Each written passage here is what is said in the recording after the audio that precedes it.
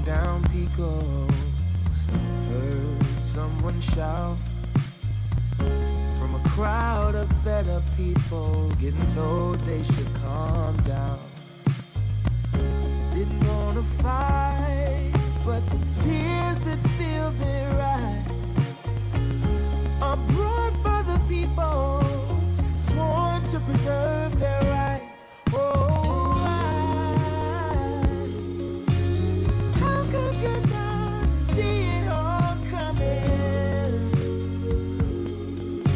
Stuck in our ways and running out of time. Time to change.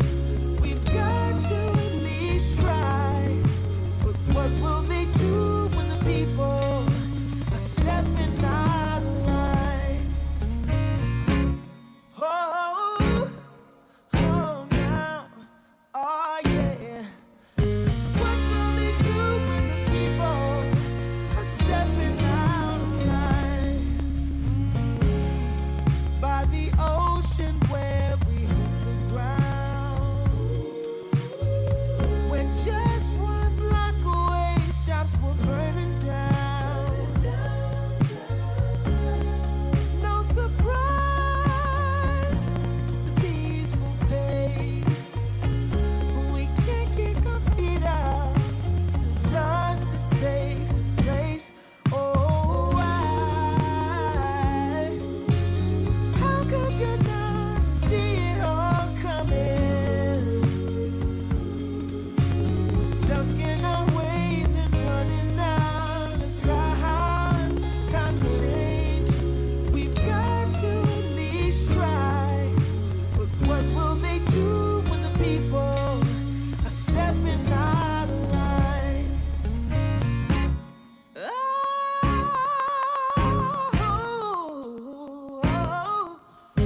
What will they do when the people are stepping out of line?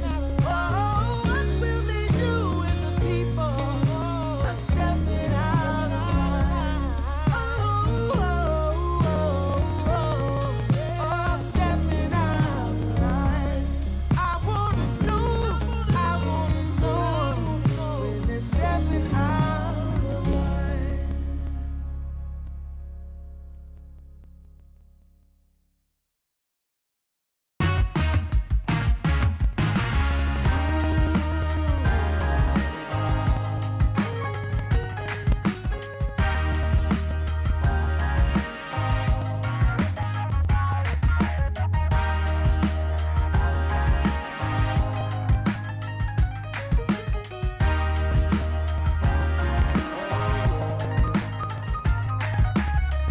Turned on the dime when I saw you walking by.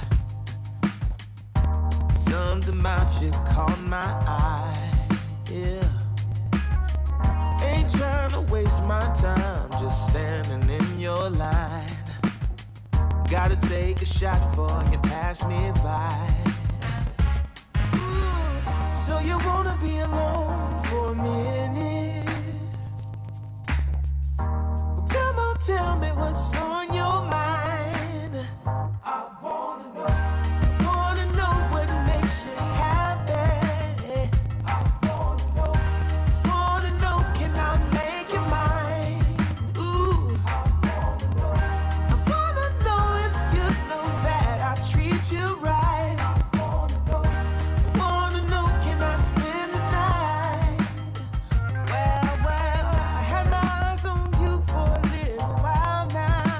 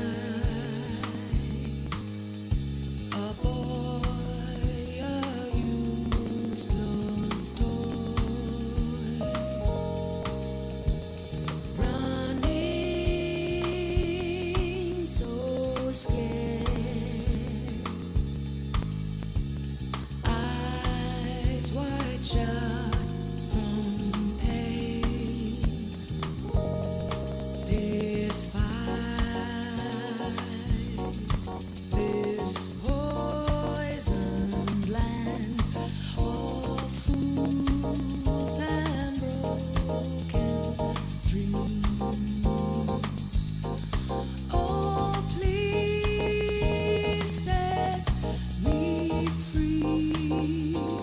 Take me home.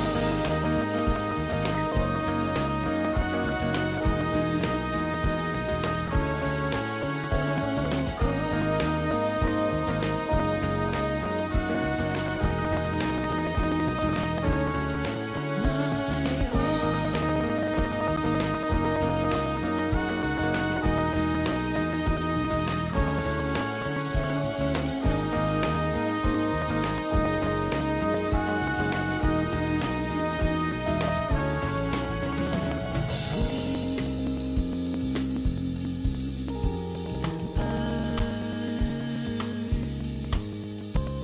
dragging on the floor, crawling, falling,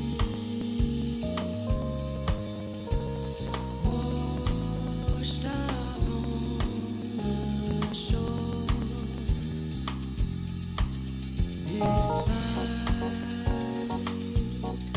we blindly chase, but lose the natural way.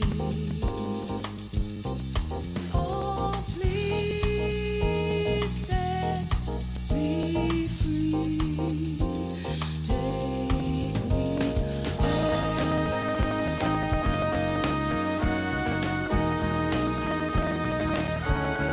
so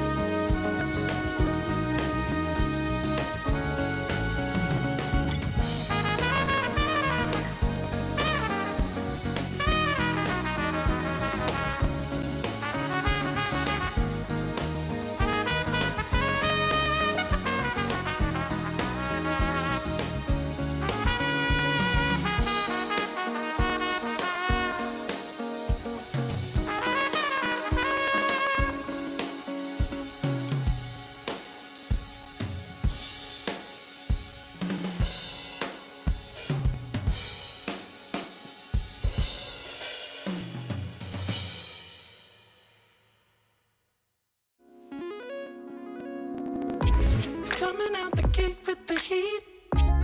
Everybody's playing in the street. We got the summertime magic in this beat. Sun is in my eye, feeling high. Only good vibes, I'm alive. And if you see me driving by, don't be shy.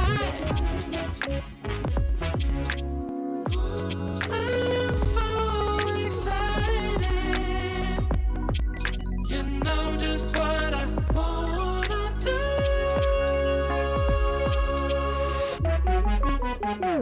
I'm glowing on up, I'm glowing on up, I'm glowing on up.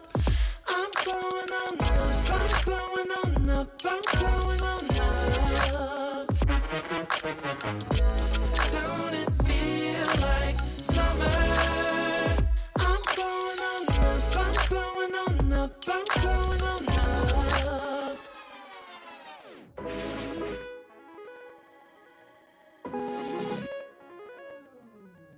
Blow up, show up, soak up aromas, float to Sonoma, roll up to Nola, trope up, blow up, slow up, show up, get real, choke up, you're flowing, you're glowing. Astral samosa, you're landing on Europa, your horns blowing, you're chosen. All the deep cuts you know. I got the pre-glow and the post-glow. Inspiration knows no boundaries where it flows. Your fingertips to the globes tilt to the universe on stilts. Hold on and chill. I'm so excited.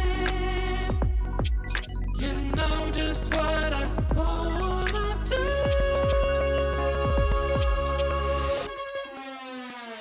I'm glowing on up, I'm glowing on up, I'm glowing on up. I'm glowing on up, I'm glowing on up, I'm glowing on up. Don't it feel like summer? I'm glowing on up, I'm glowing on up, I'm glowing on up. I'm glowing on up, I'm glowing on up, I'm glowing on up. I'm glowing on up, I'm glowing on up, I'm glowing on up. Don't it feel like summer? I'm glowing on up, I'm glowing on up, I'm glowing on up.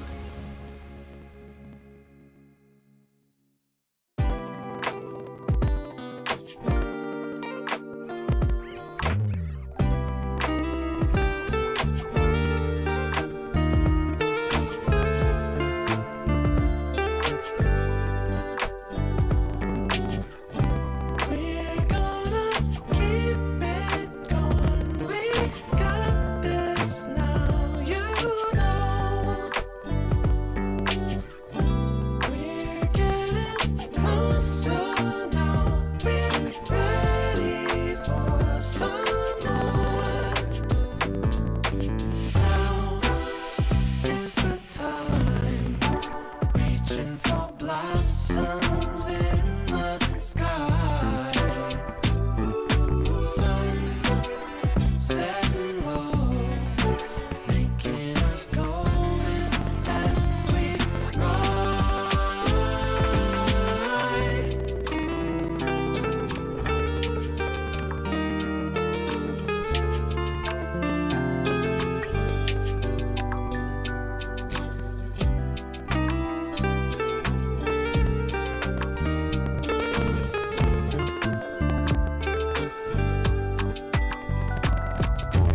Now is the time, reaching for blossoms in the sky.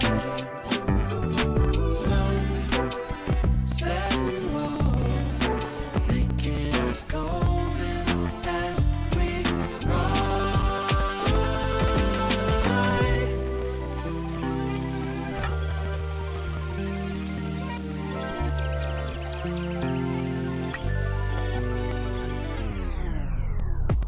We've seen the magic tricks, we don't care, we've got more. We know we're on the tip, we're ready at the shore.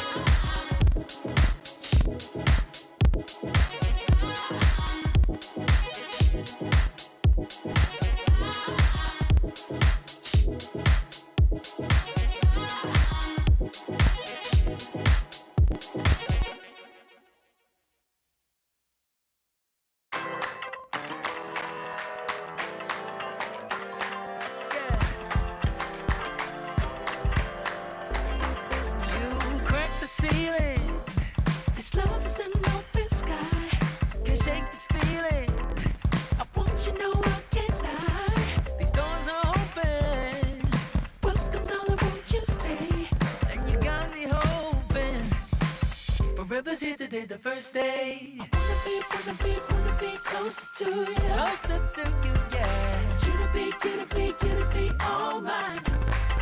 I got all these choices, but I so made up my mind, yeah. There's nobody better, gotta be you.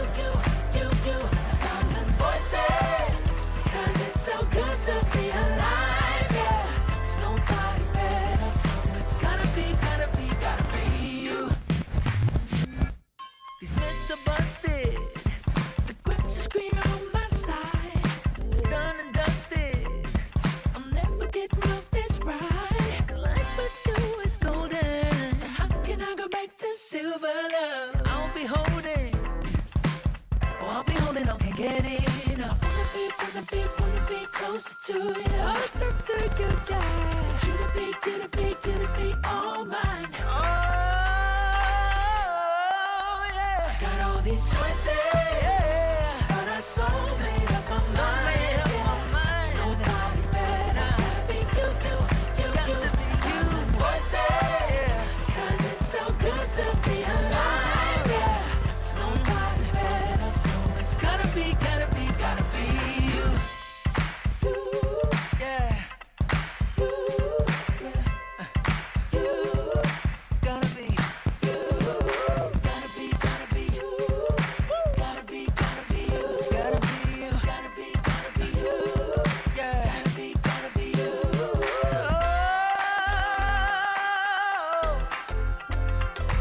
gotta be you. Yeah, it's choices, but I so made up my mind. Nobody better be you. You got some voices, 'cause it's so good to be alive. Yeah, it's nobody better. So it's gotta be you. Hey. Nobody else, no. It's gotta be you.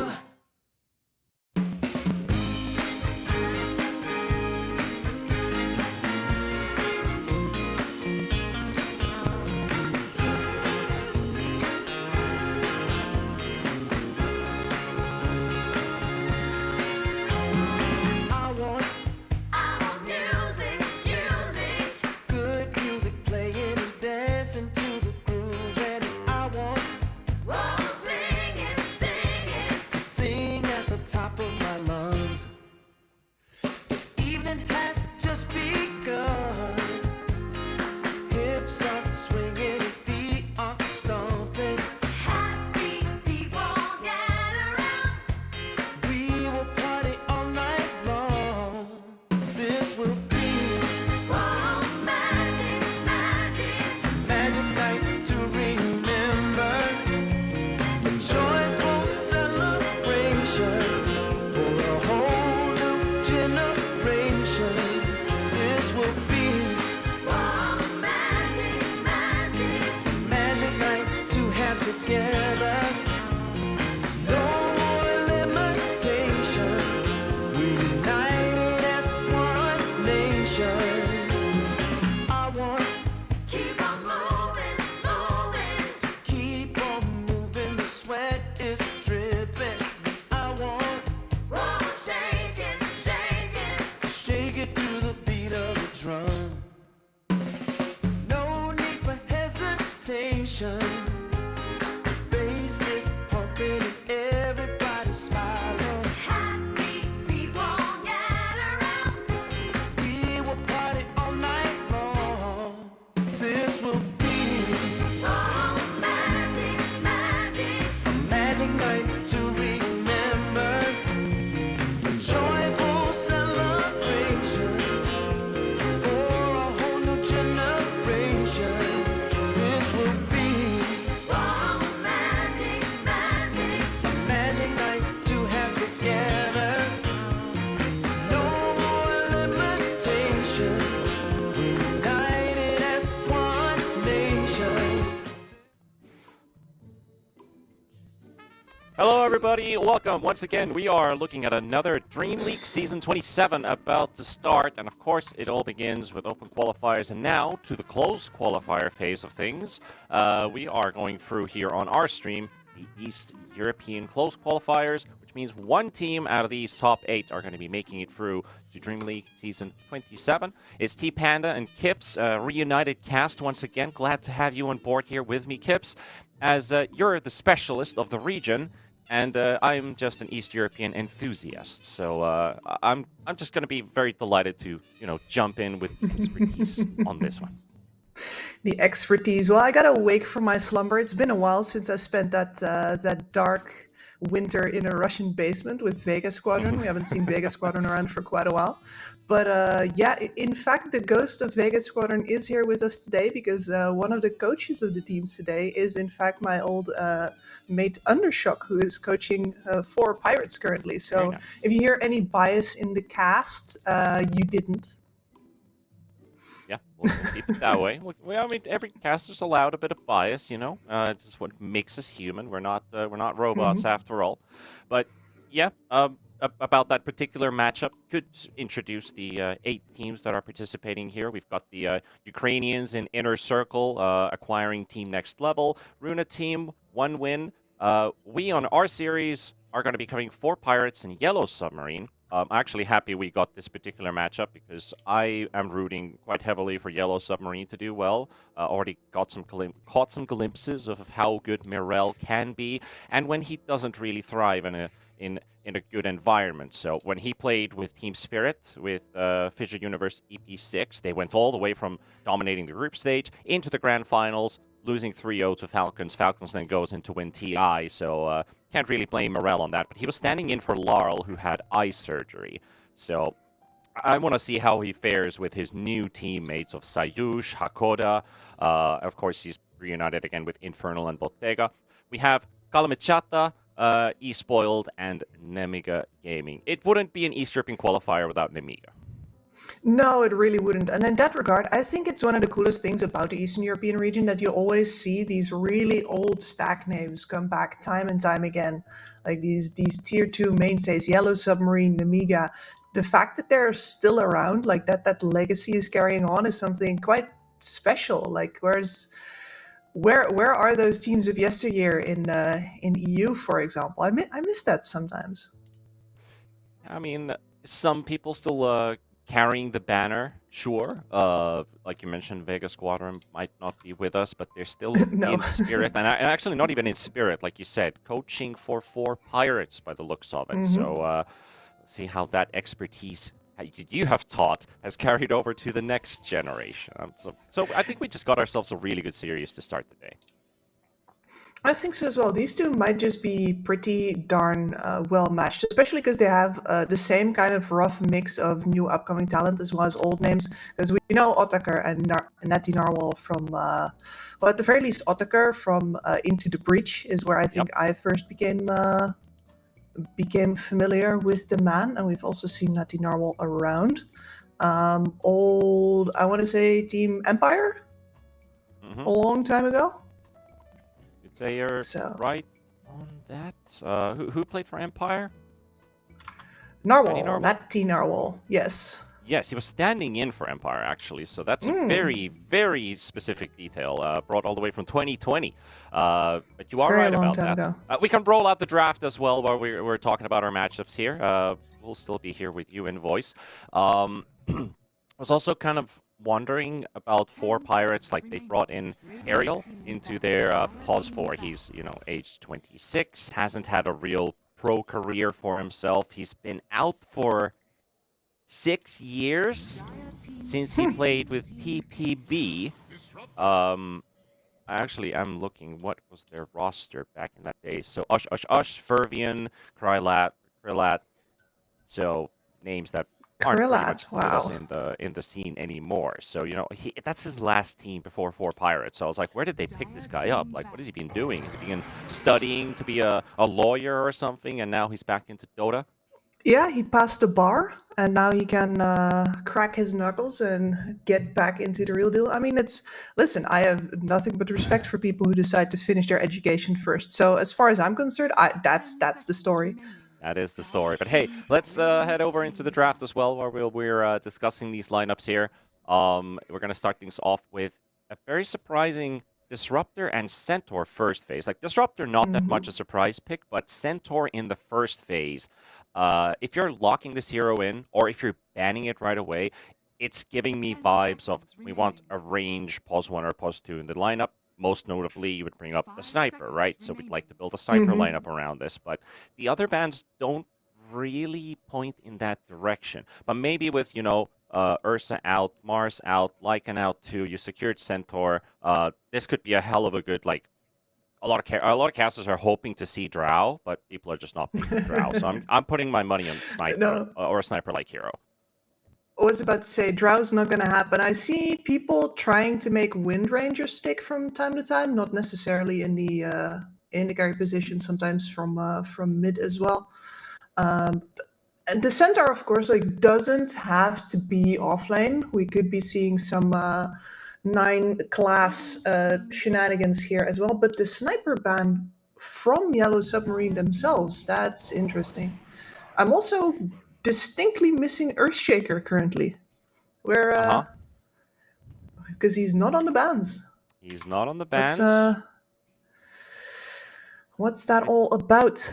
But they did target the Sand King, at least, from Yellow Submarine, one of the more usual suspects. We left Furion open in the pool. I think we left quite a lot of these up and rising TI meta-themed heroes. Here's also one that was also making waves from the offlane position. Most notably, East European teams are the ones who've been running Undying as a 3, and the Chinese teams as well, of course. XXS Undying, never forget. Yes. 10 seconds remaining. But it could just be our support duo. Like, some teams do like to put Disruptor as a +4. You'd be pretty good at trading. You can send him against the Shadow Demon if that SD ends up being a 5. For Yellow Submarine, you can also flex this SD, whichever lane looks like the better matchup to put the hero in. But at least 4 Pirates have a good flex going on, and now we're going to release that with this Hoodwink pick. So we are definitely getting an Undying 3 now. Yes. I'm very glad of that that switch that has been happening. I think it was is it a couple of years ago that it was just Saberlight running that? It's been a while, but it's. I was running it also in the offlane. I'm not that notable as a player though, but I was playing it slightly different. I had Should stuff have like been. I was going Echo Saber Mage Slayer. So Oh, and you with bastard! and with the zombie facet. So it's like I see a caster on the enemy side. I was like, oh, I'm already building up a lot of HP with Decay. So if I have a big enough HP pool, I won't die to the burst. But I want to make sure you're not doing damage to my allies. So Mage Slayer was a fun little addition, but it's not very popular right now on a lot of heroes. It's a situational item, sure. Let's call it that. Yeah. With the Snapfire on the board right now, I'm starting to get a little worried for 4 Pirates' ability to actually latch a fight here between the Centaur being able to just disengage with the full team, the Snapfire's long range, the fact that you also have a save on the SD is going to be really hard to force Yellow Submarine into a fight. Look at that puck. What are you going to do? Turning into a pretty interesting draft. The fact that they're picking up this puck, they want to force 4 Pirates to reply with that mid pick. Well, There we go. I like this hero even more.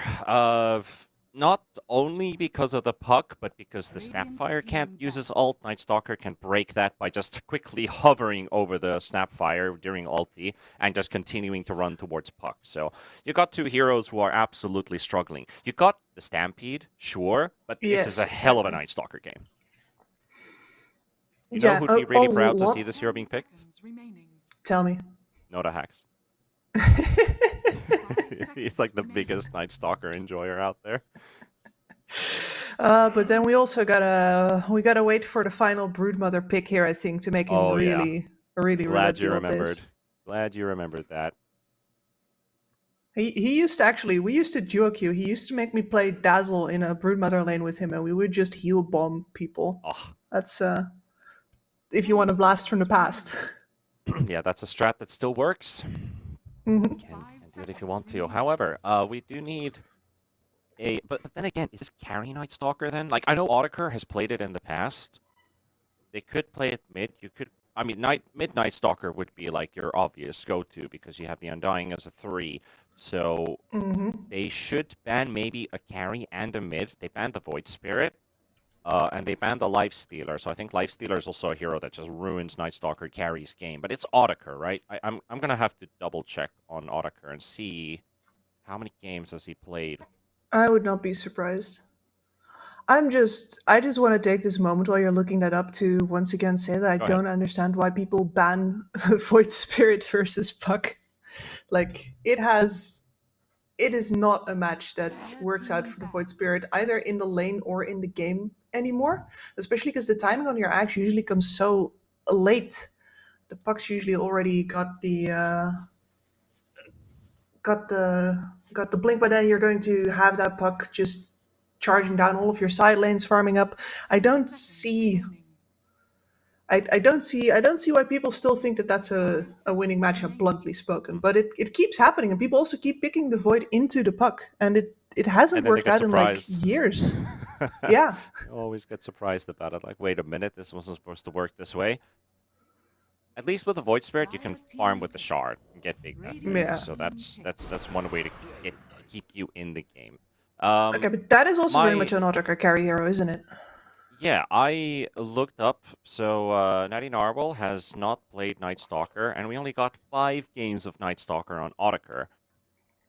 So unless we're doing something weird with this Undying, this should be mid DK, carry Night Stalker, offlane Undying for the 4 Pirates draft. And Yellow Submarine, now that you see the DK out there, you're not getting your hands on a Troll, you're not getting the Ursa, the Life Stealer, the Lycan either. You're not even the Marcy carry, which still could have looked quite okay because you go BKB first on that hero. You're gonna need some kind of punch to go together with the Yeah. Sven is not a bad idea. Do you have something else in mind?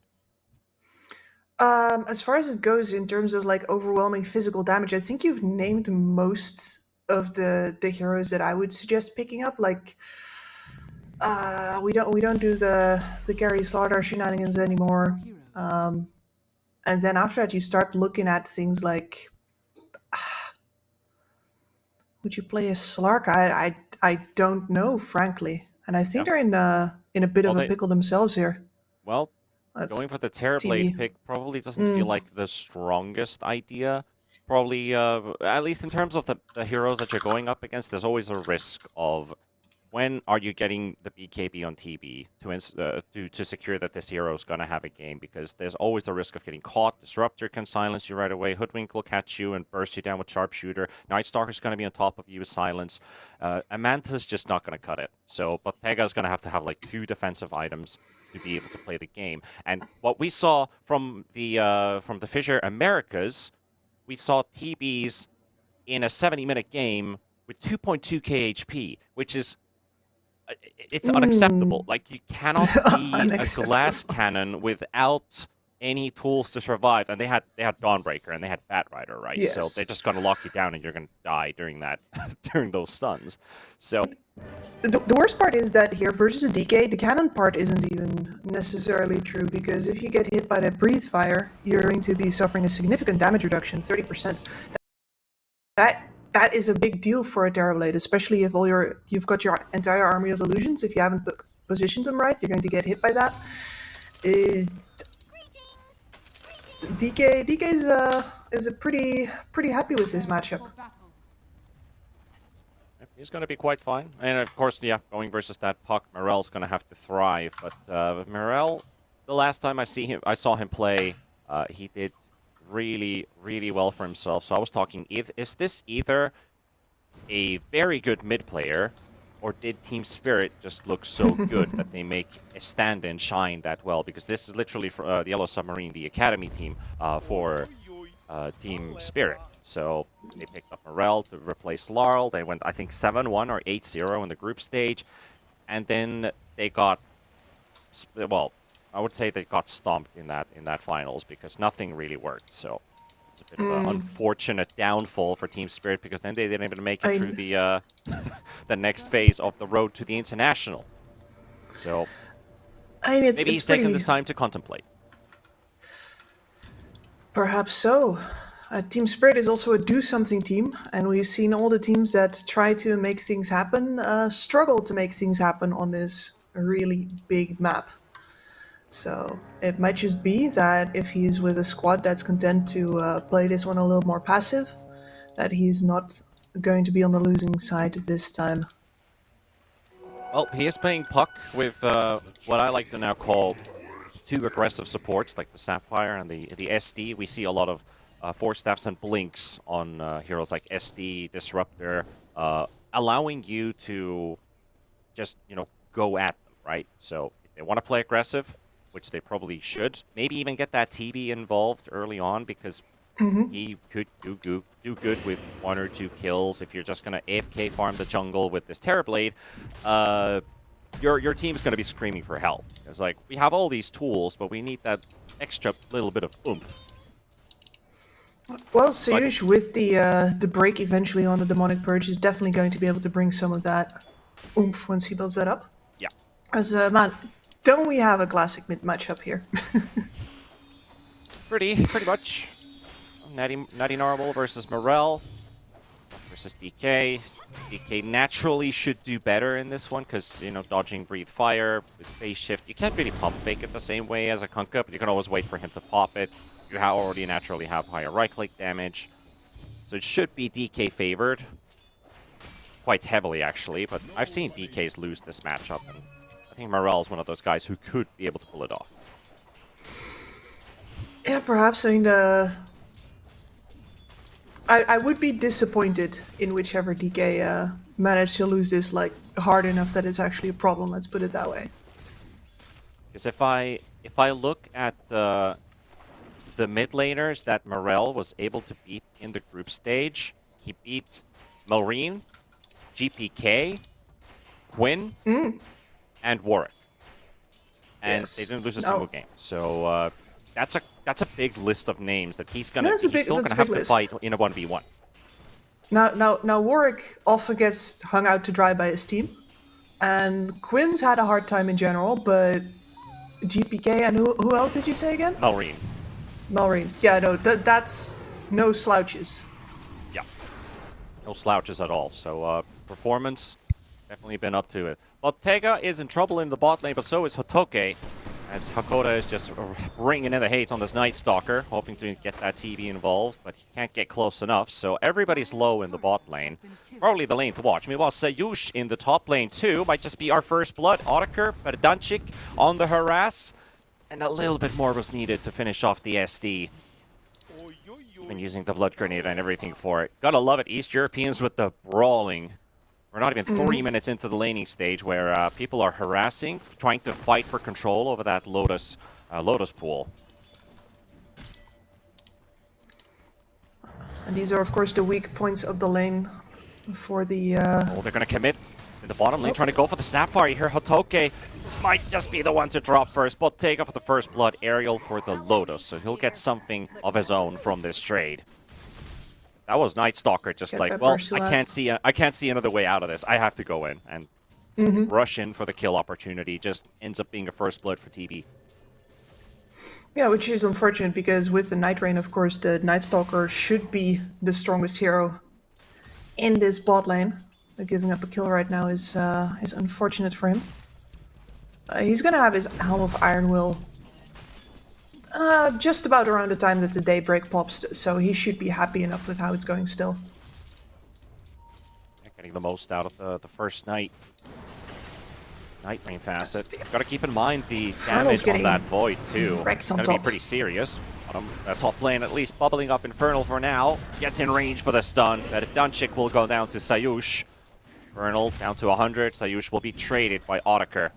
And we didn't actually talk about this, but it is a pause 1 Undying. How do you feel about this? How is this going to work in your eyes? Is it too early game heavy? Is it too fancy? Or are you cool with accepting new ideas in post TI? Oh, I am very cool with this. You were talking before about things that How many that games might have Undying been have learned been played? from the Vega times, and I was very yeah. much an early pressure coach, including with at that time I wanted 2 heroes that could both push towers. Now this is not quite the case here, but you have 3 cores here who all 3 independently of each other have big presence on the map early. You can force moves with this. You can make the enemy react to you, which is a big deal. And all 3 of them tanky as well in a lineup where I'm not sure who is going to be bringing the damage if you don't bring everybody on Yellow Submarine together and Yep. spend those teamfight ults. So yeah, if they're willing true. to leverage all that bulk early, I'm a big fan of lineups like this. A pretty desperate attempt onto Natty Narble, but can they make it work? He's still got Magic Wand to work with, and 4 stacks of poison almost does the trick. Natty Narble is able to walk away with 100 HP.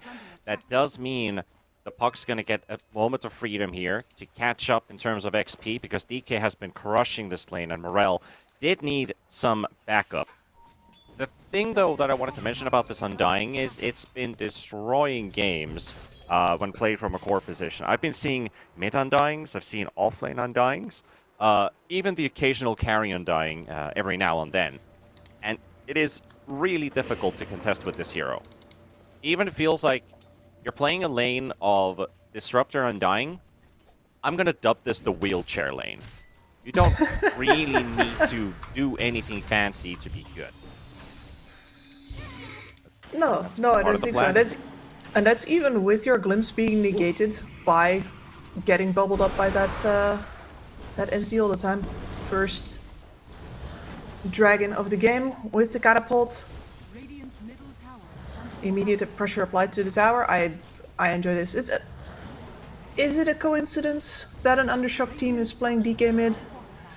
Who knows, but... You probably do. You're the only one who knows. I mean, we just put him on DK whenever it was available. Just out of habit at some point. Because sometimes you have a hero where players are much better on the calls.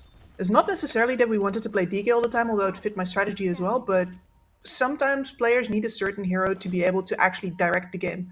And him plus DK was the thing. Now, I have no idea if it's the same for Natty Narwhal, but nonetheless, the same kind of pressure principles apply. You can make a move on a tower, and since the tower is a static objective, the enemy always has to come to you to react. You can walk into their jungle, and they can just leave you there and be like, yeah, whatever, go harass our jungle creeps or something, we don't care. But if you go to a tower, you ding dong, you ask for an answer. So, in that regard, it makes for good shot calling, is what I'm trying to say. Maybe also for some entertainment for the viewers as well, because we do love to see fast tempo games. Hell yeah. I was also looking at Otterker's pub stats for this Undying. So he's played this 3 times. 2 months ago, the last time around. He's going for a build with this carry Undying. He has even got a game where he went 11-0-11. So just talk about that wheelchair even more. Ags, Soul Ring, Face Boots, Blade Mail, Blink is all he needed to end the game. Like, that's just one big item. Literally one big item and the game is over. If it stretches further, Octarine Core. No, the uptime on the spells is absolutely ridiculous once you get to that point. It's 1.4, 1.5, or 1.6 seconds cooldown at level 20 on Undying with an Octarine Core. So yeah, that's a lot of decays playing out. But the real point is, if you snowball with this hero early enough in terms of XP, you are 1, an unstoppable force. 2, you do too much damage. 3, they can't really trade with you after you've landed 2 or 3 No, it's the damage decays. curve. Oh, Yeah, damage curve is real. Infernals had to resort to some extremes here. And that is a perfectly timed glimpse as well, because, well, at least he's going to get the TP out.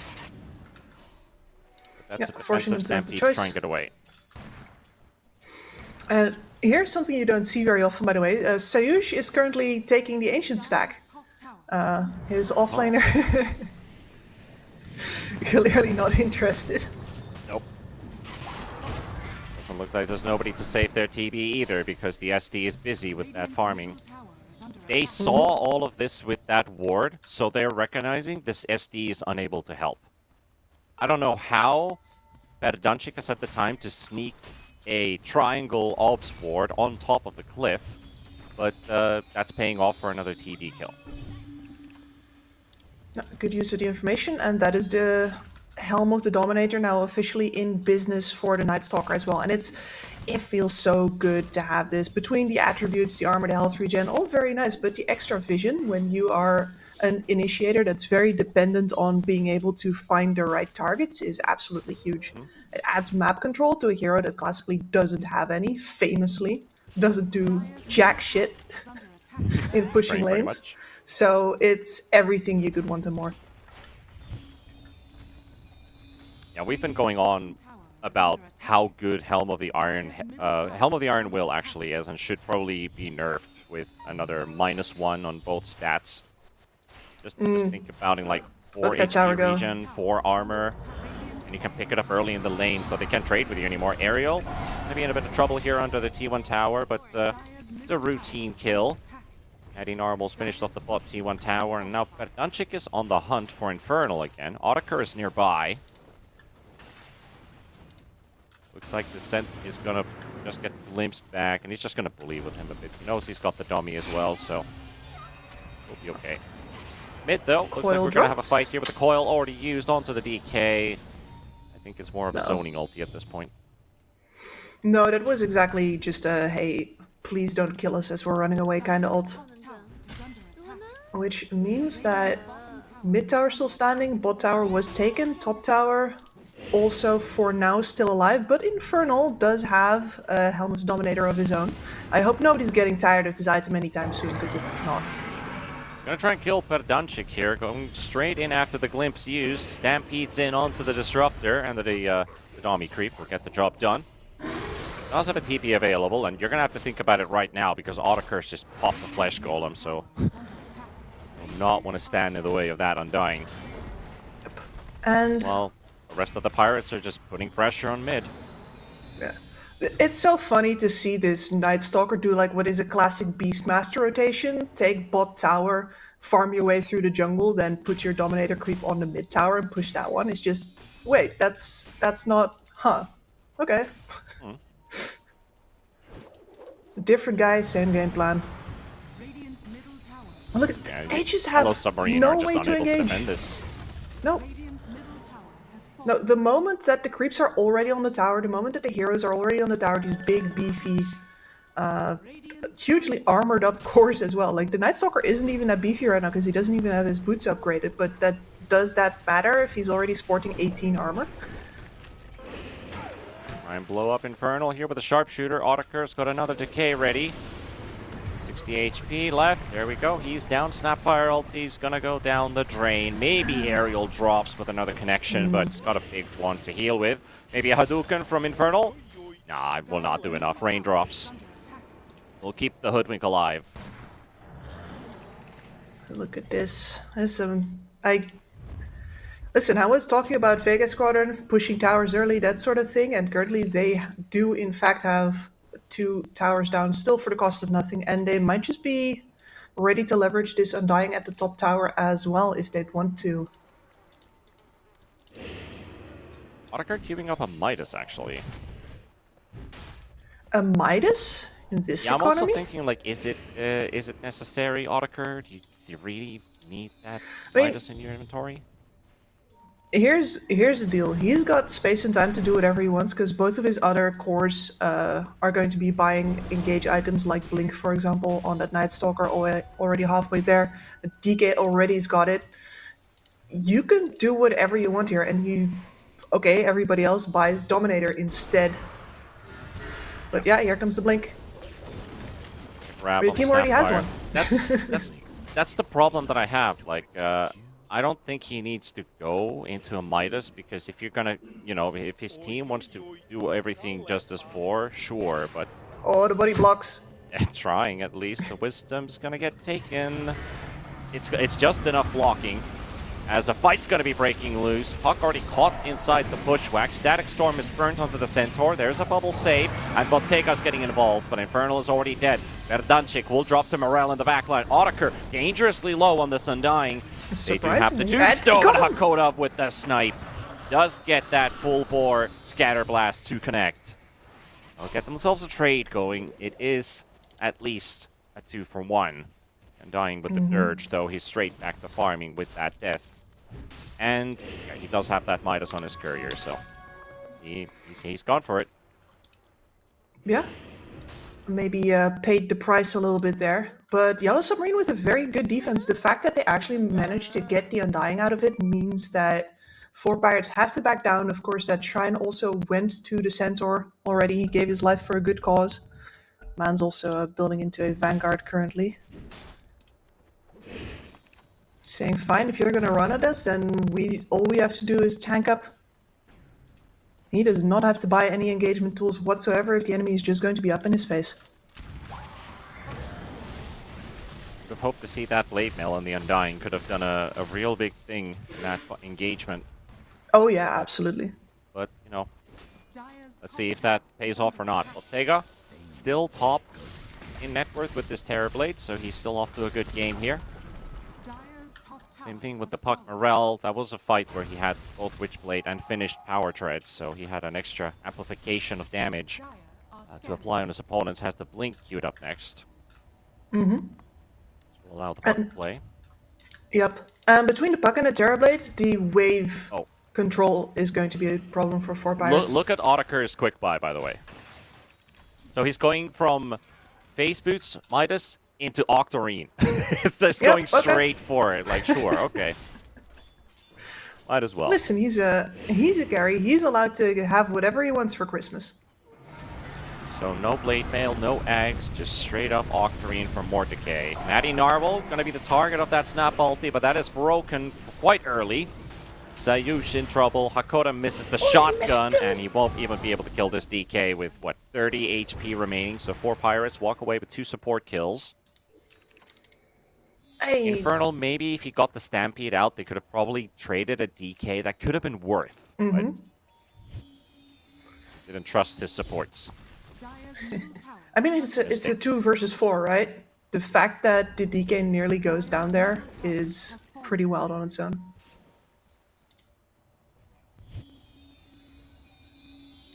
At least they still got their ultis up, except for the DK form's coming back off cooldown in 20 seconds. But you know, 4 Pirates could still get another Dark Ascension going before the Tormentor. Maybe the plan is to hold on to these ults until 19 minutes on the clock, smoke up, gain territory of that top area. You got some really good shards in this team. Nobody has a shard yet.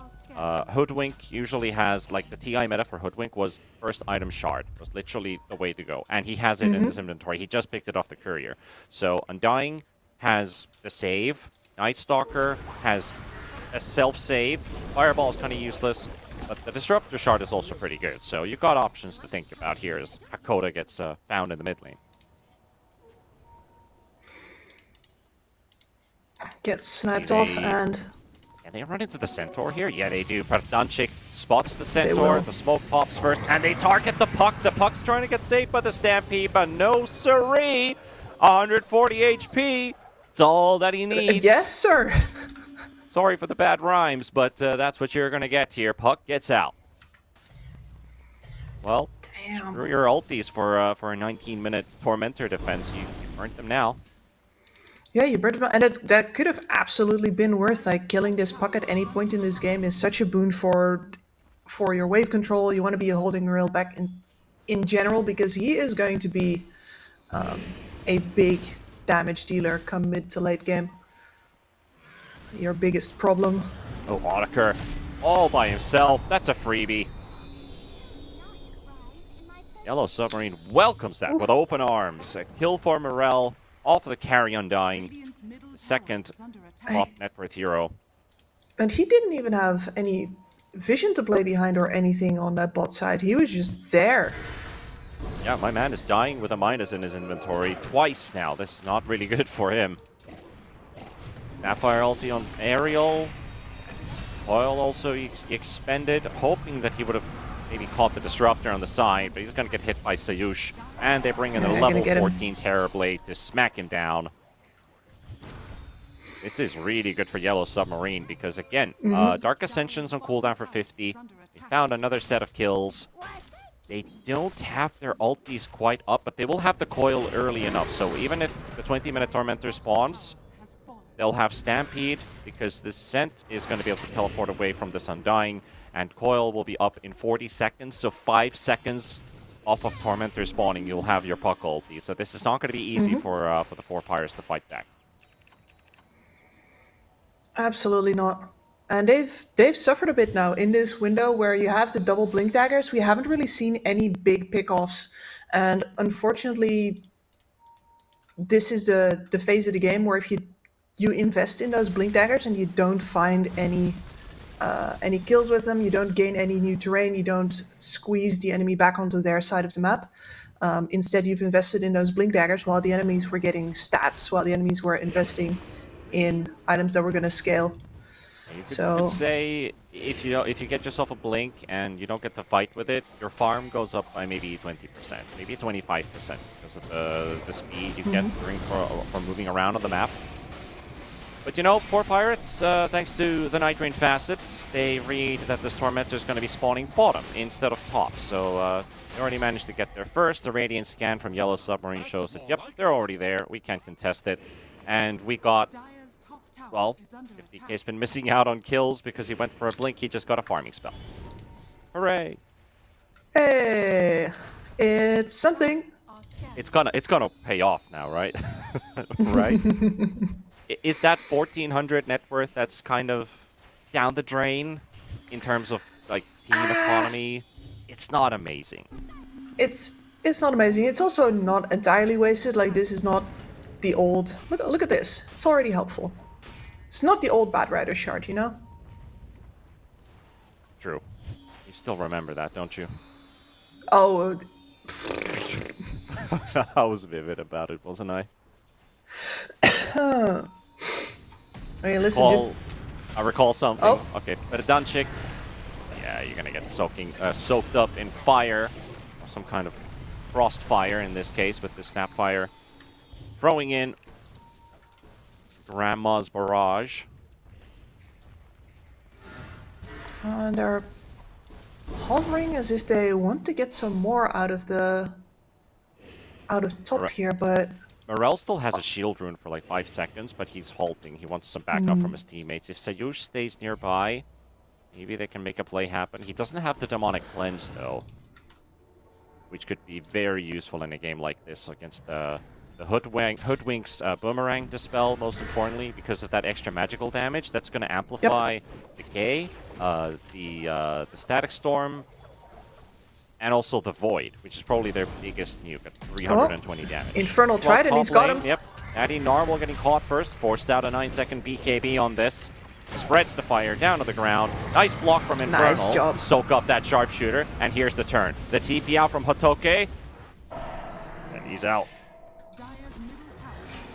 It's still going to be a Now the mass coil on rout the here on back. the side of 4 Pirates. Even if you got one hero away, it's not looking too hot right now. They do get the Disruptor ulti on top of the TV, but he's not taking any damage from anywhere except for Morel, who's making big plays in the front line and hoping to survive, but he's going to get locked in. That puck has nowhere to blink to.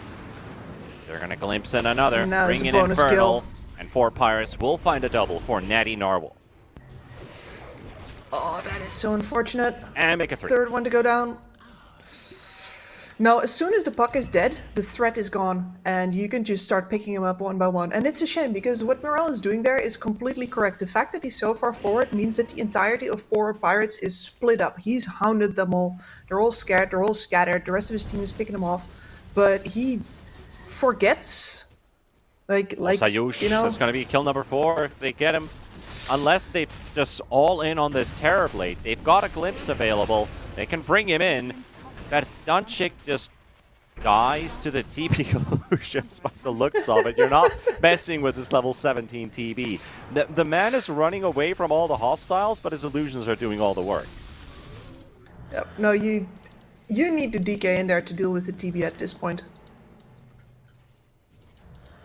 Oh well, you can try things, but you gotta commit when it's the enemy carry. You're not taking that lightly. Smoke up from mid.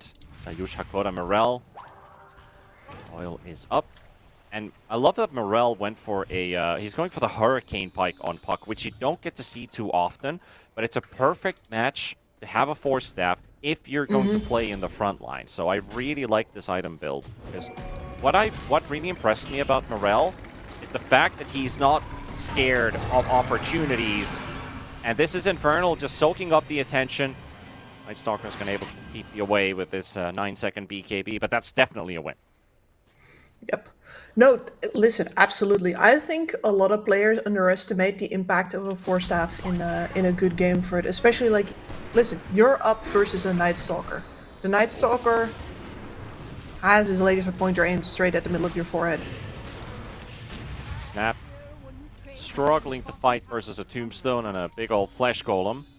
That's a little bit too much for Granny to take. Don't She'll take be that back. in the wrong way. She's a tough...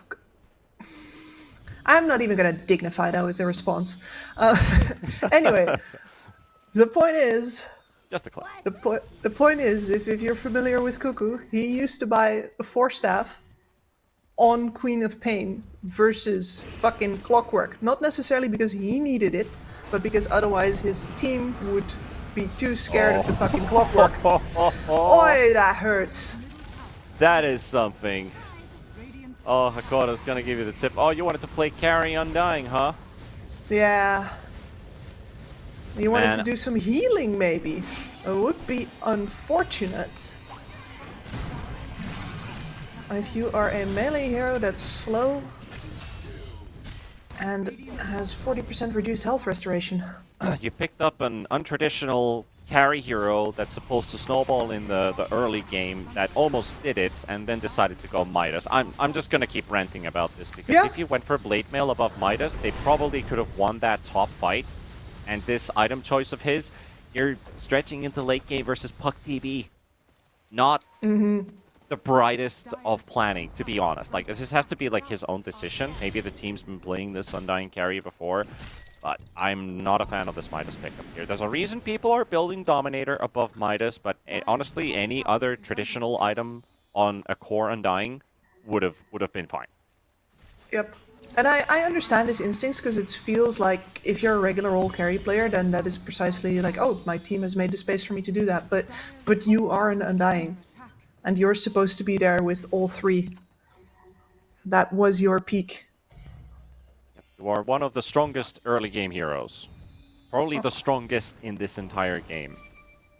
I feel like they gave away This that one, yeah. advantage. And Yellow Submarine, 8,000 gold ahead. 4 Pirates with a full-on 5-man smoke. Puck's already popped one of Natty Narwhal. Goes in aggressive to find some targets, but that Stampede's not going to come out in time. He's caught inside the kinetic field.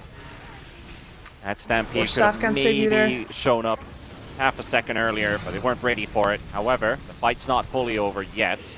Trying to get Hakoda back to safety. PB holding the front. Going in illusions to slow them down. Aerial, Infernal, they're re-engaged. Big They're going to jump. jump the hoodwink. That's one hero down. Now onto the DK they go as well. And Natty Narwhal cannot take the blunder. That's too much to deal with. Oh, Hotoke is trying to jump the back line. Keep those supports busy. And now the supports are targeting you instead. Otaker left all by himself. And Bottega is right on top with Infernal. And that indeed is the trick of the trade. You might have gotten one, but we're going to get more. We got 3 kills. We get an Aegis for ourselves. Yeah, and they simply cannot find this fight in a way that enables them to work around his TB. Sure, maybe the Undying is established with like 4k HP at the end of that fight, but he can't actually stand the heat. The rest of his team already had to die for him to get that big. And then he's left over in the end. I think, by the way, Infernal has been doing a phenomenal job this game. He has. Bought that Blink Dagger a little late once he was sure that he could survive these engages, and then he's been finding either really good single stomps on important targets or double stomps all over the And place. most importantly, he's timing them together with his carry. They're focusing the same Yep. targets, so it's not like your offlaner is keeping someone else out of the fight, keeping him busy, and TB's constantly chasing for targets. Their Puck is dead, he's out of the fight, it's a 4v5, but these two are still playing hand-in-hand on the target they want to focus. So, yeah, you're absolutely right. Like, Infernal's been doing a hell of a good job. This is a first-pick Centaur after all. He's been doing it at night too. It's something that's harder to tell when you're used to the all-seeing perspective of being a caster, being a spectator, but most of these fights have been either at night or with the Dark Ascension popped. You hate that as an initiator. You don't know what you're going into, and he's been on the money every single time. That is a lane of Rax also secured, and still an Aegis on the TB. He's getting his Metamorph up in 3 seconds, so the siege can easily continue from here. DK is also down on that Dragon form in 15 seconds with a 40-second cooldown after that. He won't be able to intervene. Otaker, you spam your decay. And what else is there at this point? He's got the axe finished, but He's It even does not scared to matter. get close on this Undying, and he's missing half of the decays he was casting early on. And now that he's starting to build up, they get the chance to actually focus him for a moment here. Tombstone already instantly down. deleted. The backline jump by Hotoke and Aerial, but Infernal interrupts that. They take down Aerial, and Bottega, with the help of that Aegis, he doesn't need his Centaur this time around, so they protect the backline. Their front is holding. Another lane of Rax down, and this could be the end of game 1 in just mere moments, because Yellow Submarine has been winning every engagement since the 15-minute mark. Natty Narwhal just went in. That boy's deep. Boy's very deep. Oh, listen, he got to send Grandma to the retirement home early. It's something. It's something. But it's not enough. Not No. enough in this case. Now Ottoker's also getting a blink, realizing that, yeah, he's getting zoned out quite a lot on these fights. That Undying build is, you know, it's starting to come together. I love how he also has the, if you look at his neutral item, the Jitty Pollen bag, he's got the Greedy enchantment as well. So you have to carry with Midas and a GPM bonus enchantment. So it's like, yeah, it's a lot of money, sure, but we're down to Yeah. 2 lanes of racks. Like, what are you investing in? This is not Nvidia. This is not Nvidia, indeed. Game 2 shares. No, and that's the problem with this lineup, right? In general, either you take over early, you stay on top, you win early, or you I like the have no setup more on place to make. Sayush, but he never got the kill in time. Now your DK's gone. They saw him run from the high ground on the ward, and they placed down another sentry, caught him with a bushwhack. Was like, okay, that's a dead SD. Like, wait a minute. Wait, now they're throwing Disruptor ulti on him. Now everybody else from Yellow Submarine is showing Yeah. up. It's like, okay, well, we failed to kill a support, and we're going to lose our mid because of that. Good to go. There is a Metamorph available here too if they want to, but honestly, Might as well. yeah, it was Or Flare. yeah. I think he tried to do a little surprise attack there. Those are the kinds of little optimizations that you want to see. Oh, Ottoker used like- his blink aggressively to go in, only to get pummeled go by in the for puck of what? the TB. And he's almost done completely. Just a couple more hits would have done, but they can focus on Hotoke, take down the Night Stalker, secure a lane, and make it mega creeps. 32 minutes in, and GG's called out. 4 Pirates tap out.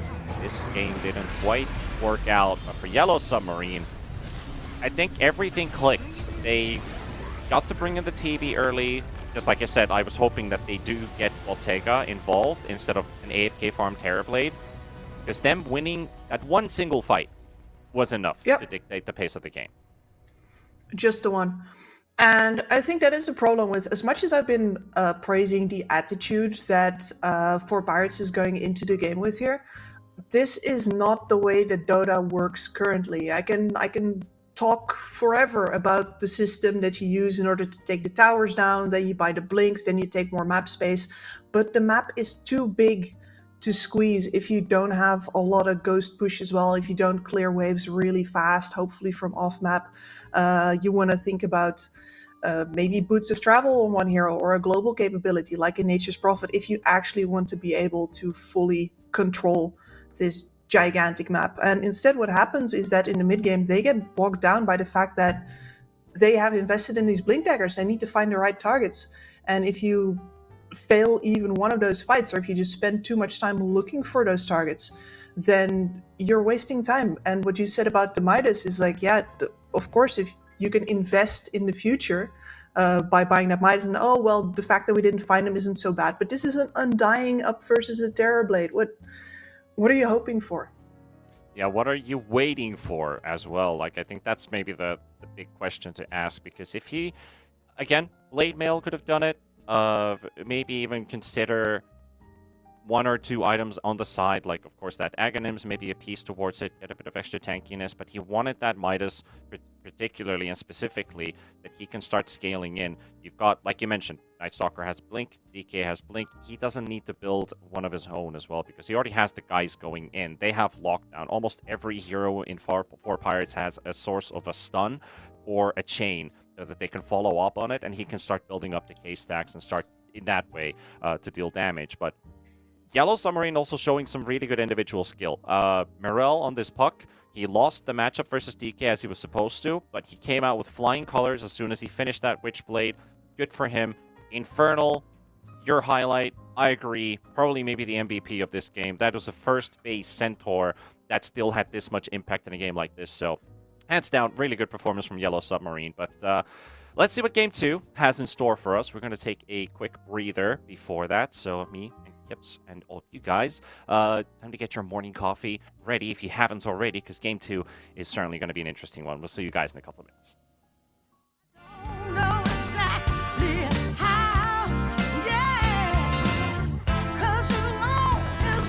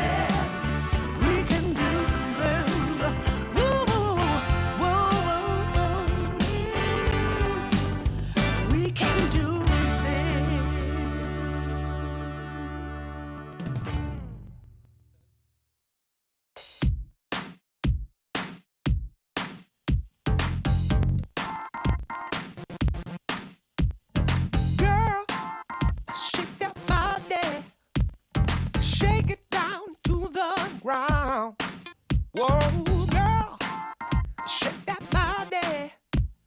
Show me how it's gonna go down. Don't be late to the party. Don't be afraid to scream and shout. 'Cause when we dance to the music, you know that's what it's all about. Yeah, yeah. Hey, girl, shake that body. Shake it to the left and to the right. Yeah, girl, shake that body. We're gonna shake it all night. We're going down to the nightclub in my stretch SUV. 'Cause you know, girl, when we're dancing, there's no place I'd rather be. Yeah, yeah.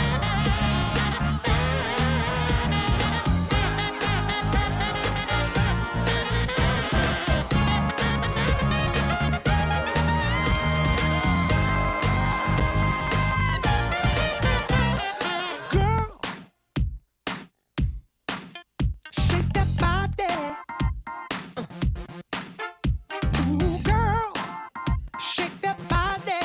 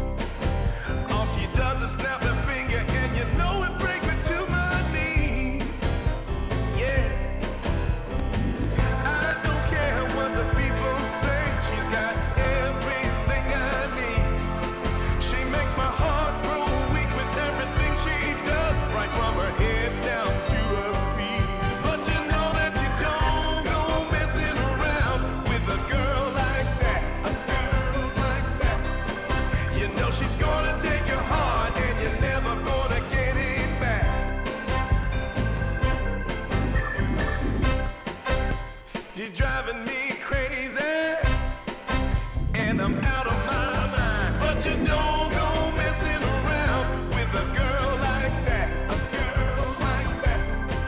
You know she's gonna take your heart and you're never gonna get it back. So don't go messing with a girl like that.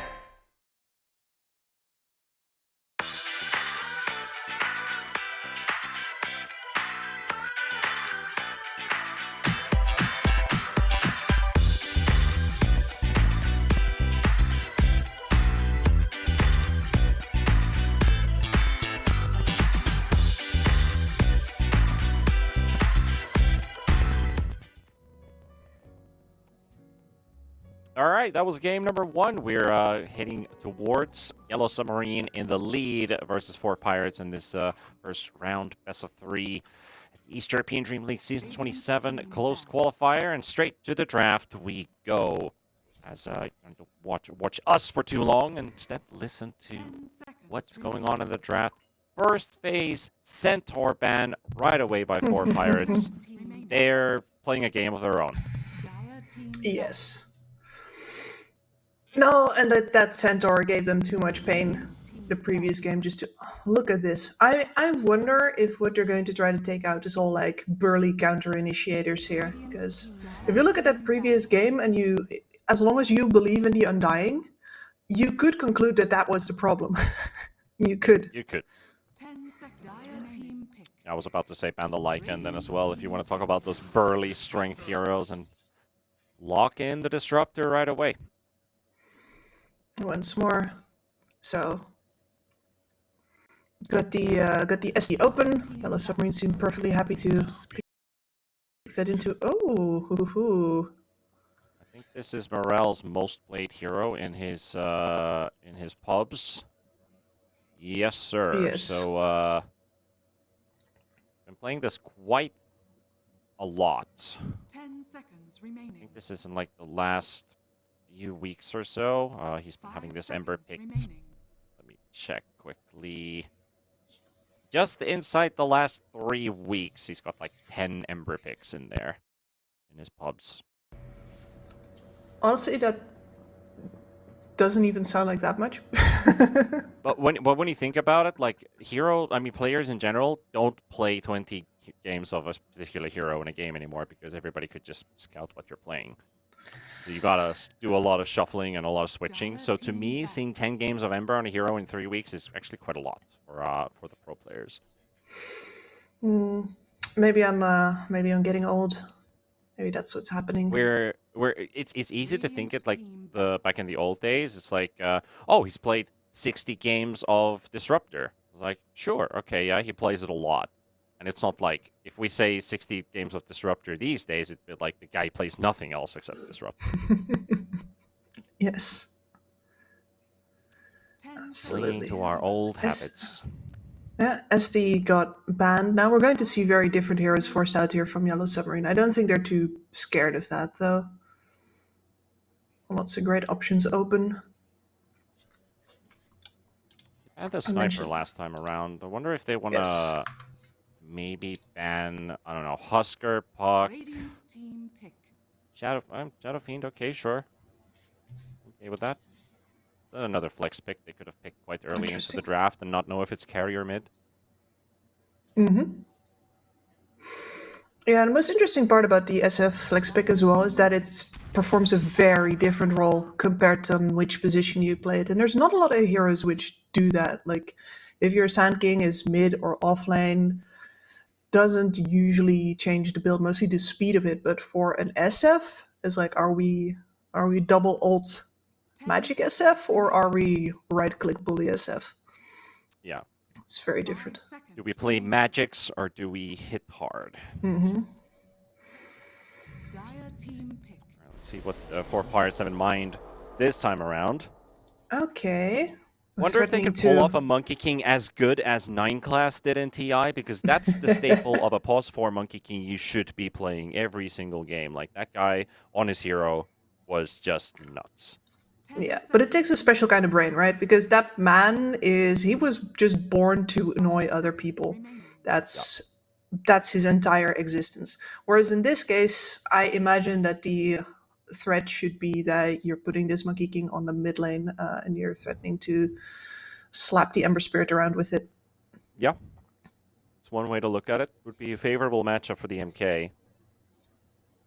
Now an aerial hero. Are we going back? Well, we're not going back to the Hoodwink because it's not available for him. Something else this time around. We're going to go for the Tusk. I'm going to ask you a question. Are we going to see Drinking Yes. Buddies? Because that has been gaining traction now that we saw it once in TI, where Snake King picked up Drinking Buddies for his gyrocopter, which I really liked as a lane duo. 10 seconds. Which was facet great. are we seeing? What do you think? I mean, Tag team or Drinking Buddies? 5 I would like to go back in on the Drinking Buddies train as well. But it really depends on who you're in a lane with, right? As you said. Well, you're going to need an egg hitter. Hmm. We've got Ursa still in the pool. Lina, Sniper. At least they Yeah, picked the that's Snap to Sniper. protect the Phoenix, but And there's Sniper the is a Shaker. hero you'd think about, but they might put the Monkey mid like you talked about it. And there's your Shaker. Is that something you've been asking Finally. for? I mean, you mentioned it previously. Yes. But is this something you're happy to see? No, absolutely. I think Shaker is one of the heroes. It's hard engaged, but it's also got reach. And it's so hard to stop this Shaker from having a good game because you need to hit him in the economy. And that means that you need to contest the enemy ancient stacks. And as we've seen time and time again, including during TI as well, is that contesting those ancient stacks when there is an Earthshaker with a slam who's getting damage off of the presence of all of those units, it is incredibly scary. And that means that you're just usually looking at a 10-minute Blink Dagger, 11-minute Blink Dagger on this Shaker. No matter if he's been playing mid or off, he's been having a good lane or a bad lane, it doesn't matter. And a consistent presence of an initiator with that amount of instant power is a really powerful tool, and I enjoy it a great deal. Well, poor Pirates at least have heroes to contest the triangle. Tusk and Disruptor, good heroes to bring into the mid lane. Might as well get some Good mobility vision. going. Are we getting a hero that cleans those stacks? Something that cleans them early? Or are we just going Battle Fury, Monkey King carry, and maybe the mid laner is just going to be something like a Leshrac? Yeah, I think in Lesh. I still think Lesh or Puck is fine here. They're going to leave it open for the final phase by the looks of it, unless they want to keep that Monkey versus the Ember, or a Monkey versus the, of course, the Shaker looks like it could be a 3, could be a support. That's also an option for Yellow Submarine, right? They could play 3 Phoenix because there's no egg hitter, so you can still get away with a good core Phoenix game right now. It's a pretty good Yep. Phoenix game at the moment. It's pretty decent, and you just do like everybody else. You build Helm of Dominator, you have a nice extra amount of armor versus all of these right clickers. I see it. It's not a bad Vessel Rush game either if you want to play it on a Pos 3 Phoenix. So they've got options, and they have the 24th pick on Yellow Submarine, so Flex is still there. They banned the Ursa themselves, 10 seconds remaining. probably to protect the Dawnbreaker 3's lane. 5 seconds remaining. Another one to be removed from Bottega. I think Radiant getting team. rid of the Terrorblade could It's the be sniper, yeah. appropriate now. For 4 Pirates, that is. Yellow Submarine also banning the Sniper, as you mentioned. They're once again looking to be really melee heavy, which was a problem they had last game as well. Especially with this sniper now out, not a lot of other ranged Garys that feel good currently. The only one that you see from time to time is the Medusa.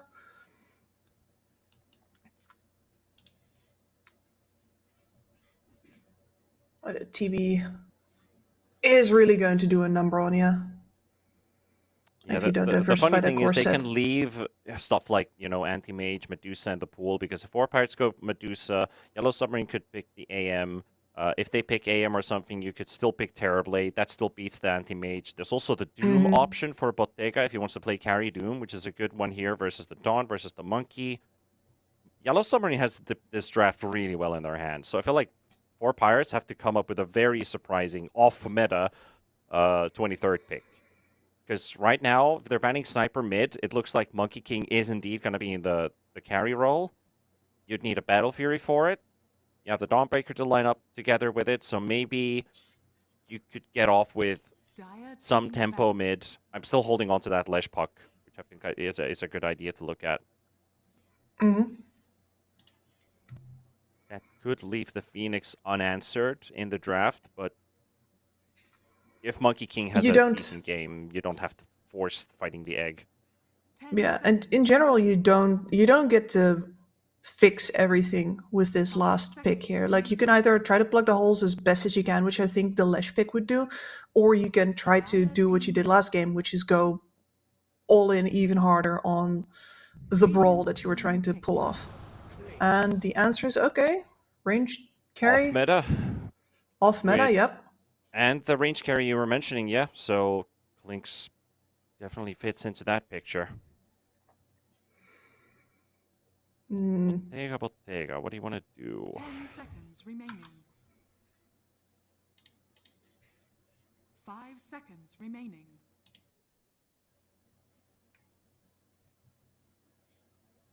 I have to say, my brain is running on a very limited capacity right now, trying to think about a proper pause one answer to a Clinks.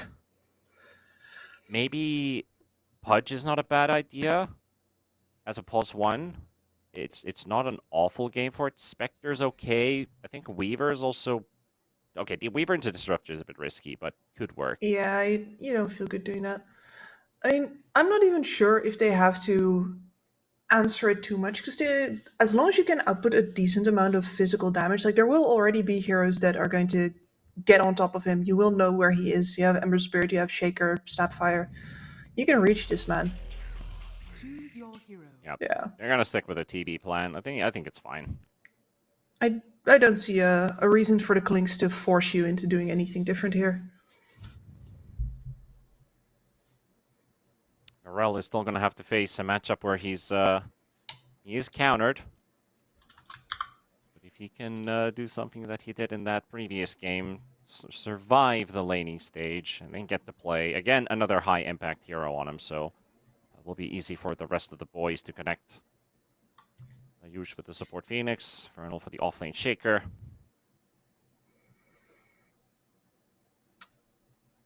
Yellow Submarine looked like the way better team in game number 1. I feel like 4 Pirates are just, They did. experimenting on plans, trying some new stuff out, but I hate to break it, but the way I was saying in the pre-studio, talking about all those teams that are playing in this tournament, these guys on 4 Pirates side haven't really moved onward to the next tier of Dota. They have been grinding these qualifiers for a while. Natty Narwhal, Otakar, most importantly. Like Otakar, I think he peaked during DPC and into the Breach. And that was a couple years back already. Yep. So Yellow Submarine just looks like the stronger team in general. It does. And once again, this feels like a lineup without a lot of internal pressure on it. Like you do not have to meet a certain timing and start running at people. It's like, yeah, you're going to meet a couple of timings, especially on that Earthshaker. But Earthshaker is a great defensive hero as well. I don't see a reason for Yellow Submarine to feel pressured to do anything in this game. Now, for Pirates, this lineup does look better than the previous one as far as I'm concerned because they have more global capabilities with the Dawnbreaker. They have more vision. Monkey King naturally gives that. Clinks running around is going to help you with that. But on the other hand, they are perhaps less tanky and less sustainable than the last time around as well. No notable Blink Dagger builders on the cores either. So you take some, you lose some. It still looks like roughly the same kind of game plan, and it just gets broken as soon as your tempo breaks. And I haven't seen any teams yet, except maybe like Heroic, who have been able to play fast on this current patch. Well, one thing you can play fast with is actually the fact that 4 Pirates have a really strong safe lane with the Tusk and the Clinks into an Earthshaker. So there's a way for them to just get it. There's a way to get away with this lane unchallenged. Of course, you have to take into account that Clinks is not exactly the tankiest of heroes. He's great at poking. Tusk reinforces that, but you're into a Snapfire. Oh, Morale bringing in the Mr. Morale. Remember Mr. Morale? I do not. He used to wait. I was about to say he used to play for 4Pirates, and now he's playing with the VPCIS roster in the offlane with V2 and Serenata, 1J and Rain. This roster was announced 3 days ago. So Oh, what they a lost beautiful fissure. their star offlane player. Great fissure block by Infernal, locking in Perdanchik, and Tusk is out for the count.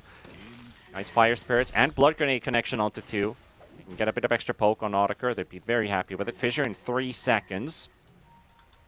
Bottega and Hakoda sharing a 5-second cooldown. This Clinks has blocked got again. nowhere to go. Trapped, corner, Oh, what 5 a versus tragedy. 1. Tragedy indeed. Well, you don't see pre-horn fights very often anymore. And I think 4Pirates is not going to be eager to do it very often anymore, especially after this. And Christ. especially that matchup for the Monkey King. That was 2 kills for your enemy mid laner. You never want to give first blood to him, let alone 2 kills for the man. Yep, he's just got a bottle. Like, the entire point of the Monkey King versus the... versus the Ember is that he can't stand. And you're going to have regen out of that Monkey King. Yeah, now I feel like Based this on just Jingle turned into a Mastery. farming lane for both. Instead of just Monkey King bullying and punishing the Ember, now they both get to farm. Oh, I mean, of course they're going to Yeah. poke because melee versus melee. Morel off to a fantastic start, those 2 kills. And that means that if that mid lane is now a neutral lane, then really the one you've got going for you. Ooh, but it's the Clinks and the Tusk on top as well. Which is it's all fine and dandy, right? Like, Oh, they swapped the Snapfire into Yep. into the bottom lane. So okay, that Wait. changes things. Maybe you're not getting that many easy kills now because the Phoenix is constantly slowing versus tag team. So no easy pickoffs Yes. for Autaker and Perdanchik, which I really like this shift.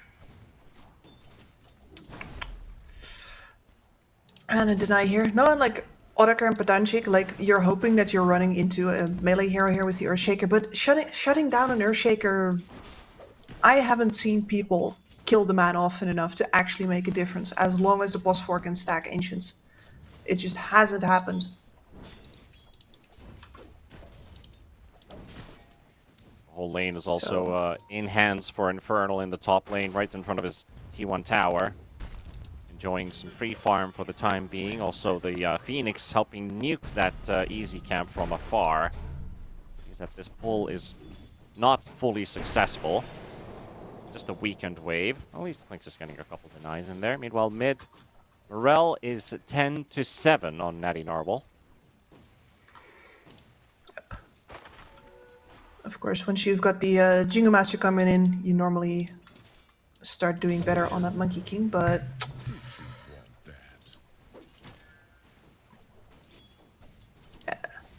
it's just not the same. Yeah, it's not quite the same. Feels so rough to have anything to say about that because it's like, yep, no, your potential was lost already before the horn. Sucks, bro. And then on bot lane, since we don't have the tag team here up with the Dawnbreak, and I understand why you don't necessarily want to go for a double melee lane, right? But on the other hand, that is the brawl lane. That is the one where you might be able to get kills. Yeah, double melee into Terrorblade with 10 armor. It's like, this TP's Yeah. not really dying to a Dawnbreaker Tusk. Oh, there's the Snap might, but she's she's level 3 now. Yeah, and Hakoda's also keeping either a really good distance or getting some good poke in the whole time. So Disruptor and Dawnbreaker, they're molding a bit in this lane. It's like, yeah, well, because Yep. of the lane shifts, we're also kind of in a rough spot. Heavily nerfed. No, like normally I go like, oh wait, Dawnbreaker level 2, we're gonna see a kill. Straight up. One in the hammer, one in the Starbreaker, somebody's gonna die. Nope. Not this time. A Yellow Submarine loves these passive lanes, like how little is going to happen right now. They are big fans. Shaker has the least CS, but at least with this lane now set up right in front of his tower again for the second time inside the last 2 minutes. He's easily catching up in CS and nailing every single last hit there, so Infernal's back up to 15. While the Phoenix is doing Icarus dive stacks, Perdanchik has already scattered this out, so I'd suspect a sentry to block the Ancients. There we go. Right in the middle of the Ancient creep, so even if you find Very that necessary. sentry, that's going to be... You're going to have to start moving those creeps around to be able to deward. And while you're dewarding, you're taking damage, so... That's always a smart spot. For at least for people who know who are watching these games to learn stuff, if you know the opponent's going to be stacking camps when you invade the triangle, that is the location to put the sentry in.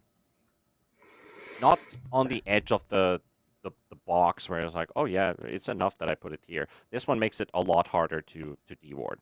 To get rid of in the Just middle. a learning tutorial. Perdanchik- Thank you, Pablo. Thank you, Observer, for highlighting that up. Perdanchik also did something else that's really very important. He went in for the water rune control. And it means that actually, even though Morel has that bottle, he is currently empty and on his way back to base. Because, well, Monkey King has been slapping him around. That bottle was meant to keep him in that lane, but if he cannot fill it up, then Natty Narwhal is right back in business. I was curious if he'd just be okay by picking up the bounty in the jungle to fill the bottle, but he can't also say for sure if he's going to get it. After the pause, Ariel's going to start taking the hurts, and Bottega will also find his first kill, and Hotoke is going to get bullied out. He's Hakoda, in 6 more deep. seconds for another scatter blast. This Dawnbreaker should be dead, but he might find a kill for himself. There we go. They're bringing in an extra cheapie. It is Morel. Straight from the fountain into the action. And I love find a that. third kill for the Ember. So maybe missed out on a creep wave, but just picked up 235 extra gold from this. And now It Sayush is going to doesn't- realize that that triangle is indeed blocked, but Donchik's placed another sentry here. He's running interference. And yet, Sayush taking too much damage. She's got a Fairy Fire. She's going to be okay. And has a Blood Grenade. Maybe there's a chance to turn, but Donchik. Yeah, with another the block. Treasure block again. There we go. And Morel, maybe a 4th kill for the Ember. They're going to leave it for Infernal. We'll take any extra gold that he can get. Yeah. A lot of salvation for Yellow Submarine with these free picks. Yeah, once again, mostly defensive plays that they're making. 4 Pirates moves first, is forced to move first as well, because they have to contest those Ancients, for example. Stacking for the Ember Spirit. Bringing in 3 versus 2. Phoenix is low. Snapfire walking through the area. Spots Ariel, spots Perdanchik. Doesn't reveal him just quite yet, but now unleashes the Lil Shredder. A Disruptor. Natty Narwhal is going to follow up on this. Snapfire dancing around. jumped Natty down. jumped in the wrong direction. Gets the stun out there. And Perdanchik is only level 2, so there's no shards, but they got the glimpse. That'll be enough for the kill. At least they know about the 3. wards now placed there. 3 heroes spent for just a support kill. Morel's inching closer to that level 6, which is actually going to Dyer's allow him to escape most attempts made by a Tusk. Of course, he will And also a eventually bit have of to a, fear the static bit of a storm. bummer, sending those supports down in mid for that 6-minute rune too. He got an Arcane on the Monkey King, which isn't exactly the best rune, but he's going to have to try and make some use out of it. Sayush is nearby. Targeting Infernal. They want to get that Shaker. That's the one that they can go for. Monkey King ulti unleashed. Shaker. If only there was an Echo Slam.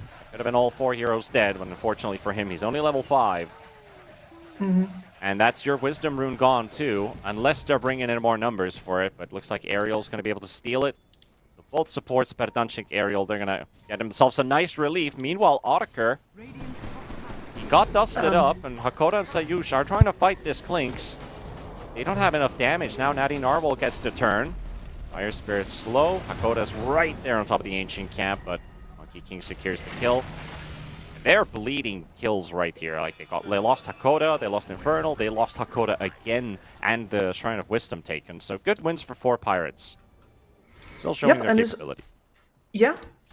Everything precisely before the level 6s of Yellow Submarine. Like, they were forcing it, but in a moment where you need to be forcing it. Very well done, and that means that now the Dawnbreaker has got level 6 on the bot lane as well, so any play that they go for next will now have the potential of that global assistance from the Dawn.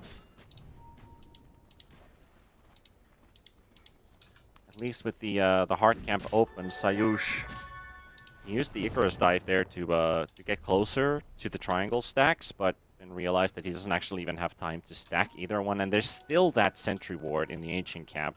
The fact that they haven't been getting Meanwhile- that, like, Bottega.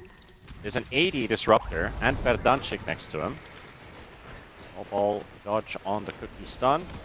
Genius brought into the action. Gonna load But up here's something the mastery one. stacks off the TB, but Morel wants a piece of this action too. They're gonna focus the disruptor. There's the Solar Guardian, not gonna be enough. Gets the stun to connect onto the Ember Spirit. Bottega will fall before the Sunder goes out. Qualifiers will get themselves a good favorable trade going off the enemy carry, trading a support for it. there's that Dawn And involvement. happy face. Specifically Eastern European happy face. Yes.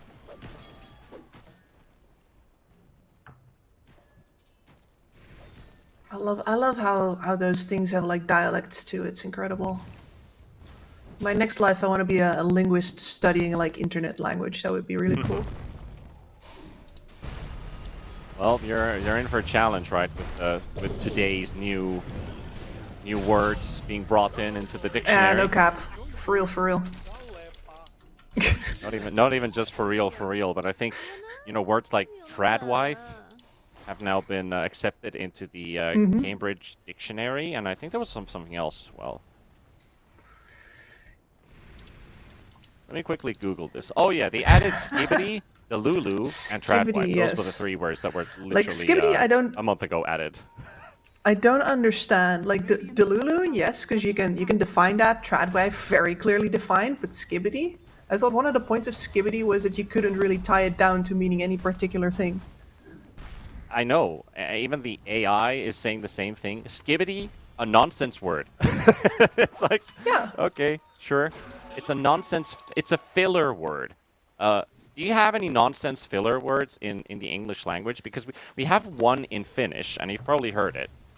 It's ihan, which means Ihan. if you want to say Ihan. like it's like ihan ok, so it's like kinda okay. It's kind of like a replacement word for kinda, but it doesn't even mean kinda. It's just it takes I away think- from the actual meaning of the adjective. I think it's almost the equivalent of the California Valley Girl like, okay. Yes, that's a nonsense filler word. Yeah, like that's true. It's Or that. that's the one. That's, like I'm just saying Everybody that- hates that's- it. And you know what? that's- Finns have something else in common with Valley Girls. It's the vocal fry. Finns do vocal fry all the time. It's so Yeah. annoying. Oh my god, it's like so annoying. Dire's middle tower is under attack. All right, before our audience has their ears bleeding, we got a vessel ready on the Ember Spirit, and they're good to go. Morel has a couple charges on it. Hakoda smoking up the boys. Maybe in, I mean, they're not gonna make it. They're not gonna make it in time to defend the tower, but they're gonna find a Monkey King on the way there. So Natty Narvel changing off the guard, buys a bit of time. And is it enough? The snowball save at 30 HP. Botega's right next to him. And this monkey is not going to get out. It is an Ember Spirit who instantly connects with the hits. Neither is that TV. Once again, in the thick of it. Yeah, that's a TikTok thing, if I remember. Dunchik, blown up by Morel. Another vessel charge up in a second. With the help of Sayush, they're throwing blood grenades and everything at the boy. Fortunate for Ember, that was another half a second required for a slate into the chains. Maybe that could have been enough to kill the Dawnbreaker. Now they're going to target the Disruptor, so two heroes are now low. Ember just instantly evaporates before Natty Narble gets anything off. Oh, and Morel spent his last vessel charge there, so now he's going to be extra no. interested in making Off sure he lane. gets a new one. Just use the Echo Slam to farm the Ancients, and Audiker just runs into the Shaker. Meanwhile, fighting in the mid lane as Perdanchik finds a kill. Sayush takes down Natty Narwhal, and the Shaker manages to shake off the Clinks, no pun intended. The two separate fights happening both in top and in mid simultaneously. And it's really awkward for Yellow Submarine. They had to do that because I was talking about the Shaker. Yeah, and you get a guaranteed 10-minute blink dagger, really hard to stop it.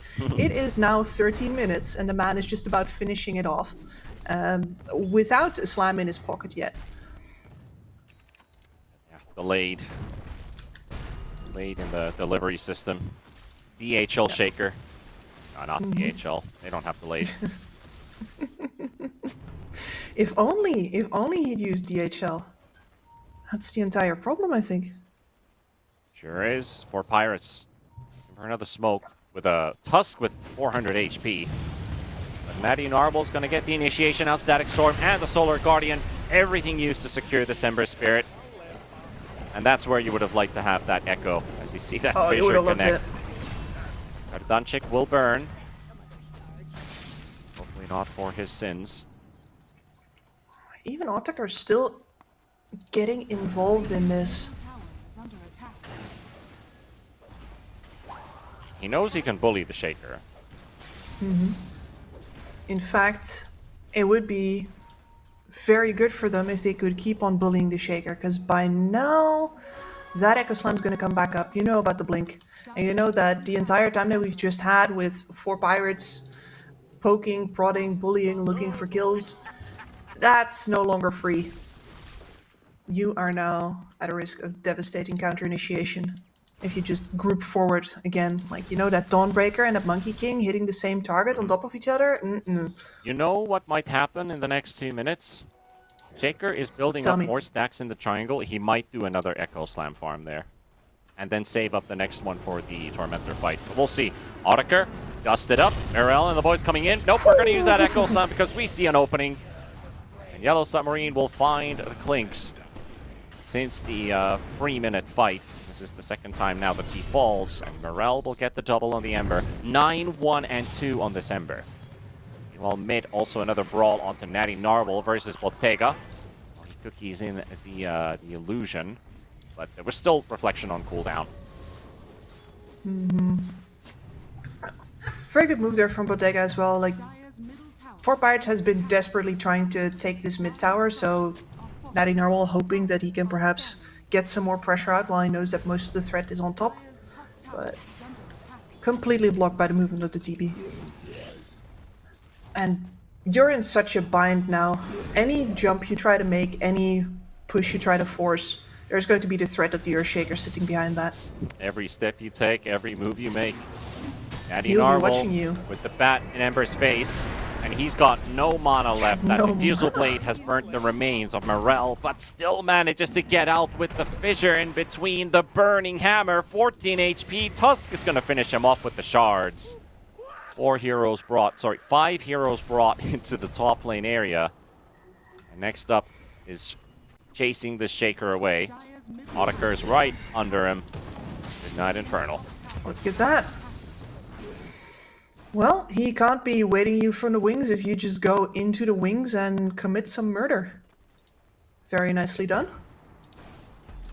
Like, you can say a lot about the strategic decisions that 4 Pirates is making, but the way that they're executing, like, they just keep on going, man. Can't fault them for that. They're not cowards about it. Dire's Yeah, middle they're not. They tower learned is under something attack. from game 1. Has fallen. They Radiant's they top need to tower have the is under capability of attack. fighting, keeping those trades favorable, and preventing this TB from free farming, the Shaker from free farming. And it's working so far. And they got a big kill on Mirel. Meanwhile, the egg is sent on top of Otakar. Lynx is gone, but Dunchik might get caught by the stun from the Phoenix, and they even spot where he is, so he TP's in, and he's injured already. Bottom also being And you pinged can out. see Natty a- Narwhal quite deep in. Bottega sending in an army of illusions onto the monkey, but they're fighting in mid. They're just going to go diving on Dunchik again. Get a bit of poke. He's down to 500. That vessel plus the burn from Phoenix is quite hefty. And now they turn to find maybe Ariel, maybe Natty Narwhal. They are not under vision, though, are they? No, they don't see this. The courier... Okay, it's not the courier. It is the Monkey King. And a perfect setup. Phoenix walks out, though. Mirel gets sent back in with a glimpse. Nothing the Ember can do. Dire's middle tower is under attack. It finished the Yules, though, so at least for the Ember, that's not a costly death, because he managed to buy out just before he died. Yep, and the next time that he is under the threat of being glimpsed, or if he's caught in a static storm, he's going to have his defensive item. And I really enjoy this. He's been doing by far the most work on his lineup, but he's not over eager to make the game by himself. He's not saying, okay, I'm going to start farming right now. He's just like, no, I need to just be able to be up front still. Give me that Yules. We'll do the rest later. And we're just waiting for our Terrorblade to get online, really.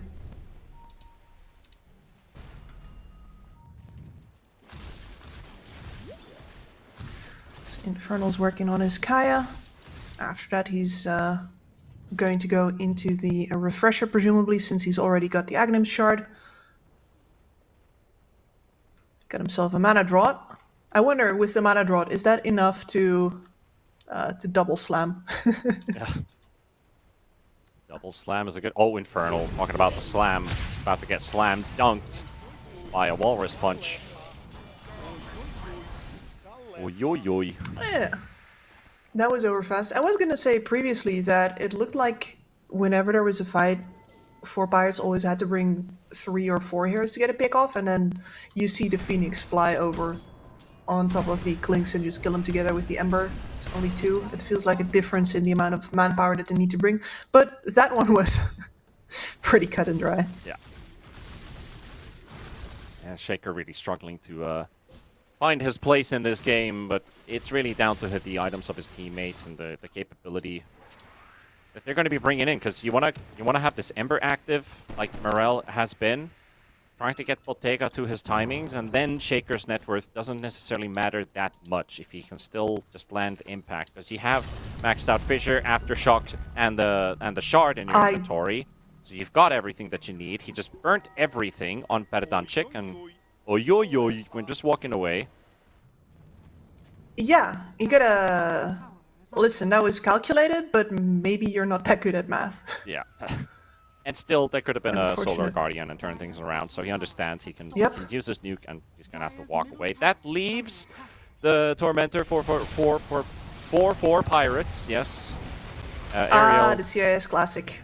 Yep, someone's gonna have to claim a life.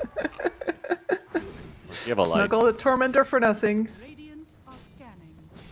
Shard for the Tusk, though.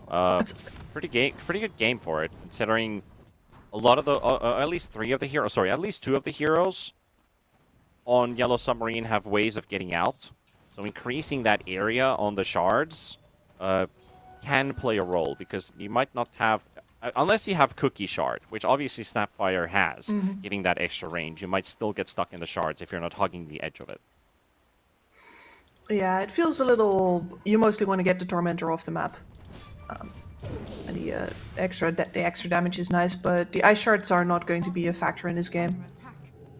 Yeah, it's not like the best spell. You know, it's not like S tier Shard in a game like this.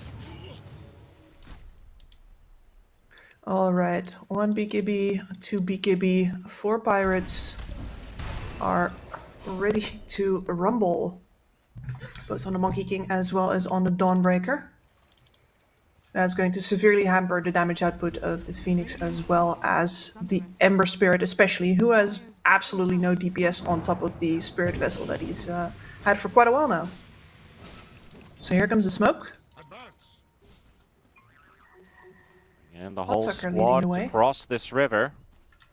They're just following Ember's courier. They know that the Ember has been freely farming in the top area. They might spot Infernal. They see him. Can they get to him? Infernal always seems to be at the wrong place at the wrong time. No Scepter buys some time. Maybe there's a chance for a turn. Nice nukes comes out, but the Solar Guardian will heal for a little bit at least. Hakoda. Hotoke is about to finish him off though, and they also send in the glimpse. There's 2 kills going for 4 pirates. Yep, and neither of them with the BKB spent. A very good control there. Not jumping the gun. Vision behind the tier 1 tower as well, and now they can walk straight into the Roche pit. Yellow Submarine seems completely unpressed. They are not interested in reacting to this whatsoever. Their Terrorblade hasn't been seen for about 10 minutes now. He's working on the Skadi. And once again, the Skadi is going to represent a turning point in this game. So Yeah, he's a bit late pirates are on a the timer. timing though. I hate to say that for a Terrorblade player because he's been doing a pretty good job on Bottega so far, but this Scotty, of course, because he built He got that caught. Dragon Lance in between and the Falcon Blade, so it's gonna take a bit longer than normal to finish it off. But if he hits it at 25 minutes and has it ready, then we're still completely fine. However, there is that Clink's Aegis. Dire's top tower. No, and it means that they can actually siege and force Yellow Submarine to engage into them as opposed to having to Well, walk dangerous forward high with the ground Monkey to walk King. to, but they weren't there in time. If Destructor was nearby, well, he is now. Wolves will buy a few seconds and straight down into a silence. Unfortunate. That's always a risky high ground to walk past, especially once they had finished the Aegis already like over half a minute ago. That they might just run into 4 Pirates activity trying to clean up that top wave. Well, it was a decision that he made, and maybe one that he regrets. Meanwhile, Dawnbreaker picked up the haste rune, so this needs to go down right now. BKB runs away. There we go. 2 ulties down the drain. It is a 9-second BKB, if I remember correct. That was the first. Yep, that was the first usage of it. But the hunt is on. No, that's Addy an Narwhal's important getting in force. deep vision. Hakoda's going to get glimpsed in a second unless they just blow him up right here. Not even a glimpse needed. And there he goes. Attacker feeling good. Well underway to finishing the full Mjolnir.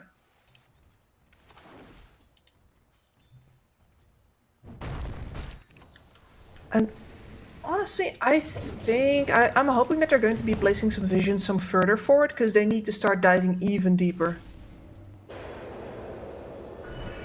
The shaker again. Oh boy. Well, Nice try. we were commending Infernal in game number 1, but this one just seems unplayable. No, he's at the absolute worst time of it. Is under attack. You have 2 heroes that can push out waves without putting themselves at much risk in the Ember as well as the Terrorblade. And Morel's And going he to walk just- into another Static Storm, isn't he? So showing. Same story as before. Maybe with the cookie this time around. Cookie? No, still gets hit by another follow-up stun. Did not have a remnant out to actually go anywhere to. Only thing he could do as soon as he was cast that remnant, but yeah. Otakar on the hunt for more. That fresh Mjolnir. I'd actually love to see a Revenant's Brooch as well for the Clinks against this TB matchup, because TB already naturally has somewhere between 40 to 50 armor when we go later into the game. So you have Mjolnir and then Revenant's Brooch, and this Clinks can definitely take on a Terrorblade.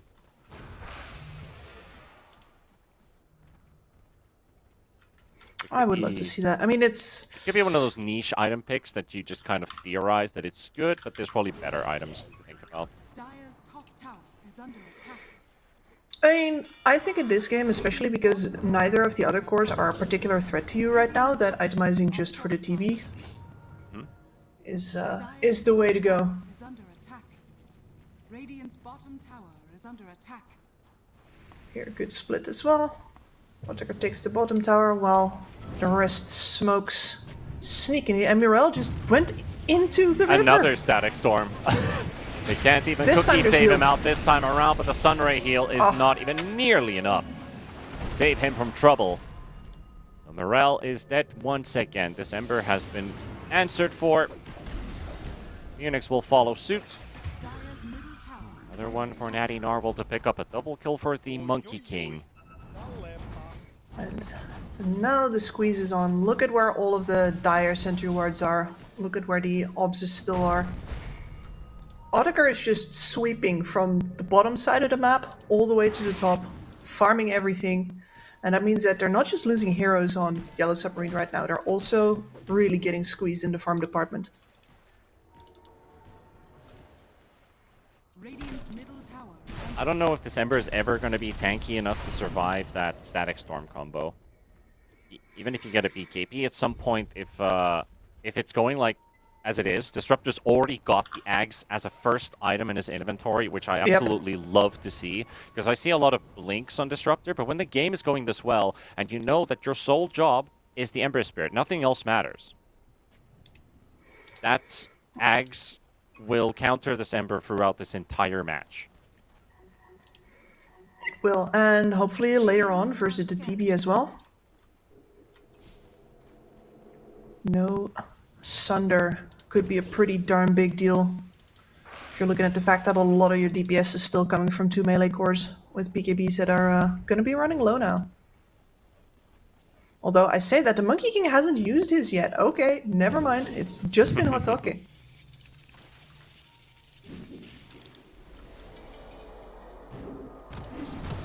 Now a smoke towards this vision, but they didn't really see anybody on this, so this is a good position to hold because at least you can see what's happening here if you take a fight here. And I do really like the fact that Yellow Submarine is finally grouping up and making a move on the map instead of just they got that Scotty. Instead of just being stale and continuing, which is giving kills to the enemy. Because now we finally hit a timing. We can stand our ground. Scotty Maybe. plus- Hakoda is in a good position. The ward is also there. Perdunchik and Ariel both going to be spotted. Natty and Arbol coming in with speed. They're going to get the Walrus Punch onto the Snapfire. The Sun Ray heal from the Sayush. Phoenix at the back line. Shaker gets to do Monkey King nothing. off. The Phoenix might not even get the egg off at all. The Echo was there, but they've lost Bottega. And they are so badly injured on the side of Yellow Submarine. I don't think anybody's going to make it alive from this engagement. The Phoenix is TP'd home. The Ember is trying his best, and he's going to get glimpsed straight back. So he's gone, just like that. Otakar, in the nick of time, probably like 0.1 seconds away from the Ember just disappearing. Perdunchik with some W's into the chat. That is a clean and almost, I could almost say, decisive win for Pirates. No, absolutely. They did that really well. They guessed completely correctly where the enemy was, came at it from the backside, immediately dropped their own vision to equalize that vision advantage that they had, and then caught all of the cores in that awkward position in the river. I hate to say it, but I do think that Infernal's positioning has been way worse this game. He should not be on top of his Terrorblade whatsoever. Otakar's been enjoying, TB not that much. I only got the Scotty Manta impact from the Terrorblade, only to end up inside a Static Storm. Again, like, this Disruptor has truly been a highlight here of this game. And now he's got the blink, so he can always be there. Yep. And yeah, this looks to be just another group move from Yellow Submarine. They don't have a lot of choices at this point. You can keep 2 waves pushed out between the Ember and the TB, but any heroes that you now present separately are just going to die basically instantly. This Clinks could be anywhere, and he's just going to evaporate whoever you present if they are alone. Yellow Submarine, ultis are up. Find somebody with the smoke, but nobody is in the top half of the map.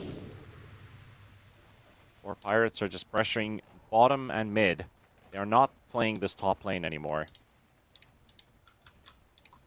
Maybe if they go through the gate, they could run into someone. They spot Otakar cutting waves in bottom. Someone's going to have to defend the base where Bottega is right now. If they can connect, but the problem is 4 Pirates have already grouped up. So the Dawnbreaker doesn't need to be there. They are so blind in this bottom half of the map where 4 Pirates are playing, so not find anyone. Radiant's bottom tower is under attack. And this is precisely what's going to happen. Otakar can just nip into your base, deal some permanent damage, Dire's top tower is under hop back out again. Dawnbreaker doesn't need to be there. She can come in late. And the Roche has just been spotted. No, that one fight that they had between the Scotty on the TV, the fact that the Aegis had timed out, that would have been the one. Potentially, yeah. I do wonder what Undershock has been telling the boys on the side of 4 Pirates between games 1 and game 2, because they... I mean, this is 2 games in a row where both teams have had their first pick have the most impact in a game, but also the fact that they polished this draft out very nicely, following up from that disruptor. That 23rd Yeah, and it- Lynx pick feels also like it's gonna get away with this game, having a free time. He's also going for a Scotty, so Lynx is gonna have a ton of HP.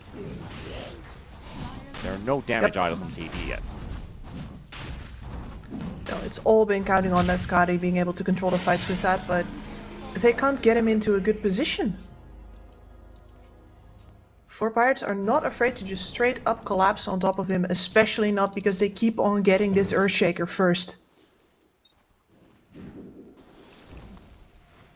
They're gonna go back, sweep out their waves, restore order on the map. Monkey King with a level 20 now as well. That's a decent amount of extra crit, 60% Yep. on the Boundless Strike. Again, at risk of getting caught, Autaker is diving in deep on the hunt. They're going to see him. They're going to set up on him. Shaker's TPing in. If they can just get the chains on him. Yeah, they're biting. Does have a BKB. They're going to wear him down, He does try to have an force Aegis. it off of him, but the Monkey's already getting in position on the left side of the fight. Verdunching is low, and the Earthshaker's targeted by the Monkey King. Bottega has to reset his position, but the Cookies got are the never TV. saving heroes. He's going to die inside this kinetic field. Bottega support with him. Sayush is down. Refresher used by the Dawnbreaker, so another ulti is available. Snapfire gone. 3 heroes dead on the side of Yellow Submarine. And just the way 4 Pirates position and collapse, and suddenly Yellow Submarine is on full retreat. No, Autaker just dangles himself. He's like, either I find a pick off here, or they go on me and they expose where they are, and that means that Monkey gets to stop the Shaker from doing anything, and then it's only a matter of time before you find the TV. And the TV, that's still a 9-second BKB. Has never even been able to think about popping it, just because that Static Storm is on top of him every single time. Yeah, and the fact that that kinetic field is always up before the Cookie is able to get him to safety, that Snapfire is just purely countered by the Disruptor. Timing based. One has a blink, the other doesn't. Aerial can... You talked about Scotty controlling fights, well I feel like this Disruptor is controlling the outcome Yeah. of the fights. 100%. And because the Ember and the Shaker have had such rough games, there is no chance for Yellow Submarine to do the same the other way around. They haven't had a chance to find a Disruptor before the fight has already gone badly for them. Neither of them has been particularly eager to force the Static Storm on themselves either. I mean, that's one of the reasons why Morel has had such a bad game, is because up until this point, he has been the prime target of these Static Storms. Yeah, my man was 9-1. Now he's 11-7. It's been a rocky ride down. Meanwhile, Dawnbreaker is still holding on to an 11-1-7, 18 KDA out of the 28 kills. They just ignored him. All right, well, They just... But... Shaker caught. DKB does go off, though. It does give them a chance, and that's 4 Pirates actually burning everything. And Bottega finally gets his first fight of the game. Natty Narwhal taking big hits here. 4 Pirates will lose their mid laner to Hakoda getting the last hit. And they're cleaning up all the skeletons. The chains are there. The Echoes now will connect. Blink still has Aegis and a BKB. He'll have that BKB for his second life, trying to take down Infernal. He's surviving for long enough for them to finish off the Clinks. Can they lock him down? Cookie stun's available. Hakoda, he doesn't get it out in time. Autaker gonna get the BKB off. Sunder's also on cooldown. And look at the way they nuke through that Terrorblade. Overwhelming damage. So just a monkey to fall. 4 Pirates, a clean house. Sayush will be the last to draw. No, that was, unfortunately, yeah, you can say that 4 Pirates burned everything that they had, but not that BKB and not that Aegis quite yet. And Yellow Submarine unfortunately had to do the same in order to get to the second phase of that fight. Just look at And the they were fight s- recap, too. I mean, this was the best fight for Yellow Submarine in terms of damage done. This is the highest damage they've dealt in a single fight. I think this is more damage than they've done in all fights combined in this entire game. Radiant structures It's entirely possible. And it's very hard. When that turning moment comes, are under attack. it is very hard to recognize that you don't get to turn the entire game this one fight. It's the first time you feel the momentum, and as a team you want to immediately follow that. And it truly takes a discipline of champions to say, like, hey, the fact that we got them to back off alone is as good as it's going to get. Like, you don't want to believe that. You don't want to make that switch. You want to press disadvantage now that you finally got it. And unfortunately, they'd already pressed everything there was to press. You activated my trap card.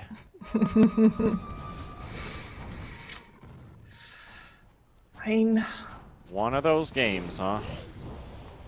just one of those games. At least in terms of scaling, there's still a lot of things Yellow Submarine can do. Hex is cute on the Phoenix. Refresher for the Shaker. I love how he's had this Kaya queued Morel. up for maybe 25 minutes, but yeah, poor Morel. Whenever the Dawnbreaker comes down like that, I imagine that the hero underneath is just flattened like a Goomba. I was about to make that same reference with first you're stuck, then a Monkey King hits you with a bat, also like jumps on top of your shoulders, then a Dawnbreaker comes out of the sky with a hammer. And it's like, how deep can you go? Like 6 feet under ain't enough. Absolutely not. I mean, don't the corpses like actually also physically get pushed under the layer that we see? I think so. And they It's a wait there very until grim the thought, respawn? but you might be right in that. I think that's actually the way it works. You wait under the layer of the map until you respawn and you pop back into the fountain.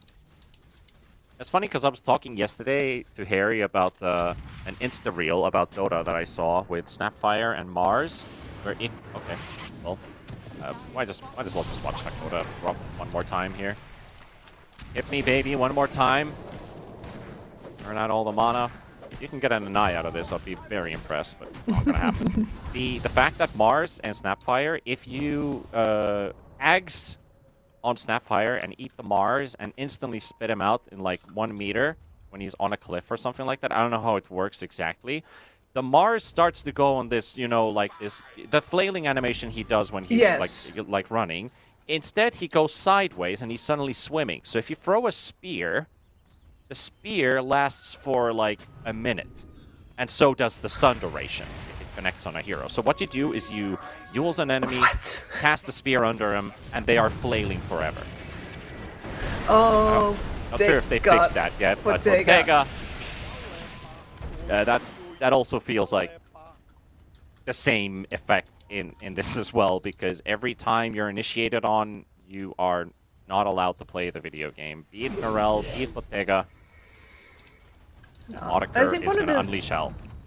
One of the things that's going unsaid here is that Natty Narwhal has been giving a lot of vision, helping find a bunch of these opportunities. Is under attack.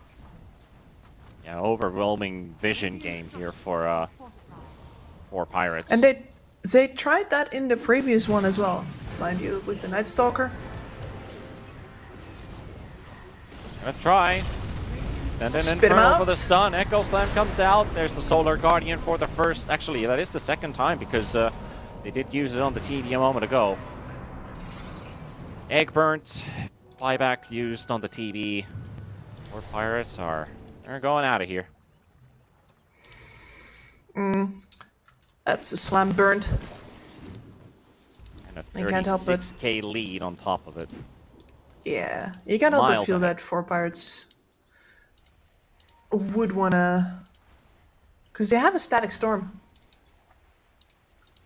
If they find anybody right now, they're going right back into your base. And honestly, Especially with if the we, meta if we also take burnt. a look at Ariel, not only the fact that he has a Blink Dagger, but he's held on to his Tumbler toy, and he's not even picking up the next set of neutrals yet. Mobility, vision is key. Yep, here they are again. Ding dong. If Branny Anybody had an home? Aether Lens with that gobble up, that could be a way to save a hero from that Ag Static Storm. Walk on the edge of it, hero, push him out. This time around, Phoenix might die, but the Static Storm is spent on this, so there is a 60-second window, even though it is Mega Creeps.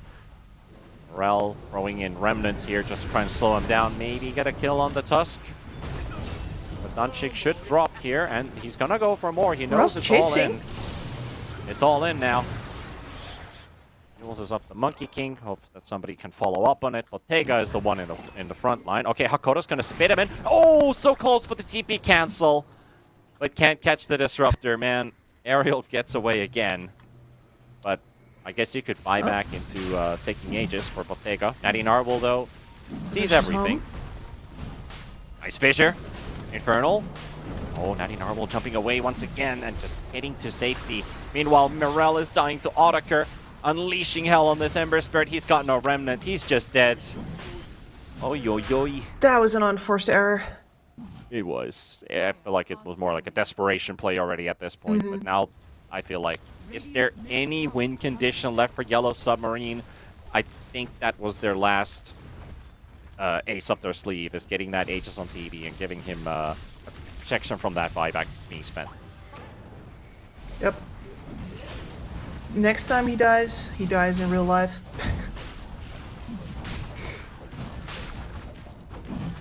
He dies for real.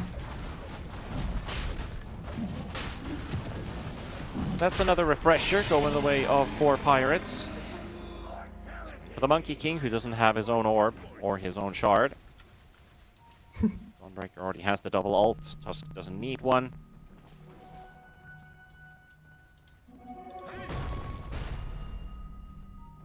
Is there any item getting ready on the side of Yellow Submarine is what I'm looking at. You could now buy out the Daedalus. The recipe is just a couple hundred gold short. Pressure on the Shaker, which was highlighted a moment ago, that could be something. The Sheep Stick's still far away for the Phoenix. Won't be able to finish it. Same thing for the Shivas on the Ember. Unless they're somehow able to hold for like maybe 6 minutes without an engagement and just farm these Mega Creeps, maybe he'll be able to get that Shivas. High hopes. Infernal's really... They're gonna fight. He's holding on to that Greater Healing Lotus so that he can double slam. I mean, he might just about make it because he does have Quicken on the Desert Blood, right? But it's... Right next to the Monkey King, trying to get the full connection on him. Yeah, they were at minimum range from that smoke popping. Has been killed. They still were a bit afraid to connect everything against a Solar Guardian. Refresher Solar Guardian, to be exact. Could have ended up having a double heal. It's just not that simple, jumping a target like that. Yeah, 4 Pirates do not have to take a mediocre engagement here. They could just look at that, say like, do we think that this is a good fight for us? Nah, okay. Back out. Use all of that mobility that you've been saving up and buying and just swing back to the bot lane. Go fish again, see if you catch something this time.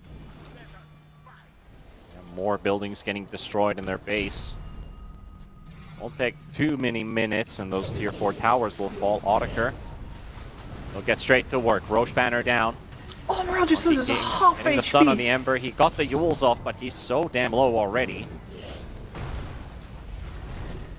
These tier 4s are about to drop the Audiker. Remember, he has that second life. BKB in his backpack. Echo's that huge one at the backline too. It does drop them low enough. Maybe they can get something done, but Morel is also dead. Buyback coming in from both of the cores. Hakoda is in big trouble too, and Bottega is just sitting on the edge of that fountain right now. Hakoda will die to Hotoke. Natty Narwhal, big Wukong's ring, and Tusk focuses down that Terrorblade. Bottega out. That means that we're going for a game number 3. 4 Pirates tie things up. Pretty solid game from them.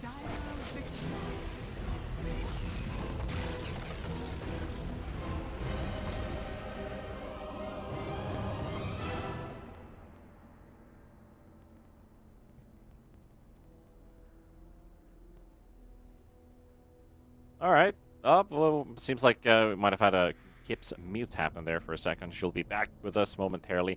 Yeah, like what you're basically saying, like 4 Pirates just getting answers in this draft, the way that they're playing these lanes, especially the lane swap, which I was worried about at the start. Like, how is this going to play out?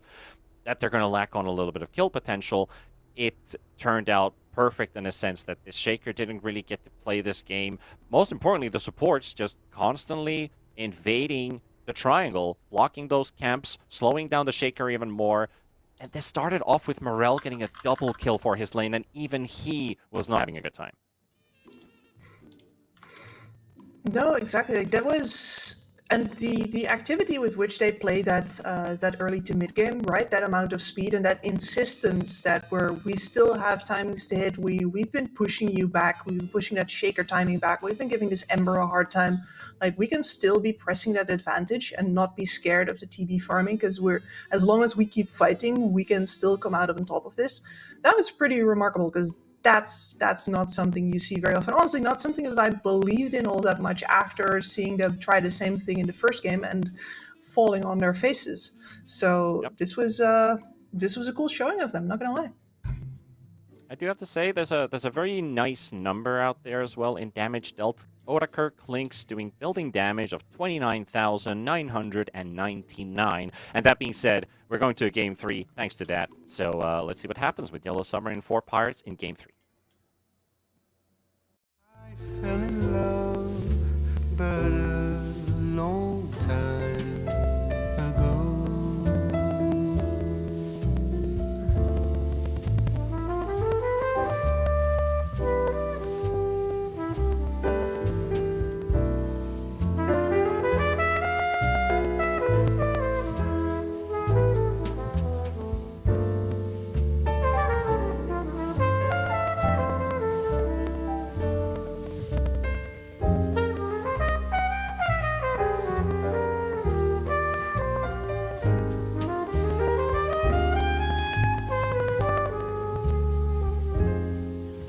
I sing the same old song. Been going on for far too long. I hope and yet again. What do I know then? I believe we're all meant to be. All my dreams are so out of reach. I fool around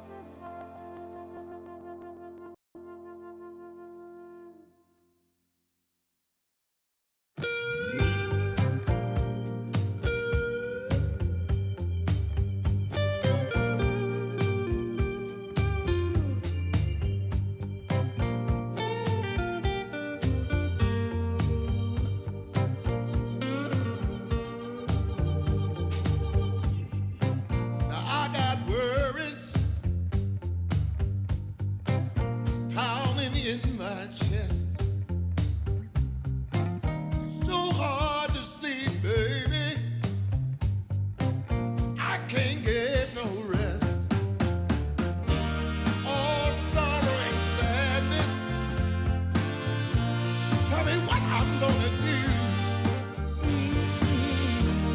'Cause baby, without you, I'm all wrapped up in blue.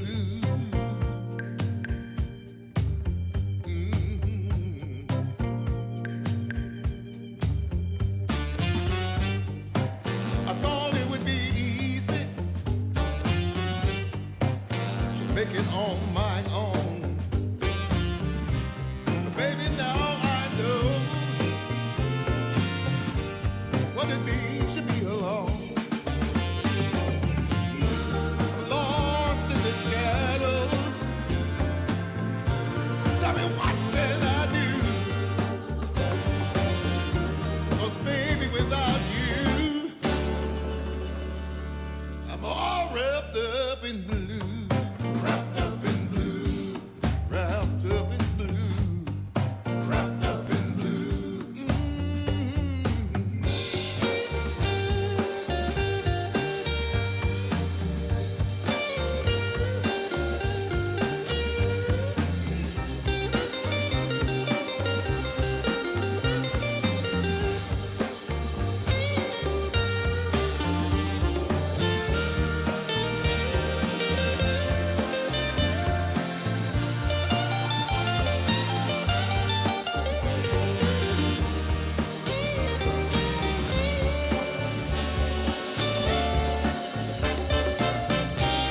You don't miss the water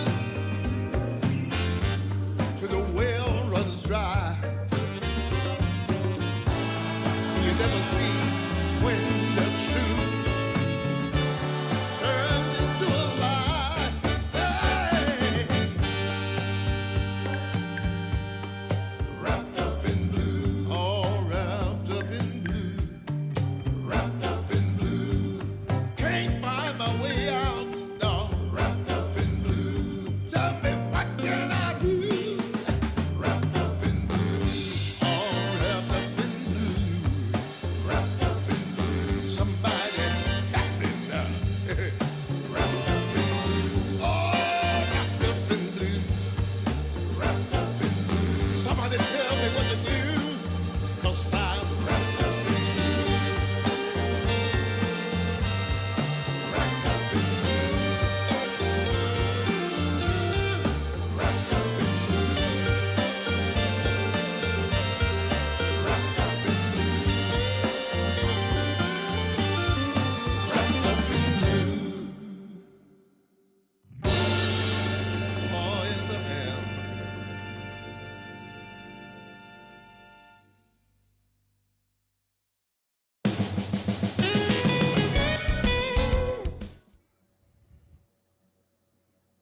All right, we're going to see Game 3 after all for Pirates and Yellow Submarine, stretching it for the distance on this first round of the upper bracket, and a draft ready to dive in. So let's roll that for you guys to watch as well.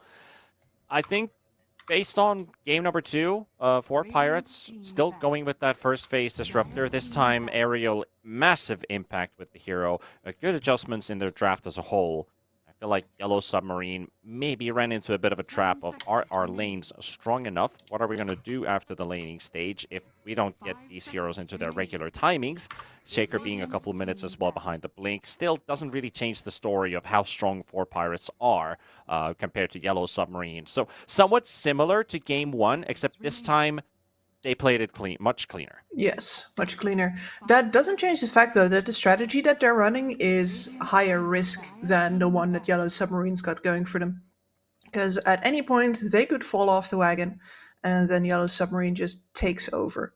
So, as much as I'm impressed by what Pirates pulled off there, fact of the matter is that as long as Yellow Submarine doesn't panic, doesn't start blaming each other, like what the fuck, we lose to these guys or whatever, they just do the same thing again.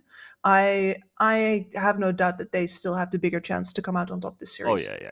Keep the flow, keep the good vibes. It's a qualifier run after all, right? So you're gonna try hard as much as you can, but might as well enjoy the path as it goes, because if 4 Pirates can beat Yellow Submarine, you're probably beating one of the strongest teams in this qualifier run. Yellow Submarine, if they beat 4 Pirates, they'd be like, no, normal day at the office. keep on going, keep on working. The job's not done yet. There's only one team out of these 8 that's going to be going through, and also a Naga Siren 10 that is going to be seconds going through the remaining. draft, and it's worthy to highlight 5 not just the seconds fact that remaining.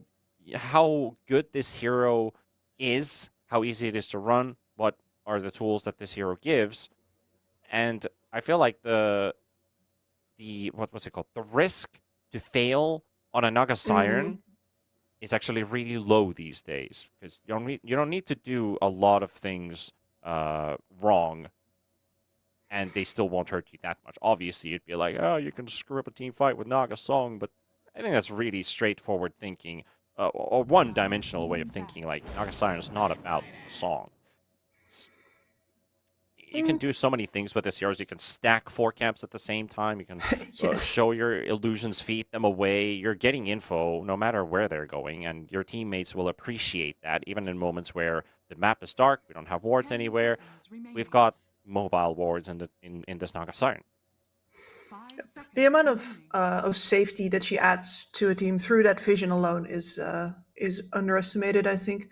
But we're gonna have to see if messing up the song is going to be important here or not, because of course, you could definitely build an entire lineup around activating that song and getting in position. Although of course they did take out the disruptor themselves, so at least that particularly awful combo we're not going to see. Yeah, that will be one thing. That will be one thing to take into account for sure. Well, what else is there still left? 10 seconds The remaining. world's your oyster, so to say. I do like Batrider a lot. 5 seconds remaining. Not sure if I'm a big fan of Batrider in general for like tier 3 teams, maybe tier 2 and tier 1, and particular teams that have like a Batrider specialist or 2 in their team. Just gives them so much. Like a team that I enjoy a lot that has Batrider picked in their draft early would be Heroic. It's like there's so many players for this hero, and it puts your opponent also in a like, well, they play a lot of heroes yeah. around this, and we can try and ban X amount, but then they're also a team that has like flair, thinking outside the box type drafting. Like they'll be like, hey, we got a Batrider, but we're still going to go for a Pudge as well. What do you think about that? And it was like, well, we don't know how to draft against you, and we're just going to hope that 10 you don't seconds steamroll remaining. and run us down. So in the hands of particular teams, I'm a huge Batrider enjoyer, but that also impacts my bias to the hero, that I'm pretty happy to see a Batrider because it gives you options. It gives you so many options. Yep, absolutely destroys a bunch of laning matchups, especially, of course, melee matchups in the mid lane, but can also be a really impactful support in those kinds of matchups. You farm very far forward with this hero, and the puck can do the same, by the way. Interesting to see that Yellow Submarine bans out the DK and the Void Spirit. Again, I don't consider the Void Spirit a counter pick, but it keeps on happening. It keeps on happening, yeah. So that leaves a very simple puck here. Here's another combo though for that Naga Siren. I think this is the second most obnoxious one after the Disruptor, wouldn't you say? Or do you want to like rank Enigma up there maybe? Radiant team. How would I put this? Like, Naga Siren Dawnbreaker is probably my favorite Ooh, in the meta that's- right now. And usually they're on opposite sides, because if you want a Solar Guardian, you sing to prevent. Or if you sing, the hero you're trying to kill is going to get saved by Solar Guardian. Hence, Naga and DB should never really be in the same game. Hence, DB banned, Naga be picked. 5 seconds remaining. But you don't always have to think about the big AoE. I actually saw some... Okay, this is really wild, and this is not going to happen, but there's another video, because I watch a lot of these like stupidly strong pub combos. Naga Siren Yes. with, in his team, a Warlock with Ags. You know what that does, right? Yeah, but do explain. And then an Omni Knight. Radiant team pick. So what they do is they ran into a Medusa. They drop the golem on top of the Medusa. They pop a refresher and drop another golem. Suddenly there's a song, and the golems increase 500% in size. And then the Omni Knight also uses the heal on Warlocks. So Warlocks golems gain damage and stats based on the HP regen that the Warlock has. So something similar to the Necrophos Ags. But the golems are the ones that benefit from it. So they use Song, which gives you like 100 and 50 HP regen. He already has a heart in his inventory. Then an Omni Knight buffs you even more depending on the debuffs that are on you. So you get even more HP regen, and it all multiplies together. And suddenly the Medusa can't see anything except these 4 big-ass golems on his screen and gets one shot. And then the Warlock suddenly gets an ultra kill. So it's like, that is probably one of the most stupidest, probably like, Herald level gameplay combos that you can pull off at some point. It was so funny. It's like, that's gotta be my number 1 if you want to go like all in on a Nagasama. It was so funny. But we're never gonna Okay. see it. No, I did not expect that. It's like, not at least because it requires you to take Champion of Goroth on the, the Warlock. Yes. But the draft is going in a completely different direction. We got a ton of minus armor for Yellow Submarine, so we could talk about, if you want to talk about a cheese strat, this would be a cheese strat, which is 10 physical, seconds physical, remaining. physical. Lull Shredder, Corrosive Haze, Beastmaster for the 5 extra seconds remaining. attack speed, and the buffer that the hero has. He amplifies his own damage on top of that minus armor. Now just need one hero to fill in the gap. Are we going all in on minus armor? There's a Clinks, Puck, Batrider. You don't really want a Weaver here, but you could Weaver this game. They banned the Bristleback themselves, which I would have actually liked for Yellow Submarine with the heroes that 10 they have. seconds remaining. What else comes into mind is literally the Sven. 5 seconds. I Yes. think the Sven is still quite okay, even if there is lockdown and they only have the Song for save. But Song save on Batrider and Puck it's not a bad idea. It's not the thing that I'm wondering about is that Yellow Submarine right now, this draft looks much more like a draft that 4 pirates could have run, actually. Like, are they deciding to meet Brawl with Brawl? Because that's not what they've done previously. They've been a little more defensive, always had a support with a heal or a and I guess you could still say that for the Naga Siren with the ult, but you probably want to use her as a setup. So I'm very curious. The carry pick is going to basically give us the answer. If they're going to go for that Sven, as you said, we're good. All in on the brawl. But they could also say, well, we need some brawlers in order to meet the momentum of 4 pirates where they're going to give it to us. We know that now. But we're still going to put Bottega on something that is going to come in later. Dire team Well, also a hero, a damage dealer, you said, like, come to get us. Maybe X go and give it to you. Go Kunkka. Kunkka carry for the, good old time's sake. That I was about to say that is pretty old time's sake. I haven't seen that around for a while. 10 seconds. Very rarely do I get to see a Kunkka carry, but it still performs as well as it did before. Maybe too flashy for Yellow Submarine. I guess like 4 pirates would be a team based on game 1 and game 2. I like that troll Would ban. be the ones to pull it off. You like what? No, that troll band's really good. Oh, the troll ban. Yeah, the troll ban is Yeah. a good one. Yeah. And I would have both fit perfectly in, as well as been a great way to deal with the Clinks.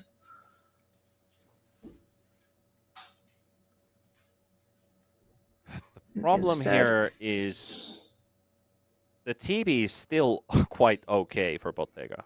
I didn't want to say it. He might. And I know we're being cautious here because you're thinking like, okay, well, it didn't work out last game. Maybe we're not going to do it. It's not a bad idea either. Are they going Pango? Shadow. Oh yeah, the Shadow Fiend that was banned in the previous game. So yeah, the minus armor heroes I mentioned, Shadow Fiend is along the same line. So carry SF mid Beastmaster. I'd like to see that happen here. If they go mid SF and carry Slardar, probably not 10 my seconds remaining. go-to. So please, Bottega, pick up SF and Yeah, you Morale want him goes Beast to mid. Remaining. go all in on the physical. All in on the physical drums. I mean, sorry, the Beastmaster drums. So Axe Rush Beastmaster from the mid lane. You can hit some very high tempo. You also are pretty hard to contest as a Beastmaster in the mid lane. You may now select This hero can your slow hero. things down a bit and give them extra team Absolutely. fight, which is good. And this is what we're gonna get. Yeah, I'll take our Shadow Fiend, Morale with the Beast mid. I actually like that Yellow Submarine's draft more. Yeah, the question for me is, can they make that switch? How comfortable are they with this after playing clearly 2 games now, being pretty set up and pretty happy to sit back and take it more easy? Are they getting drawn into playing for Pirates game here? Because I felt that might be something that they get tempted to do before this game, and it looks like that's exactly what they're going to do. They're going to meet Yeah. them on the battlefield. Like, if you haven't If they practiced trust that, their skill and capability, I'm sure that they can make that adjustment from that game Yes. too. Because they still have a lot of Dota to play in this double elimination bracket, be it lower bracket or in the next round of the upper bracket with a win here. You get a pretty free lane for Morel to play. Puck is not going to do a lot versus this Beastmaster. So Morel's going to No. be good. It's more down to Infernal Slardar timings. When he has Power Treads and Blink, that's kind of like 12, 15 minutes because the lane for him is not easy. So he's going to get slowed down a bit. But Slardar's a direct answer to the Clinks. And together, Yellow Submarine have this like high tempo, 20-minute, we are going to look to end the game, pretty much choke you into your base. The fact is that 4 Pirates have a lot of good team fight, a lot of good single target pickoff potential. And Puck is still going to farm, nevertheless, even if he's not going to punish the Beastmaster. He's still going to have a good game on Natty Narble. So it could go either way based on what's the Slardar's lane going to look like. Because that's the one that I really need to keep an eye open on. Is Infernal getting crushed? Or is he tying the lane, which allows him to get to a faster timing, and then Yellow Submarine can stack up and go?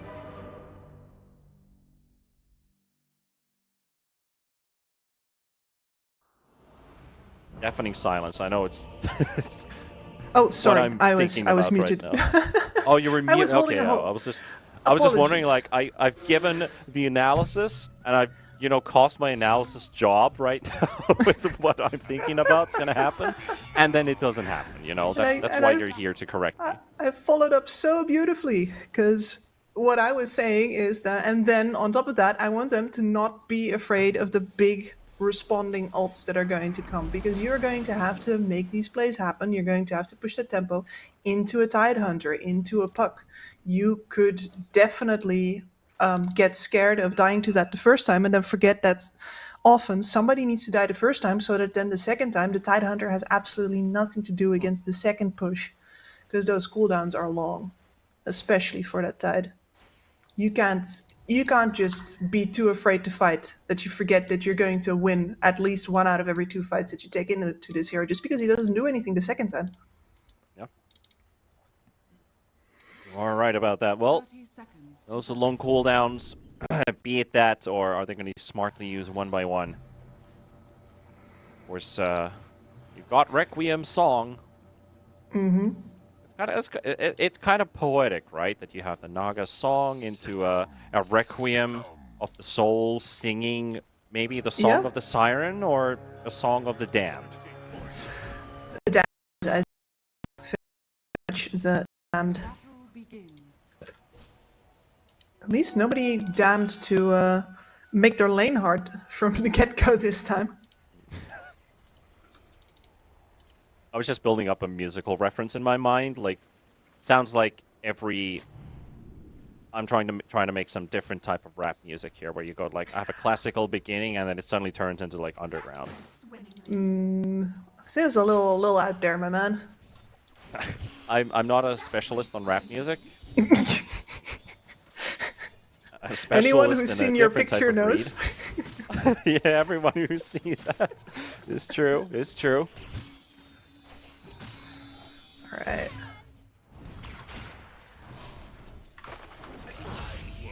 Gotta work on growing that hair game once again. Infernal, well, the lane is not going to start very well. It's going to be a first blood for Ariel. Maybe a bit earlier than I thought. Very rough. I was going to give it maybe 2 minutes. You know, Yeah, to the level 3. Like Slardar has been nerfed in the recent past quite a bit, so that he doesn't have that big of a punch with his abilities in the laning stage. He's very slow, but he's got good armor and good HP. So you'd be wondering, like, how does a 700 HP level 1 hero just die? Like, well, That's a good question. I wasn't watching bottom. I wasn't really seeing what happened to her. Okay, the observer's highlighting the tag team, which obviously with Clinks is a very deadly tool. You can Look see at this. Sayush is a much of a softer target. So the Snapfire I can totally understand, but getting a Slardar with just a level 1 tag team and a Clinks is like, well, sure, you just did that. Especially if he had already taken a couple of hits beforehand, right? Like from 100. Maybe not, but otherwise. But now meanwhile, that's not 1 kill, that's 2 kills now from that lane.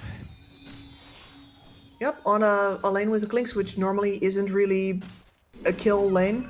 It's hard to find any range carry lanes, in fact, that you would consider to be kill lanes. But that Tusk combination, much like you said with the Gyrocopter, this feels really good.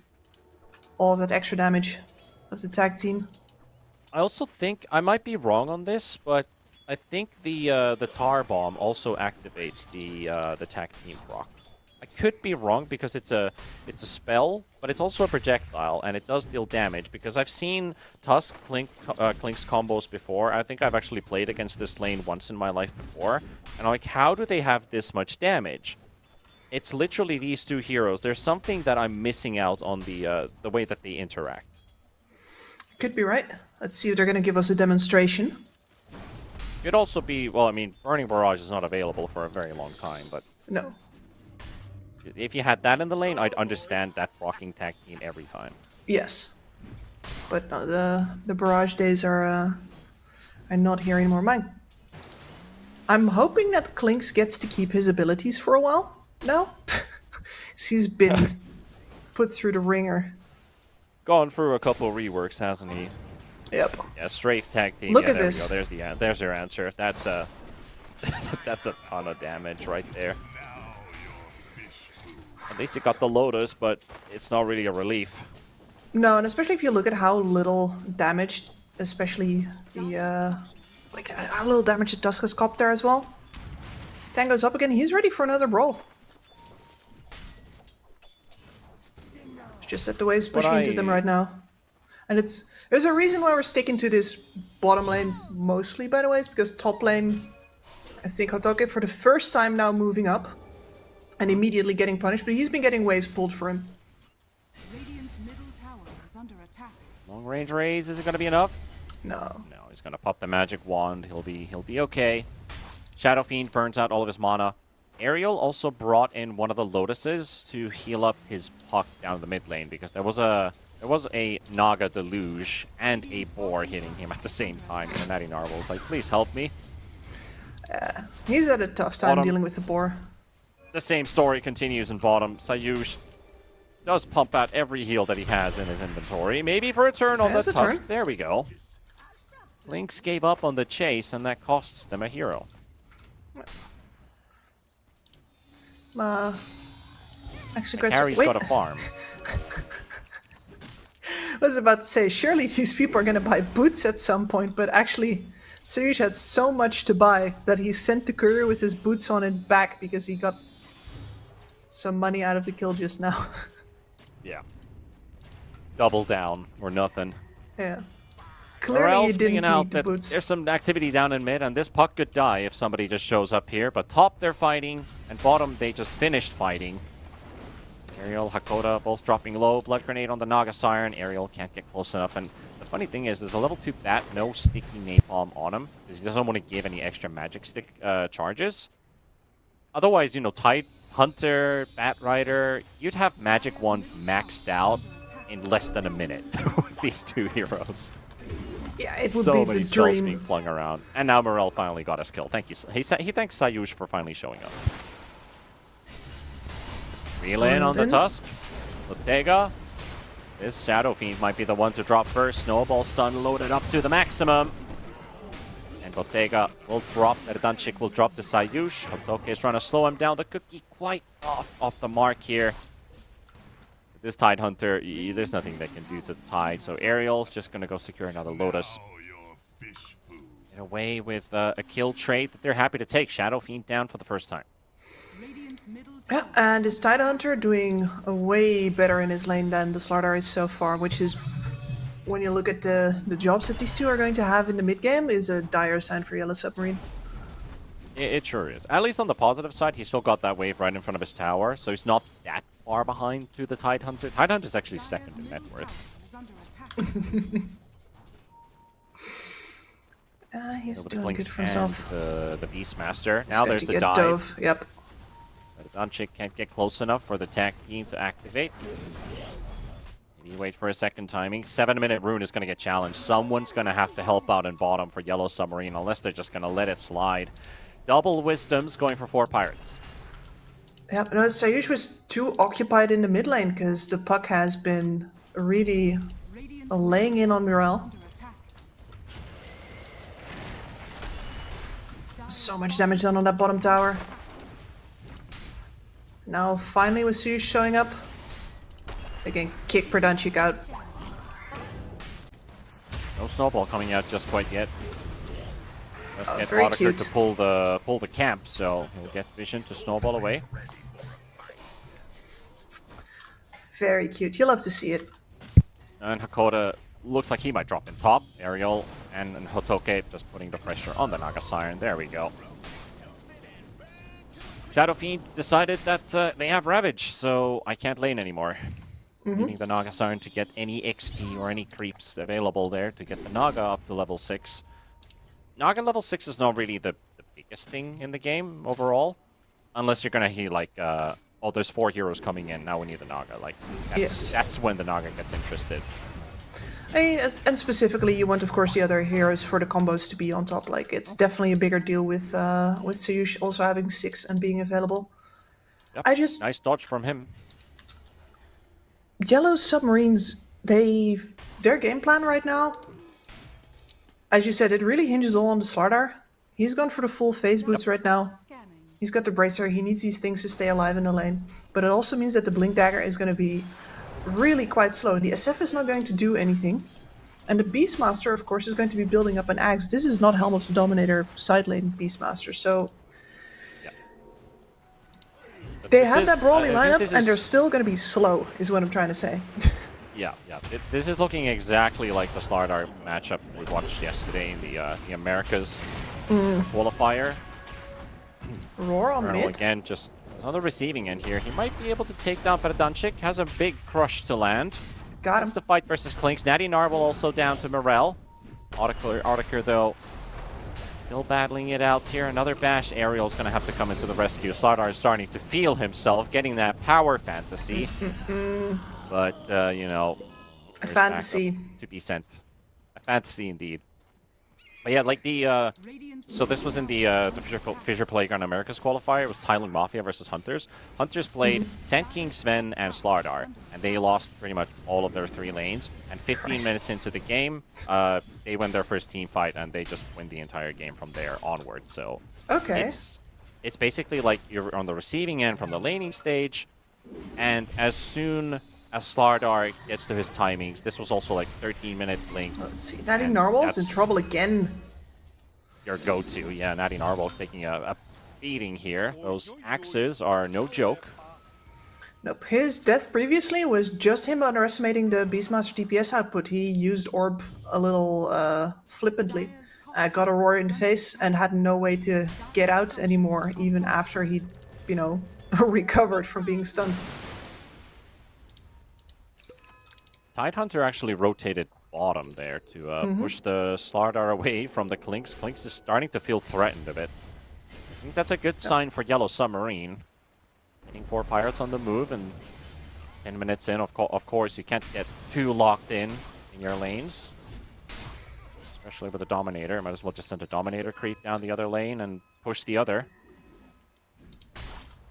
Audiker has also rotated top, wants to get some poke going at T1.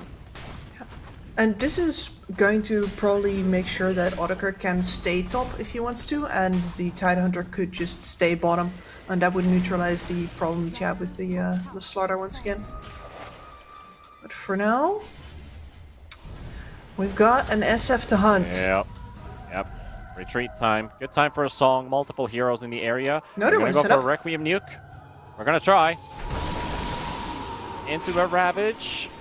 Coil is followed up. Natty Narble will get everything off, and they're just tipping Bottega. These guys are absolutely mad at this Shadow Fiend. They tipped him before for a failed gank in mid, and now they're trying to tilt his game with some more tips. So this is some old school tipping right here. It's like trying to upset one guy. Yeah, it's starting to look a little targeted. And well, Good, here's we got the... some bants going, you know, proper story to tell. Let's see if it works. Well, let's see if you can keep a cool head or not. But yeah, here we see the same thing with Naga's Iron ult that can also definitely happen with a Yule Scepter. It's not just a setup for you. There's also a setup for the enemy. In this case, allowing Natty Narwhal to just really sit on his hands and patiently wait until he can come in with the counter with that coil.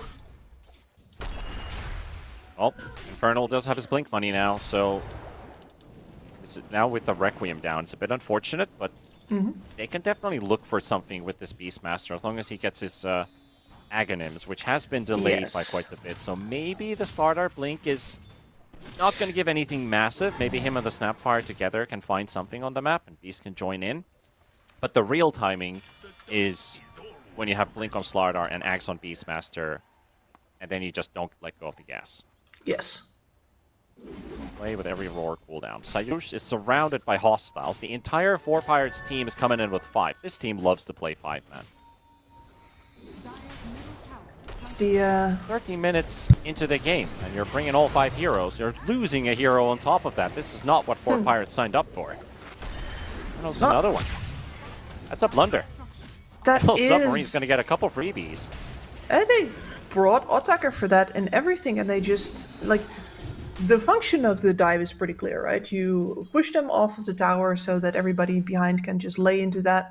And if you lose a hero there, that's fine, as long as they bought enough time. But I think especially that DD, or I should say AD rune on Morel, made sure that they just really did not have the staying power to actually keep Yellow Submarine away from their own tower. Yeah, I'd be curious about their positioning, right? Because they're trying to make a big pincer move around the T1 tower, still being up. So they have to resort to all these trees, all these high grounds that they have to walk through. And Yellow Submarine has full info on what's happening, and they're already in position. So them preparing for it just put 4 Pirates in a position where we have too long of a distance to cover between our heroes. I think they saw the puck for a quick moment there. Sayush with the ward, and Infernal goes straight in, and there's the dodge, and there's your puck going out. You are not catching him this game unless it's... well, Naga's song. Don't really see any other way. Perhaps if the puck misplays, gets caught on the Requiem of Souls, something like that. But ultimately, this should be a pretty free puck game. In a way, yeah. Lasts. You got the potential to be a real hero on puck in a game like this. There's that Aghanim Scepter. Now let's see how they're gonna leverage it. All right, so the big thing now with Slardars and Beastmasters timings is the fact that if they can find a single pick anywhere or force 4 Pirates to go back, they can instantly Roche. That's the real power of this Ags. Combined with the Slardar, they can take Roshan really quickly. Beastmaster in itself can do it by himself, but now Slardar amplifies that even more. But I've also had... probably pick into Roche is the play. They've already had Hakoda scouting here. But yeah, find some Beastmaster. That's not really who you want. This is the one. Found the puck. Going straight at it, and there we go. Puck dead. And Ariel also dead. Infernal will find the follow-up there. Hakoda was giving info on the Batrider. Infernal follows up on it, so 2 good kills. Maybe the T1 to fall into Roche or just directly into the pit. We're all thinking about it. I The love it thing is when you can see them. They can definitely do it if they wanted to. It's just that do they understand that they can? I guess they fear the Tidehunter getting info, and like how well does Hotoke know how this lineup is supposed to work? They're gonna Roche like ASAP, or they're gonna Roche soon, or they're gonna Roche in a couple minutes. I mean, presumably he knows exactly. I don't actually think they expected. Look at that move as well. Infernal finding another in Towards top. Lasso goes out, but Infernal's found the bat. Hotoke, I think reading that they're over-respecting maybe the Ravage currently. Because Coming in from the we side, clearly Inferno seem looking to for the stun feel on Natty Narble. He's like used Yellow the silence Submarine should be already. going. Gets the catch on him. Shield rune activated. Burnt through. Ravage there as well. Slardar to drop almost, but Hakoda is there for the song save. And now we're going to see another Requiem. And are we going to get some tips in return for this? We're going to get some tips on the other way around. Hotoke has to battle it out versus the entire team of Yellow Submarine. And there we go. There we go. That's the tip game I'm waiting for. Oh, the sad face. Oh, you've been So tipping sad. all game. Oh, what can you do? You're sleeping. You don't want a baby, You want a baby. And into Roche. There we go. Yes. Throwing the Like I rivals said, straight it does out of good for the pram. story. You gotta. This is exactly how you gotta handle that. I don't think For Pirates is gonna be very eager to try that again. Fortunate for them, those long cooldowns you mentioned. Nothing to throw into a cluster attack of heroes, so that Puck is going to try and find a solo pick. However, that almost backfires with Infernal loading up the stun. Natty Narble jumping away, but the snap ulti burning a couple connections. One more. Still in the fire, and he's down. Hakoda had an illusion, and the deluge takes down the Puck. Oh, that was is sad. That is sad, but at the same time, such a nice little detail for Yellow Submarine that Naga was able to slither in that one single illusion that they don't really care about that much. He's just busy dodging the fires. I was like, oh, I got my phase shift off, and then splash. I liked seeing him panic. Like, wait, I should not be dying to this. Why am I dying? But I also don't want to walk back into the river. What do I do? Yep. And I was like, that's how I feel the entire time when I'm playing. Glad to see that if you're top 100 Immortal, you can still feel like that. Yep. Good thing for Fort Pirates is the fact that Ravage is up in 20 seconds, and it's going to be a minute and 20 for the Tormentor to spawn, and they have a Clinks with a Shard and a Deso almost done, so they can also take Tormentor rapidly down. And that's a pipe killed on the Courier off of the Tidehunter. Lasso on the Shadow Fiend, great target. And if they can get him out of the way, yes they can, and now we're probably going to get tips the other way around again. Infernal on the escape, blocked by the shards, nowhere to go. Cornered. You're bringing the party to him. Maybe he can make it out. The Aerial didn't quite get on top of him there, but the Napalm is slowing him down. The resin is burning, the Tar Bomb is there, the Snowball's coming in. Finally, the chase comes to an end. And there we go. Oh, yo, yo. Time to tip again. I don't think he feels nearly as bad about this one. Like, yeah, it's a bit of a blunder taking that fight when you know the ults on the other side are up, when your Naga is just in mid. But on the other hand, yeah, you're not losing that much on the map. Yep, this beast is still 5-0. He is uncontested, rocketing in skyrocketing in net worth, not networking in skyrockets. Guess you could say that's also a reference to his farm from the mid lane. Elon Musk, is that you? Are we calling my Beastmaster Elon Musk now? Meanwhile, hope top not. lane, a Ravage is landed, and a Song is also coming into play. Bottega can't get the Requiem off for free because the Snowball is there in time, and he won't have the chance to get another. And that kind of spoils the party for them, but Mirel is on his way. Hakoda, Bottega both down, Audiker to follow. Hotoke will soak up all of the damage from these three. Can't kill off Infernal. Skeletons trying to do their best, and Ariel was hoping to find a cheeky lasso. Maybe Burna here, he's still thinking about it. That Firefly is about to run out, so nobody's going to walk into him. He will not go... Oh, I was about to say he's not going to go for the blink play, but maybe he's still going to do it, because Infernal was under vision. There was a ward in the river showing his location, and maybe he's going to get the chance to just dive and jump in between. Burn, burn, burn, baby! But they're both dead. Gets the kill on Infernal. That's 684 gold for the Batrider. Totally worth it. Interrupts the Tormentor play. Puck's coming in and takes one, takes another. Aegis down on the Beastmaster. No charges on his Drums of Slum either. This beast is actually in huge trouble now. He'll deal damage quite a lot towards Bretanchik and Natty Narwhal, but not enough. That's a high five. Yeah, bring out those smileys, boys. Oh, beautiful. beautiful, because one of the reasons that previous fight went so badly was because Natty Narwhal couldn't be there.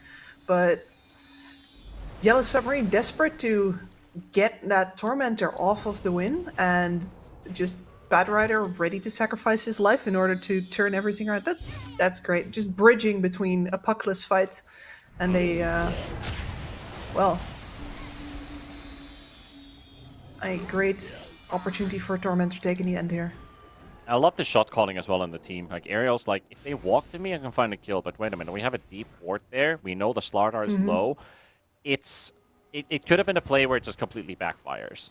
Where Yes. Tormentor is either killing the Bat Rider, maybe they get an eye on the Slardar, Or and they solve catch for the nothing. bat before he even gets there. Yeah, so many different outcomes that are possible. But the fact that Puck was respawning and on his way, I think that was some really good shot calling. That yeah, we're only 2, but we can definitely do it. See what comes out of it. Let's see, I mean, the Puck's already halfway to Octarine because of that. And Natty Narwhal is going to make a real issue of himself in this This game. is going to be the theme of the game. We're going to be fighting quite a lot here. Ariel tried to go for the initial engagement. Ends up being the one dropping. At least they have the shard on the Tusk. But it's not... I mean, the Tormentor shard picked up for the Tusk, but still not the... Again, the biggest in a game like this. Tidehunter's just been trying to zone him, trying to get some poke, but, you know, Tidehunter's not really phased about it. He's already picked up that pipe. I love seeing chases on a Tidehunter like that, where they're like, yeah, the enemy team is still in range, we can catch this guy. And it's like, wait, but this guy's Tidehunter, we don't want to catch him. We want anybody but the fish.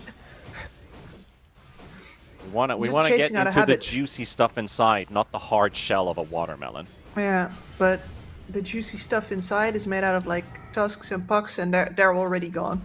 Yeah. They are long gone. Pipe on that tide as well.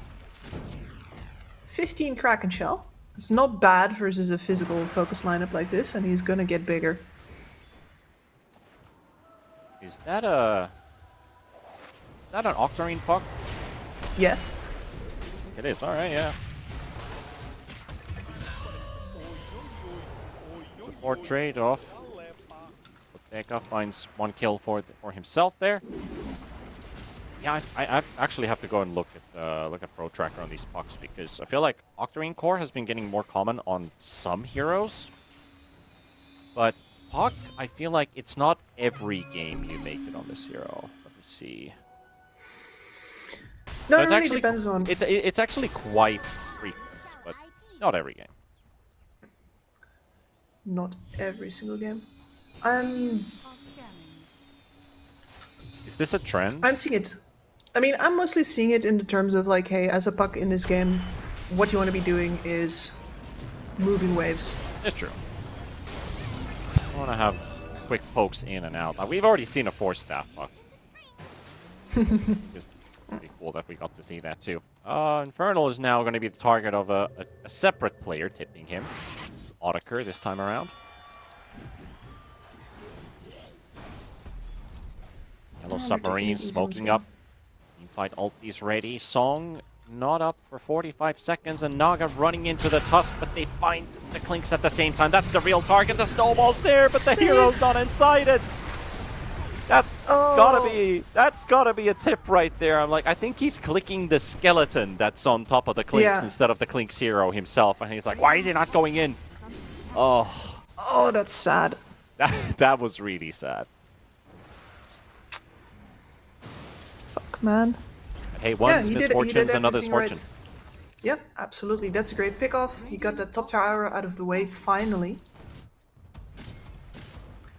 And now for Pirates look a little lost. I mean, they'd love to go for this pick-off on the Slardar on the bottom lane, but the problem is that the tower's still up. If you commit, you're gonna get teleported on by a Song of the Siren that's now active. Radiant's middle tower is under attack.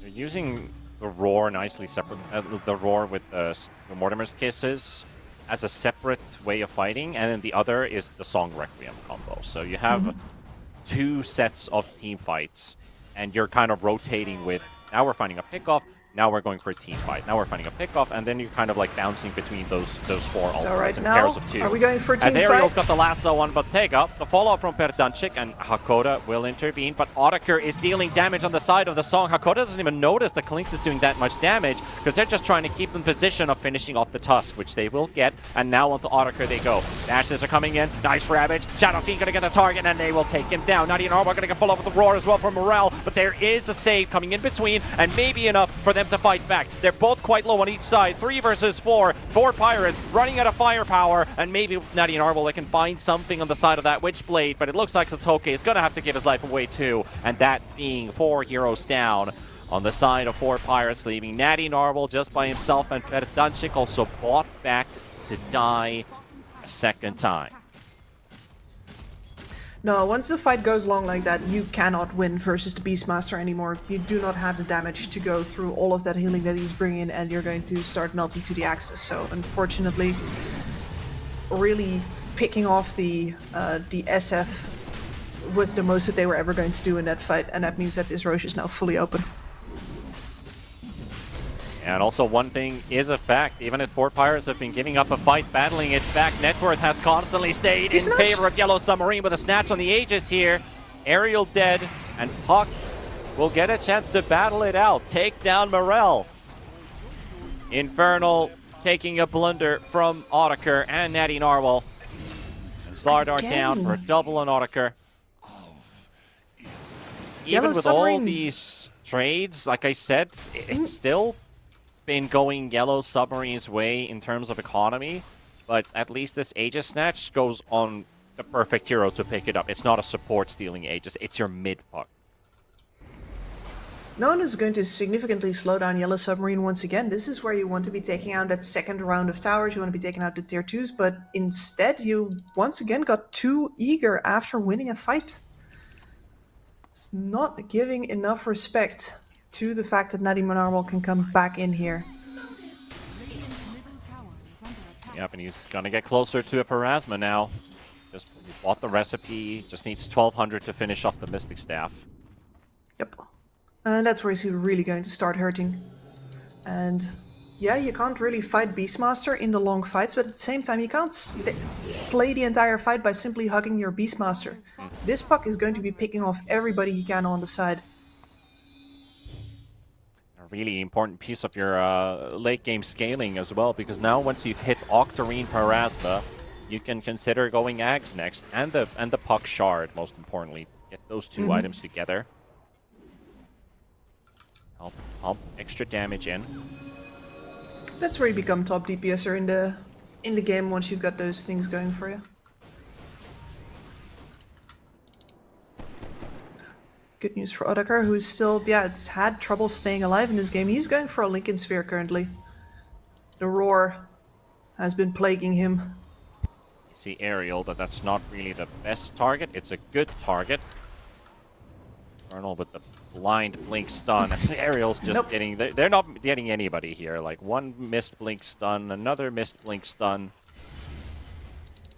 4 Pirates grouped up, and there goes your smoke.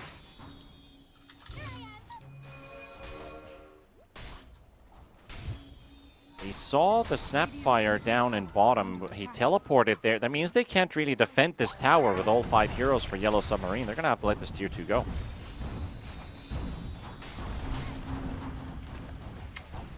Falls so fast under the Desolator.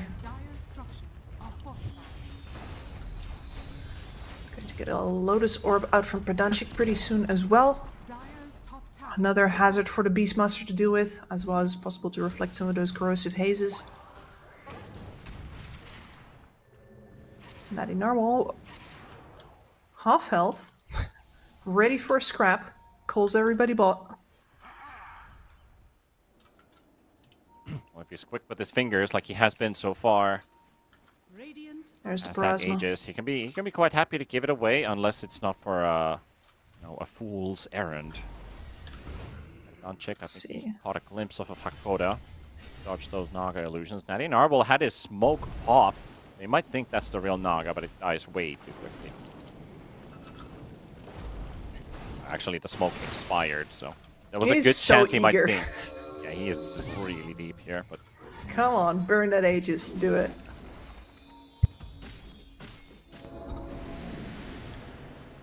Doesn't look like they necessarily have to.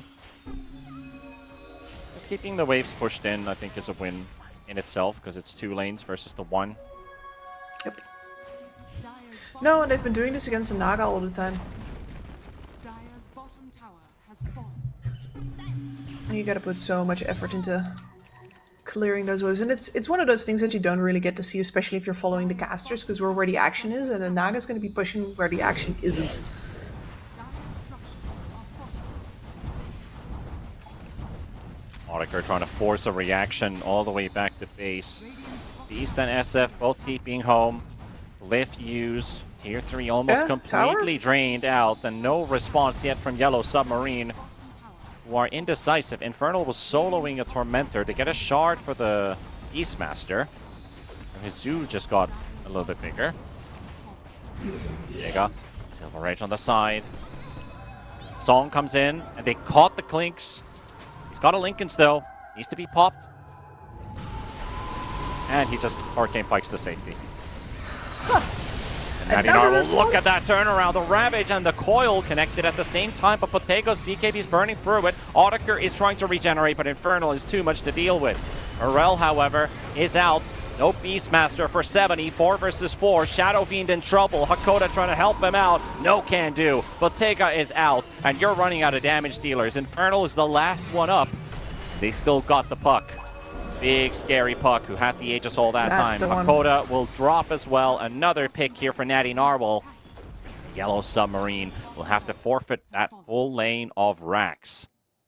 I hope this is not a BM pause. Okay, thank God it's lags, and it is Spedadunchik himself, the tip master of this series, calling it out. And an apology.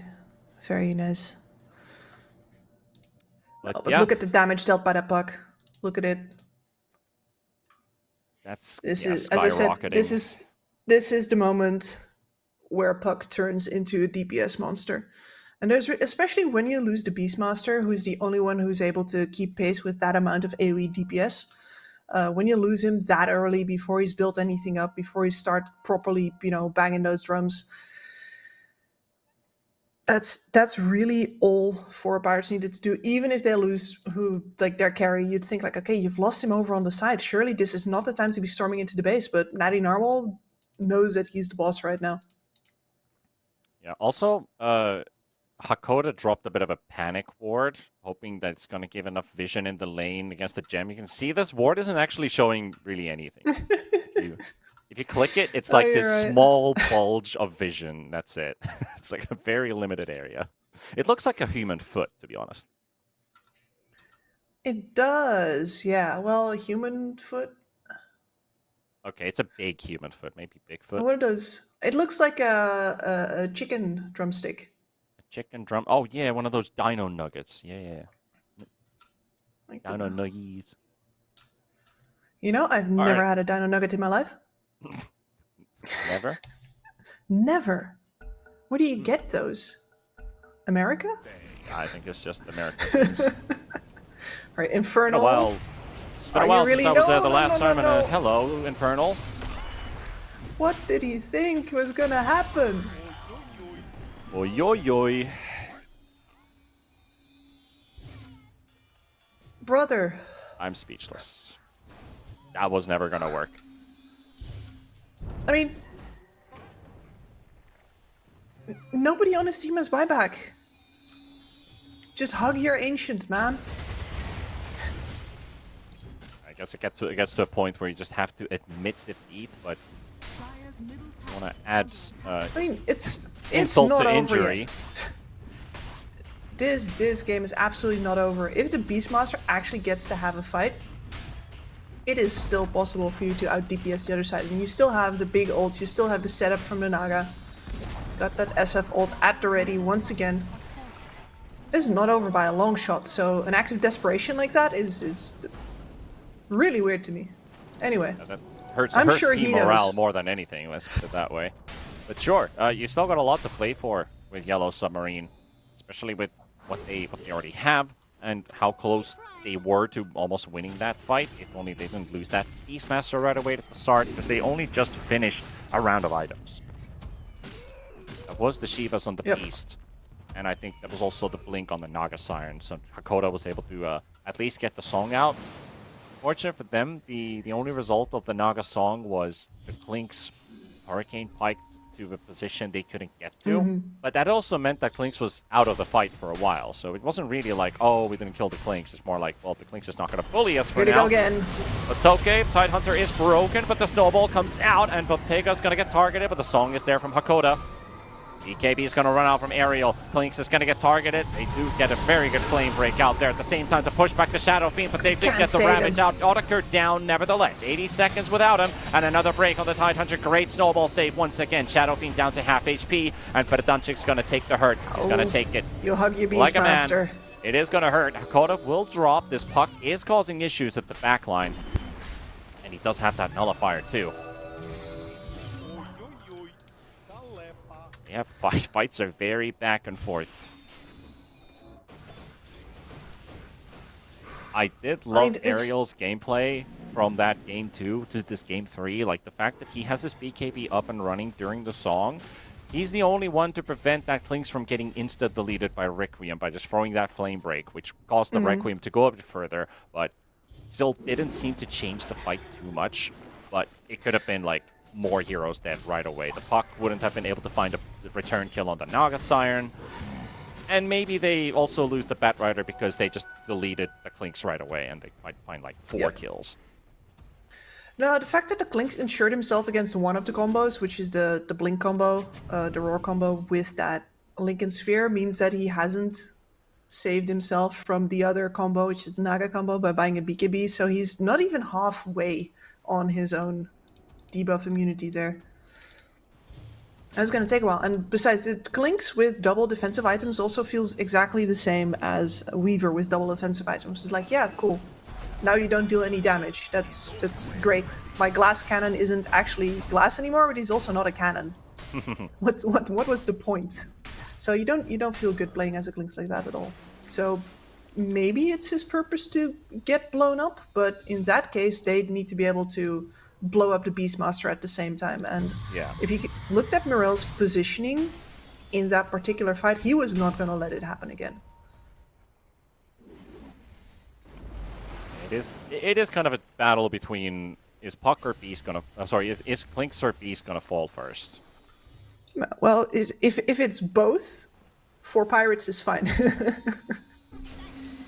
Because you have 2 clear sources of damage on both sides, the SF and the Beast versus the Puck and the Klinks. And if those heroes are gone, or at least the whichever team has the deficit on those damage dealers, will decide the outcome of the fight. Smoke up from 4 pirates down the top lane. But Yellow Submarine suspecting something is up because Roshan has also spawned in the pit. He's got a shard, he's got a cheese. Big Roshan to fight for. Yeah. And 4 pirates is the Reaps are inside flanking the vision base, in the lane though. here. Yeah. Already doing damage. Dire's middle tower All the way around the back, but that's where Infernal is holding court. They know where they are now. That gem animation shows. So Puck jumping back and forth, getting vision, smoking more, popping more smokes on the high ground position, and Otakar will get to work. Dire's Ringing the doorbell again. under attack.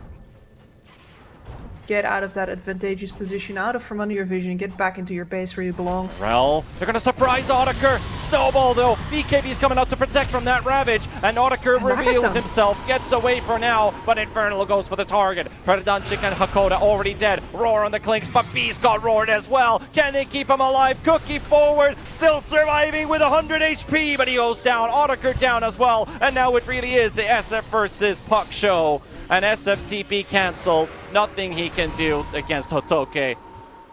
And Natty Narwhal will stand strong in the end with the 4 pirates. In this case, 3 pirates survive. Yellow Submarine, they got at least Infernal trying to cut the waves, but creeps inside their base. There's no backdoor protection. Are fortified. No, and the difference in the shot calling there, going for the Naga Siren first, making sure that that reset doesn't come out, Man, Verdanchik. That Yeah. Lotus timing. That Lotus timing on the roar.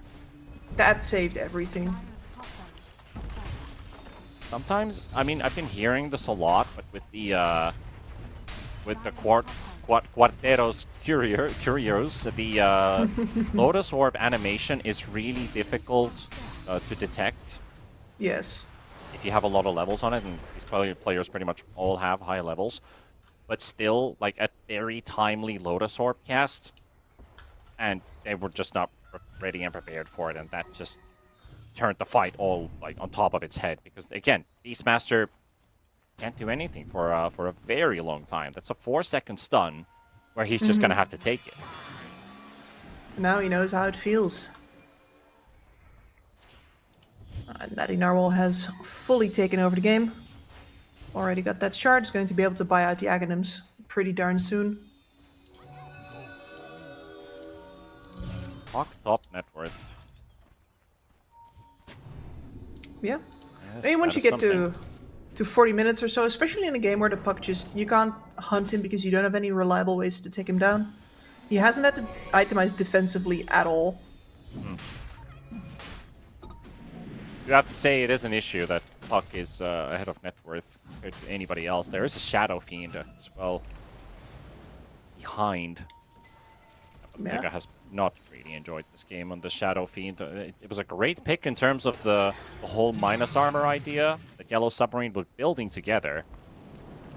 But every hero needs to stay alive for that minus armor to play into effect. One is an aura linked to a hero, the other needs to keep applying corrosive haze as they're going straight for the Shadow Fiend, but they get the song out.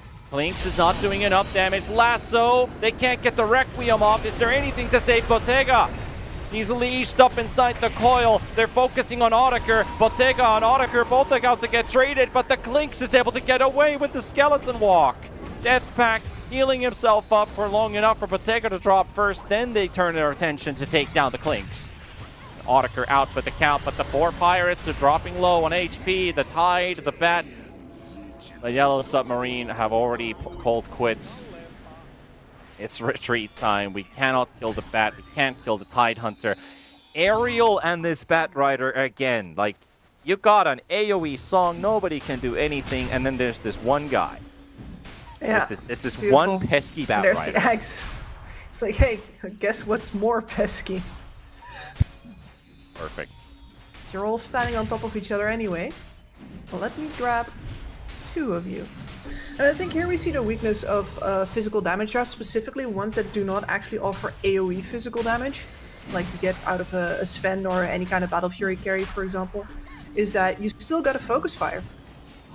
You still gotta all right-click the same guy, you all gotta be close to the same guy. Whereas if you have AoE damage, you don't necessarily need to be next to anybody, you're always going to be hitting multiple targets. Yep. It means that the enemy can't juggle damage nearly as well. Well, yeah, sure, most heroes on 4 Pirates were low near the end of that fight, but none of them were dead enough, except for Otaka, who got a lot of flack, but that seems to be his job at this point. As long as the puck's not dying. Hakoda's kind of going all in here. I was looking at Snap queuing a Hex, Beastmaster queuing a Hex, Naga was queuing a Hex, but Naga then swapped over to Refresher and sold half of her inventory to get at least yes, she close did. to this Refresher, so we will have a double song very soon. Just a recipe double short, song. so this could be a game changer, especially when the BKBs have run out. It could be, but what are you... I think you're just going to sing once and follow it up with another and use that. Again, I'm talking about a one-trick pony. It could work out. It was a pretty cool play yesterday. Talking about one-trick ponies was the in a losing situation, Terrorblade went to solo Tormentor, and I was like, "Why the hell is he doing Tormentor?" And then clicked to me, and then they just deleted a sniper right away because he TP'd back home with 1 HP, sundered the sniper, and then they're like, oh, their high ground push goes there. But that's not going to work twice in the same game. Now that you have Refresher on the Naga, the way that you're going to use it, of course you communicate and you have a plan on how you want to set it up, but there are options how to do that first combo. Are you doubling it up for regen pump? because you got the shard for the Song of the Siren, so you could definitely use it once and then follow it up with another right after, or save it for later for another possibility to drop it. So one could be a bait, and the second one's the one that really matters. Or just use it for heal. Are you waiting out the Bat Rider? Is that what's happening here? I'm saying no. Bat Rider. It's just really do it a twice. question. It's really a question of how 'Cause does they don't have a Hakoda want to second. take it. And Yeah, 'cause Natty you don't Narble is have just a going to go for the second aggressive spell. blink in. Gonna get the silence out. There's the first song. They got the And puck. Puck is in it. They release him aerial. no. Goes for the BKB, and he targets the Naga Siren. They might have seen that refresher on his inventory. So there goes your double song. And all of that theory crafting down the drain as 4 Pirates. I think this is a pretty decisive blow. They don't have any buybacks. I'm kind of disappointed that now we won't get to see, because I'm frankly baffled. Like, sure, That was the double song is option we nice. didn't mention. Yeah, well, Because that could have also happened. It's like, what happens when you buy a refresher? Nothing. Nada. nothing. You never refresh. And that's it. I'm pretty sure that's the GG call right away. Voltega's seen enough. And 4 Pirates will continue in the upper bracket. Yellow Submarine will have to do the long haul. They will. And I gotta say, I am very pleasantly surprised, because, yeah, some of these games were pretty long. We had to wait until some pretty big gold differentials. But truly, after what I've seen recently, I thought that passive play would win. And I am very happy to be wrong. Absolutely.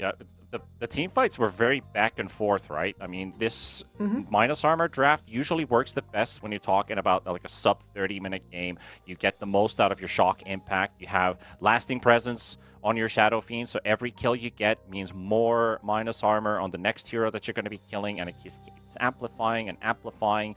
It used to work on buildings, which was ridiculous, so thankfully that was kind of removed from the game. But still, it means that you have the strength in your team fights. The fact that they never got to play it that way, or Pirates having Puck with such a good time after the laning stage, even if Beastmaster was rocking the net worth charts, those couple kills that they found, the Tusk Snowball answer on a Roar target, the Batrider lasso plays during BKB, the Tidehunter Ravage to counter a teamfight ulti that the other has, like, I feel like there were so many good things 4 Pirates had in their pocket, despite all of that net worth Yellow Submarine had.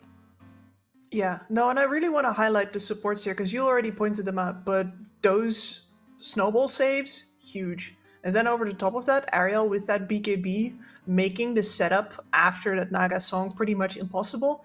Both of those meant that, Yellow Submarine had a very set order of operations. You do the song, then you pump out the ult, then you are somebody, etc. And there was always some form of interference, and they just couldn't really handle that for well enough to end the game earlier than what they want, because in the end the puck takes over, and they couldn't do anything about that at that point anymore. And I want to know what that refresher was about, man. I'm gonna see if I can ask somebody about that in the break. But the funny thing is, that was a mystery that will probably stay unresolved, at least for the viewers, because we have another series coming up.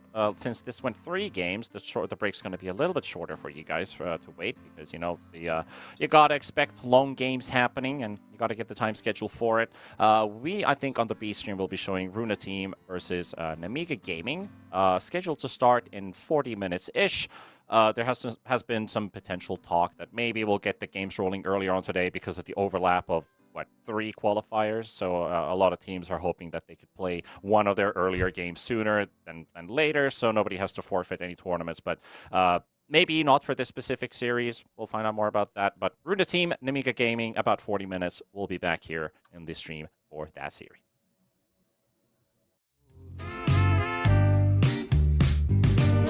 But baby, no one can promise you forever. Right now, I only know that we should be together.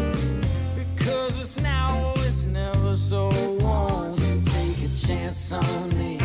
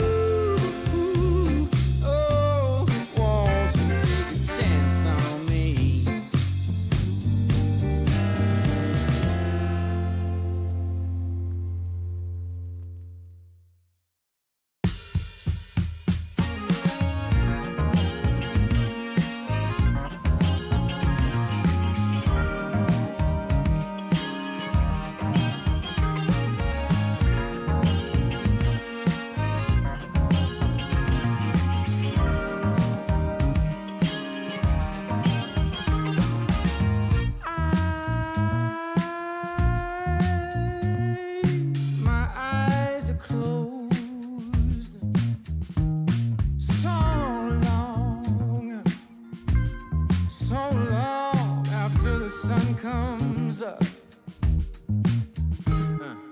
We do a dance in the dark, down the hall, pictures fall, even the neighbors call. But then you rip out my heart, every artery, a part of me.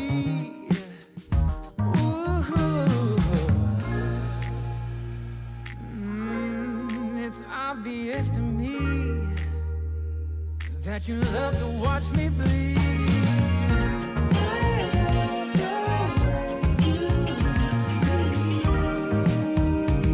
But not half as much as I love when you leave. I hate to see you disappear. But I love to watch when you're walking away from me. Walking away from me. Yeah, yeah. I could be anything you want. I could be anything you need. Baby, tell me it's something real, and I'll give you everything. Every now and then wicked smile. You know I can't help myself. They play around with me for a while, keep tearing me up until there's nothing left. Ooh, it's obvious to me. Yeah, you love to watch me bleed.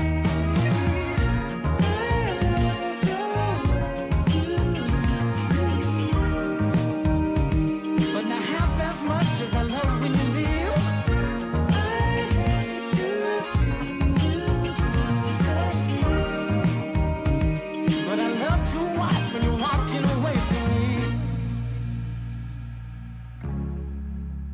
Yeah, yeah.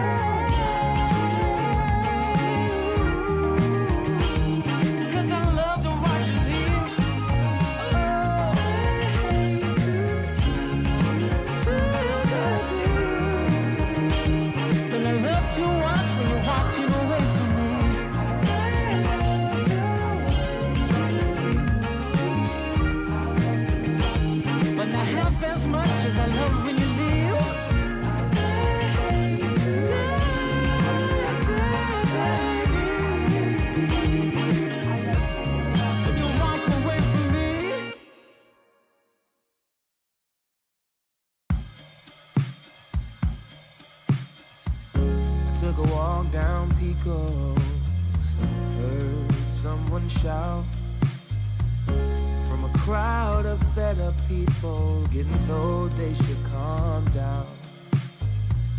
Didn't wanna fight, but the tears that fill their eyes are brought by the people sworn to preserve their rights. Oh,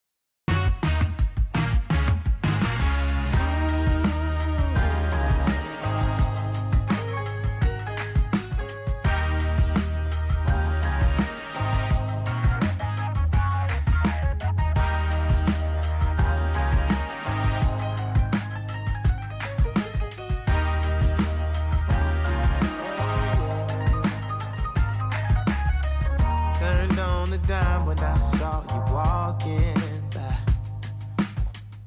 Something about you caught my eye, yeah. Ain't trying to waste my time, just standing in your line. Gotta take a shot before you pass me by. So you wanna be alone for a minute? Well, come on, tell me what's on your mind. I wanna know what makes you happy. I wanna know, can I make you mine? Ooh, I wanna know if you know that I treat you right. I wanna know, can I spend the night? Well, I had my eyes on you for a little while now, but you never noticed 'cause you had a man. Ooh, yeah, and it's plain to see how bad I want you, girl. I'm trying to be much more than friends. Hey, so you wanna be alone for a minute? Come on, tell me what's on your mind. Tell me, baby. I wanna know what makes you happy. Wanna know, can I make you mine? Ooh, I wanna know if you know that I treat you right. Wanna know, can I spend the night?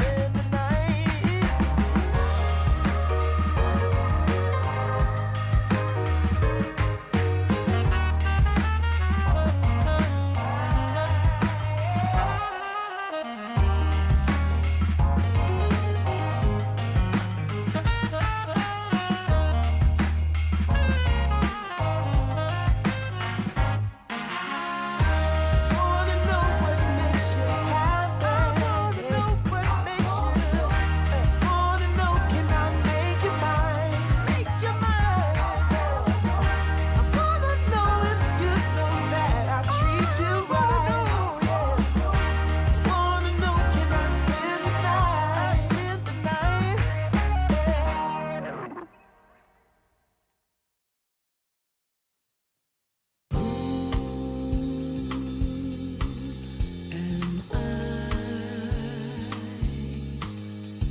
A boy, a useless toy, running so scared, eyes wide shut from pain. This fight, this poisoned land of fools and broken dreams. Oh, please set me free. Take me home.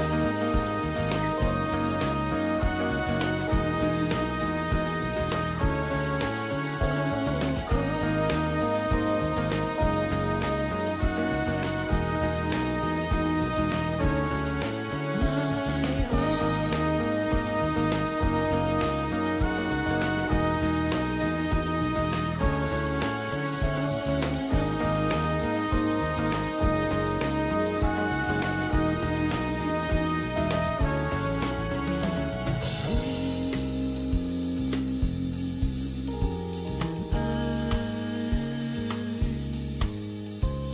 dragging on the floor,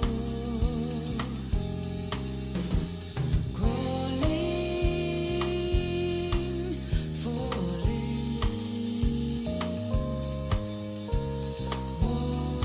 washed up on the shore. This fight we blindly chase, but lose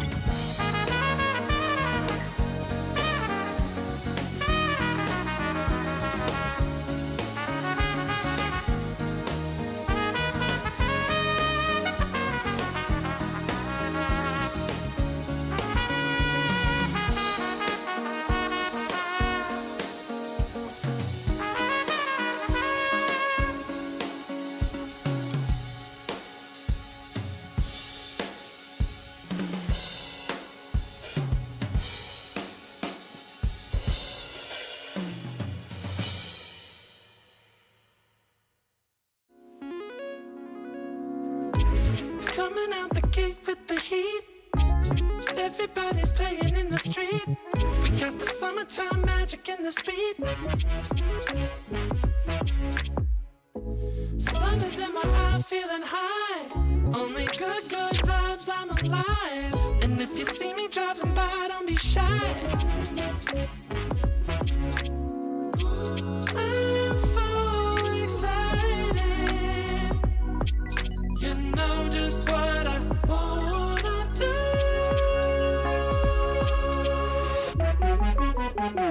I'm glowing on up, I'm glowing on up, I'm glowing on up. I'm glowing on up, I'm glowing on up, I'm glowing on up. Don't it feel like summer? I'm glowing on up, I'm glowing on up, I'm glowing on up.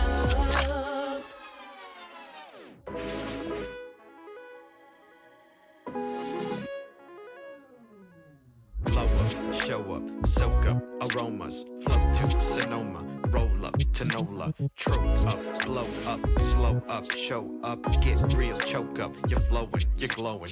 Astral samosa, you're landing on Europa, your horns blowing, you're chosen, all the deep cuts you know it. I got the pre-glow and the post-glow, inspiration knows no boundaries where it flows. Your fingertips to the globes tilt to the universe on stilts, hold on and chill.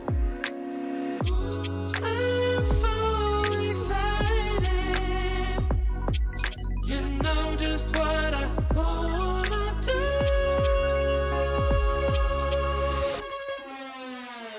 I'm glowing on up, I'm glowing on up, I'm glowing on up.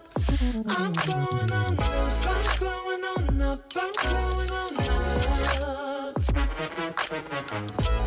Don't it feel like summer? I'm glowing on up, I'm glowing on up, I'm glowing on up. I'm glowing on up, I'm glowing on up, I'm glowing on up.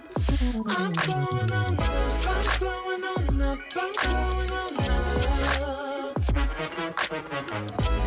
Don't it feel like summer? I'm glowing on up, I'm glowing on up, I'm glowing on up.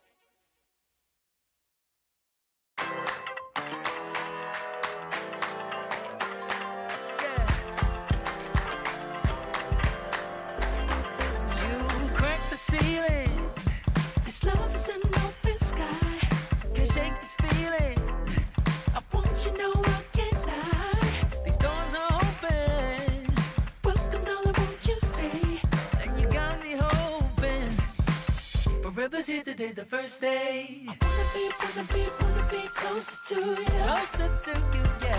Want you to be all mine. I got all these choices, but I so made up my mind, yeah. There's nobody better, gotta be you. A thousand voices, because it's so good to be alive, yeah. There's nobody better, so it's gotta be you. These myths are busted, the grass is greener on my side. It's done and dusted, I'm never getting off this ride. 'Cause life with you is golden, so how can I go back to silver love? I'll be holding on, can't get enough. Wanna be closer to you. Closer to you, yeah. Want you to be all mine. Oh, yeah. Got all these choices, yeah. But I so made up my mind. There's nobody better, gotta be you. Got to be you. Voices, yeah. 'Cause it's so good to be alive, yeah. There's nobody better, so it's gotta be you.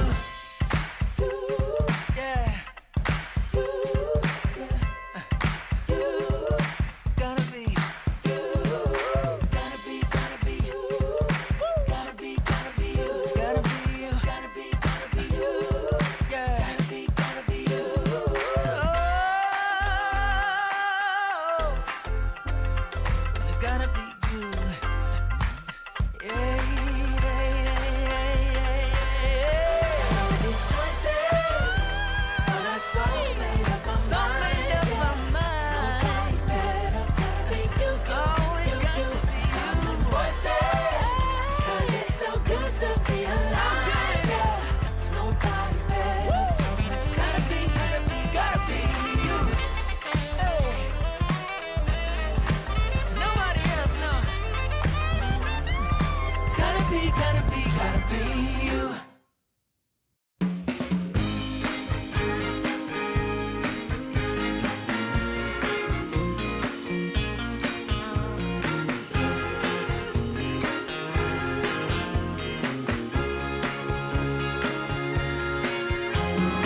I want Music, good music playing and dancing to the groove, and I want oh, singing. to sing at the top of my lungs. The evening has just begun.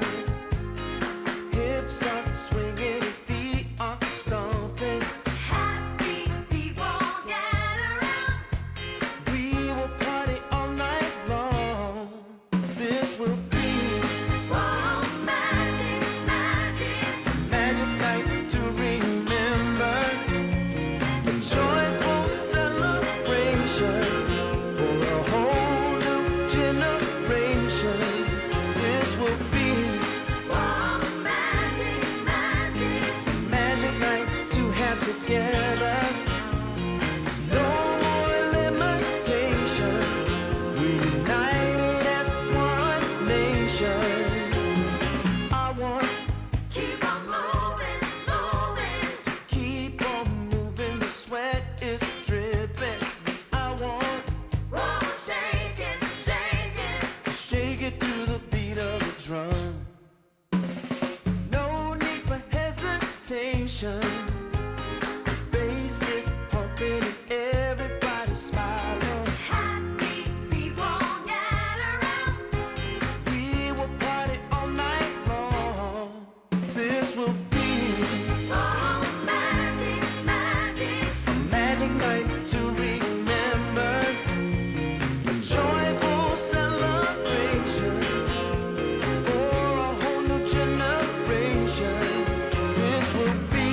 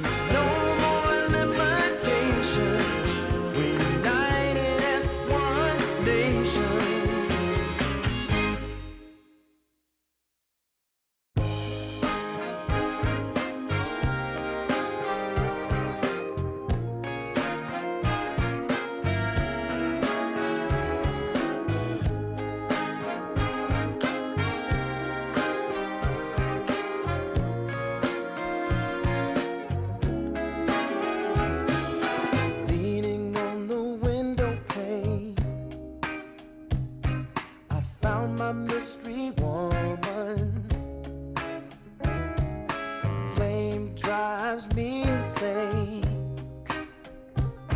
She's heavenly creation, the spirit of the hot summer day, controlled by her emotion.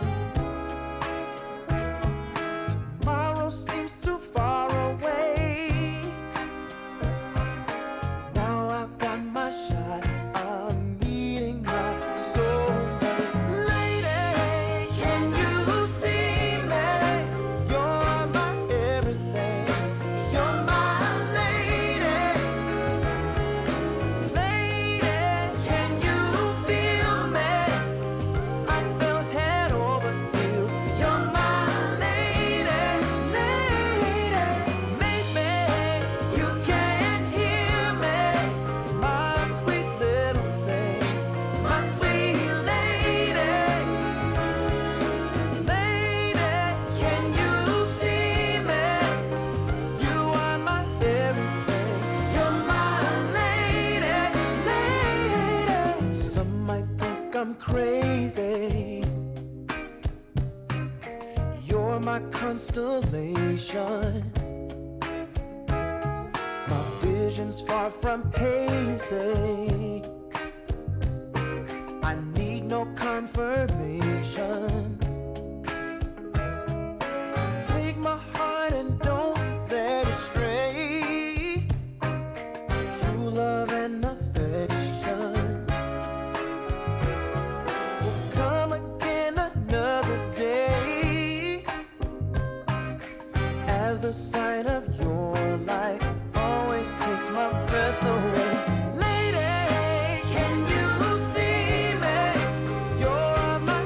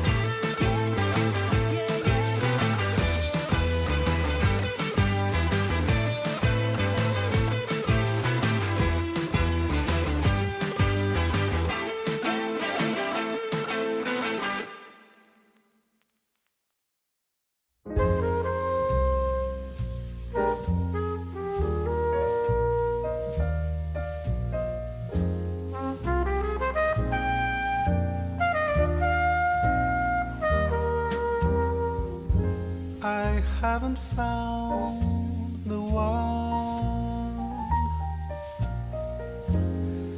I never knew what others do.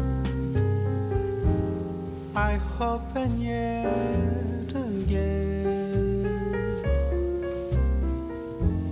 what do I know then? I believe it's all meant to be. All my dreams are so out of reach. I fool around, but we never know. I fell in love, but a long time ago.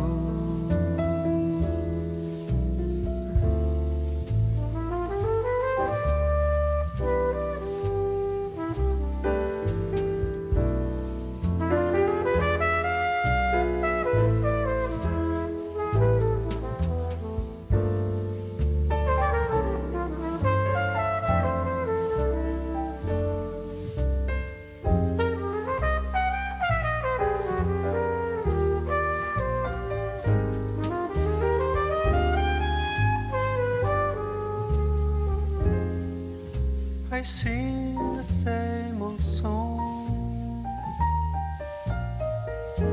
been going on for far too long. I hope and yet again, what do I know then? I believe we're all meant to be. All my dreams are so out of reach. I fool around, but we never know. I fell in love, but a long time ago.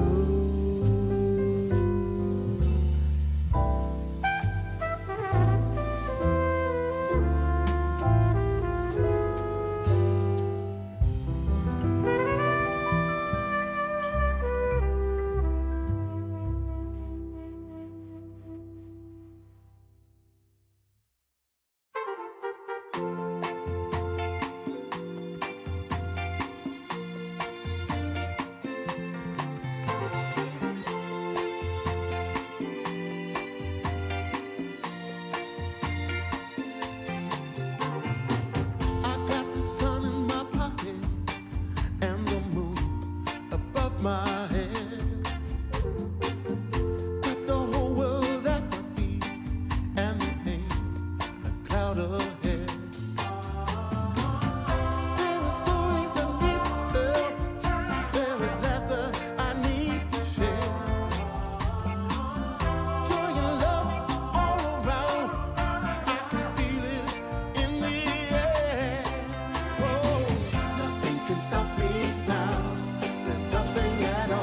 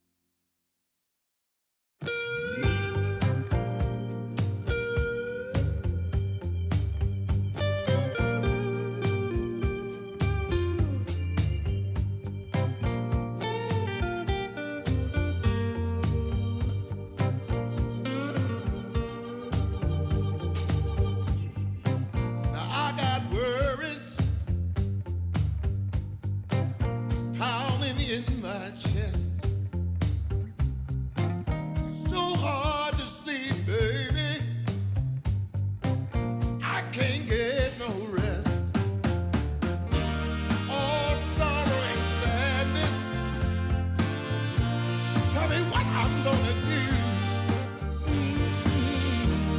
'Cause baby, without you, I'm all wrapped up in blue.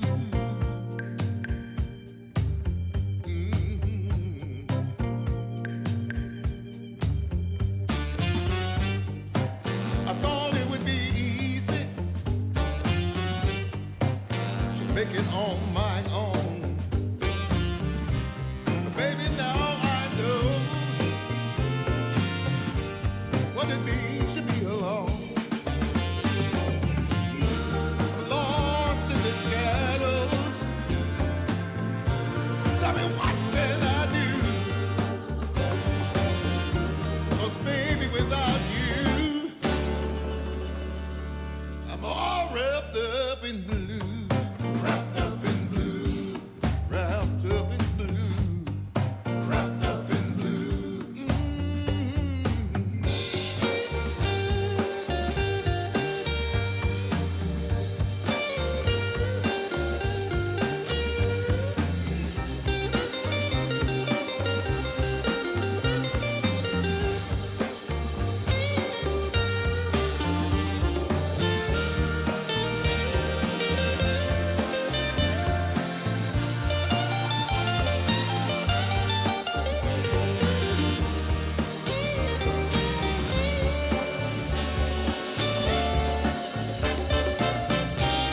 You don't miss the water till the well runs dry. You never see when the truth turns into a lie. Hey. Wrapped up in blue, all wrapped up in blue. Wrapped up in blue. Can't find my way out, no. Wrapped up in blue. Tell me what can I do? Wrapped up in blue. All wrapped up in blue. Wrapped up in blue. Somebody help me now.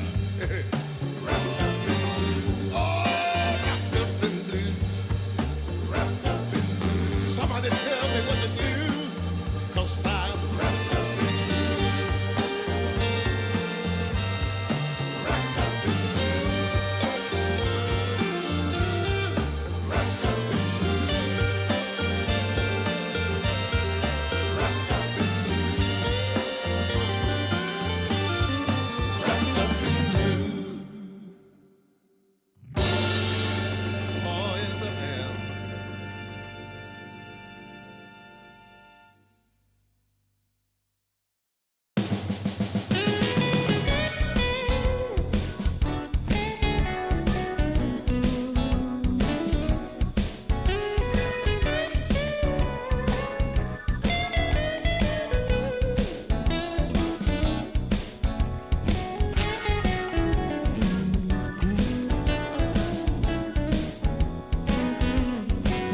I got the prettiest little girl. She's as pretty as can be. Yeah, yeah. I got the prettiest little girl. She's as pretty as can be. But what I don't understand is what she sees in me. Ooh, I've been drinking too much, staying out all night. I can't remember my left from my right. I'm kinda blurry from my head to my toes. It might seem like nothing, but there's one thing I know. I got the prettiest little girl. She's as pretty as can be. But what I don't understand is what she sees in me. Oh yeah, yeah.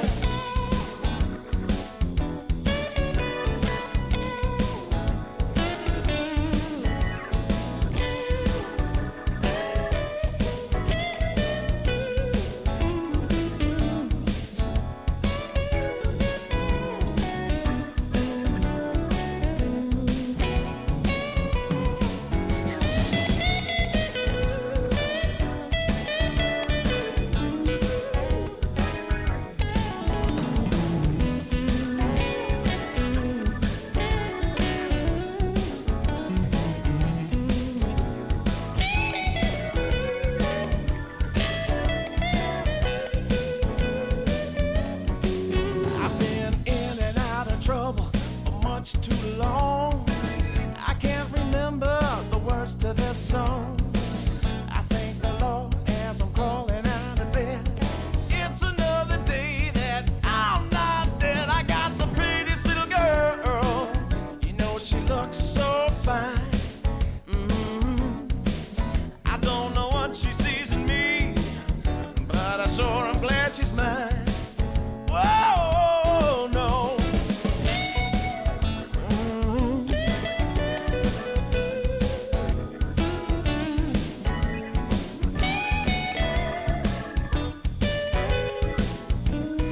Oh, yeah.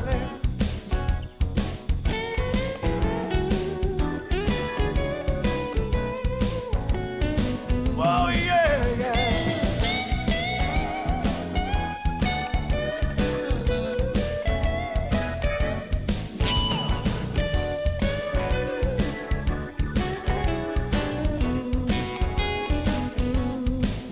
I got the prettiest little girl. Sure, I'm glad she's mine. Hey.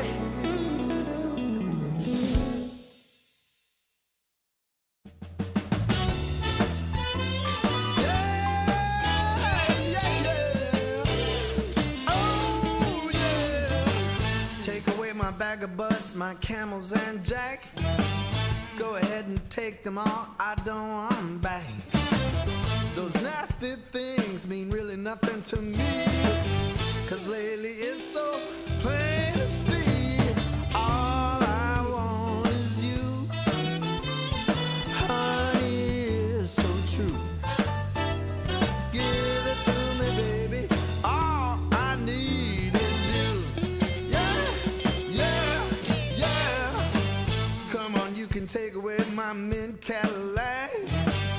Take my Harley too, I don't need them back. I got an engine, Lord, it runs so right. As long as I get your loving each night. All I want is you. Honey is so true. Give it to me, baby. All I need is you. Yeah, yeah, yeah, yeah, yeah. In the morning, well, early in the morning, late in the evening, right around noontime, right about noontime, baby, 24/7. Give it to me, baby. All I need is you. Yeah, yeah, yeah.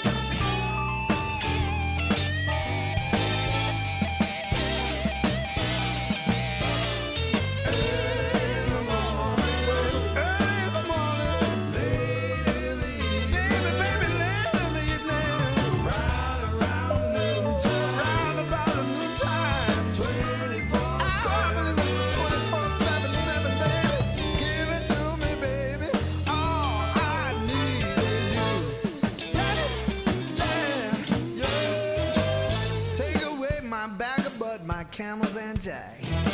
Go ahead and take them all, I don't want them back. The only thing I could ever really miss is what I feel when I get your kiss. All I want is you. Honey is so true. Give it to me, baby. All I need is you. Yeah, yeah. Oh, yeah. Early in the morning, late in the evening. Well, it's about late in the evening, baby. Right around noontime.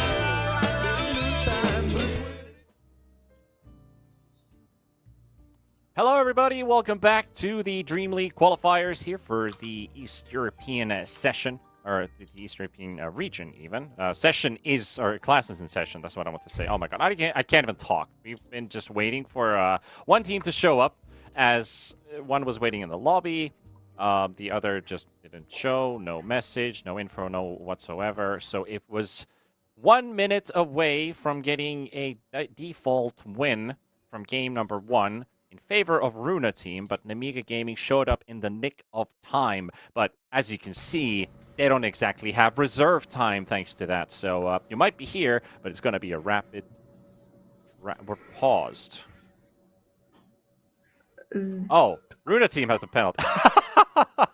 Oh dear. Okay, so the admin applied the penalty to the wrong team, so I guess we're not watching the draft. Throw it back to the studio production. Get us back here on camera. We'll fill for the time being because we have to remake the lobby. That happens, you know. It happens. Absolutely does. Well, I've got something for you in the meantime, because I did get to have a little chat with Undershock after our previous game. Of course, first to congratulate him, because of course that's pretty wild that they got that win. That was definitely a bit of an upset. First off, the Midas that confused us on the Undying, that confused him as well. So there were no separate strats there, and Ottaker got a little talking to, I think. And then the other one is the idea behind the refresher on the Naga. And as far as Undershock was concerned, that was just a way to try and make sure that, as opposed to like having to deal with the single,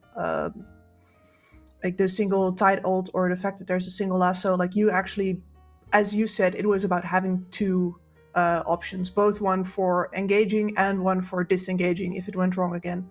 No attempts at combos, no attempts at interrupting anybody or at waiting at the BKB for the Batrider, just simply one for engaging, one for disengaging, or two for engaging if that's your plan. But it really, you can only do that on the Naga, of course, if you do have a blink dagger and you're not beholden to having to walk in, because otherwise your engagement is not really good enough. And we saw that, in fact, that the engagement from Hakoda wasn't good enough on that last one, and he got caught.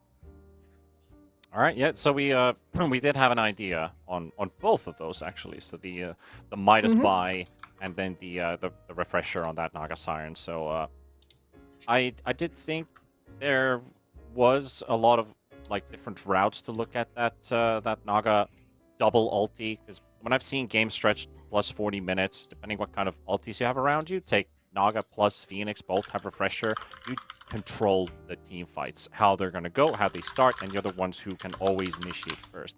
When you get the refresher on the Naga Siren, it gives you that freedom of opening first. Maybe you force out a BKB from somebody.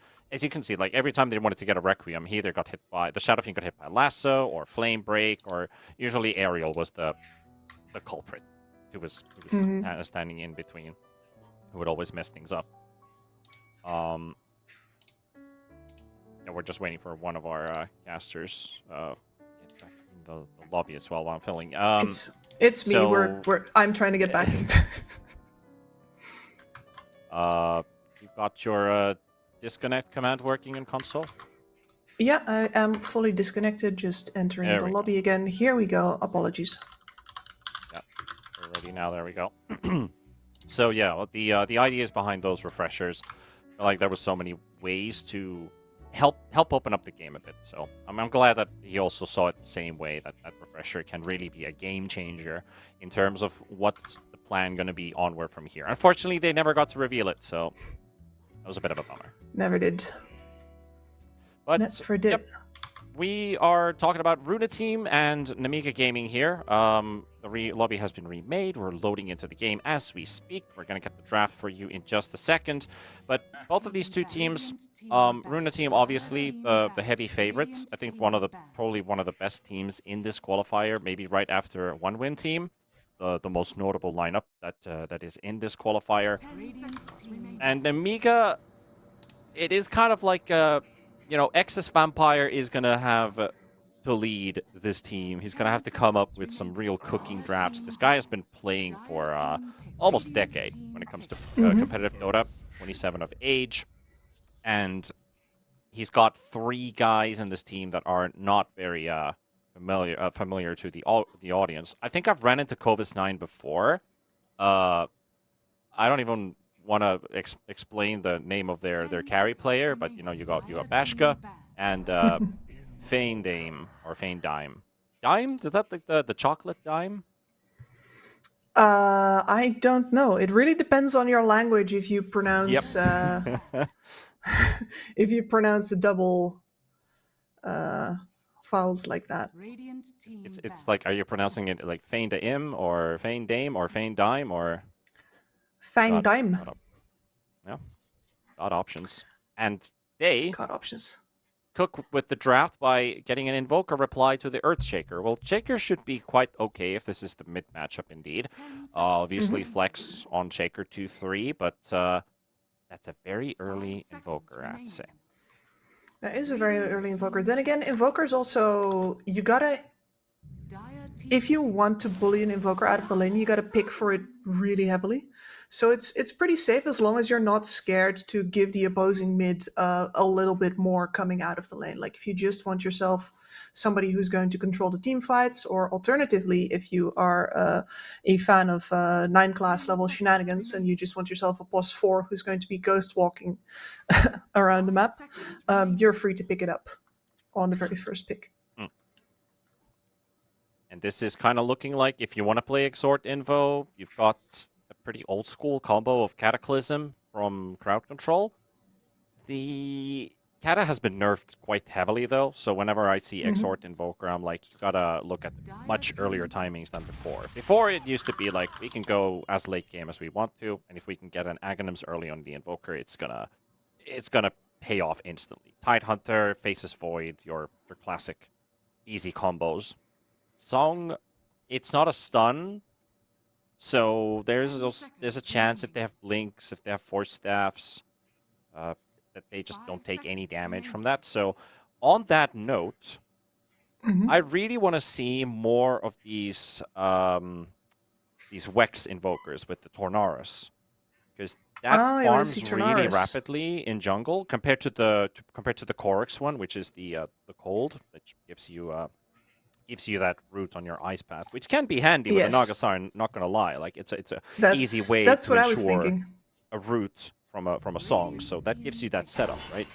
But I would really like to see more Wex invokers being brought in, because I think that Tornaris has a lot of hidden Imba potential.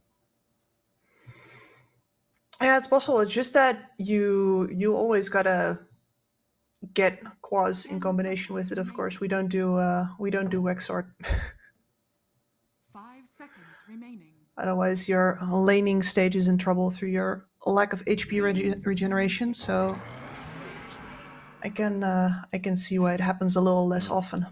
But now I'm leaning again to the Exhort, because we've got Horse Stomp or Hoof Stomp in general. We can easily play with a single quick duration stun. Centaur has nuke. You can get some kills on the side lanes. Invoker getting assist gold that also amplifies, or it may be just straight up kill gold. Pretty easy to play it around the Centaur, but I don't really discuss the Runa team too much. Another setup.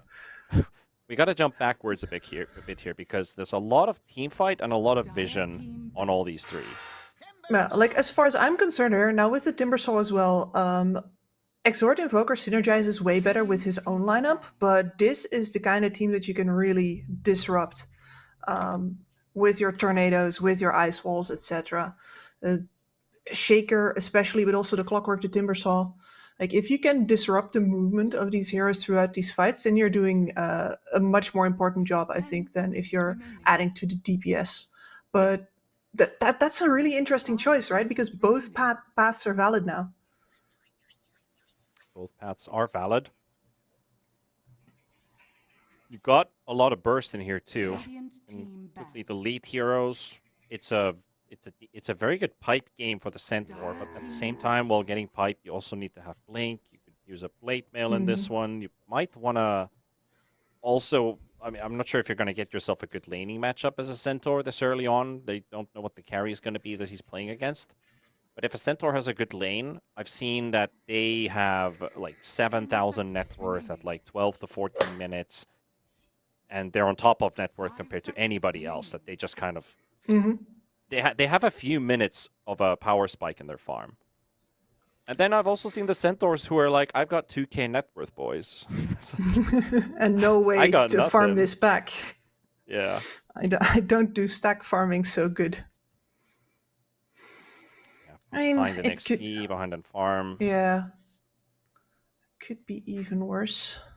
Timber doesn't make it any easier. I like the Furion ban because it then doesn't amplify Timber's damage output from the Sprout. Because then Timber and Furion, you always want Timber to be in deep, and Furion is going to be even deeper because he has the global presence, and you can just nuke even more on that top of that nuke that they already had in this Runa team draft. Yep. Team pick. Sprout also Radiant team. as like first that, man. center. Very. Oh, Lifestealer. Okay. There is an Ursa and a Troll still out there, but they don't necessarily want to play either with an Invoker. Maybe Troll with Alacrity doable, I like. Yeah, I mean but probably not the favorite. both, honestly. Neither of them Because that- particularly bad.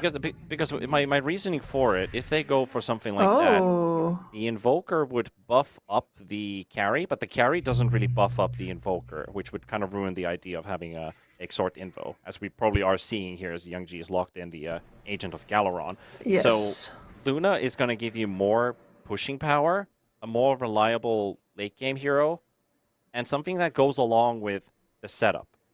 Ags on Luna is really good in a game like this, which it is kind of traditional that carries will go to that item, maybe like second or third item agonyms, just to get like that quick power spike because they need to get Luna involved. Yes. No, and I'm a big fan of that change. Like, I think in general it's been underrated for a while, so that's good to see. Now I'm wondering though, it seems so hard for an Amiga in this game to actually get any actions in particular of their own going, because there's so much bloody engage from the enemy side. This is not just a 1-2, like, oh, first one comes in and then the other, but there's going to be a third over the top. And, you know, if the Snapfire wants to jump in herself, maybe a fourth. There's so many layers. You can save once or twice, but I do think that Runa team gets to actually pick the targets this game.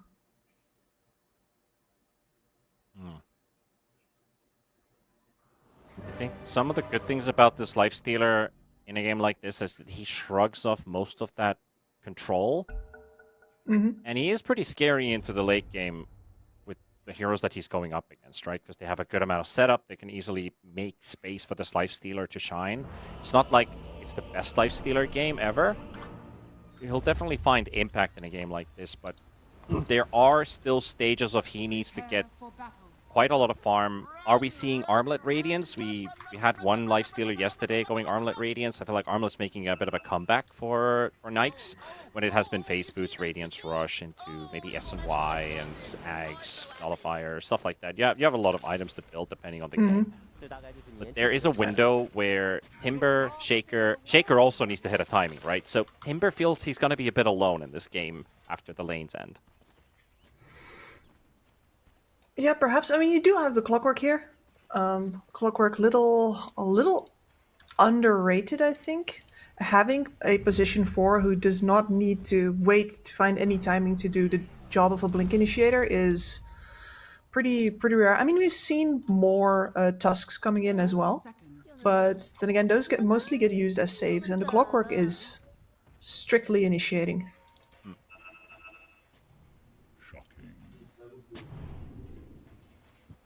The thing I'm worried about here for Nicky Cool is the fact that I know Timber is one of his most played heroes.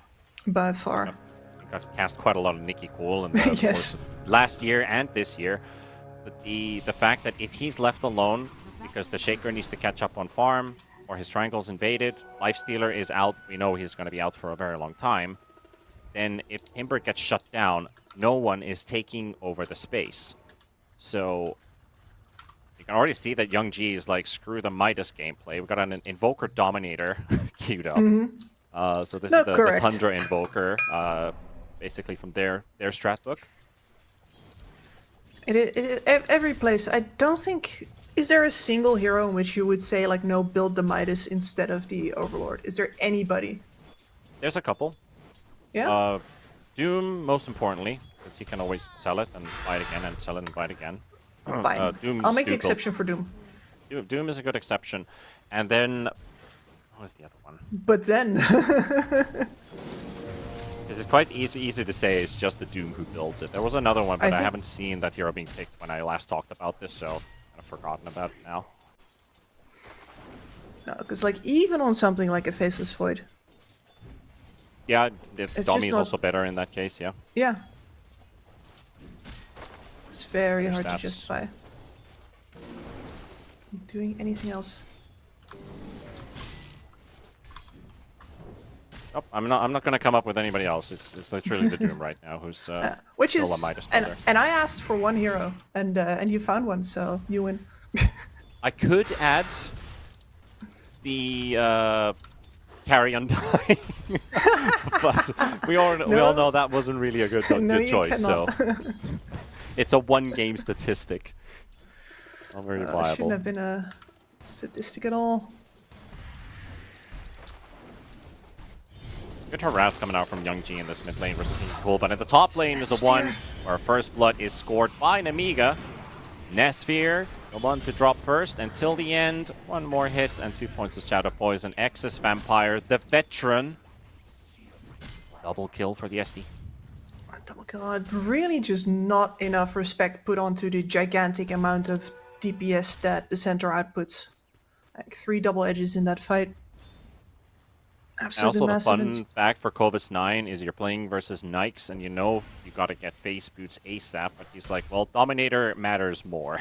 So it didn't pick up any armor items like the original, I'm gonna bring up like 2 or 3 rings of protection. He just goes straight for crown. And as soon as you get that Helm of Iron Will, it's like, well, since Domi is in the meta, I don't need to do my ring build anymore. True, he's free to do the same thing as everybody else. Yep. Be a copycat. Kovis 9, I like that he's holding on to that hoof stomp. He's relying that the range is enough. Doesn't have to burn any extra mana. Just to keep the clockwork Lane, off of his Alberka, body. is he blocked? He was Alright, blocked. Alberka down. Queasy. Snaps not in a very good position to be battling this anymore. So Bashka and Feindame will find themselves that double kill for the Luna. And Nemiga is now 4-0 ahead. The team that had literally 20 seconds of reserve time for their draft. They're already cooking 3 minutes in. They are. And that bot lane, sure, you can get behind a little bit on that Earthshaker, but at some point you're going to want to start stacking those Ancients, and Queasy right now is going to find out that those are blocked. And first sentry hits, luckily. Talk about like long pauses and waiting for a game to start. Was it LAN or not a LAN? Like keeping yourself focused in it. Nemiga's rushing to their PCs to get everybody onto the server. I think they might have had some overlapping game. Maybe they were still stuck in a scrim or something, and they just kind of like coming straight from a game to a game. Luna team's just been like hands are freezing, waiting for their opponent to show, Yeah, sitting there. expecting a default loss, and now 4-0 to start the lane. Ashka might drop here. Alberka loading up the fissure. Just a bit more needed, No, but no reach. has a Lotus. Getting some tangos from Feindame. Gonna be okay.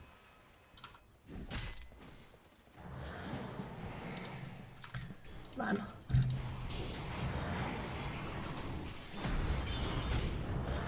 Sunstrike is coming out onto the top lane too. 3 stacks of poison on the clockwork. 4th needed. Excess Vampire's got it. And there's the double edge. Slap. And the Onish gets declared. Yeah,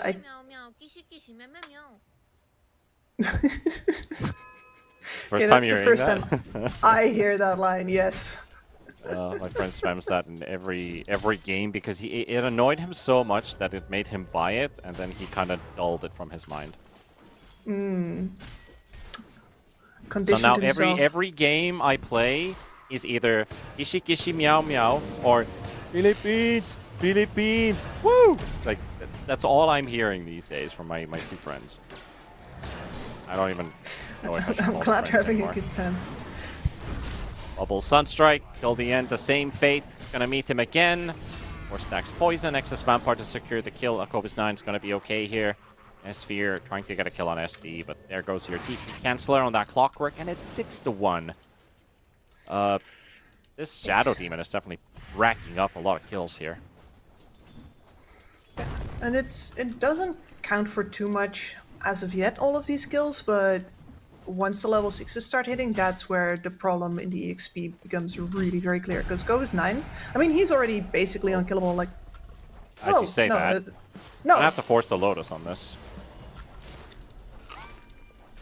He's still gonna die. Take Unless the creeps are fucking gonna forever. block him. It takes a very long time, but yeah. 3-point I'm not retaliate, but Nessphere has Ghoul Frenzy and Open Wounds, so every damage he deals, all the damage he deals is going to be more lifesteal for him, so he doesn't really care about the Centaur. Big kill for him. Dire's bottom tower is under attack. He's at very least lucky that there was no wave under the tower for him to lose during that entire chase. Otherwise, I'm not even sure if it's fully worth it, but hits the level 6 off of that now. Yeah. At Gets least, the full wave. At least the thing is that there's a lot of attention being put down into mid. They were setting up with 3 heroes, waiting for the Timber Saw to come, as they were all aggressively positioned that if Timber TPs or if he runs to the lane, he's dead. Young G's done a great job harassing him, but the downside was Clockwork just parked himself in the lane. The Timber's going to be away, so then that's where they suspect he's probably going to teleport instead of walk in here. And then the Snap also shows up and revealed that, hey guys, there's a whole gank happening here in mid, so... Nicky Just Cool. blows the party, and maybe he finds a connection on Kova's 9. Maybe. That's a It's taking 1400 HP Centaur, though. Yeah, it's taking so long. And Some Gov's 9 stack was stuff. pretty wise to his tricks, yeah? Yeah, they're getting some warning signs. Something's going down. It's just a double stack, but it's something that you can get. You can always do that. Alberka is also in a bit of trouble here. Drops the Echo Slam on a Naga.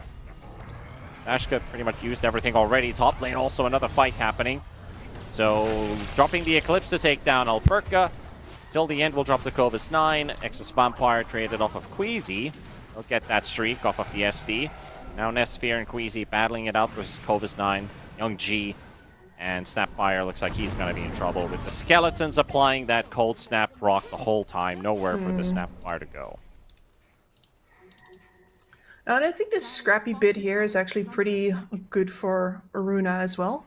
As long as they can take care to not lose too many more heroes, because that really equalizes the EXP. Dire's structures are After It the was- enemies were up on them a bit. It was 3 for 2 traded, and the only core to die was Alberka to the Luna. But he does already have his 6. It's good enough. His stacks aren't looking too juicy yet, though. Base on Bashka. Easy getting the connection from maximum range. The stun doesn't quite connect, but Luna is in serious trouble. Wall is also showing up, so they'll secure that Luna kill. Very good pick. Just isolating her from the rest of the team. Really quite far over positioned there, but of course she came from the portal. The rest of them did not. Yeah, very good overstayed her interception welcome, win. didn't she? Radiant's bottom tower is under attack. Now instead, that's some good recovery time for the Shaker. And Youngji hasn't really been able to shove this mid-wave out into the enemy tower either, but now probably will. Simple pick there down in the mid lane to grab that Timber Saw. Dire's middle tower Ashka also being threatened a bit by the Snapfire. The Shakers got his Aftershock maxed out, just needs a couple points on Fissure. But the thing is, with those stacks in the jungle, he's still going to hit a decent Blink Dagger timing here with 1400 gold already in his bag. has fallen. After a lane that was, well, by most measurements, yeah, I was going to say ass, but He got the Echo Slam kill on the Naga Siren, He so that did. definitely made up for like 2 creep waves. Is under attack. A well that never empties. that was a really Actually good find. tied in net worth with the Luna there for a moment until the bounties got picked up. Has more net worth than Nessphere on this Lifestealer. And Lifestealer is somewhere where you don't expect him to be. He's right in front of the Radiant Tier 2 jungle area. It's like, you did not expect to find a Lifestealer at 10 minutes in this area. No, but maybe if you're getting hunted everywhere, you gotta farm where they least expect you. I do like the movement from him coming down to the spot side. But yeah, You it know, was block work. risky. You're another for an Amiga. And why would you play Beastmaster anymore if you can just be a centaur and play the exact same game? Are you saying Centaur and Beast are the same type of hero? Well, now that Helm of the Dominator is something that centaurs build, yes. I guess from the offlane position, yeah. Tower is under Yeah. We just don't see a lot of Centaur mid, though. No, I don't think we're ready for that anytime soon.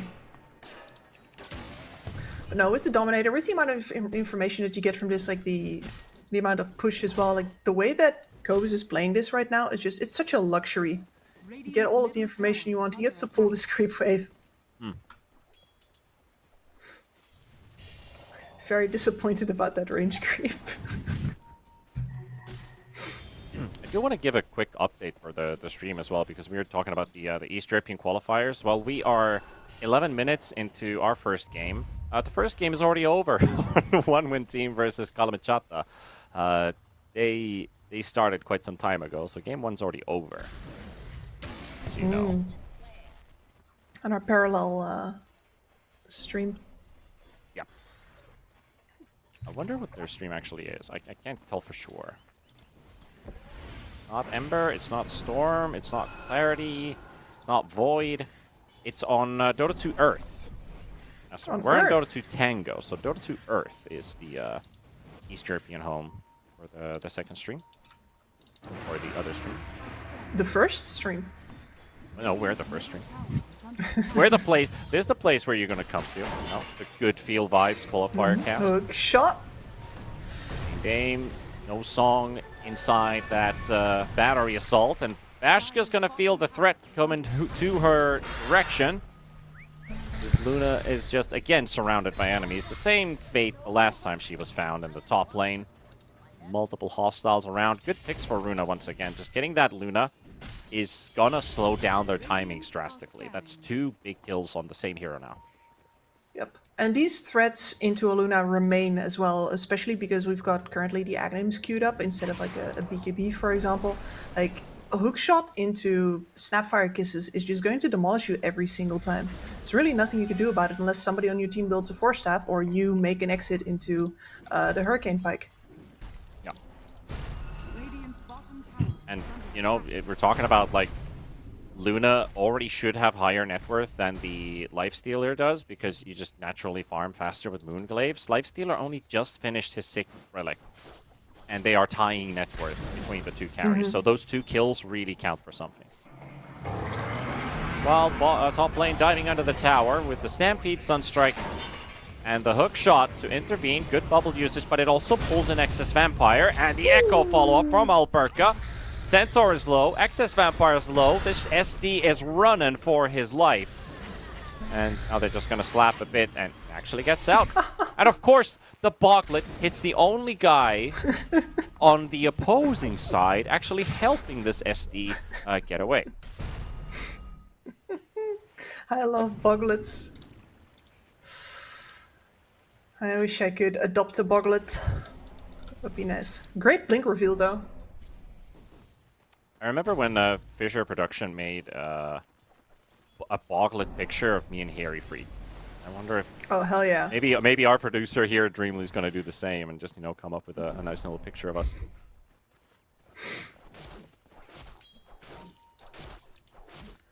Let's see.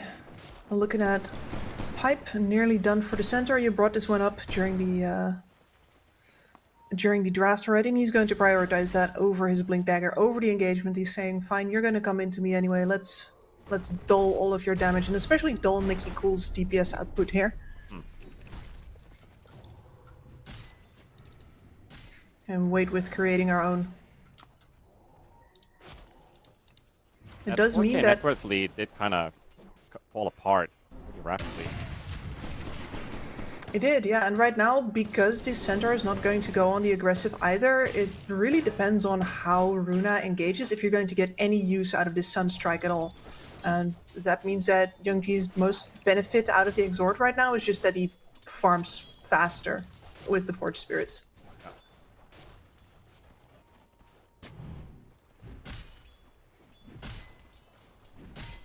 Is halfway to that Cataclysm, of course. And that does mean that we will have Song into Cataclysm. Very fun for the whole family. Dire are scanning. And Clockworks carrying a little package currently.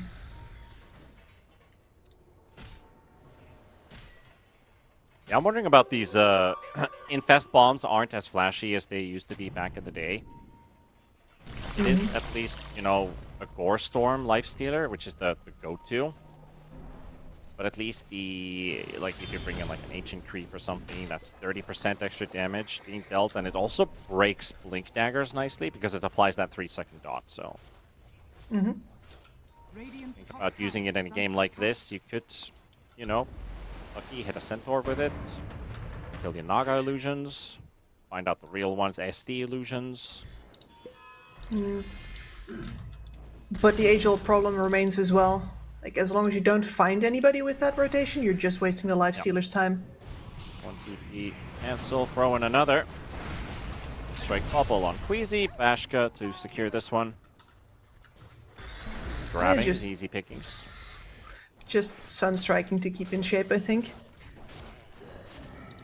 I got my timings right? Yeah, I do. Cool. Well, we will have Cataclysm soon.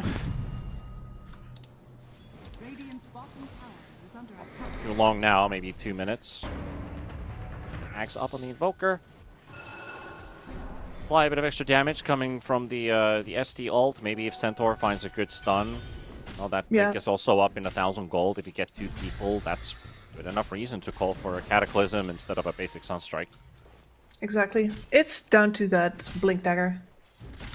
After that, we're probably going to see Nemiga make some moves, and that means that for now, Nesphere pretty free to hit this mid tower. Yeah, and I think that's also a big reason why Runa will probably never want to teamfight directly on a 5v5 to start things off. Maybe after, but like, you're happier taking skirmishes with this lineup and just maybe finding a pick somewhere, but never really clustering up and stacking up, because Nemiga has so much AoE at her Yes. disposal. And it's a problem because you do want that Lifestealer and that, for example, the Timber Saw to be hitting the same target usually. Timber's range not always easy to keep high. On the other hand, like, if you want to pick off, your instincts are to say, okay, well, then we Echo Slam, right? That's going to be the Earthshaker. Easy pick off. You just spend it every now and then on somebody who shows too far up a lane. But if you do that, then your one and only tool to turn things around with after a song is gone. Is a pick off here and there worth the fact that after that Nemiga is going to feel like they have free reign? Maybe it was before this Blank Dagger on the center is going to be up, but he's buying it in 200 gold. And after that, I think you're too scared to use it on the Shaker, and that's a lot of loss of like potential good engagements. It's true. I mean, you still have, as long as the Shaker's not like in the middle of the action, like if you Echo Slam, then they get Song, maybe they need to worry about the Naga Siren first, but that Fissure is still a very handy tool, because, and also the hook shot, as we can see Kovis 9 getting caught. Nikki Cool to follow up on it. They pop the pipe. So it's a bit of protection from incoming damage. SD's TP cancelled there by the battery assault. Nikki Cool stacks on top of him. Another SD bubble. But here comes the rest of the team. Well, at least he's got till the end taken down, but Excess Vampire will in the end pay with his life. And Tormentor spawning in 6 seconds. And it looks like Runa team, they could go and do that Tormentor. Yep, Nemiga's flying in the They center still blink. want to find maybe like at least that Naga Siren ulti being used, or maybe a kill on the Luna. Just make sure that either they don't have setup or they don't have damage. Oh, that's So close scary, to each that other. Black Kovis Dragon. 9 blinks in for the stun, goes for the Timber Saw. There's the Cataclysm, and it does nothing. That's how bad it is these days. That's a bit of a letdown. And now the Lifestealer can do a bit of freedom here with that Black Dragon. Radiance is burning. Centaur suddenly doesn't have a blink. Oh no. He's very scared, guys. Yeah, not enough damage at the moment to fully No. take him out. That's an immovable object. So that was We much might- ado about nothing. Very true, and because of that, we might still be stuck here in top for like an extra minute. Yeah, no, like that tormentor's still hanging out. Got a Wait, Naga keep illusion watching. He Cole's in trouble. Isolated from the rest of his team. He's trying to get some backup from some teleports, but Alberca's not going to make it in time. It's a bit of an awkward split for Oh, Runa they're going team. And here. now, second round, but Esphere is here to help out this time around onto Covis 9. Again, tickling, not doing enough damage on this Centaur. Oh, he's Now clearly... they're focusing the Luna, so a third engagement is happening. Hook shot in, Bashka will live from the initial engagement, but Alberca's making sure that she ain't going anywhere, and there's a shotgun to the face by Granny, and there's the reinforcements coming right after to trade for that lost Luna. It's still going to be a 3-for-1 favoring Nemiga, but without the Luna, now you can't take the Tormentor. So we're still back to square one. Yeah, no, it's... Nothing's gonna change here, Kips. We are running in place. We are running in place, indeed.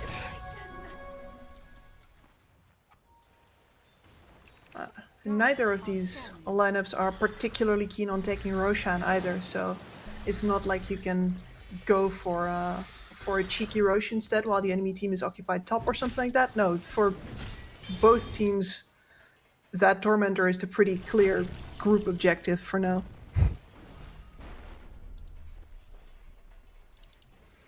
It's, Runa, maybe now? it's awkward.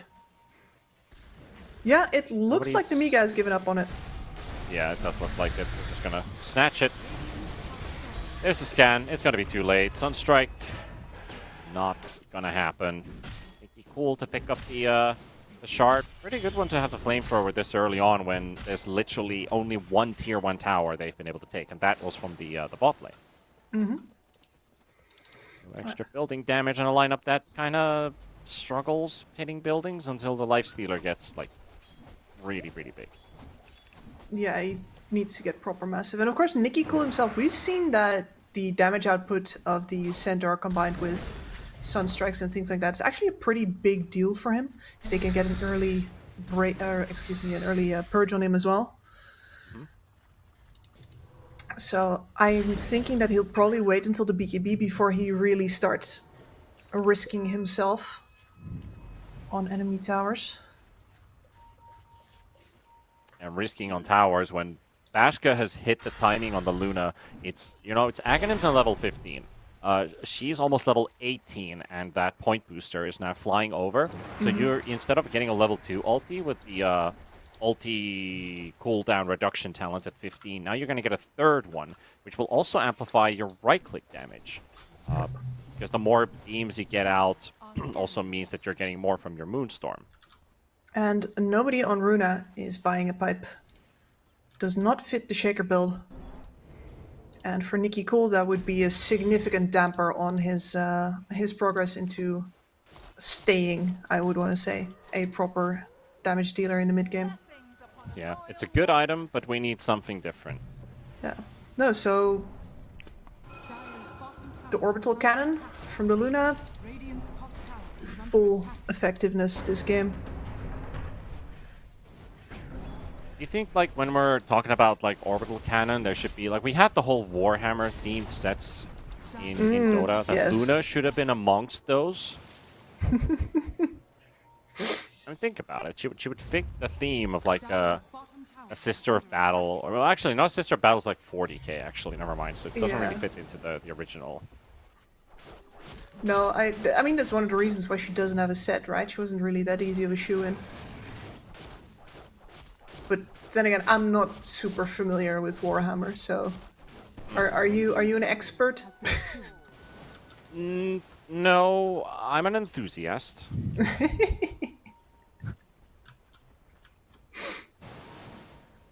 I have clocked on the video game side, like several thousand hours. The in question is, different, like, Warhammer games. Have you read I the don't books? You don't I have paint. not read the Okay. books, and I don't paint. Okay, yes, enthusiast.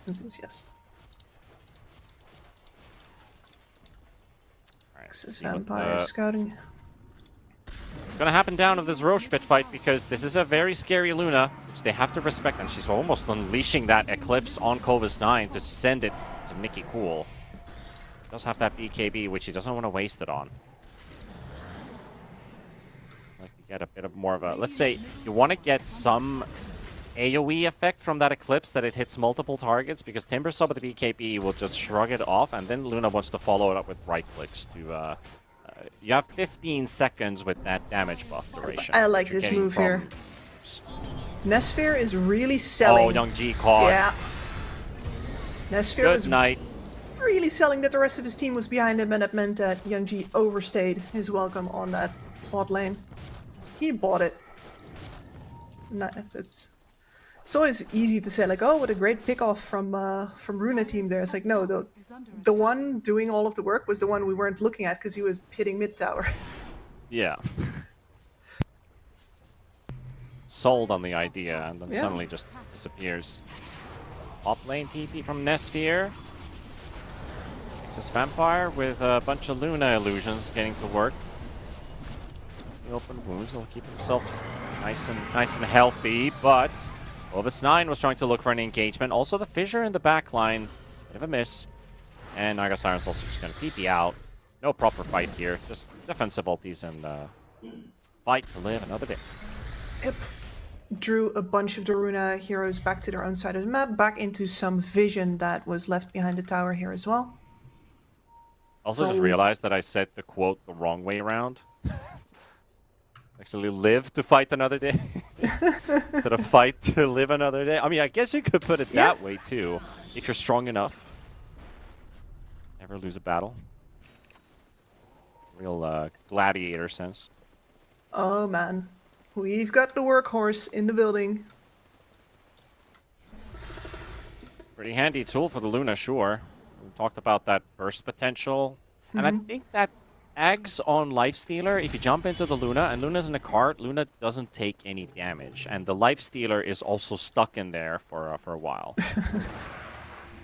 Especially the latter part is a concern. Would be funny if the Centaur just TPs. And then she's like, oh, Luna's not TPing, I'm gonna be fine. Oh wait, the fountain. Yep. With the Centaur and a Luna. This is a really good Roche steal here. They just see their timings here with the AC. Lock it in. Trying to force some kind of reaction, but the Aegis is already down. Clovis 9's got a two-man stun on Clockwork and Timber. Hard to run away. Roche fight's over. Runa team will secure this win. Easily.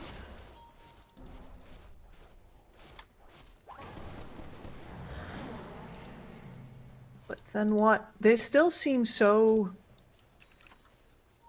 hesitant to actually make a move onto the Radiant side of the map. I guess they also understand the fact that if our big teamfight ultis fail to have effect, we don't have a backup plan. Yeah, this is going to be a... So it's like they're trying to get Runa team to commit, trying to get them to, you know, fall for the bait, get them to initiate. Then we can use our ultis to set things up. And is this finally going to be the opportunity to do so? Eclipse comes out, Nikki Cool soaks it up with the BKB, and they're blowing up Clovis 9, and Feindame also as well. The hook shot from the side, no TP for you, Naga Siren. And, well, I think that result speaks for itself, why they were afraid, Kips. There is the answer. The Centaur... I mean, the Centaur has been basically invincible, excuse me, since the laning stage. And he's been really milking that, and here is finally the moment where he gets told that his time in the sun is over. At least the cooldown on that Eclipse is really low. But the song being down might be the problem for Namiga here, where you can't really dare to do anything against Runa now until you have that backup. Very true. And now that's your first warning. I think Runa team will feel a lot I think they're going to feel empowered after that fight, feeling like, hey, if this is what they've been waiting for all game long to use their ultis for, we do not see a problem here. Yeah. Maybe they are going to get more encouraged by it, and then Amiga could still find an opening thanks to that, but Lifestealer's getting out of hand. And Luna missed her most crucial timing by like 5 minutes already. Like, you have like 20 minutes when you hit 15, get the Eclipse talent, get Ags, use it right away, and they never got a fight like that going. And now that they dropped it, it goes straight into a Timber, BKB, and Nesphere just infested, so... Yep. Timber was like, sure, use it on me. Use the song as well, I'm fine. Yeah. Yeah. Whatever. Like, because if the Lifestealer can just afford to hold the infest and then save whoever's getting nuked by the ion cannon, then yeah, it doesn't matter. And he might still go Ags later on as well. But I do really like Nikki Cool also prioritizing that. That BKB has to come up early. He has to keep that available for as long as possible. That 9 seconds is the same as the duration on an Eclipse, which is wasted again in the top area. Bashka and Excess Vampire tried to catch a Clockwork, and there's no Luna ulti while Nesphere is sieging down the bottom lane. So it's now going even worse for an Amiga to try and hold the defense. Nikki Cole gets to jump onto the SD. The elite Excess Vampire gone for 40 seconds. And there's still an Aegis on the Lifestealer. He's been on this high ground between for... the two supports. Yeah, for a minute now. I mean, he's still not through his first life. And he... Oop. Could just infest an ally and continue pushing, you know, but he's just gonna go open wound to the jungle, continue regenerating that way. Continue with the push. They have a 15-second window with no SD, and actually another 15 seconds that the Eclipse is also going to be coming back up. Is there gonna be enough? Well... He's still got a 9-second BKB on Nesphere too, so he can Rage BKB and be immune for 15 seconds in a row. And Rage has a 17-second cooldown, so you can put another one, but here we go! The stun is there, and the Cataclysm finally comes into effect. Lifestealer's gonna respawn. He'll finish the lane of Rax, Rage, TP out, and he didn't even have to use his 9-second BKB for this. So they got the Cata combo off, they killed the Timber, and they still lost the lane of Rax. That was incredible timing. Like, the second I'm like, ah, okay, they got away with it. No.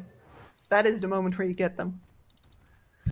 I love the timing on it as well, because it was beautiful. It did come out with a very beautiful stun, and the Cata came at the same time, so they're literally like counting seconds out loud, like when are we going? Like 3, 2, 1, go. Are we going on one or are we going on go? Yeah. You gotta get that sorted before the game for your information. Yeah, that's true. That's true. It's like the rock paper scissors when people are like rock paper scissors rock paper scissors show, and others just go on rock paper scissors. You're right about that. 12-9. Well, time to pimp my ride and leave this place. Nesphere gets hit by the SD ulti, but he infests, and inside the Clockworks, Tad Eclipse again, and this has been a zero impact Aghanims on Luna all game long. And man, does it this just painful to watch. It hurts. Like, I was talking about how it's gonna have full effectiveness because they don't really have a good way to buy a pipe, but I guess full effectiveness is really not worth it either.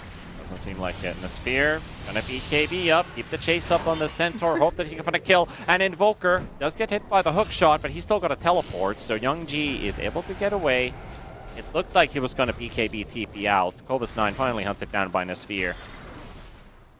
It looked like he was just gonna BKB and teleport out, so he just went for the straight up hook shot, so it allowed Young G to actually just TP right after.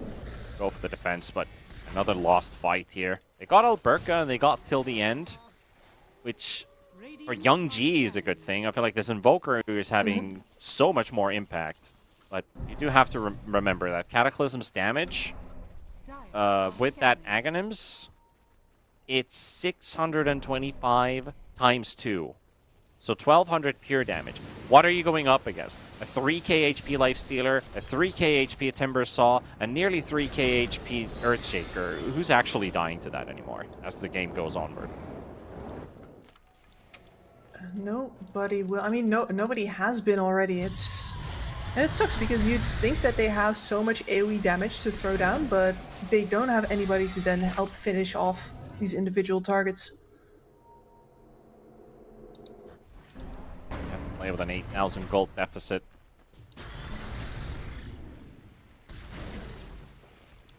Lifestealer still cooking.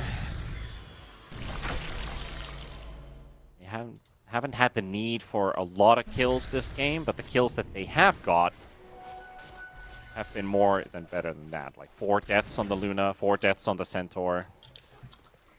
I think the Invoker's maybe riding on a small streak, but yeah, Young G is probably the one that's worth the most money if you want to think about it economy-wise. But Lifestealer's got 5,000 gold. Like, what does he want to get next? MKB. Okay, sure. He sees the butterfly on Luna. Yeah. And then perhaps the Aghanims afterwards. Could be pretty decent for any sieges. I do For wonder. saving more teammates during fights. I do wonder if he actually even goes for Ags this game. Wait, I would say it. I would totally agree with you if he went for it, because that would be traditional. But then again, I'm thinking, what's keeping you alive this game? Why not go for a refresher, for example? Yeah. Another rage, another BKB, and you're not really using a lot of mana on this hero. That as well.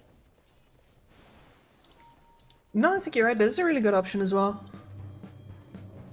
The only thing I've got against it, I guess, is that after they've used the Eclipse, what else do you wanna BKB for? Yeah, I guess it's just the freedom of just running around and. But true, maybe this is the final form.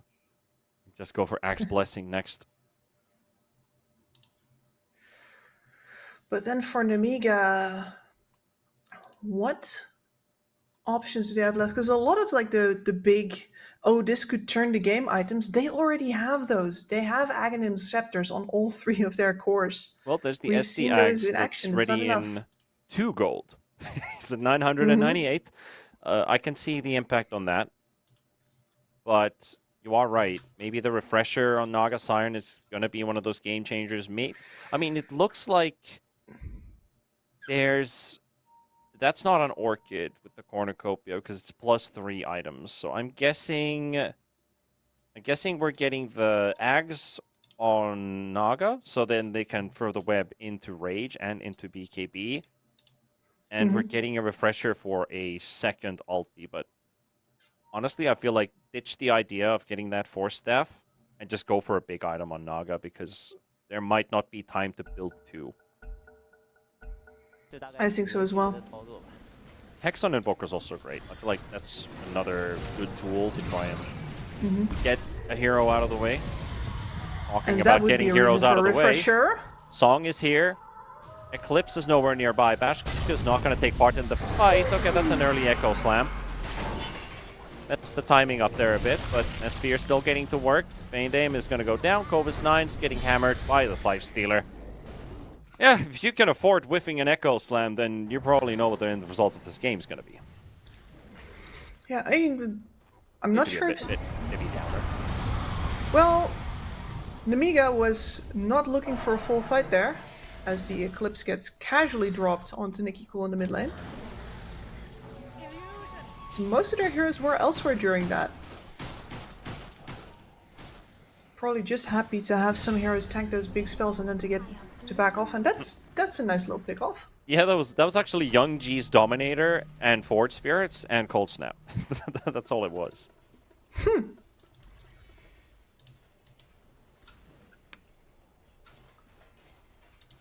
There is actually, since you are playing this this Invoker build where you could get the Shard, and that can be actually pretty insanely good. So if Sunstrike damages an enemy hero, a Forge Spirit of current level is created at the location, and you have a ton of them, and Luna has sent the Eclipse in for that extra right-click damage, and everyone has minus armor.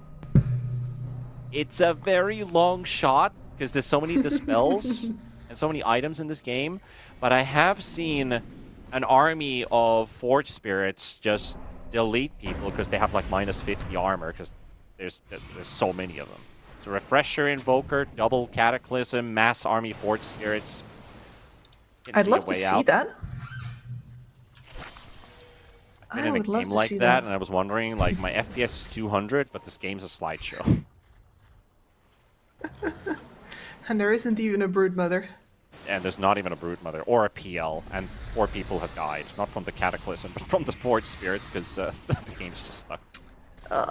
And you know what? I was hoping that Nemiga wouldn't be doing this, but here comes the illusion spam. Because whenever there's Luna SD, you get behind. It is the best thing back to and do, forth. Clockwork's going to reveal all of them, and the jetpack shows their locations. Alberca gets a nice fissure out, and the backline hit happens. SD is there. The Naga song already taken place. And Young G is actually retreating complete that BKB on the Invoker just to get away. And that leaves Kovas9 alone. Again, Nikki Cool soaks up the Eclipse full duration. Luna has almost 500 damage that she cannot use. And a 9-second BKB still. Yeah, here you see all of those layers of initiation on Runa team just used absolutely beautifully. They split the enemy team in half and then keep going further into the middle, driving that wedge, making sure that the Centaur is completely separated off from the rest of his team. There's nothing they can do to save him. They have no initiation tools. Like, that's the man. That's their one initiation tool. And he's stuck on the other side of the enemy team. The one guy who picked his sports team in the secondary school is like, this is the team I want to play with, and star player is isolated, and everyone else is, well, you're saying a wedge, but everyone else is getting a wedgie. Getting stuffed in the lockers. Stuffed in the lockers, indeed. Aegis picked up for Nesphere, and I do feel like that might have been the last proper fight from Nemiga. They still have something in them. I'm still surprised Young G is not buying out the shard because he finished out Hex already. I mean, he's holding on to buyback money. Is he thinking that maybe we have time to get a Tormentor at some point? They only have 2 out of the 5 shards in the team, so it's not even guaranteed he's going to get the next one. But I would give it a try. Hunting. They're going to find the Earthshaker at least down in bottom.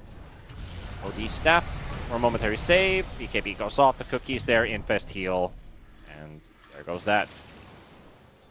Yep, and it is the Aghanim's queued up next for the Lifestealer as well, so very, very boring, very classic. But gonna be saving his teammates whenever Nemiga does get somebody low with all of that burst damage.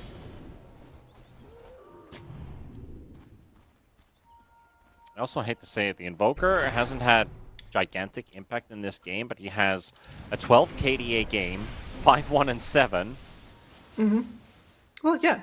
Those Sunstrikes. Like, sure, you never have to be in danger. Impact, but he is in the front line most of these fights. He is around. And he's doing everything right, and he's gonna probably end this game with a better KDA than anybody else in this game, only to lose. Well, sucks for your mid laner sometimes, because then they're like, I tried my everything. Mm-hmm. No, but like on the other hand, you're an Exort Invoker. If your damage is not enough, you don't really have anything else to offer either. That's also true. That was your entire shtick. Another smoke here. Queued up the refresher on the Invoker, so I think that's pretty much the last resort. Yeah, there's a refresher on the Shaker. How about that? Oh, that's a big one. Well, hookshot already used, and Dashka, this is the chance maybe. Well, the end is gone. The bubble does have Alberca inside, and the Shaker got the Echo Slam off, but it's into 3 BKBs. But the damage is lacking, and Nesphere survived with 75 HP, and Kovas9 was hoping to snipe him. They caught him with a glimpse, but he infests himself to safety. Nikki Cool, nice of him to pick him up. Give him a ride home. A very nice turn there. 12,000 damage right there. It's nothing to sneeze at. Maybe they have just been getting unlucky, or maybe Runa has just been really good with the positioning before this. It's hard to say.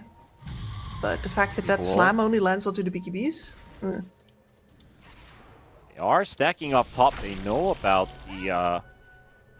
Oh, the Lifestealer might be alone here. Okay, they're TPing into mid. They're getting just out of harm's way. Namiga was smoked up not too far away from them. I didn't even rage before that TP, man. I was Yeah. nervous. Might still run into them. Naga on the other side of the trees. Youngji comes up with the instant Hex. Lifestealers right there. Queasy, 4-staff safe. Cookie comes out too, and he goes straight into action. And there's the Axe on that Naga Siren.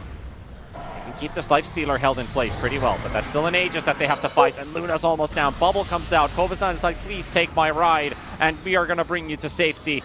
And 300 HP! Luna gets out. She was dropping really low there for a second, but looks like they got some kind of amplified pump heal. At least the Naga song was giving an impact, but Dane will die for that effort. Ashka still being chased. Nikki Cool hot on the chase. Till the end, 10 seconds for a hook shot. Can he just get in front with the cogs? BKB forced out. Satanic pop. Bashka needs some heals, and he'll get the clockwork. Nikki Cool is not done yet. He wants to go all in on this.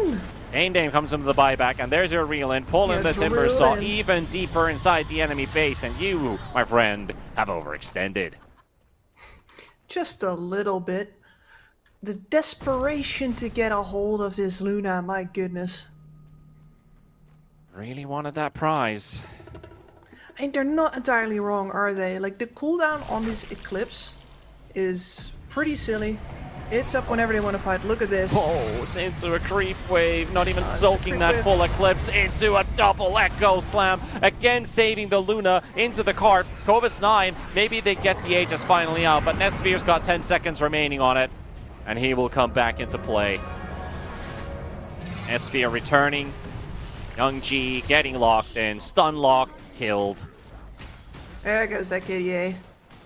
Yeah, there goes that. Yeah, it was the right play, but they didn't anticipate there's a double catapult big creep wave coming in that just soaked up the entire Eclipse. It was still going to go up against an Aegis, but it could have given them a fighting chance. Yeah. Sometimes you just get unlucky. Now Nesphere's on your high ground again. Opted into the Abyssal, by the way, so we were both wrong in the end.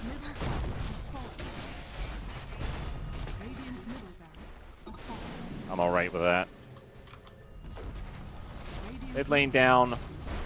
Trying to force some key buybacks. They already used it on the Naga Siren when the Timber was diving last time around. There's 30 up on Radiant. Luna, Invoker, ESD. There's the Invoker. Without your Centaur, More. how do you create a fight? Straight up jumping on Bashka. Forced out the tier 4s and got a good buyback. Clockwork just goes straight in as he sees Excess Vampire show for just a second. And that's a nuke if I've seen one. Nice amplification of damage applied by Excess Vampire for that Cataclysm play. But till the end, it's just going to buy back. And it's going to be 5 versus 4. Buyback is up on Excess Vampire too, but just one Demonic Purge. That Ags, one of them already got used. Sphere. One. Got Link, you've got the Abyssal and the BKB ready. There we go. He's a Straight monster. up Link. Waiting with the Follow up. Abyssal. Waits for Kovis 9 to show up first. Force out some BKB. Lifestealer hexed up, but that's into a rage. Excess Vampire barely makes it out. Alberca throwing even more stuff on top of him. And Bashka's gone for 100 seconds. And now Runa team, they're in a commanding position. 4 versus 5. That much closer. Kovis 9 misses the stun. Runa team's just playing it so damn clean here at the end. I love seeing the in-out in. Okay, There goes your our scent. engagers went and put in a round of spells. They back off. We throw Nesphere back to the front. We wait until they bite. And another layer of initiation again and again and again. And it's just... You only have one BKB. You only get one save with the cart. If the enemy disengages and then waits it out, comes back in again, you have nothing left. pretty much left with an empty bag at the end. 48 minutes, almost 49 minutes it took. But despite the hardships that they maybe struggled early on, that Amiga was getting away with kills. They were slightly ahead in net worth. It went exactly like I pictured a Centaur game could have. He had at 14 minutes 7,500 net worth. Invoker follows He was right behind ruling on the that. world. And Shaker and the Lifestealer were not really enjoying their game, and they almost fell into that void of who is filling in the gap here. Thankfully for Leaky Cool, he had some net worth to play with. His supports were definitely like always moving around him, so that Runa team have something to go for. But in Amiga, something was missing for me here. Is it their game plan of when we're actually ahead? Is there something we could do more on the map? The whole Tormentor fighting, the whole Roshan contesting and all. It felt like it was a bit lackluster. Was it fear? Yeah, was it not belief in the draft? What do you think? There's a disconnect here, right? Because Cobus9 is his team's only initiator, but he's also his team's pipe builder. So you gotta choose. And that means that he chooses the pipe. He says they're gonna engage into us anyway. That wasn't entirely true, because Runa team, as you said, needed a bit of time to get all of their cores up and going. So that pipe felt a little bit like it was only working for Cobus9 himself. And that was during the window where that Luna gets that Aghanim Scepter up and wants to start going, but then you gotta wait for that Blink Dagger on the center before you get going, and you kind of also want to wait for that Aghanim Scepter on the Invoker. And before you know it, you do have all of your items, but it's also 25 minutes now. And you've waited out several of your windows because you wanted to have all of them together. But hey, I think this game one also shows that even if they had only a limited amount of time on Amiga, they could definitely show some strength in this team, the belief of that we can make things happen. But obviously there were a lot of weak points in this draft. Runa team, did they really feel like Lifestealer was threatened at any stage of the game? I don't think they really did. They just played it more simply out, and Nesphere got to shine in a game like this. And yep, that's game one. We'll see if game two is going to be any different between the two, or is Runa team just going to be the stronger team and take a 2-0? Well, we'll find out after the race. See you guys in a bit. How could you not see it all coming? Stuck in our ways and running out of time to change. We've got to at least try. But what will they do when the people are stepping out of line? Oh, oh now, oh yeah. What will they do when the people are stepping out of line?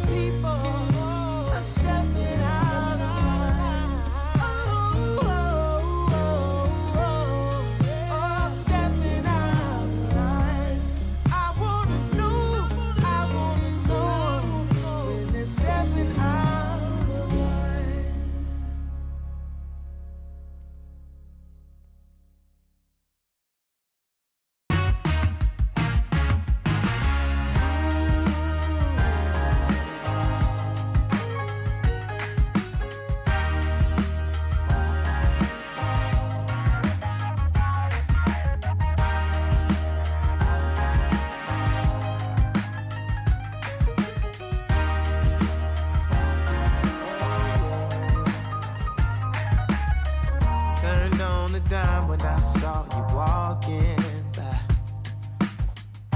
Something about you caught my eye, yeah. Ain't trying to waste my time, just standing in your line. Gotta take a shot before you pass me by. So you wanna be alone for a minute? Well, come on, tell me what's on your mind. I wanna know what makes you happy. I wanna know, can I make you mine? Ooh, I wanna know if you know that I treat you right. Wanna know, can I spend the night? Well, I had my eyes on you for a little while now, but you never noticed 'cause you had a man. Ooh, yeah, and it's plain to see how bad I want you, girl. I'm trying to be much more than friends, hey. So you wanna be alone for a minute? Come on, tell me what's on your mind. Tell me, baby. I wanna know what makes you happy. Wanna know, can I make you mine? Ooh, I wanna know if you know that I treat you right. Wanna know, can I spend the night?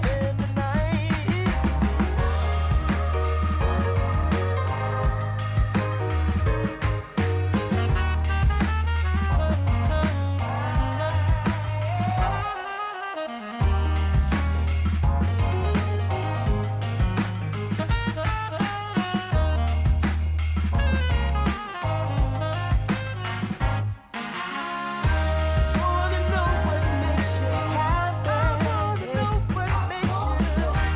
Wanna know, can I make you mine? I wanna know if you know that I treat you right. Wanna know, can I spend the night?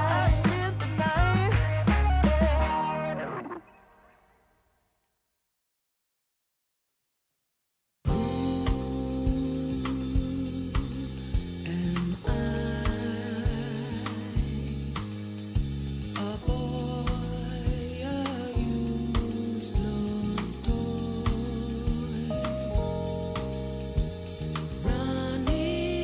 running so scared, eyes wide shut from pain. This fight,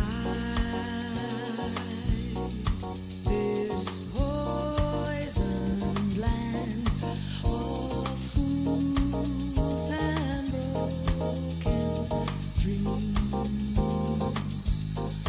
Oh, please set me free. Take me home.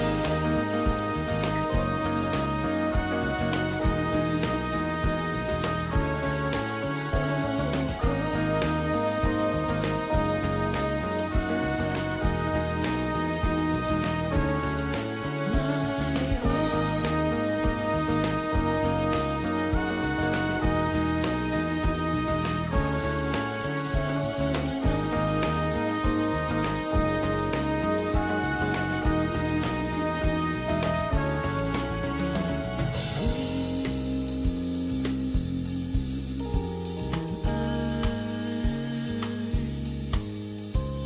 dragging on the floor,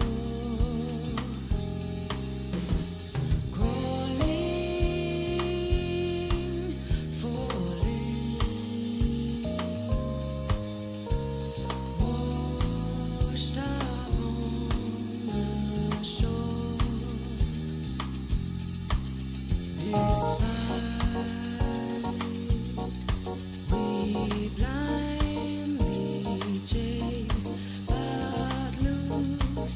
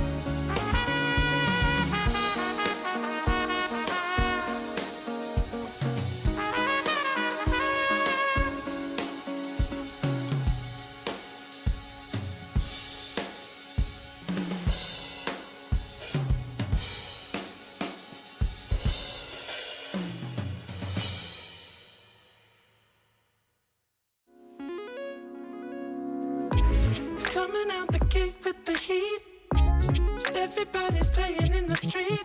We got the summertime magic in this beat. Sun is in my eye, feeling high. Only good vibes, I'm alive. And if you see me driving by, don't be shy. I'm so excited. You know just what I wanna do.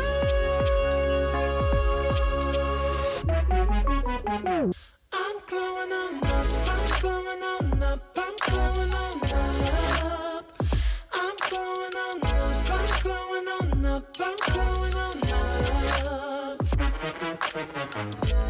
Don't it feel like summer? I'm glowing on up, I'm glowing on up, I'm glowing on up.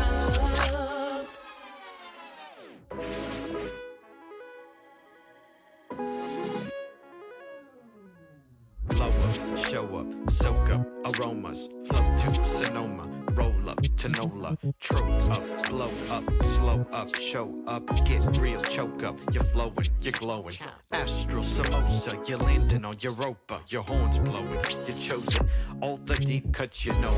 I got the pre-glow and the post-glow, inspiration knows no boundaries where it flows. Your fingertips to the globe's tilt, to the universe on stilts, hold on and chill.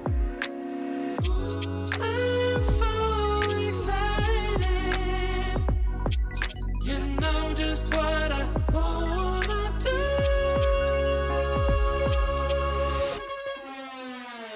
I'm glowing on up, I'm glowing on up, I'm glowing on up. I'm glowing on up, I'm glowing on up, I'm glowing on up. Don't it feel like summer? I'm glowing on up, I'm glowing on up, I'm glowing on up. I'm glowing on up, I'm glowing on up, I'm glowing on up. I'm glowing on. So that was game number 1. Runa team take the lead versus Nemiga. And of course, this upper bracket grind is pretty important here for Runa team to close out the series. Not only because of starting the bracket with a win, but the fact that they have an overlapping game later on today, most likely in the other half of this bracket. So might as well just get this one, done and dusted with 2-0. Game 3 would be fine, but if you have to play in the lower bracket, then it's kind of a choice of which tournament are we going to play, since there's overlapping games. So in that sense, Runa team, they know what's at stake, and Amiga will try to make that happen. Yeah, tried to squeeze them for some more time, some more. I'm not sure what happened exactly last game, why they needed to wait for everybody instead of, handing the torch from one team. Like, now is your job to be active, now is your job. Like we see it.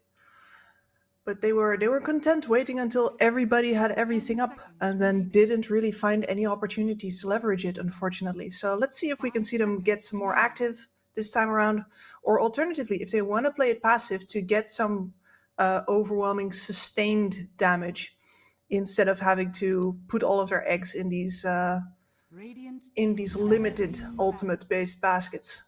Yeah, that is true. And also, one interesting thing about the last game was there wasn't really a lot of sources of sustain. So you're either playing with 2 saves, you have an Naga Siren and the Shadow Demon on one end, and the other has Snapfire. So if we're not playing around saves and nukes and trying to lock somebody down, maybe an option would be to get sustained damage through sustained healing and keep your run a lot further in, because we've seen a lot of Enchantresses, we've seen a lot of Pugnas being picked in the last few weeks. I'm a bit surprised we're not really seeing them here in the East European, at least the games that we've been covering here in the East European qualifier. No Ench, no Chen. Yeah, no Chen either. That too. There's usually a lot of Chen enjoyers in East European teams. And I mean, it is Young G. I'm not surprised to see the Invoker first pick immediately again. And he was having a very good game. Like, not exactly winning the mid lane, but was not expected to win that mid lane. Did fine enough.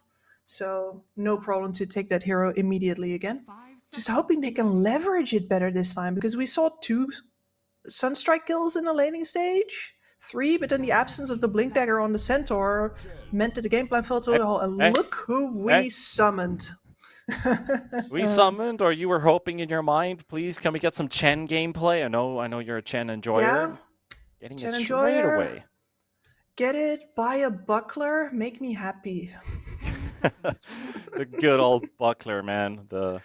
There was a Chen meta, and it was buckler. like, that's the 5 best seconds item, the remaining. best buck for value. I mean, obviously, the best item in terms of money and stats is the Iron Branch, but unfortunately, you don't have that many inventory slots. But the buckler is Dire team ban. definitely out there. Radiant team Yeah. ban. I said buckler is not just for you, it's for you and me. It's for all of us. It's our buckler. It's our buckler, yeah. I'm gonna start. Okay, Wait, gotta be Wars ha- careful before the Wa- communist anthem starts blaring out of my microphone. 10 seconds What I was remaining. about to say is wars have been waged for less, and there actually is a funny history video of the War of the Bucket. So A bucket, you say? Is that a Finnish thing? Because Finns It's an Italian love thing. their buckets. Oh my goodness. Dire team it was an actual war waged on a bucket. So that's an Italian thing. You can check Well- that out in your free time. I know you're a history geek, so Might be guilty as charged. We get the shaker over the top. This is a lineup that can lock up a game Dire team really fast. Chen taking the towers, Earthshaker providing the threat as to why you don't want to push your lanes back out. But Namiga is pretty decisive on brawling, and I'm gonna say this looks like another Sunstrike game to me immediately. it does in a sense, yeah. You could play the Exort Invoker to Young G's strengths. I think that what he showed in game number 1, you should absolutely draft 5 around seconds remaining. players who is on a hot streak. So if he plays a game just like that and gets a bit more reinforcements, it's a good idea. And especially since you're going to go for the Dominator. What's the intriguing part about having Slardar in this particular draft is the fact that if you pick up one of those, well, not necessarily the Boglet, but any of those Croakers or Marsh Mages who have the, what was, oh my god, it's such a difficult spell to remember. But anyway, the water buff, Riverbound Aura, that's the one. So if you're in water, you get extra movement speed and you get increased outgoing damage. That works with Slardar. Slardar can place a puddle, Interesting. and that dummy creep can be put in that puddle, and it will give you, I think it was like a 1200 or 1400 radius aura of increased outgoing damage and movement Radiant speed. team picked. So I like the idea of the dummy meta and Slardar getting more popular thanks to that. Oh, it's very interesting. I haven't seen it a single time yet, but that's Because usually is a that's why significant Roshan boon. fights with 10 those seconds particular remaining. creeps are very big in Mm. impact for the team that 5 wins it seconds is also remaining. thanks to just that random Croaker hiding behind a tree. You don't even need to have the one with the tendrils of the team deep that picked. gives you that stun. Or congregations of the deep with that mini ravage. You can just leave it in the river as long as it's at the area you're going to fight in. And Roshan Pit is usually a pretty static area to fight in. So Yes. everyone will constantly have that buff. For High Ground Siege, Slardar will benefit of that. 10 And then you have an seconds Exort remaining. Invoker who can Siege. And you have Alacrity for potential other source of seconds physical remaining. damage, which you want to utilize with Slardar's Corrosive Haze. So you can see it all coming together for an Amiga if they play their cards right. Yep. And then here, what I would want to see is a support who can really mess with the Troll Warlord. I'm thinking, now, like if you pick the SD again, for example, I'm not sure if you have enough early game support presence to do anything about the Chen at all. Is my worry. Like I feel like the fact that it's a Chen and a Troll Warlord makes it really hard to pick one support that's going to deal well against both. The bubble save would be so good against the rest of Runa Team's lineup here as well, but can you afford to? It's not a bad SD game, to be honest.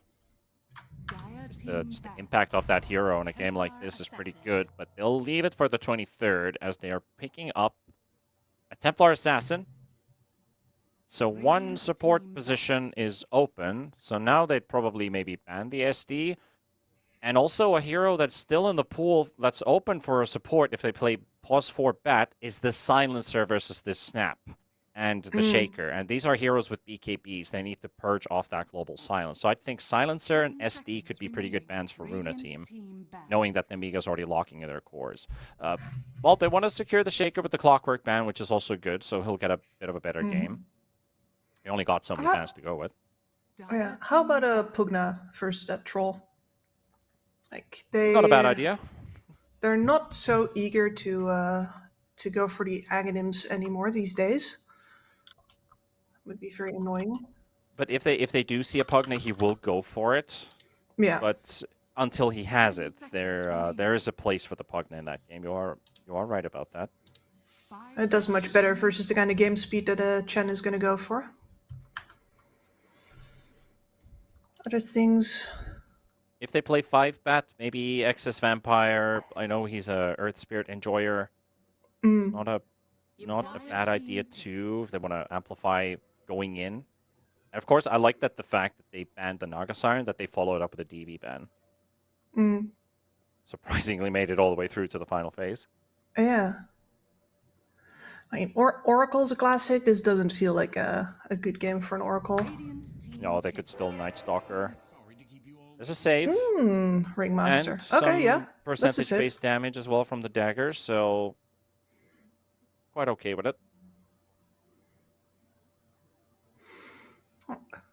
But definitely a little faster. He's got a little more tricks up his sleeve than the SD would, which I really appreciate in this game, because otherwise I do think that you would be too far on the back foot.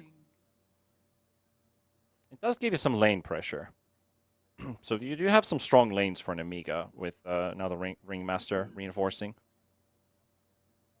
Could be the Slardar with Ringmaster. I think Slardar Bat sounds a bit better when it comes to the Troll Warlord that they're playing up against. I think PA is pretty okay with either one that he or she has in the lane. Yeah, she'll do fine regardless. It's the Slardar that really needs the help. They're quite convinced that's a Nikki Cool Shaker, so what do you think Alberca wants here? We're seeing Alberca Tidehunter? Tide, maybe? I mean, there's a really big mix of physical as well as magical damage here. Like Aura Builder would not be bad, because you got a lot of utility sorted on your mid pos 4. No, we are going to slap this Invoker. No, it's not the Invoker even. Holy crap. Yeah, it's going to be bullying the TA in the lane.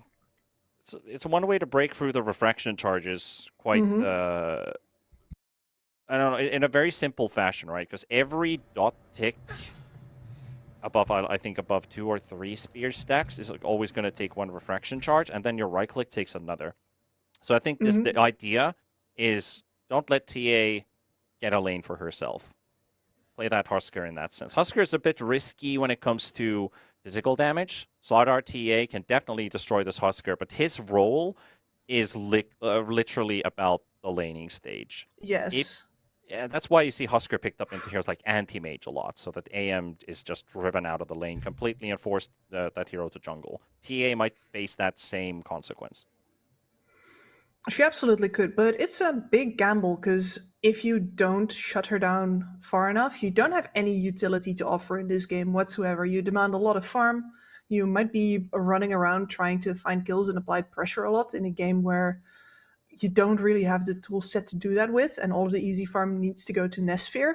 There's a lot of ways that this Huskar can come back to bite you if your name is not Amar. Yeah. But I do like the idea here that they're willing to experiment a bit on their drafts, show that they can play a high tempo, try to close this game out quite quickly. They have grouping potential, they have great rotations through the gates, and the fact that you're playing a mid shaker, if Husker is beating the lane really hard, that's going to force rotations to him, leaving the triangle open, and then Shaker can freely farm some stacks. You're playing with Snapchat, so both are great stacking too. I really like this Runa team drafting, and I'm just gonna go with them again, just like I did in game 1. I have no problem doing that here either. I'm a little worried about the Huskar, and I am a very a slaughter enjoyer, but I gotta say, even though Young G's stats look really good on that Invoker, I just don't feel the impact of that Exort Invoker. So he's gonna have to sell it to me again. He had an opportunity. I was like, eh. Slowed by the grenade. We're already on a chase here for potential first blood, but they can't get close enough. They have another blood grenade until the end, but chasing the TA under a T1 tower is not going to be the wisest move. They're going to miss out.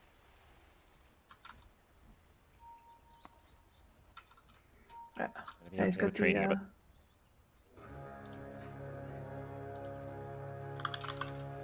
Still, that does give them good control over the map into the top half bounties. So most likely a 2-2 split. And a Satyr Mindstealer on this Chen's facet Will he choice. be sitting mid? Yeah, I might just park it mid against the Invoker. He's thinking about it. No, bringing it. Oh, he's bringing it right along with him. It's not necessary is the thing, especially because this is an Exort Invoker. The Shaker is going to be fine. It's not like he's going to be cold snap to hell and back, like he's going to be losing all of his mana in this mid lane. Like, he'll take some hits, but the Shaker's going to be fine. I love the read there. That Runa team was contesting top, and they sent their heroes bottom right away. There was a creep wave block happening, because they knew that they don't control the bottom runes anymore. So Troll was also blocking the creep wave, and I love to see when carries retaliate on that, prevent that lane from completely getting obliterated by the tower. Yeah, gets him basically a full wave in the end here. Yep, so instead of going right in front of the Slardar's tower, it's actually now balanced midway. Oh, you've seen the absolute drama that can happen when you don't do that. Yeah. This Batrider will be looking for opportunities, anything that he can, basically, to make sure that this Slardar doesn't have to directly lane against the Troll. But unfortunately, a Chen is really good at running interference. Yeah, the mana burn is going to make this Batrider's life in the lane really difficult. Yep. Getting your mana burns every 18 seconds. Good times. Good times. Honestly, they might as well just do it on both, because that prevents the Slardar from using his combo of a loaded up Bash of the Deep into a Slithering Crush. The only deal is that I don't think there's enough hours in the day to burn everybody's mana all the time. Like, and thank the Lord that the Satyr Mindstealer can't do that.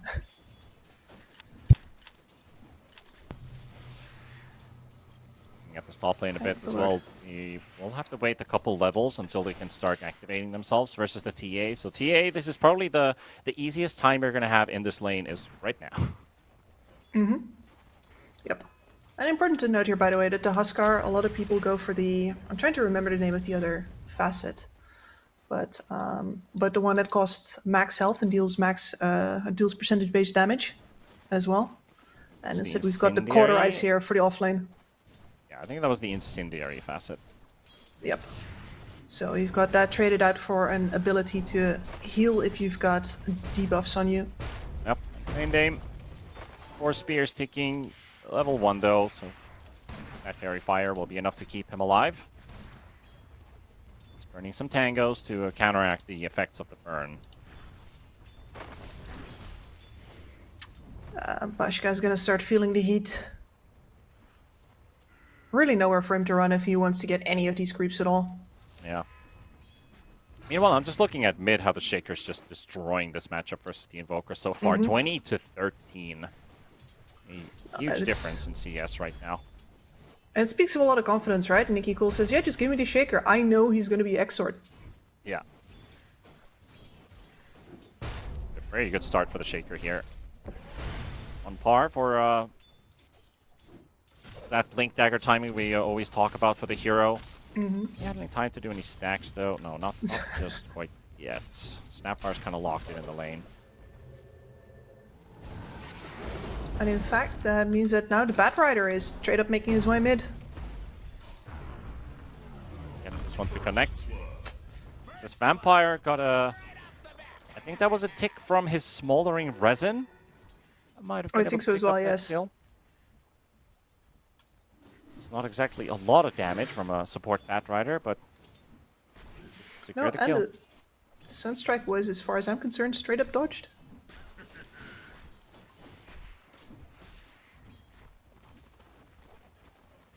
Still, all the 3 lanes ahead in CS for Runa team above Namiga. It's good. Yep. 这大概就是年轻人的操作。 Yeah, a very, very much needed kill, but especially when you're losing all 3 lanes like this, it's really hard to determine where you want to bring anybody who's going to be free to move, because you're going to leave an even bigger gap. Squeeze here. Easy peasy. Feign them squeezy.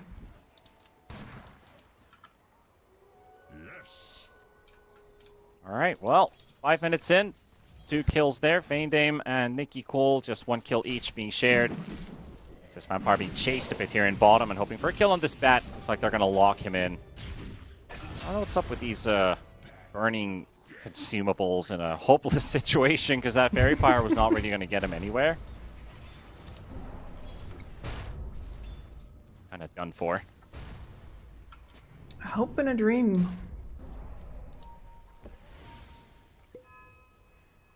Will also hits level 6, so Echo Slam is available, and Feindame is quite early here for this 6-minute rune. At least the D ward happens right away, so his freshly placed ward is removed.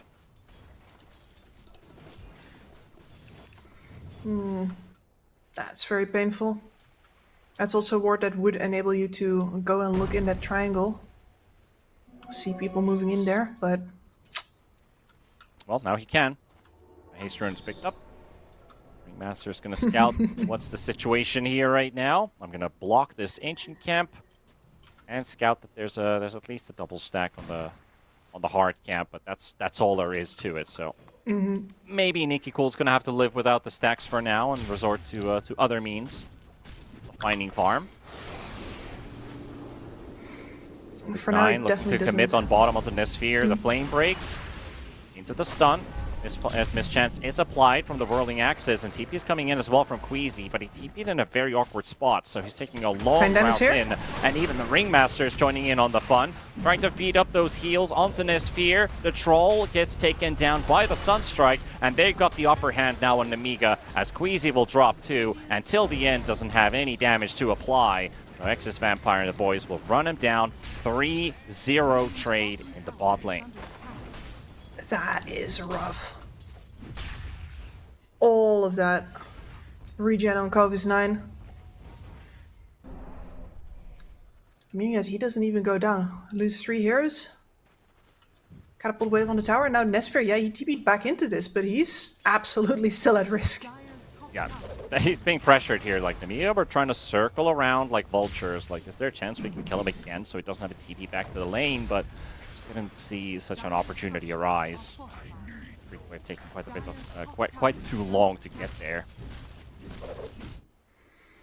That puts Kovis 9 well on the path to recovery. Once he's got the Corrosive Haze, he is going to be a kill threat towards any supports that might want to linger in the lane, especially. He's going to be really good at taking down the creeps as well. Very helpful versus the Chen. You want so much overwhelming physical damage to take down a creep like that. It's normally not available in the early game, but you get yourself that Corrosive Haze, easy peasy. Yep. Also see Mid? the effect in the top lane while a lot of people are running into mid. Because the Husker has basically driven out the TA from the lane completely, as it was supposed to. 80 rune. Flame break pushes Nikki Cool out of the final impact of that Sunstrike. I think the idea was to try and keep him running in the same direction, so the flame break would still send him closer to the epicenter of that Sunstrike. Instead, Flame break's actually finicky. saved him. That's doing cool plays with flame break is risky business. It sure is. And if there was a Bat Rider to watch. That was Ariel earlier on today. Meanwhile, Fane Dame runs into Alberca. Turn to a crisp. That's a freebie for the Husker. Armlet is ready.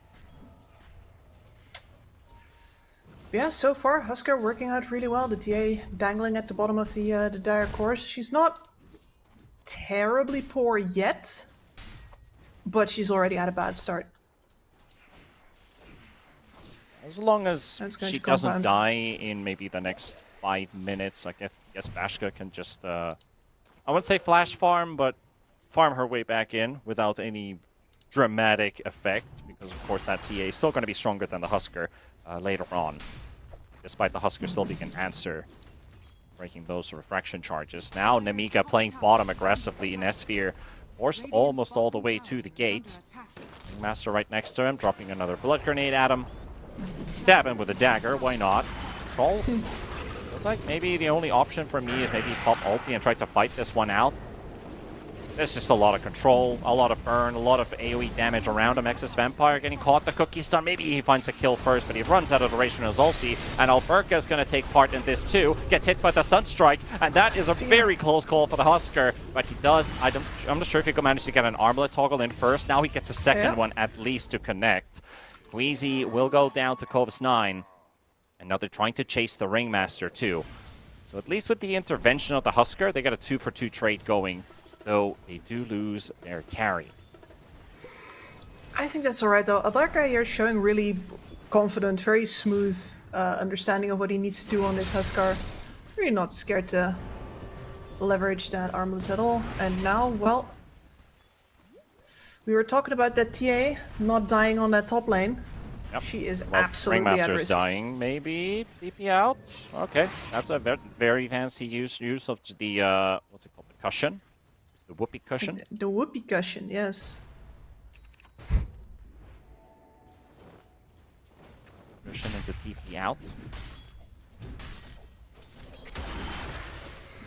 Where's the unicycle, man? Love the unicycle. Yeah. The unicycle was great when it was first introduced. Now I feel like nobody just wants it. It's not worth it, but Needs it's so to much buff. fun to watch. Radiant's bottom tower is under attack. Honestly, I haven't seen unicycle in such a long time that I don't even actually know what they need to do to unicycle to make it better. More movement speed, more duration, an extra buff. Everybody gets a unicycle next to him. I don't know, that sounds kind of OP, but That sounds very OP. then it basically just a longer duration stampede for everyone, just in a smaller radius. As long as they can manage to cycle next to you. Well, cycling But next to things you, really Alberca won't. gonna get a bit of an ill awakening here. Can he get his heal off? He does, and the armlet is still there, and he's gonna be okay.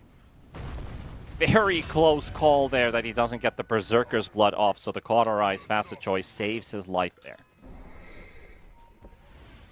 Man's well on the way to taking over the game here now.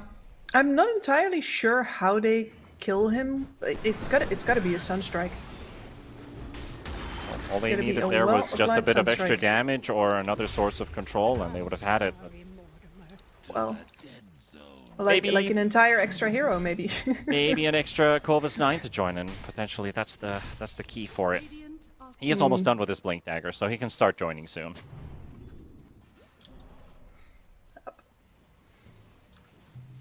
It's kind of disgusting that he gets to overtake a mid hero, like for example the Shaker like that, just because he's got the Helmet of Dominator.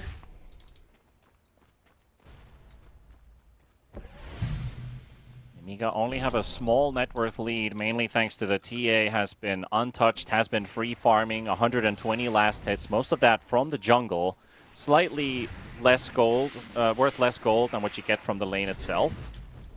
But when you have this much freedom in your hands, Runa team, they're going to have to find some answers quick if they really want to overtake the game. A Husker alone, it's It's not gonna do it, no.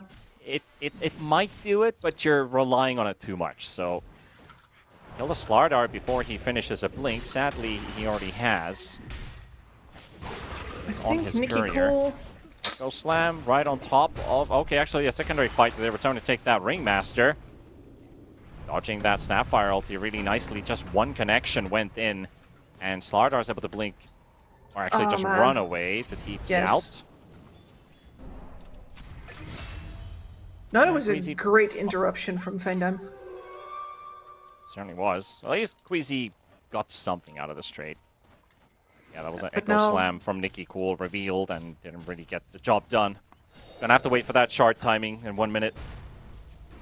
Yep, and that also means that they now, instead of being able to, for example, curve directly into mid, or even with some security push down through the bottom tower, they don't really get anything out of this kill. You don't gain any terrain. You are now playing in a in an area that has been pretty warded up by the Dire as well, so you're giving a lot of information. You don't want to be here right now on Runa. There's nothing to do here. Bottom tower is under attack. Down are scanning. Alright, the Amiga 4-man smoke, looking for some scans. They're trying to gate scan at 15 minutes.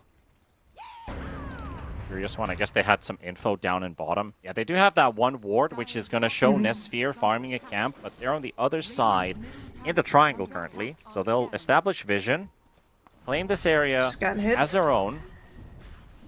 Alberca. Dangerous waters. Thailand South just in time. Cobus 9 to follow up, and Sunstrike coming in too. And the meatball. It's going to be enough to burn him down, but Nikki Cool. He didn't even have the shard yet. It's still flying in over to him. He got Excess Vampire and Feindame, and now Cobus 9. Battle it out. Young G's just going to close the door with that that wall of ice. But that's a 3-1 trade. And the Shaker and the Troll both finding kills. So this is a very bad trade for an Amiga. Just getting the Huskers. I mean, getting the Huskers cool, yeah, you can give a couple kills for it, but when the enemy cores get 3 kills total, then that's totally not a good trade.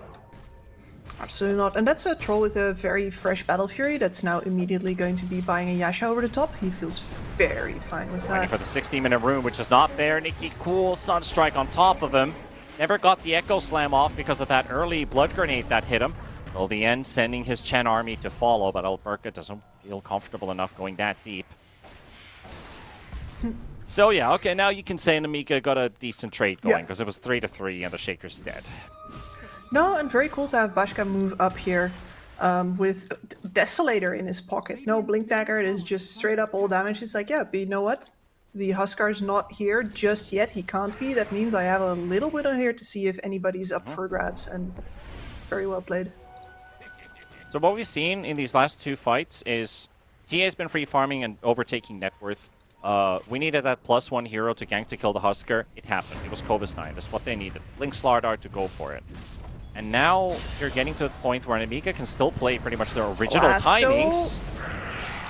Killing a Troll here is also going to be very good for them, but Feindame dies on the other side of the map, and Bashka is just going to intervene, walk in front, the Cold Snap by the distance for this Bat Rider to live. Cobus 9 is spotted. Alberca can't quite jump on him. He takes the Dommy creep with him. That's a great Blink Dagger reveal for that Bat Rider. Dire's middle tower is under attack. Radiant's bottom tower is under attack. And the Chen just really can't be everywhere at the same time. Queasy guarding Alberca on top as well. I am starting to wonder, would it maybe be better if Till the End just finds a lane for himself where he's just going to keep shoving it out, force Nemiga to always respond to it, and then it would be maybe easier for Runa team to move towards the Chen instead of the Chen having to move to the team. Perhaps. I think the problem is here that Runa has a lot of vision invested into playing top. And so does Nemiga, because they see all of this. Yes. They see Nikki Cool going back and forth, Queasy to fall. Axis Vampire has a blink ready. He wants Alberca, and he's going to probably target the Chen here with the burn. Just keep him zoned out. Everybody else can lock down this Husker. It's taking some time, but finding success. Nemiga, 3 kills, and Roshan is yours for the taking. Yeah, and that's where I was going. Like, with the Husker on your side and the TA, who you could deny that Aegis, you could definitely want to look at Roche as Runa team. But unfortunately, that also means that if they answer in force and you do not bring your troll there, then yeah, that Roshan is going to go into Bashka's pocket. He's got the Blink Dagger now. Not even looking at a BKB just yet. And it's TA, all thanks to that Batrider placing that one cheeky ward in a very obvious spot, but shows all of the movements of Runa team, enabling all of these kills and that Aegis to follow. Because they thought nobody's around. yeah. And suddenly they get surprised by it. Oh, that's a great one. Look at where Coastine is farming right now. Ready to flank.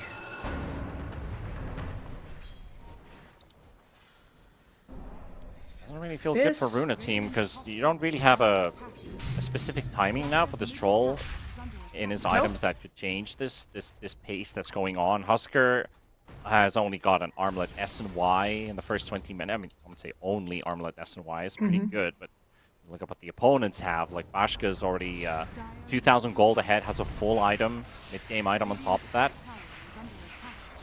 You're gonna lose a lot of territory now. No, and you picked this Huskar precisely to keep Bashka down, and she's not exactly down, is she? This is a much needed pick off. Quite heavy commitment with the Echo Slam for it. And Youngji just picks up a haste rune. Maybe there's some room for him to make some plays. Or not. Challenge this. Well, they got a Batrider with all of that. They trade with a Tormentor. Going into the pockets of that Ringmaster. Bringing in the spotlights.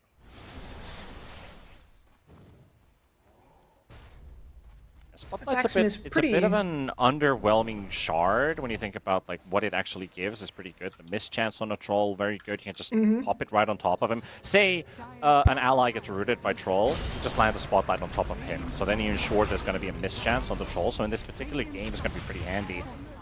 But mainly you want a specific choke point area in control. You can apply the vision, and then Slardar and Batrider can see better where they want to go. And then they have also the TA traps. Talking about TA, that Aegis is going to go down. They saw the rotations onto the Snapfire earlier on, and Young G might be late for the party because this Templar Assassin is dropping rapidly, and Bashka is down. Alberca will find the kill on him. Invoker doesn't make it in time. And now, in return, they get themselves a good trade with the support traded off for the top net worth hero.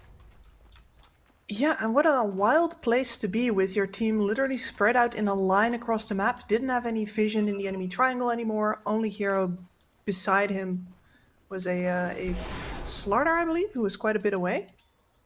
I don't know. That's a sad way to lose an Aegis. Definitely not the most efficient one. Nikki Cool. 1 second for Echo. Could use it on the Batrider. Not needed. With the Snapfire, they can secure this one. And at the same time, Alberca is between many hostile targets, and he doesn't necessarily live through this, but he gets a quick jump on the Invoker. Young G still silenced up, but there's the Slardar giving a bit of a headache, and now Nikki Cool is here with the rest of the team, and Runa team get to intervene and find themselves a second kill, and looks like a third even as well, because the Ringmaster doesn't have a very long distance to run to. That Wildwing Ripper from the Chen just pulling the Ringmaster closer, and Nikki Cool ready to unleash hell and looking for an echo spot. The Invoker was already safe for a moment, but he walks back into the fray, and Nikki finds himself a freebie. Alberca thinking about the dive on this tier 2 tower. Oh, he's got a lot of armor with that plate armor, so that plate mail, so he doesn't care about the tier 2. The Invoker's, the TA is able to blink away with that refraction on him. Another 10 seconds. And Nikki Cool still get there in time. Blinking 1. Fissure is ready. Got a breakthrough. A couple more refraction charges. Another blink away. And now Nesphere. Did he see him? No, Ships not yet. Now he does. And we're still chasing. Somebody play the Benny Hill theme, please, because this is taking quite some time. Another refraction up. A few more seconds for another blink. Root, stun, anything? There we go. Finally, man, that took forever, but Runa team say thank you in the end. At the start of that engagement, Runa team was 1k behind. Just when they popped the TA, are 3k ahead.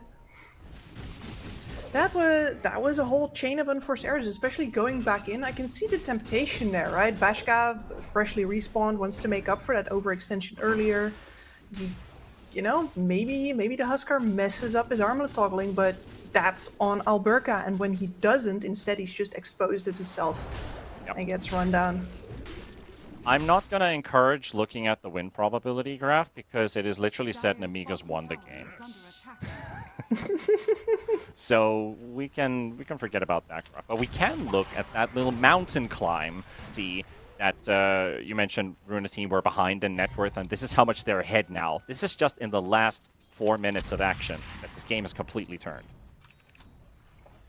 Yeah, and especially at the moment when we were just about to give up on this Huskar, right? It's like, okay, well, there goes your window. It was nice while it was open, but you didn't do anything with it.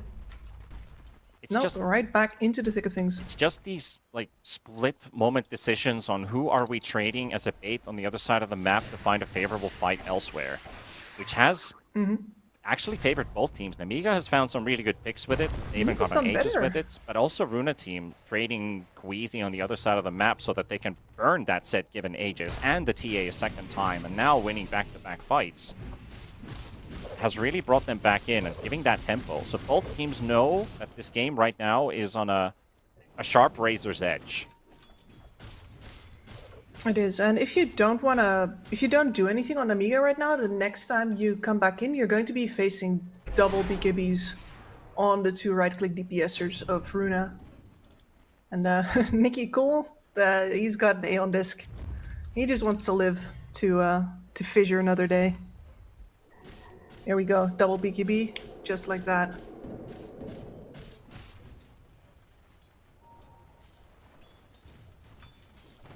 It's like the smoke's not going to directly connect, but in-game Radiant are scanning. walks just out of vision as they are setting themselves through the gate. Radiant scan is not going to spot anybody. Missed it by a half a second, but they see the TA. Bashka shows! And with the troll, Bashka's just not getting to play on this TA right now. Like, this last 6 minutes has been a nightmare for him. Oh, that Nothing's was going right. ruinous.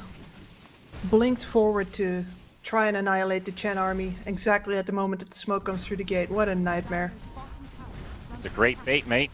It worked out just fine. Yeah. At least from the Chen's perspective and Runa team's perspective. Oh yeah. All according to Keikaku, right? Radiant structures are fortified. I rate 8 out of 8. There goes a tier 2 tower for the first time Fallen. in this particular game.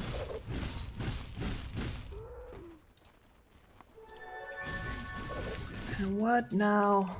Got a nullifier Dream on the Slardar. He's just finished off his own BKB. Just try and make sure that they can eventually finish off Nicky Cole. Almost a max time Roshan respawn too for the Roche banner.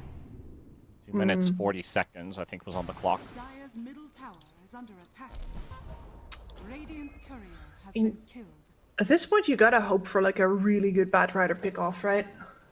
Still got the Dire's middle Cataclysm in your pocket. I don't think we've seen the Cataclysm this game at all. Yeah, how do Just you? individual Sunstrikes. It's like, Yeah, there's you don't have the lockdown for it. middle tower is under attack. really, if Excess Vampire finds Radiant's courier a big has target been with killed. BKB, maybe then. With Lasso, Cataclysm. But who do you prioritize? Like, if Troll has ulti on, or if Huskar's not low enough? It could just mean that that big Cataclysm that they're loading up for, or pick this hero for in this particular draft, Radiant's bottom will tower just is under attack. Oh, have Kovis. no impact. Oh, They Kovis were 9. waiting Oh for boy. you. That's a 9-second BKB to retreat.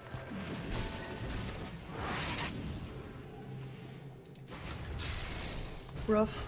No, and you're completely right that both of these cores present a really tough conundrum, because what they want is they want you to go all in on killing them while making it very clear to you that actually they can turn it around and they can make you waste all of the damage that you just pumped into them. It's exactly the same case for both the Huskar as well as the Troll. at least on the positive side for Nemiga, they are farming the map more actively, while Runa team is just looking for a couple of kills here and there, prevent them from farming, which they haven't really been able to stop. Radiant's bottom tower is No, under and Alberca is Radiant structures are dangling himself here, Trying to going for force the some last attention outer to him. tower. Radiant's bottom tower is under attack. Doesn't get it this time. Tower is under attack. Shouldn't be getting it this time.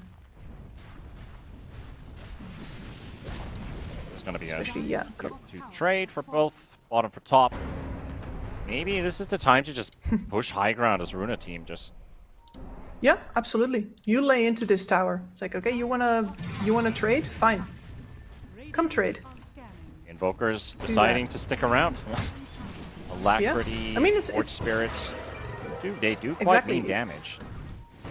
It's a dangerous bluff because of the fact that those Forge Spirits push really hard, and the fact that the Shaker is now shown means a cross-map smoke immediately. Checking Roche, he's up. Parked the Hellbear into the Roshan's parking slot. Roche sharing. Radiant's bottom He's a chill dude like that. I do feel like this is a bit of a, because the whole lore about the Aegis is, stealing his immortality. It's kind of like, we call it Roche pits, kind of like a pit stop, which means like a parking spot. So technically, we're stealing Roshan's car. You know what? Sure. It sounds logical. No. No? Okay, sure, yeah. I'm just thinking like one thing leads to another, 1 + 1 = 2, but just with a little equation in between. Bat's trying to cut the wave, so with that Aegis, they want to go straight for the high ground push, and Invoker's getting damage down onto that tier 3 at bottom, forcing Husker to TP He's back doing a home. great job. Young G Invoker, there's a reason they're first picking this hero. He's been running so much interference again this game, but it does still feel like only interference once again.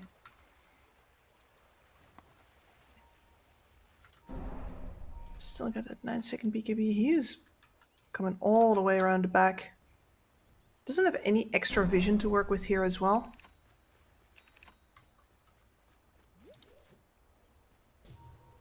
See how long they can keep up with this rat infestation. Runa team space. At least one way to make sure is just cut the bot wave. But Young G's doing the same thing. He's also cutting the bot wave, so nobody gets to play this lane. They did save one Absolutely. creep wave with them, so this is the one that they can bring all the way to Nemiga's base, who are now currently trying to split top. Tormentor secured with Bashka for Rex's Vampire. That's gonna take time bringing that top wave to the base. They just go lift this. No, backdoor protection's off. Dire's Marco's bottom gonna get to tower work. is under attack. Now the timing is optimal, so they brought the Ooh. rats back home, and they can get them Cliff to work. Force. Dire's bottom And just look at the auras that they have. You've got the Hellbear Swiftness aura, you've got the Alpha Wolf, Vlad's from the Chen. Like, this Husker gains so many big buffs, and so does the Troll. Like, Troll hits for like almost 400 damage just with almost those auras alone. Yep, I was talking about the offlaner perhaps getting to buy some auras in this game, but really, if the Chen's Yeah, the Chen's off like job. this. Meanwhile, the backline is being hit. Excess Vampire drops a big... I'm going to say drops. I'm going to say eats a big flower. Pops his BKB. Couldn't quite get the jump he was looking for. He'll have another shot because the lasso is still unused. no more BKB. They are going in for the Snapfire. Try to remove Queasy from the equation, but Queasy will live. His ulti stays intact. Take down Excess Vampire. Push Bashka away. Continue with the push.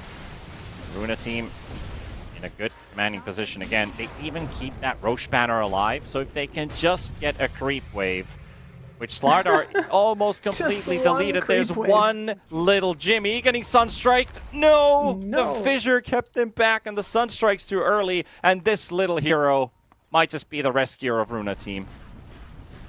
Could be, but they did have to give up their high ground position, so the banner is now gone. I just love watching this one melee creep in 3D view. Charging with a sword. He Another believes sun in strike. himself. Oh, he dodged it. He's dodged He's both dodging of them. everything. Backdoor protection is off. He has done his job for the greater good, like they say. And that's a lane down, and that's a second lane being targeted right away. Amiga, what you gonna do? People are gonna try to sell Young G on me. I'm gonna be like, yeah, but man's missed 2 sun strikes on the same creep. Yeah, he's had such a great series as well, but these had such a last great 2 sun series. strikes on these melee creeps, it just haven't connected. And that's 2 lanes Oh, down it's and sad. going for Megas at 34. Runa team still Aegis for 40 seconds. Dire's top tower has fallen. Look at Lasso Man. Sunstrike, Cataclysm. One more try? That's the Chen down. And the Chen army is still intact though. Troll half HP. Alberca, 25 seconds on the Aegis. And The they Slardar pop the stuck in the Slardar back. in the back lane as well. They got the Echo right on top of him. Kovis 9 is dead. Alberca gets to jump on Exis Vampire. Vashka, Feindame, and Young G are the last survivors here. Buyback coming up from the bat, and Slardar is gone for 60 seconds. He does not have the money. 300 gold short. Alberca going for the long dive in onto the back line. He has a BKB, so soak up a couple hits. Hoping that he could get on the run. He's gonna rely on his ally, and then all they need to do is just get the mega creeps and the job's gonna be done. There we go. Yeah, all he needs to do is soak damage, and he had a lot of HP to chew through. Yeah. Bashka? All I can say is take that, Gabe and Graps. 0% win probability for Runa team, and they get mega creeps first. Alright, we're just joking. The system is broken right now, so. AI did not believe. I don't believe in AI. How about that? Yeah. Can't hurt you unless you believe in it. But I Well, or do unless think your Runa boss team believes is in in it. a position where they don't really need to let go unless they really want to wait for an next Roshan. They could just keep on choking out, farm the enemy side of the map, make sure that they have the vision up. I believe they did buy that gem as well, like almost 10 minutes ago, but it was sniped by a courier. Well, yeah, Queasy has it, so Queasy does have the gem. So the game is fully in their control. Yep. They could decide to respect the fact that there is once again Lasso Cataclysm. Is under attack. And a refresher. But no You know, the vision boards right away. immediately Trolls taken out. inside the base, going for a side snipe. Bit of a pincer move tactic there, bringing in the carry out of nowhere. Forcing out the BKB from that Batrider. That's a 80-second cooldown spent. EA shows down in mid. Alberca, gotta be careful that you don't jump the TA. She always blink away. Drag the Husker even deeper. Runa team. What is this line that Fishing. Snap's drawing? What is that line? Well, you know, don't do anything weird. I'm gonna bring this wave through or something. But the wave is already coming, which is... The wave is already there. I don't know. So that's what I was also wondering. Like, he's drawing the whole top lane to the enemy base. It's like, what's the idea? I am here? Are we- farming every single camp on the way there. Yeah. It's my turn. And then he doesn't even go there. I don't know. I mean, perhaps he was warning against Young G, who is now sneaking his Well, way over. He is on that exact area. Ghost Walk hits the creep wave. Nobody saw that happen, though. Nobody's pinging the creep wave. I think it could also be that the Snap's drawing a line for the Chen, like pick up creeps from this area, because he's building a new army with a double Satyr Tormentor, a Frostbitten Golem with the 14% cooldown reduction aura. Or did he just give it away? Oh, he still has it. And then the Croaker with the Riverborn aura. 16% Yes. outgoing damage is insane. It's pretty darn great. You just Right next need to to the be in smoke. water. Well, Might just be the Chen army resigning at this point. We didn't sign up for this. Young Ji, however, is dead on the Wisdom spot. and now the And they're backup going to get the come Echo in. Slam to follow on Excess Vampire. So now 2 heroes out. Young G For instantly just a buys Chen. back. Knows he doesn't have time to wait. It's 9. Like there's a lot of room to maneuver. Well, I think they're just Well- gonna let him go. That's remarkable. They canceled his TP, so I think they Yeah, can just no, leave him there. it's fine. He doesn't have a creep wave. He just has to walk back. And Alberca is already in the base. Yeah, built his Alpha Wolf as well. Ashka trying to use traps for side blade spills, and Alberca just a little bit too far. look who's Can't quite here. get the follow-up damage. And hey, is that the fishman we were talking about? Yes, it is. Alberca zooming onto this Slardar. Cleans him up. BKBs as well, so he's going to be okay. Bashka forced this BKB. Links out. One tier 4 down. The second tier 4 getting targeted. Kova's down with the buyback. And they don't have anything else left except for the Ringmaster. It looks like Runa Team's still going to respect that a bit and pull back for now. Runa had to use all their BKBs. Gotta wait at least for those to reset.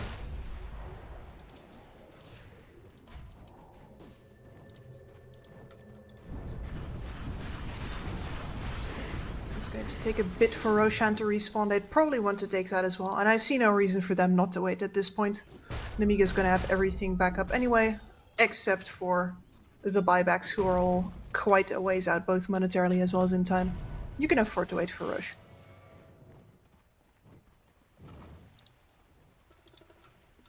Yeah, 35 seconds for Roche to spawn.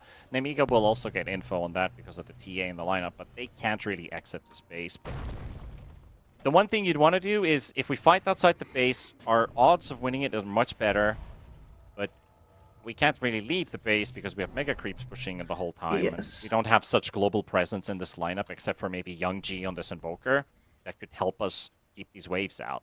One Dominator creep, or maybe 2 Dominator creeps from the Invo and Slardar is not enough versus Mega Creeps. Those are quite different beasts, and I do actually think that even outside of the base, what you'll want is relatively small choke points. And there's a lot of parts of the map that just don't offer that for you, so because of your playstyle, maybe the ramps into your base are the best place to fight. Which sucks. Well, the Ringmaster tried to get nearby, get some information, but was forced to TP back home. Runa Team, that's the biggest Roche so far in terms of content. They have 2 buybacks up, 3 on cooldown for Nemiga. Freshie shard for the troll. Get yourself a second BKB. Second ult. He also has the Battle Trance Strong Dispel now, so even if they lasso, he can release himself.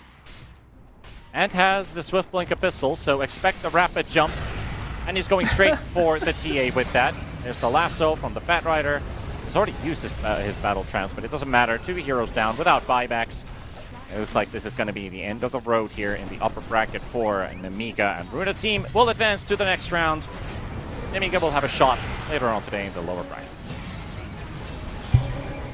Yeah, and Runa really convincing throughout this. The first game, there's definitely some points where you can see opportunities for Nemiga to do something, but when Nemiga doesn't do anything during those windows either, really the entirety of this match has just been all Runa Team making the moves and getting the payoff from it.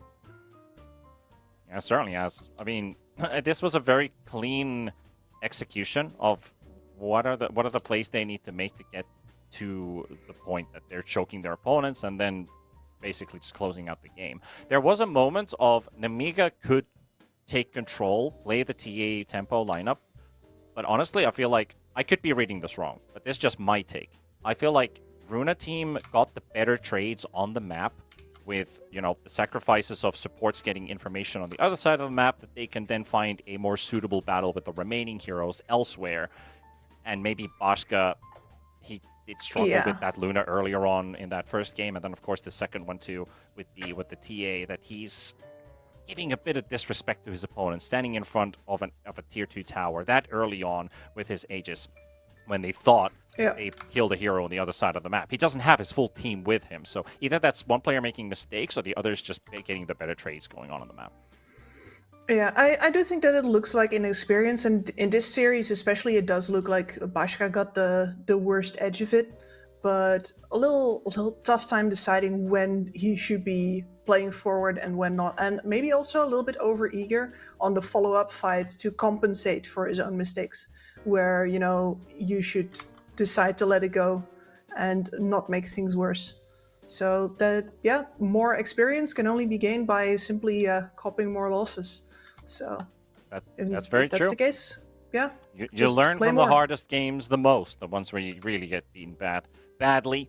So, you know, maybe there's a lower bracket run still in there for an Amiga Gaming, but for now, upper bracket for this stream is complete. We still got one more series. Oh wait, no, we don't. We're not done with the upper bracket because we're continuing with the upper bracket. That is in 1.5 hours. I believe we're going with the lower half, which is 1 win versus Runa team, if I remember correct. Production can correct me on that. That is indeed the, or if it is 1 win, I think they only finished game 2. So it might just be game 3. So it could be Kalmachata as well. I'll correct myself. But we're gonna stay and wait here on the B stream for that series to finish, and then at what was it called? 7 p.m. CEST, 8 p.m. EST. We'll be back for the upper bracket semifinals, the last series of the day on this stream. We'll see you guys then.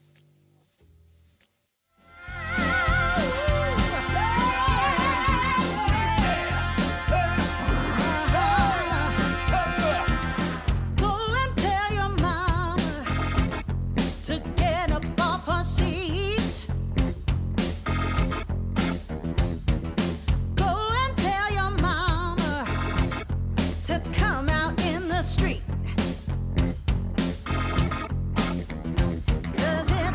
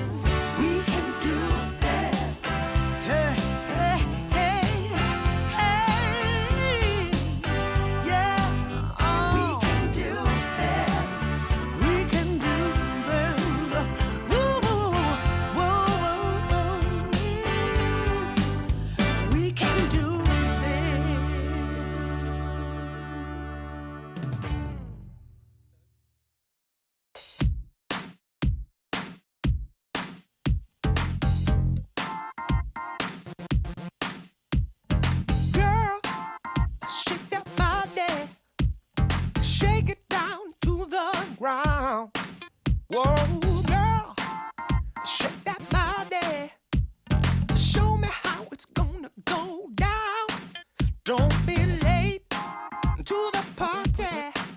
Don't be afraid to scream and shout. 'Cause when we dance to the music, you know that's what it's all about. Yeah, yeah. Hey, girl, shake that body. Shake it to the left and to the right. Yeah, girl, shake that body. We're gonna shake it all night. We're going down.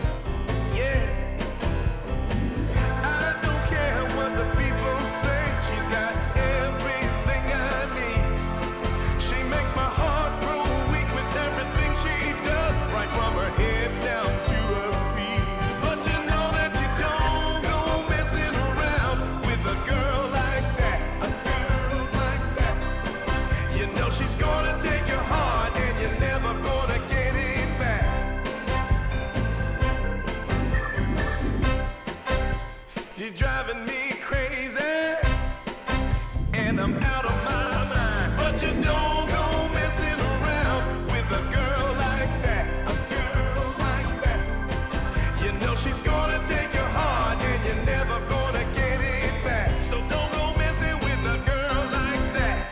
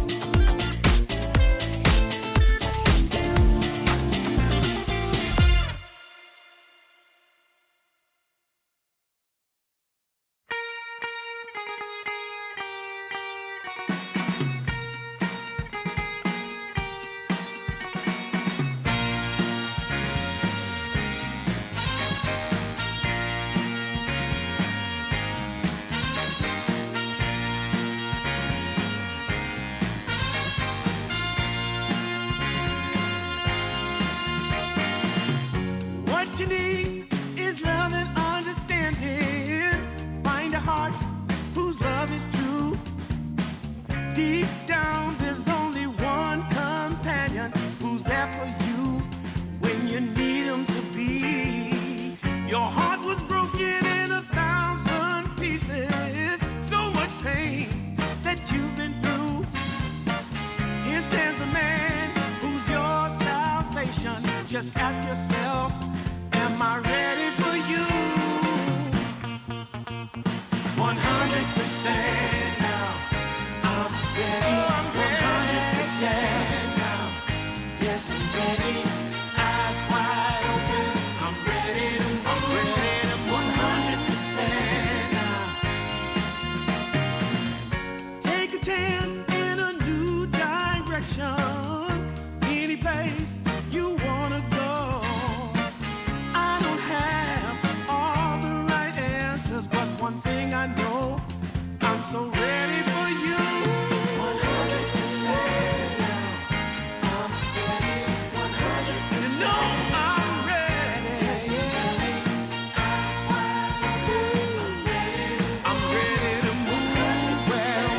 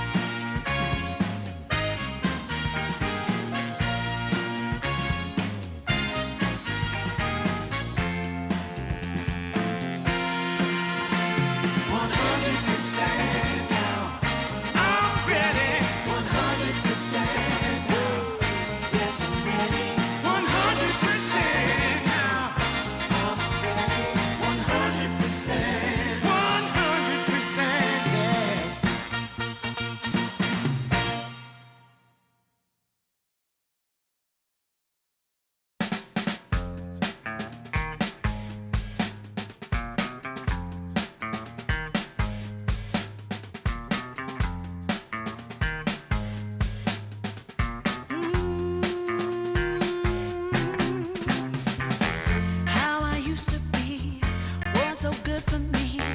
In my mind all the time, no one I could turn to. Now that I can see your love has set me free. You came along, made me strong. I've waited such a long time, and I just can't believe in this new love I have found. Yeah, don't want it to stop when you know you got a good thing that makes me feel fine. Ooh, wherever it leads me, you know it's all fine. I never thought that this could sweep me off the ground. Oh, I don't want it to stop when it's feeling this good.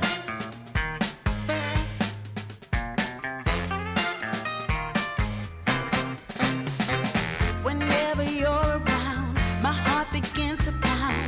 Though I know you'll take it slow, no way to stop this feeling. For every single day, whenever you're away, in this place there's a space where I'll be waiting for you. And I just can't believe in this new love I have found. Yeah, I don't want it to stop when you know you got a good thing that makes me feel fine. Ooh, wherever it leads me, you know it's all fine. I never thought that this could sweep me off the ground. I don't want it to stop. No, I don't want it to stop.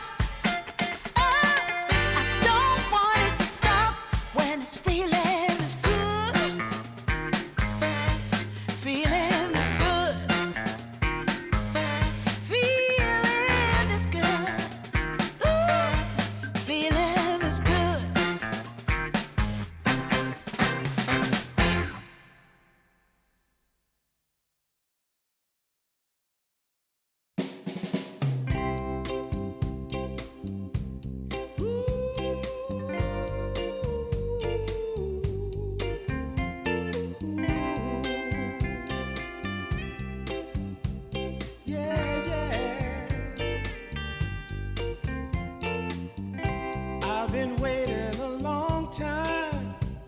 just longing for a glance from you.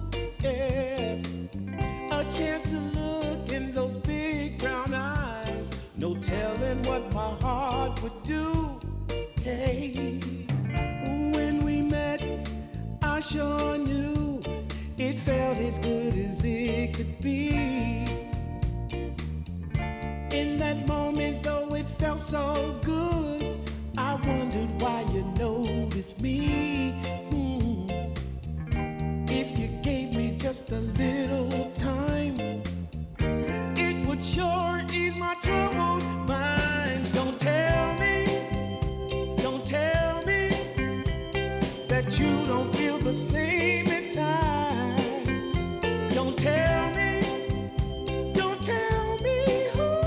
These are feelings that I ought to hide.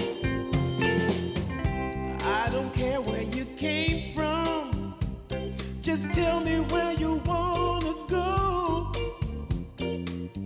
If there's a chance to be together, that's all I really need to know. Is it real or make believe that keeps me thinking of you? If you've got time to walk with me, I'll show you how my heart is true.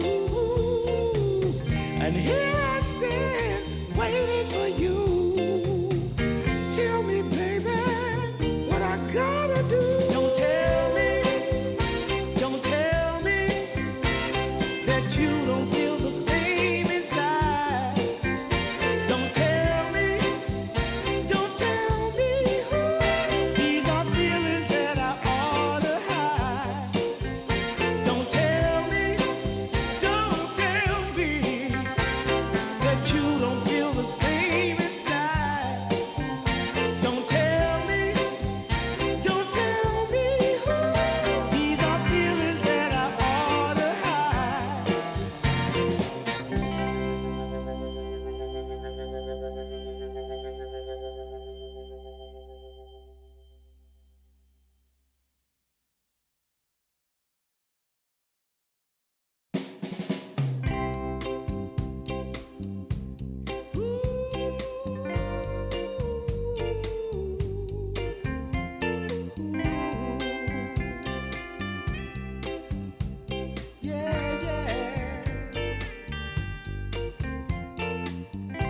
I've been waiting a long time, just longing for a glance from you. Yeah. A chance to look in those big brown eyes. No telling what my heart would do. Hey, when we met, I sure knew it felt as good as it could be. In that moment, though it felt so good, I wondered why you noticed me. If you gave me just a little time, it would sure ease my troubled mind. Don't tell me that you don't feel the same inside. Don't tell me who. These are feelings that I ought to hide.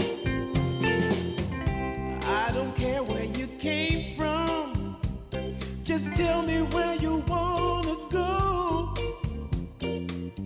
If there's a chance to be together, that's all I really need to know. Is it real or make believe that keeps me thinking of you? If you've got time to walk with me, I'll show you how my heart is true.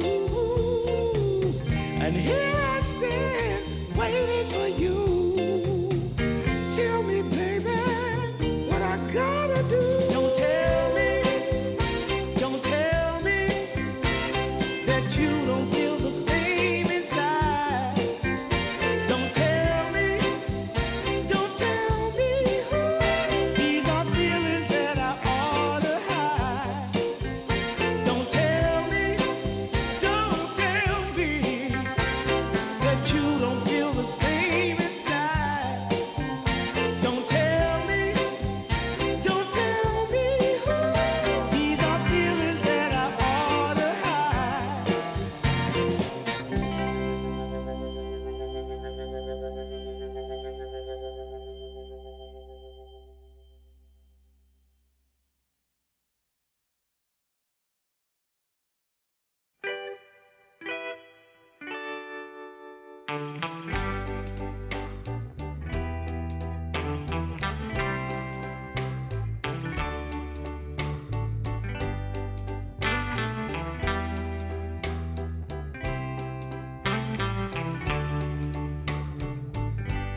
Sometimes I'll be foolish.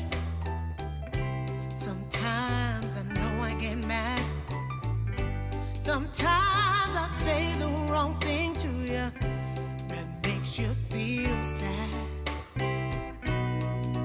But one thing is true in all that we've been through.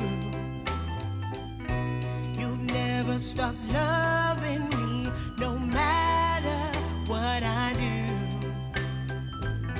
So let me say, yeah, that every day I try to find the words from my heart to say thank you. 'Cause you take me as I am.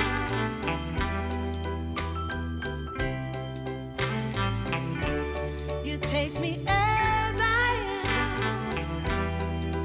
Oh, baby. If you stop loving me, well, I would understand. But I won't take you for granted, no, no.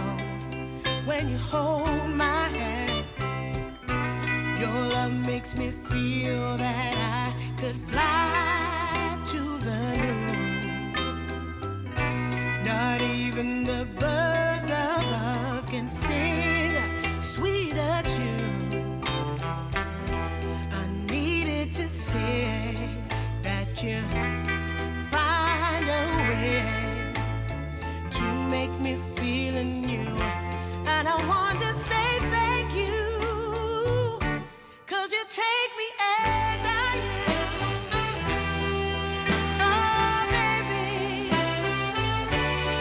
take me as I am. Oh, no, take me as I am. Oh, take me. Oh, take me. Yeah, take me. Take me as I am.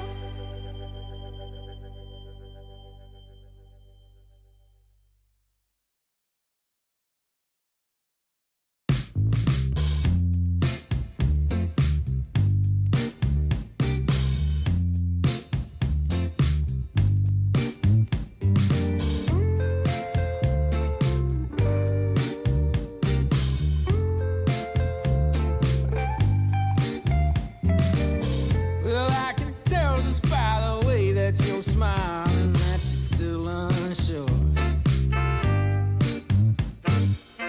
And I can tell just by the look in your eyes that you've been hurt before.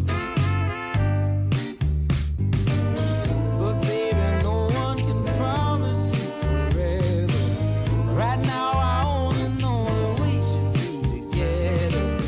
Because it's now or it's never, so won't you take a chance on me?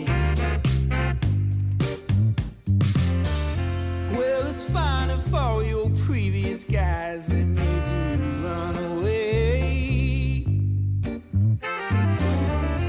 You can bet you'd only have one regret, and that's if you didn't stay. Walk my way. 'Cause baby, no one can promise you tomorrow. But today you take away all of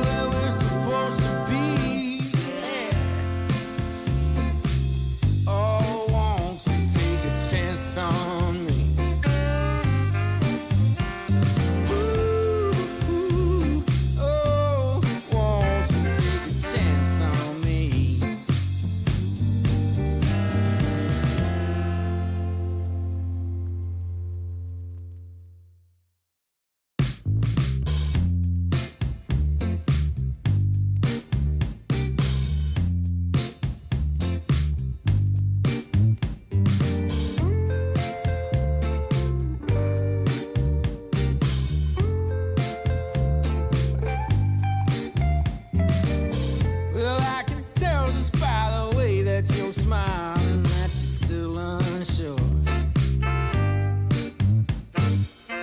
And I can tell just by the look in your eyes that you've been hurt before.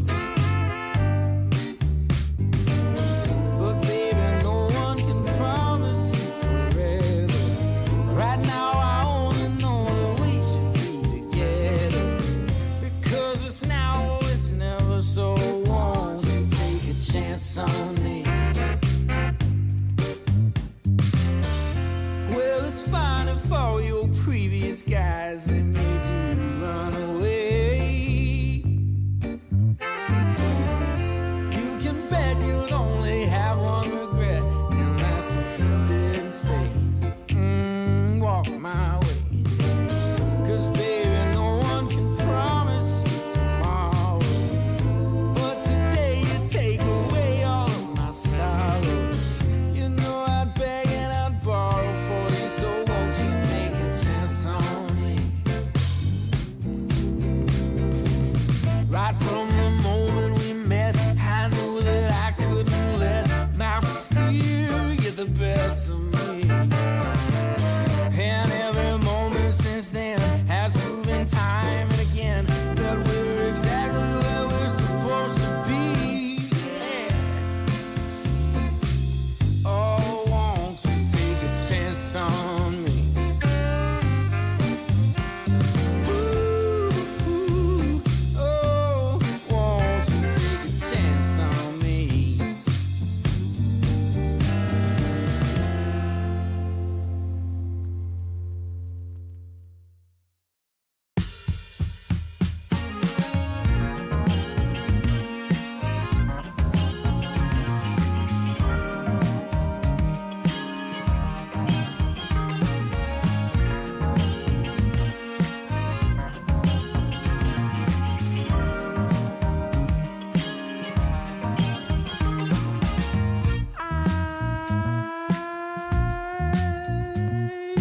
My eyes are closed so long after the sun comes up. We do a dance in the dark, down the hall, pictures fall, even the neighbors call.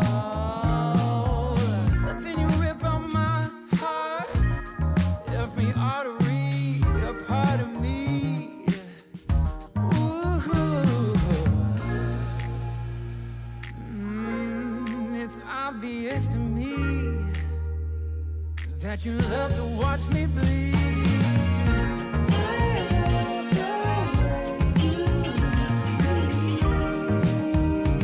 But not half as much as I love when you leave.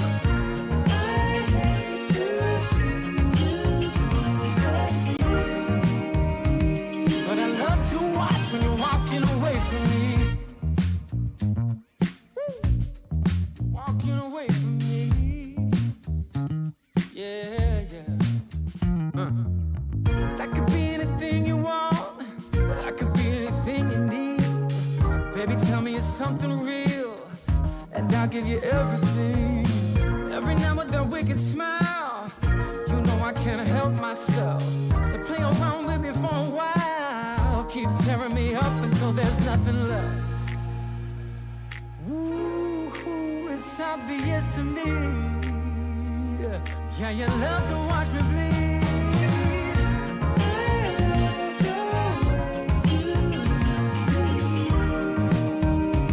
But not half as much as I love when you leave. I hate to see you go sad. But I love to watch when you're walking away from me. Yeah, yeah.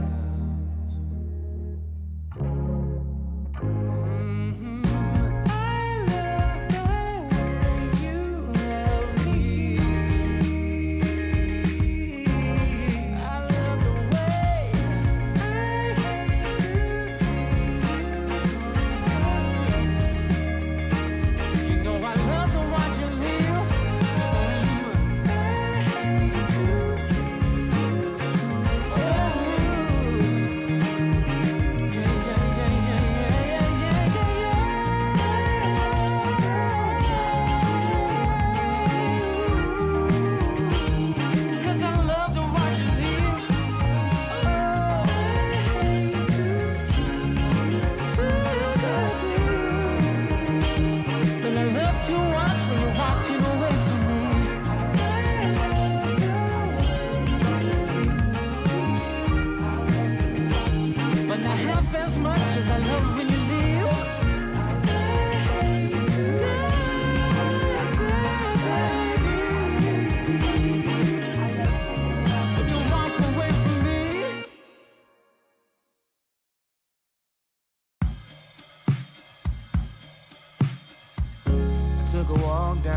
ago, heard someone shout from a crowd of fed up people getting told they should calm down. Didn't wanna fight, but the tears that fill their eyes are brought by the people sworn to preserve their rights. Oh, how could you not see it all coming? Stuck in our ways and running out of time. Time to change. We've got to at least try. But what will they do when the people are stepping out of line? Oh, oh now, oh yeah.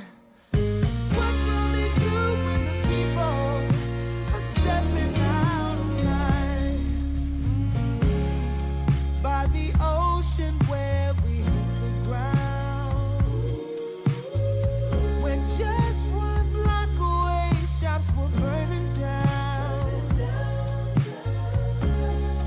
No surprise, the peaceful pay. We can't kick our feet out till justice takes its place. Oh, how could you not see it all coming? Stuck in our ways and running out of time. Time to change. We've got to at least try. But what will they do when the people are stepping out of line?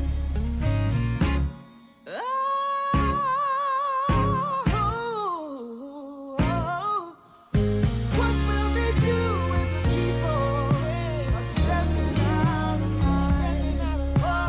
What will they do when the people are stepping out of line? Stepping out of line. I wanna know when they're stepping out of line.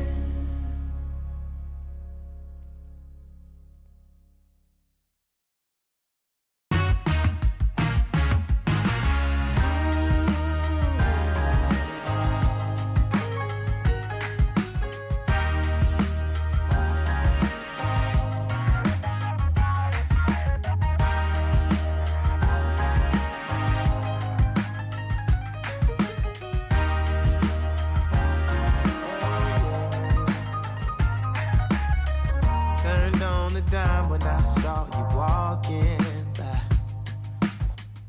Something about you caught my eye, yeah. Ain't trying to waste my time, just standing in your line. Gotta take a shot for you pass me by. So you wanna be alone for a minute? Well, come on, tell me what's on your mind. I wanna know what makes you happy. I wanna know, can I make you mine? Ooh, I wanna know if you know that I treat you right. I wanna know, can I spend the night?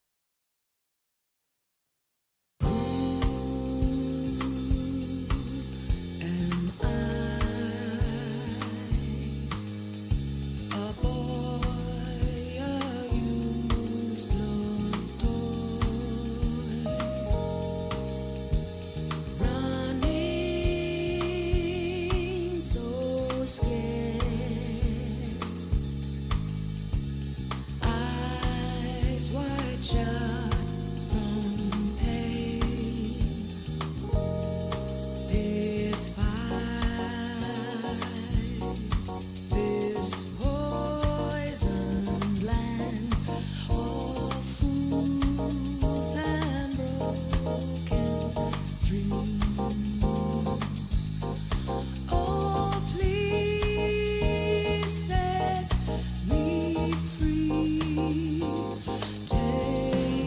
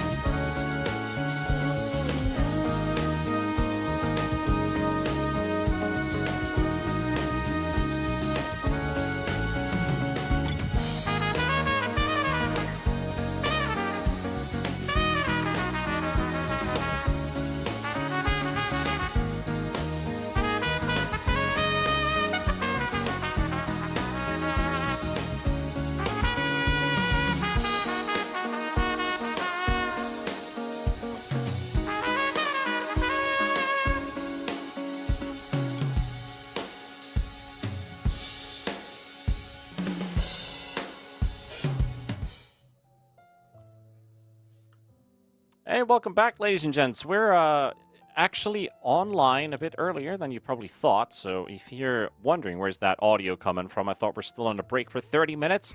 In agreement with the TO and the players and the production, we are ready to go 30 minutes ahead of schedule.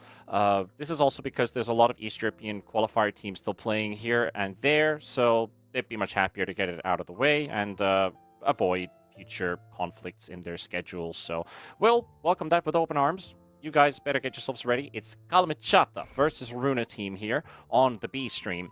And I'm actually surprised to say Kalmechata because I had one win as probably the strongest roster on paper out of the teams playing in this qualifier. And they just got reverse swept. 27 minutes, 34 minutes. And Kalmechata takes the win and advances into the semifinals with Runa team. Going up against them who did take that 2-0 off of Nemiga Gaming. Panda, and of course Skips, yours truly. I'm actually quite happy that one of the open qualifier teams is able to squeeze themselves into the upper bracket semis, because they're the only one. Actually, no, they're not. Esporld is the other one who are going to be playing for Pirates in the other matchup.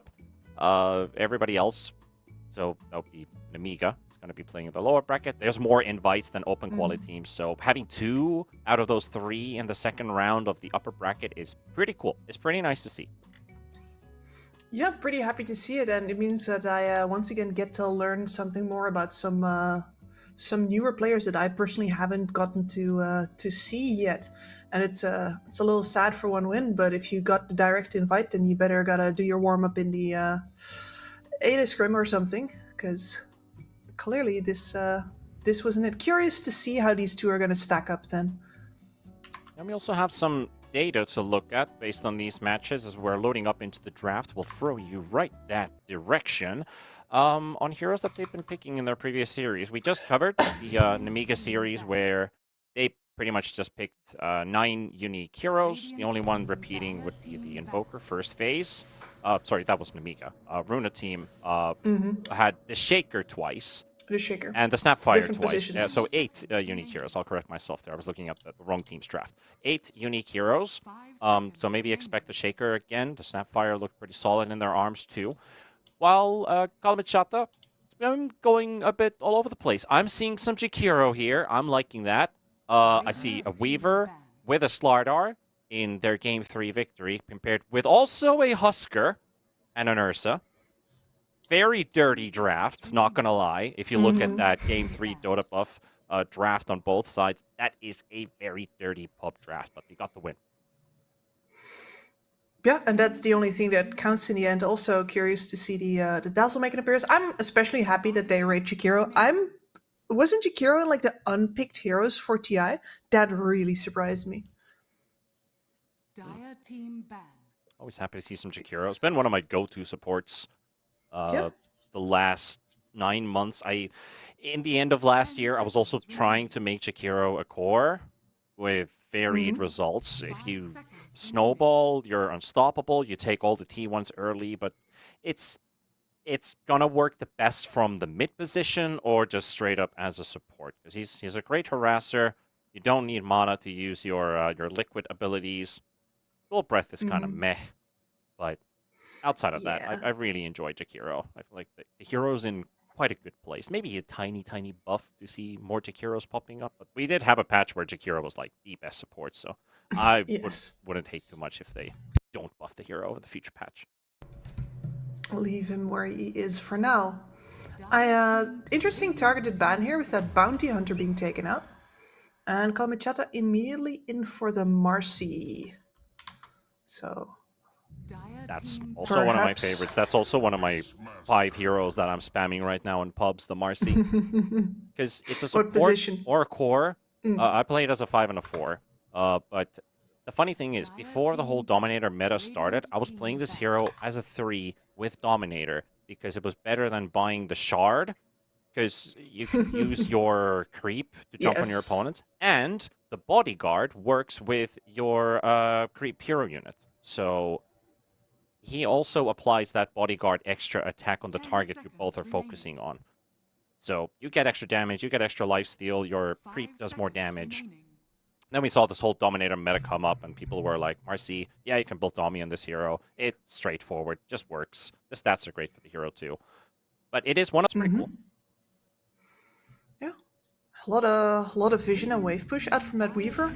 I greatly enjoyed the Urn build as well. And now faceless Void and Chen. Okay, here we go, Runa. Zoo, zoo, zoo on 3 heroes. Surely at some point somebody says that you don't need that many helms. 10 So seconds now remaining. maybe place the Marcy as a 3 if you're Kalmichata and get 5 seconds a remaining. potential Battle Fury builder, or at least someone who cleans waves through physical damage. So not like a, I mean, Yeah. of course you could go for Sven or Monkey King Battle Furies. Like even without the Battle Fury, Monkey King is also good at cutting the waves. But you gotta respect this push. Like there's so many zoo units in this game, and there we go, Gyrocopter. That fits into the perfect picture perfectly, in my opinion. Are you happy with this? It's okay. For me, my theory has always been that the counter to push is not counter push. The counter to push is your own push. Radiant team A team that's pushing, that has a lot of units, they're, especially if they go early, there's no way for you to have enough damage to clear through all of it if they do it right. So your only option is to get push of your own going and take towers in return. But of course, if they don't do it right, if they don't overwhelm you with all of their units, or if they don't take over the game fast enough, then yeah, Gyrocopter absolutely can benefit from the fact that you've got that flak cannon to thin out the herd. Radiant team ban. Yeah, I mean, trying to grasp on your theory, but I do like the fact that this Gyrocopter is brought in, because if you do want to create a push of your own, it obviously requires that you have a wave accessible to you. 10 And seconds Marcy's already remaining. buffing up the gyro. Also, the movement speed given. Weaver's already pretty 5 mobile on the map. The seconds Jakiro is kind of a hero that either you move with the group or you park yourself at a tower to protect it. So this could be like, yeah, you 4 guys go push, I'll deal with the Megas. It's kind of like, Yeah. I mean, and Jakiro's not great at that either. As the game goes onward, he doesn't really scale until level 25 or through an Ags to make his Macroplier pure damage, because he gets the percentage-based damage on his 25. And in that sense as well, he's great at killing heroes. He's still not good at dealing with creep waves. No, he's not. I'm just looking at what you want to get for the mid lane here. I actually think that the Void Spirit ban is quite good. Kalmichata wants more wave clear, but it also wants initiation. And those two things, yeah, are hard to find in the same hero, even banning out the Pangolier there. What do Primal you Beast have? is not a bad idea if they play it. I like Primal. Mainly like because Primal of the great fact deal. that if you are going into a mid matchup versus the Beastmaster, you'll do okay with it. And currently with the Pangos and the Void Spirits banned out, there's bound to be a melee mid that Runa team's thinking about. It's either Beastmaster or +1, which Kalmichata is also trying to read right now. We're banning Slardar, but we might have to ban maybe an Ember. Sand King's in the pool. Sand King's in the pool. Guess that's also worth banning. And then again, when I think about it, if you do want to play your own game as Runa team, you've got Faces Void. This is like a 2016 strat, but you could Void Sniper into this and put Beast in the off lane.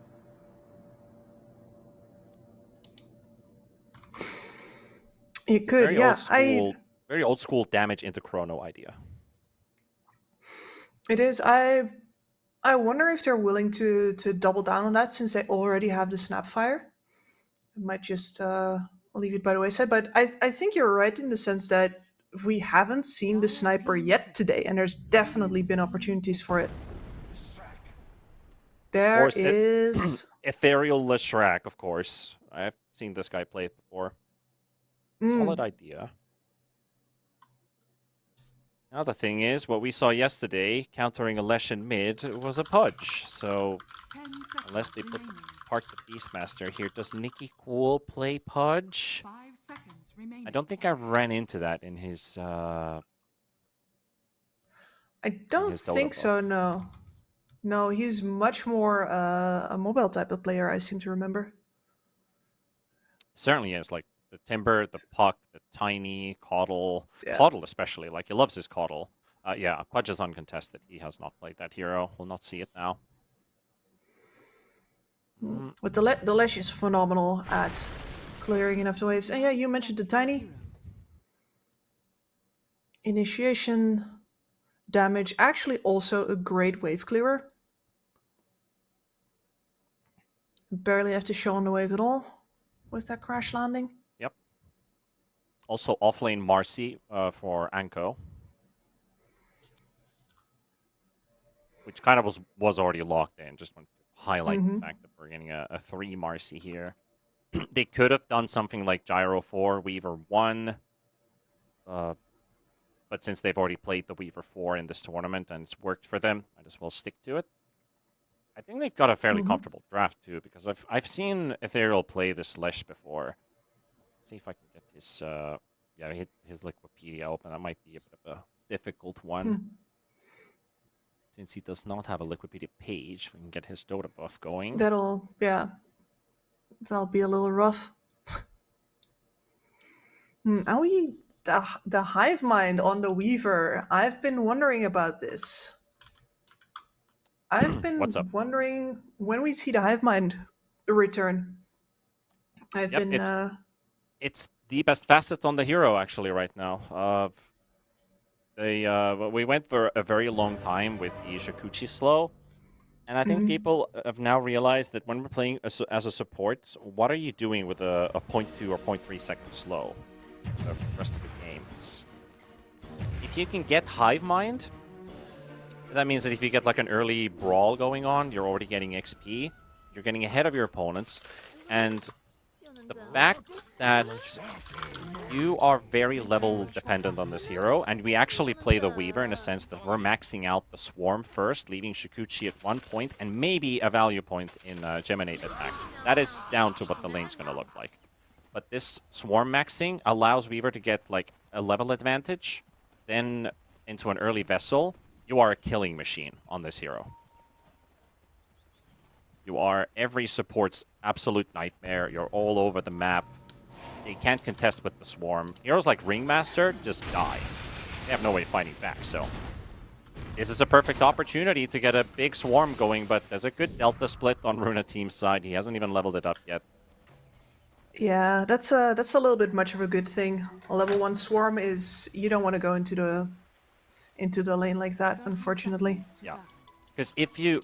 That's the thing. They do go for Swarm level 1 on Weaver with this, because if you get the Hive Mind facet and you connect it on 3, 4, or 5 heroes and you get a fight going, before the horn. You will enter the lane as level 2. And you can't be contested with. You're constantly harassing your opponent. Absolutely not. Bring in some Mono Regen, get a Mango, get a Clarity going. You can Shakuchi poke for an extra 100 damage anytime you want. You can secure range creeps. And then, of course, the Swarm itself, which amplifies the damage that you're doing because it's chewing your armor away. So, Weaver 4 is probably my second favorite support to play after Lesh 4. Those are my 2 favorites right now. You like doing the deeps. And you like being fast. Dang, that is a large army into the top lane. That is a large army indeed, making its way. Couple boars, a Satyr, zoning out the Gyrocopter with no regen in his inventory, so he's already down to half HP, and Shakiro's going to have to provide with the rest. But the idea of why I like playing the Weaver and the Leshrac is because you get to play the lane differently compared to your traditional lane supports. They're very much a threat from the get-go. Let's see then here about threats from the get-go. Make you cool up first Ethereal. Should be alright on the Tiny, but I don't actually see any way that you stop the Lesh from farming here either. Yeah, Lesh is quite mono-dependent in this particular matchup, so you gotta time your moments for Diabolic Edict, and regarding that ability, Glyph usage is your best friend as the opponent for Lesh. So you want to hug the creep wave, make sure that that Edict is hitting more than just one single target. Because what Edict does at level 1 is 400 pure damage. No reductions. Luckily, Tiny is a zero armor hero with a lot of HP, so he fits into this matchup pretty well. He shrugs off most of that. But you can do the maths on how strong Edict is later on. Like, do a quick, open your calculator, 40 times 34 at rank 4. And you're doing, like, what, 1,300 damage, something like that? Yeah, 1,360 to be exact. Thank you for that.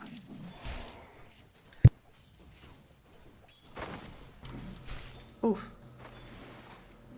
Sorry, I'm having a bit of a hard time breathing right now. If you don't hear a lot from me. Oh, that's completely fine. I understand. Yeah, we have a cold season happening in Finland right now, so understandable. Woke up this morning as well, super early. Like, man, we really have had like the worst summer.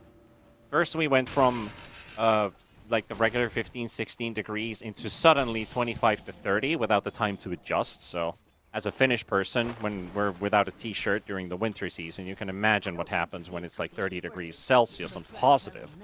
And then melts. that heat wave ended, and now we've just rapidly gone from like 17 degrees to 4 in just the course of one day. So your body just doesn't have time to adapt.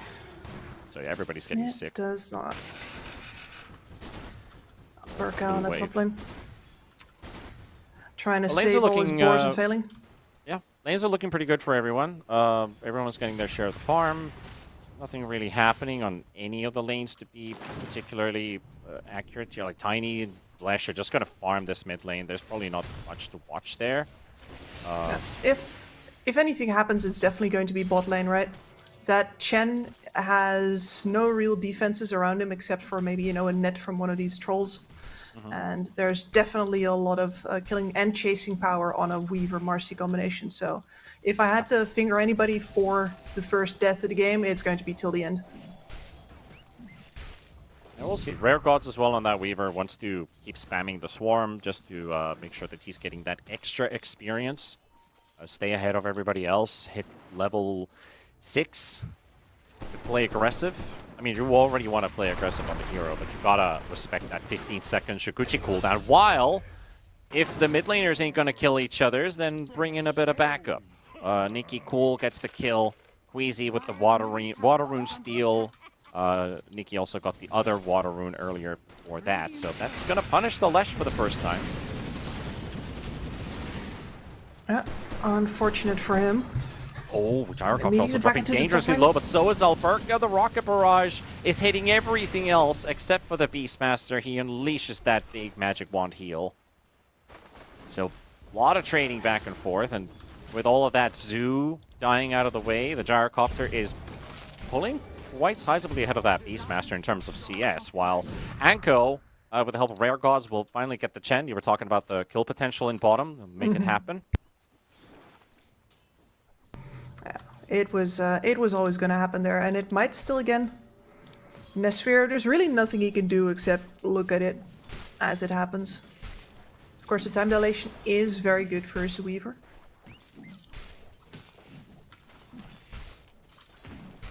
That doesn't do anything until after the spells are used. Yeah, but it's going to be a bit of a tricky target for them to focus on. You can always poke. You still got that Chen Satyr just burning up all your mana. Weaver really hates living without mana, so big reason why you like built that vessel in the first place. Have some source of mana regen in your inventory, because generally you don't have any item outside of Core Weaver Falcon Blade. Don't really do that no support, so vessel fills that gap nicely. No, the Falcon Blade was very welcome, in fact, because before that, I think people used to go Lincoln Sphere partially just because of the mana regeneration. It was a sad time. Yeah, it was a sad time, and sad times as well for this Lesh, right? Because Queasy has done that same move twice now, and Runa team have found 2 big kills for the Tiny to help him start his own snowball. Now 700 gold ahead of the Leshrac, who was still pretty 50-50 in terms of CS. Still is, as both are tied at Yes, still 31. is. And Alberca's getting body blocked like mad in the top lane. So, Woe with Rare Gods and their support, Jakiro. Can't pronounce his name, unfortunately. I think that's Hatred. Meshta? Is that Ish? I don't know. No, it's not Ish. No. Yeah, should be Hatred or HTRD. That is the same player. I used to be able to read Cyrillic, but it's been too long. It's been a while. Yes. You are forgiven. I never learned. I have a spreadsheet somewhere with common Russian words so I can hear what my team's actually talking about. I mean, Astini's been going on about that as well, right? Like, he talked with Cap and Insania on the All Chat podcast about, like, communication with the team, that he's learned... Like, he's a language enthusiast, so he likes to learn different languages, even a little bit. So he's found a way to communicate with his team where he's picking up, like, keywords of what they're saying while they're playing, and he can actually understand what they're going after, but he cannot talk the language. So... No, exactly. But that understanding, especially because, listen, we all speak Dota here. Like, you know the patterns of what people should be talking about, and it makes it so much easier to connect to what they're actually saying. You have a source of common interest. Exactly, and a source of common knowledge. Big fight happening in the triangle as Nikki Cool will finally be targeted here. Take down the Tiny. Take over the triangle, prevent that hard camp from being accessed. So Alberca's going to have to back away. And now you can see Weaver's hit level 6. Already used that time lapse once. Earn charges at the ready. He's going to be a problem. And especially for this Beastmaster as well. Like, he stepped out of the lane. One of the problems is that, yeah, you get very tanky with that Helm of Iron Will very early. But if you have overwhelming amounts of magical damage, say a Jakiro and then perhaps a Weaver nips in, you're still going to die. Mid. So is the Weaver, because he did not anticipate this move. Overwhelming magic damage. Nikki Cool's still having a great game. Chrono in bottom. They're going to catch Anko. Follow it up with the Mortimer's Kisses. Burn up the Marcy. Nesphere. Well, Queasy takes this one. It's the first kill Nesphere gets to be a part of. Dire's middle tower is under attack. Dummies are slowly coming online. Void has one. East almost has his. Marcy has the recipe in the stash. There's going to be a lot of zoo in this game. The Dominator takes over the troll, or immediately laying into the tower. Yep. 9 damage from the Heal rally. Troll here as well, which I think he's microing actively right now. Blocking in the Marcy after that jump in. And that is a catch that they'll happily take. Nikki Cole with the toss play.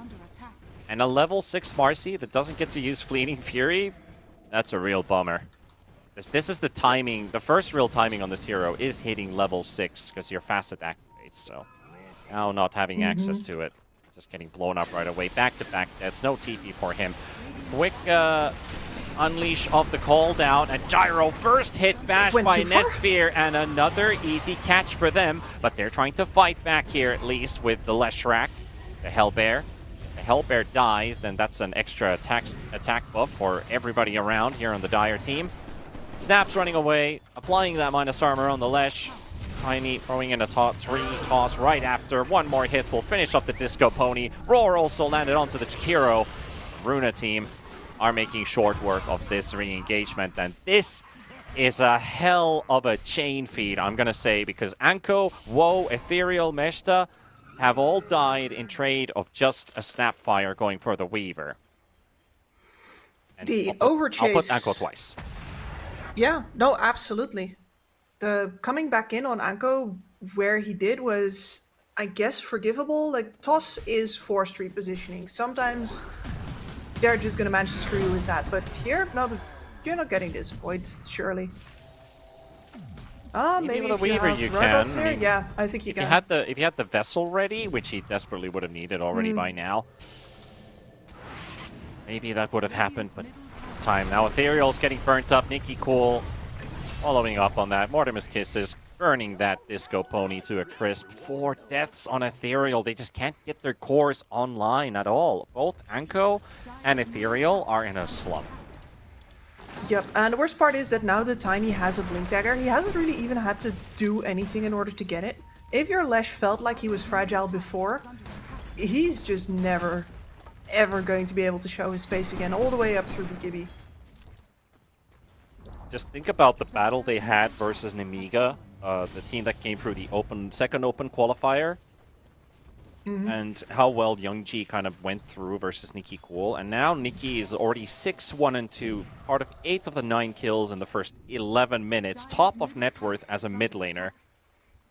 Everything's going according to plan, and maybe even better than that. A Tiny, this big, this early, it's so scary. Look at this. Whoop! World's your oyster. Five deaths on your mid laner now. it pretty much is. I would not even argue against that. I think Flesh is just out. Like, and how do you even adapt on that hero? It's not like you can switch into some kind of utility-based build. Like, he's trying. He's actually switching into the Athos, which is, yeah, sure, that's your best possible option, but...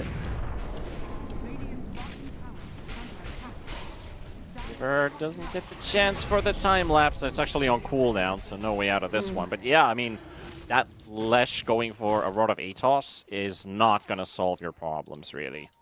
So he's been demoted to pause 4, and Marcy and the Weaver are going to have to do a lot of heavy lifting in the next few minutes, because RC BKB is a must-have. Got to get that first, then you can start working on your damage items, and I think Marcy has to fill in that hole now, which is Leshrak's damage output. Potentially go maybe Basher, maybe even like an early Crystallis, if it's the right game for it, maybe even an Aghanim's, but Aghanim's isn't really a source of damage, it's more of a tool of sustaining the fights a bit longer, preventing a crucial spell going off. And the question is, since you don't have a mid laner anymore now, who is going to buy the space for you to safely get those items? You're going to have to keep risking yourself. Weaver did get a very nice time lapse off there. Nick of time. Nikki Cool dodging the ice path. Queasy Alberca nearby. Can they group up for a fight? Chen is bringing in all the auras, but that's a massive amount of AoE damage, and he almost does the gyrocopter, but Ethereal is there to apply the Edict damage and canceling that snap ulti with the initial stun. Alberca forced to roar, and Anko gets the grab on the Beastmaster, pulls him straight back in, and that's a Marcy grabbing her second kill of the game. Okay. Well, as it turns out, yeah, if you get the Tiny Streak, you remove the Beastmaster as well, who made the top lane his kingdom. You now get to shove him out, you get to take down the mid tower. Your problems suddenly don't look so bad, but my question is, how does that happen in the first place? Because Tiny should not be offering himself up like that, all by his lonesome. It was all Rare Gods getting time-lapse off at 50 HP. Back to full, and I was like, alright, we're good to go. They spent everything. Go, go, go. Yeah. All that time and effort wasted. He's under vision, and Gyrocopter TP'd home because it was afraid that the Tiny might run into him. He also spots Rare Gods around, so he'll dodge the Weaver, he'll get out.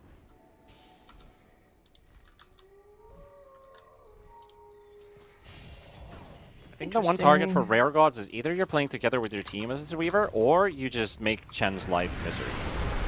While Hero's pretty easy. Oh, he's... Yes. It's an easy grab as well. Absolutely. I think following the Chen around is a really good use of your time. Nibble on his creeps. Give vision on where he is. Constantly threaten him with the potential that Marcy is going to come out of the woodwork and murk him. Marcy doesn't even have to be here. The Chen just needs to be afraid of his damn life. I didn't actually know that the Satyr Tormentor is giving this much HP regen. Because I remember it was like 3 or 5. It's 11. So wait, what? Chen has 20 HP per second. I thought it was way less than what it actually is. Ethereal. I remembered 5 as well. Well, shit, man. Routine kill here, but yeah, that's a crazy amount of HP regen. Maybe the Weaver's not killing the Chen after all. Alberca, meanwhile, being bullied by the Weaver himself. Nesphere Ready to drop the chrono if needed, because oh, there's a Jakiro inside there too. Tiny Airlines at your service. Well planned fight. Toss him in the chrono, land the Snapfire ulti on 2, get a triple for Queasy. Queasy's really celebrating with kills, but at the same time, Nisphere, where did your team go? It's like, whoops. Yeah, that team backed off. I mean, Alberca is in no shape to fight whatsoever. No. He's not going to stick around, but bit of tunnel vision there, I'd say. Yeah, just Woe and Anko huddling together in the trees. Well, we're going to see some hops here. Talk about a real wrestling match. Full Nelson here, body slam there. Yeah. Tiny coming out on top. Oh, watch out, watch out. From the top with a, well, not a steel chair. That's the one. That's a Tiny with an Echo Saber now. Oh, kind of didn't, yeah. But well, I mean, it really does secure your scaling into the mid to late game as a physical damage dealer as well. But it really depends on how you want to play your Tiny, right? Because a lot of people just stay in the utility / magic damage region just smoked instead. under a ward. Weaver's gonna pop these smokes, at least the Chen and the Chen army. You're not gonna find anybody. We'll run into the rest, but I think this was maybe a bit of an unnecessary move, though. At least I know where they are, so yeah. They're not gonna do anything with that info. They just call it off. Like, we can't just march on a high ground like the Weaver just did. Good play, backfired. Tiny's already on the hunt for the next one.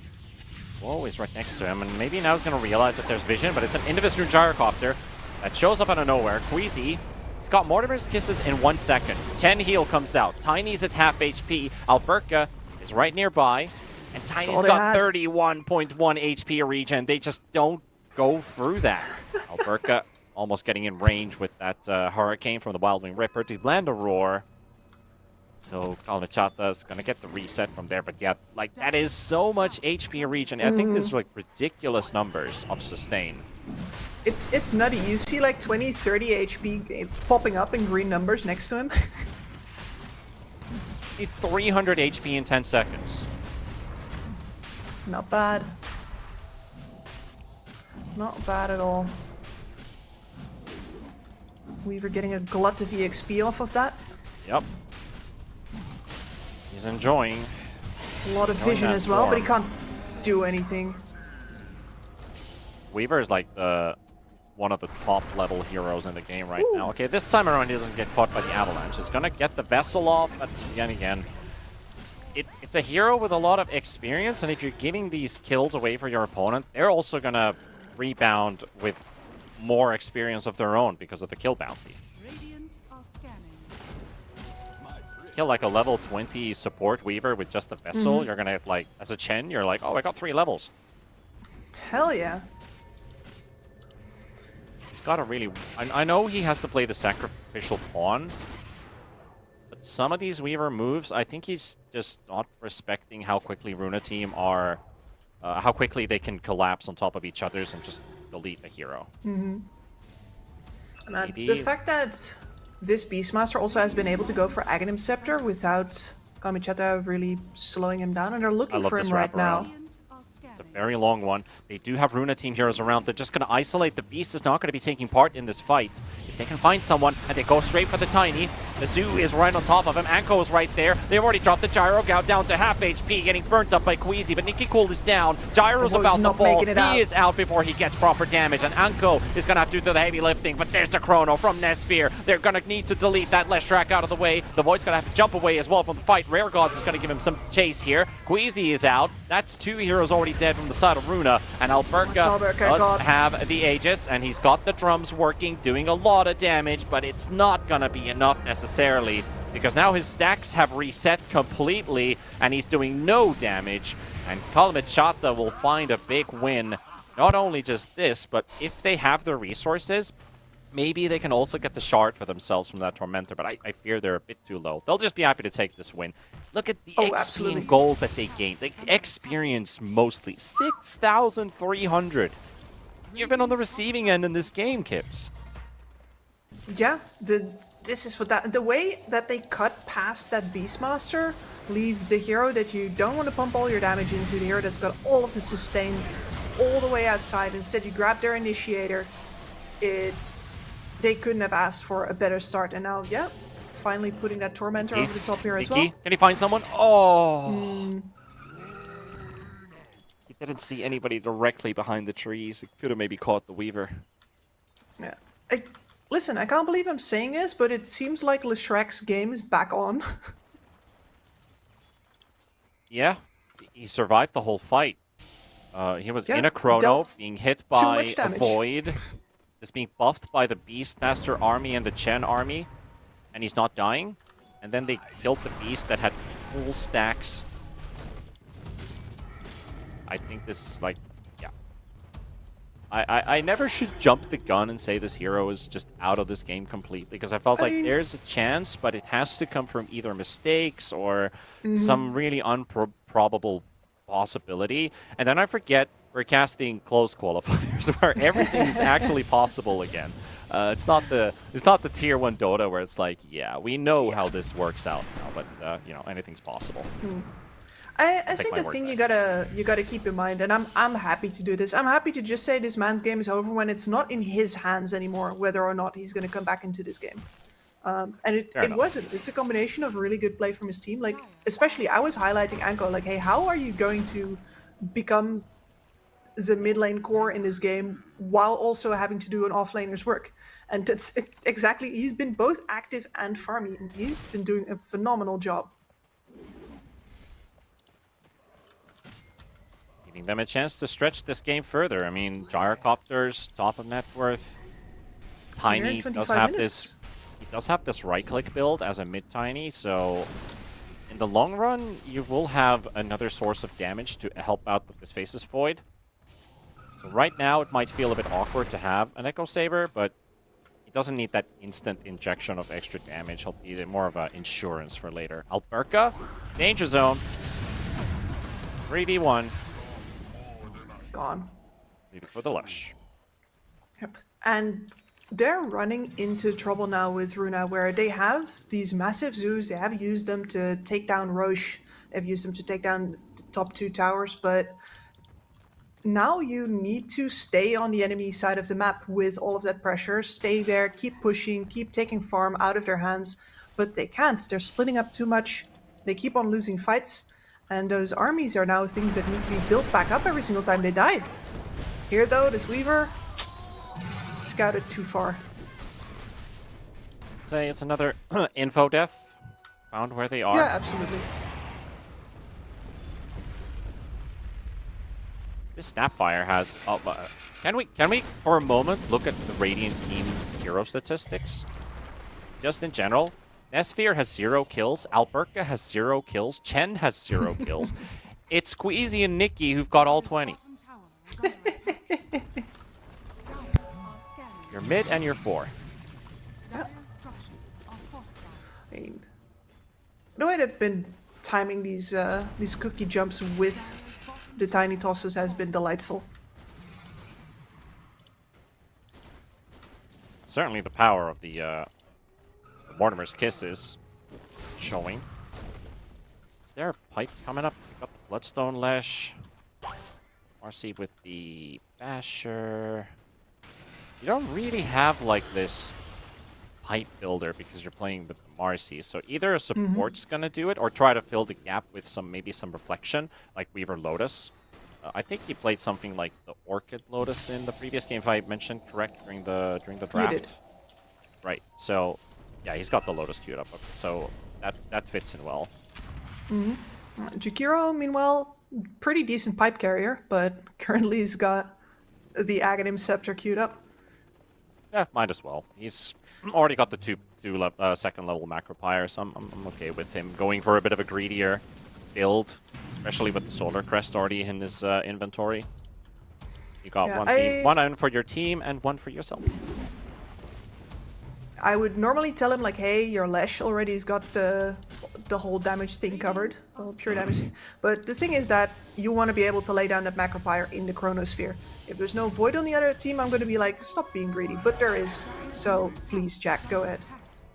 And it does make the game easier for Gyro to get flat cannon hits and the Marcy to chase targets, and same for the Lesh to get Diabolic Edict, because it does apply 60% slow on top of the pure damage with that Macropyre Ags. Weaver scouting in front, and looks like Kalmachata might run into them. Very narrow point for them to hold. Chrono coming out. Ice Path just perfectly timed by the Jakiro. So that takes away from that initial burst. The Roar comes in, and maybe they're going to get this Leshrac out of the way. But how much can they get in? Gyro finally getting into the fight. Till the end is down, and Marcy is dropping here. Nesfear will get that one out of the way. Nope, it's Queasy. He's taking another kill for himself. Nothing for the Void, as he's being bullied by Woe and Meshta, and now chasing the Jakiro. Another bash coming up. A toss from Tiny. Secure another one, leaving that down to 2. And Weaver might be low, but this is where the Mickey Weavers needs to excel save the his best, Void. and he's giving chase to this Faceless Void. Getting vision. Beastmaster still here. Close. And with the shard, is it enough? No. If he had something like a crit in his inventory, maybe with that shard, the Shukuchi run through him could have been enough for a kill, but not enough. You got 25 armor Now to Gyro burst through. versus the world. Gyro versus the world, indeed. He's got Satanic. But he doesn't really have anything else except for the Crystallis, so... Got Well- a Tiny, sure, it's worth something, but that's the entire Kalamachata team dead. That's a full wipe, isn't it? A really good initiation by Nicky Cool there. I thought for sure that his blink was going to get disabled because he was so close to the enemy team already. He was not going to get that off. But instead they take down the Lesh early, allowing them to juggle the damage afterwards. Yeah, that Jakiro involvement at the start of that Chronosphere was really good for getting a chance to win that fight. Yeah. Because it bought time for Woe to get there. I mean, can you imagine what happens if that was an Axe Macropyre? That fight is absolutely won. Yeah, could have been that way. Top lane, Alberca gonna have to force the Roar onto the Lesh as they're chasing him. We'll just keep it. Calm. Sacrifice his own zoo for this. Yep. And his rule over the top lane is over. It's been nearly 30 minutes, but he is no longer the king of the top lane. Is under attack. Runa team should be looking at that next Roshan, because Kalmachata already is. Yeah, they're bringing in the numbers. Alberca's maybe going to join a bit late because he doesn't have that BKB.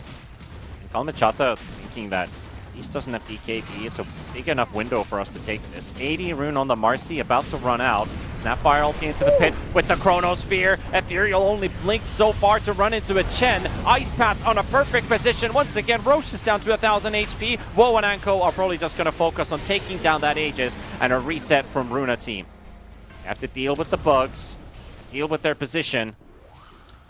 The Aegis is secured. You're only able to get out before Queasy blinks in with the shotgun. Absolutely remarkable that nobody dies there.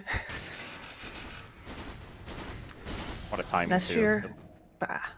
Because you have the Nesfear Roche can't stand Roar, heat. the Roar of Retribution damage, the increased damage debuff and everything going on there at the start of the fight. You got Chrono. Again, because you don't have BKB, Jakiro is just landing these perfect ice paths, anticipating where that Chrono is going to be. He knows where he's going to be going and landing it, so it takes a lot of guts to just understand this is where I need to put the ice path and not wait like 1 second for the animation to show and then throw the ice path. Like, I feel like he's already doing it.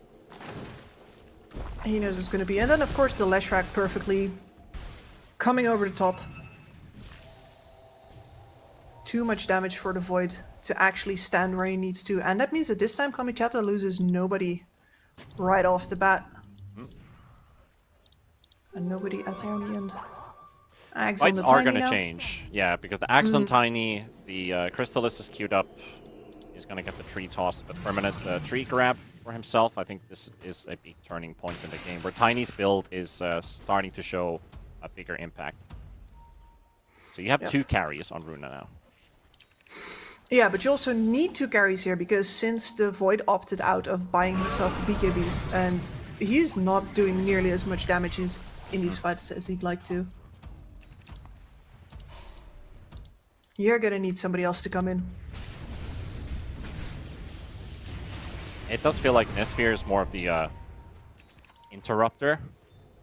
Mm-hmm. Maybe he can Which bash is- the Lesh. 1, 2. No. No. Never lucky. 24% chance. I mean, 2 more hits. Guaranteed it's done, right? Yeah. Mm-hmm. That's how chances work. That's how it works. Yeah, exactly.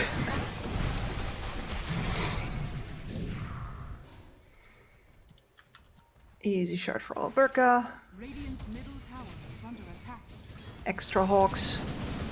Not amazing this late in the game, but you'll take everything you get. It will give him more drums of slum charges, right? So he'll regenerate faster. So if he's in a BKB and he doesn't die right away, maybe those Oh, extra that's attacks will smart. help him build up faster. But what a play by Nikki Cool. Age is instantly gone. And Weaver is only now respawning. So they'll get a 5v4 fight. They'll just chrono the gyro. No second thoughts here.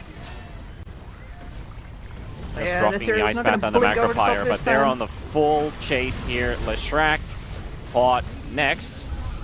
Has the Bloodstone and the shield. The shield's finally chewed through. Here goes the army. Deal with the Zoo. Marcy is trying to target Chen. Anko can delete this Chen in a matter of seconds if you wanted to. KB also forced out, still continues to bully till the end. He'll take him out. Rebound is also ready. Send it on Ethereal so they can get the run.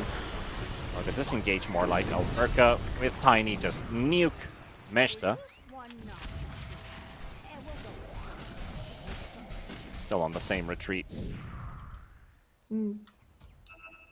Really interesting fight control there from Kalmicheta, deciding that since they don't have a BKB over on the Tiny anymore, they might still be able to take it.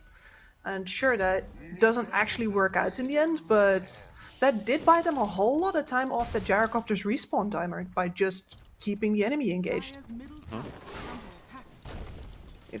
If a Jakiro is all that's going to cost you and you get the Chen kill in the process as well, kill off most of the armies, yeah, that was really well played from them, I gotta say. Even though it looks, why are you still fighting? Yeah. No, And no, you do Gyro's have- back right now. Yeah, and you do have the Ags on this There Weaver. we go. Well, talking about the Weaver. You do have the Ags on Oh, Weaver, so you have a it's good. save into the Chronosphere, but the cast range is, like, it's so pathetic that you need an Aether Lens on top of that item. So it's not like I got a 4200 awesome save on my allies. I also need a plus 2000 gold item to use it. Yes. But it's only fair. Because But it's only fair. it's one of the best abilities in the damn game.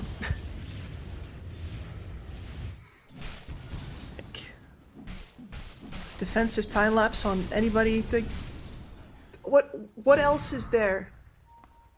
Like game changing single abilities. It is on par with Chronosphere. RP. I wouldn't even put Black Hole necessarily in the category. I think RP is still one of the better late game abilities with the Chronosphere. There's a time lapse in that category with Ags. That's pretty good. Maybe if it had like AoE time lapse, like a very small circle that could hit a second hero. It could work as a helper or a griefer. Yeah, reset somebody back to before he got healed. I've seen that happen with the cheese once. Yep. Somebody got cheesed themselves, got time lapse back to before he used it. That was crazy. Yeah. Or the moment you buy back and you're like, oh no, I had 100 HP. That just gives me some eternal envy flashes right there. Dire's bottom tower is under attack. Alright, well, Runa team is still 6k ahead with all the good things that had been going for them early on. Dire's Pack a bottom punch. tower has fallen. Funny fact is, the lockdown is quite limited on Kalmichata. So even with the Chen 25 Strong Dispel on Hand of God, it can help you Another toss basically back. release an ally from a rocket or something, but Oh, Nicky Cole and Nesphere into the Chrono. Oh, the trees are flying in, and Leshrak's gonna get burnt. Smacked by a big-ass tree. Alberca with a roar. Rare gloves down. Anko dead. Whoa, gets into this fight again a little bit too late. I feel like every engagement we see, Gyro is always showing 2 or 3 seconds after the fight has begun, and this time his allies were already dead. So he just stumbles upon a graveyard of allies. Yeah, Gyrocopter 0, the world 2. Sad, but such beautiful tossbacks to start these fights with by Nicky Cole. This is the power of Tiny. This is why, you know, sometimes you can't afford to not even go for the damage route. You just go into Yules instead. You spin in out in of these fights. Yeah, Yules, Blink, Force Staff. But The in guy this case, who helps you set up fights, and now he's setting up and helping you kill them. absolutely, because as we saw there, the tree volley was necessary to kill the Leshrac. Nesphere can't stand the heat. He keeps on stepping out of the kitchen.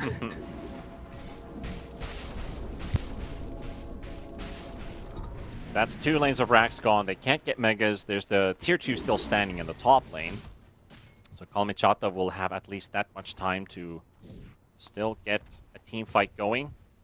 But that last fight was not even started by them properly. So Runa team could basically just unload whatever they wanted, see how far they can go, and still have a backup plan because they're not ready for the fight. Again, like the lack of the Gyrocopter in several of these engagements has actually cost them maybe even the game. It's not necessarily his fault. It could also be his allies' fault that they're placed in a position where the Gyro is constantly forced to react to, oh, what are my teammates doing kind of situation, you know? Hey, what are they doing? They're getting tossed back. That's another screen that you gotta go. And like the Marcy has a blink dagger. Leshrac has a blink dagger. You don't. Exactly. It's like the pub game classic of we're never as 5. That's why we're losing this game. Yeah. And Whose fault is that? Well, Nicky Cole, actually. They're probably suspecting them to go top and push, but right now Look they're at going to run this. into a Grab him. Gyrocopter Come walking on. outside of the base, and there's another toss back. Forces BKB, gets the Satanic, but that's going to be interrupted by the Roar, and he is out for the count. Pressure also for the Beastmaster. He can get another Roar if he wants to. Nesphere chasing onto Meshta. Bash, bash, bash. Finally with the BKB on. And Nicky onto the Cole's left found angle as another well. one. Yeah, another double toss back, just pulling ethereal. Chrono, and I think that's going to seal the game. GG, well played. There we have it. GG, well played. Consequences of a laning stage cost when it comes to the scaling of these 2 drafts, and mainly that tiny build.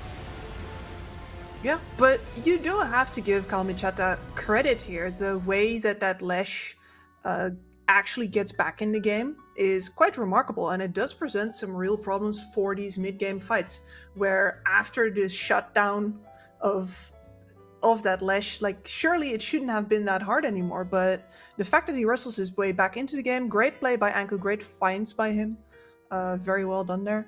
Really make sure that this one is at least contested still for a while.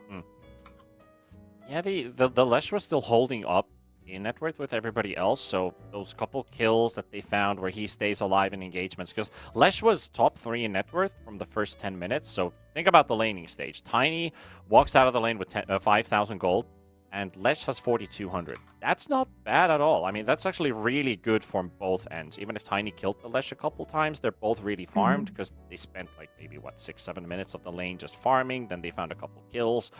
And a few minutes later, Tiny is still scaling heavily, but the Lesh is starting to slowly fall behind. And then Lesh gets that injection thanks to the Marcy having a good time. Marcy goes from 6th place to 3rd place in farm, ahead of the Void, ahead of the Beastmaster. So there you can see the impact of Marcy off lane with that BKB first item. Of course, after Dominator, but first big item. That how much you can get done in these early engagements, the power of and the damage that you have. So I like the idea with their draft. I like the direction they were going with it, but that laning stage just ended up costing them too much. It did, yes. I want to see all of these heroes again, though, and I do think that if you play this game again with the same drafts, you might get a couple of very different games depending on what happens. That's for sure. But let's see what Game 2 is going to bring us. That is after the break. See you guys in a couple of minutes. My way. Oh, cry. Not a man for crying. For a storm of tears I crave. Take all this sorrow from me. How much more do I have to pray? Foolish of me, you might say. I make my way out of this in my way. All reservations I have come to bear. It's clear that I'm not going anywhere. Foolish of me, you might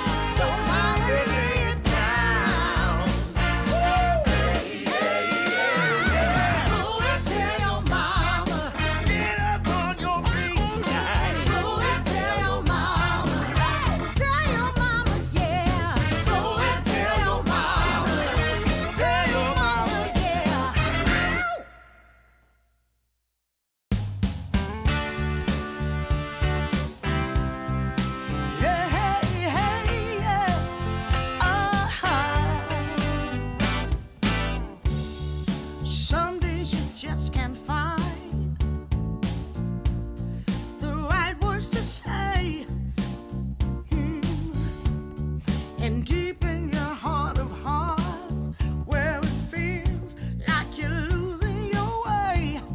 Yeah, yeah. I know that it's hard sometimes when the world's closing in on you. But as long as we stand together, there's not a thing that we can't do. Oh, we can do this if we have to climb another mountain.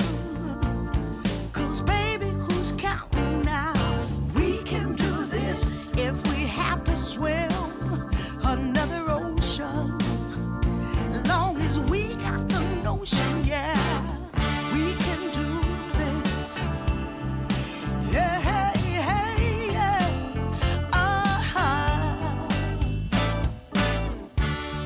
Sometimes you just can't see your way through the dark. And sometimes you're deeply hurt by some innocent remark. Oh, well, I know that this too shall pass, though I don't know exactly how. Yeah, 'cause as long as we stand together, there's not a thing can stop us now. Oh, we can do this if we have to climb another mountain. 'Cause baby, who's counting now? We can do this if we have to cross another river. Got to stand and deliver now. We can do this. Hey, hey, hey, hey. Yeah, we can do this. We can do this. Woo, woo, woo. We can do this.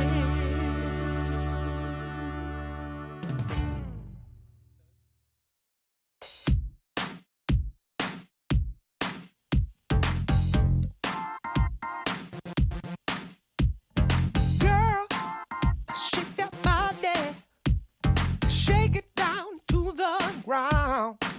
Whoa, girl, shake that body, show me how it's gonna go down. Don't be late to the party, don't be afraid to scream and shout. 'Cause when we dance to the music, you know that's what it's all about. Yeah, yeah. Hey,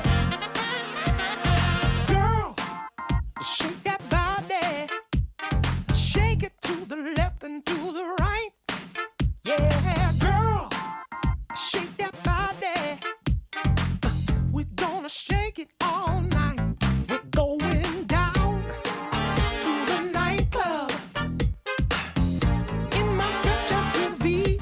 'Cause you know, girl, when we're dancing, there's no place I'd rather be.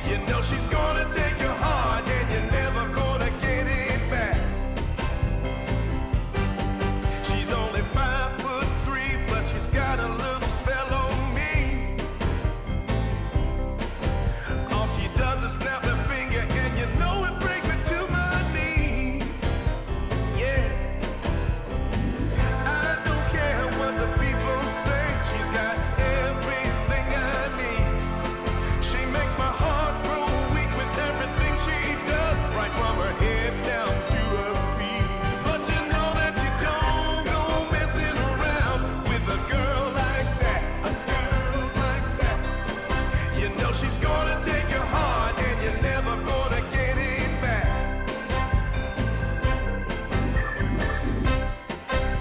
She's driving me crazy, and I'm out of my mind. But you don't go messing around with a girl like that, a girl like that. You know she's gonna take your heart and you're never gonna get it back. So don't go messing with a girl like that.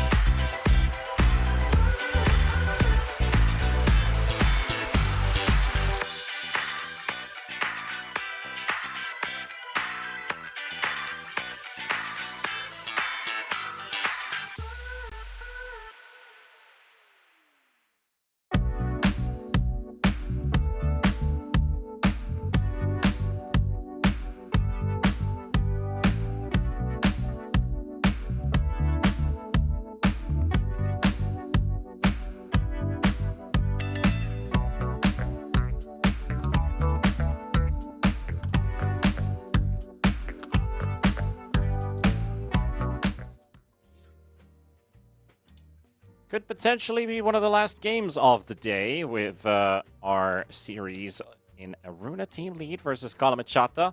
The team that knocked out one win to the lower bracket will have to face their backs against the wall. Aruna, pretty good game number one in general. Maybe you could say that the Tiny got a bit lucky. He got off to such a flying start in the mid lane. Lesh, not that much of a game to talk about, but I think honestly in the end, positioning was a bit of an issue for Kalamachata. Like, you have a lot of mobile heroes in this lineup and some that kind of have to already be there. Take Jakiro, for example. Has to be around. The Leshrak has to get in position to blink and deal his burst. Marcy needs at least one ally around if you don't have the shard to get your combo off. I felt like always someone was missing. So when I was saying like the pub reference of we are never as 5, I think that's probably the biggest reason why Kalamachata didn't win that game, because they definitely had their moments and they had their shots, but they just had 5 heroes around for a proper team fight. This could have been a different result. It could have been indeed. Let's see then what it looks like when they have another shot. The Marcy has been banned this time. They do not want to give that one away to Runa team. A little surprised. I'm not sure if Runa would be even wanting to take that. But I can see, at least with the Warlock ban, that this Chen is definitely going to be a go-to for Runa team. Like the addition of this hero, what it's been doing for Runa so far. 10 seconds remaining. Just buffing everybody up, making them stronger.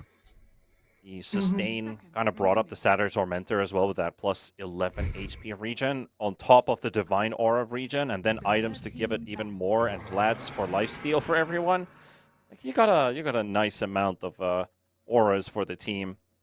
So if Kalmichata is planning on winning these engagements, either you have a set amount of auras of your own, you have a way of either deleting Chen and his army, or then you just never take a proper team fight on on target. So, and that's probably not an option, but we do see that happen sometimes.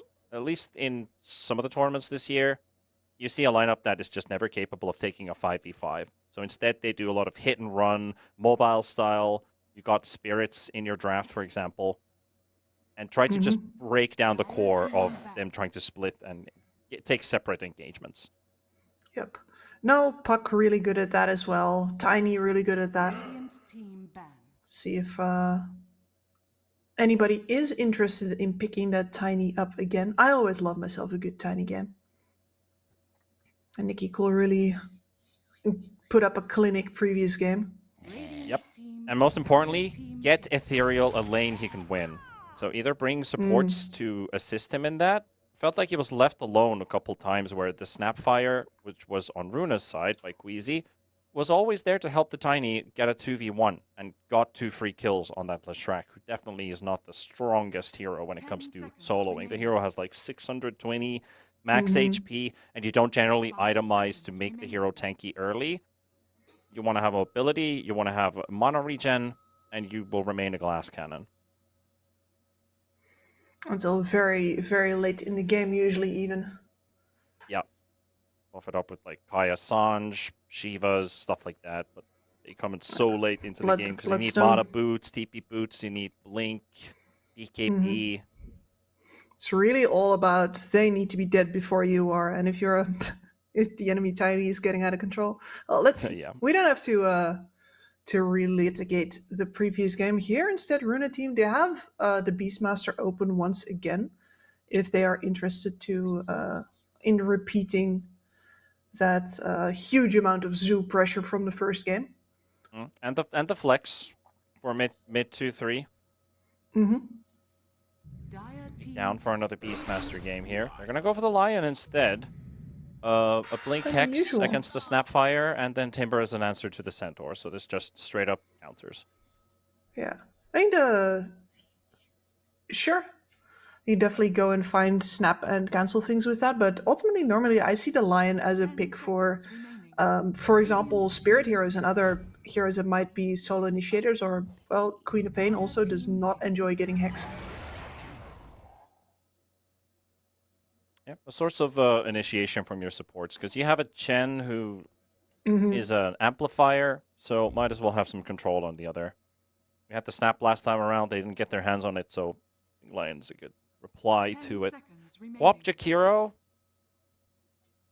more early game damage, pretty good Quap Ags game. Not in the sense of like, if there was a Meepo, and everybody's just screaming and doing damage to each other's. The Chen Zhu doesn't do the same effect because it has to be a hero, but it does slow them down. So again, I think there's a pretty good Quap game if you minus out the Lion. It's pretty solid, and the amount of burst damage that they have available between the Centaur and the Quap is definitely the kind of thing that you need to cut through all of the Chen bullshit. This hero, though, not gonna go down, even if you throw all the damage in the world on top of him. And it does look like this is most likely an offlane ABBA, because I know Alberca plays it. Nikki Cool likes his Timber Saw. The other option is Alberca Timber and Nesphere ABBA, and they last 23 pick a mid. I want to see how Kalmichata's reading this. Well, it looks like if they're banning Medusa, this is probably ABBA carrying 3 Timber, because they can't really deal with Medusa. Yes. I mean, it's going to be a little strange to see Timbersaw on a Nikki Cool lineup, but not in his hands, though. 5 seconds remaining. Maybe depending on the bans coming in here, there's a chance they could play Timber into the Quap, but it's not really going to be an enjoyable lane for him. I think the Quap is already really good at zoning out the Timber Saw with just a dagger.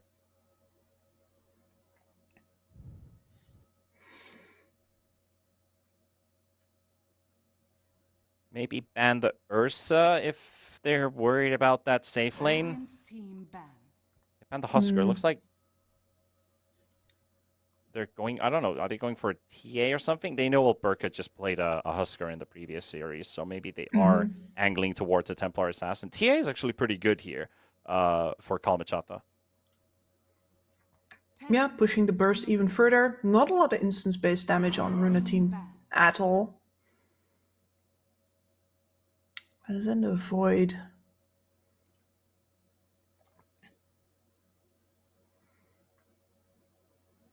It has to be a TA they're angling for. The question is Runa team comfortable giving that to them? Is there anything you fear more?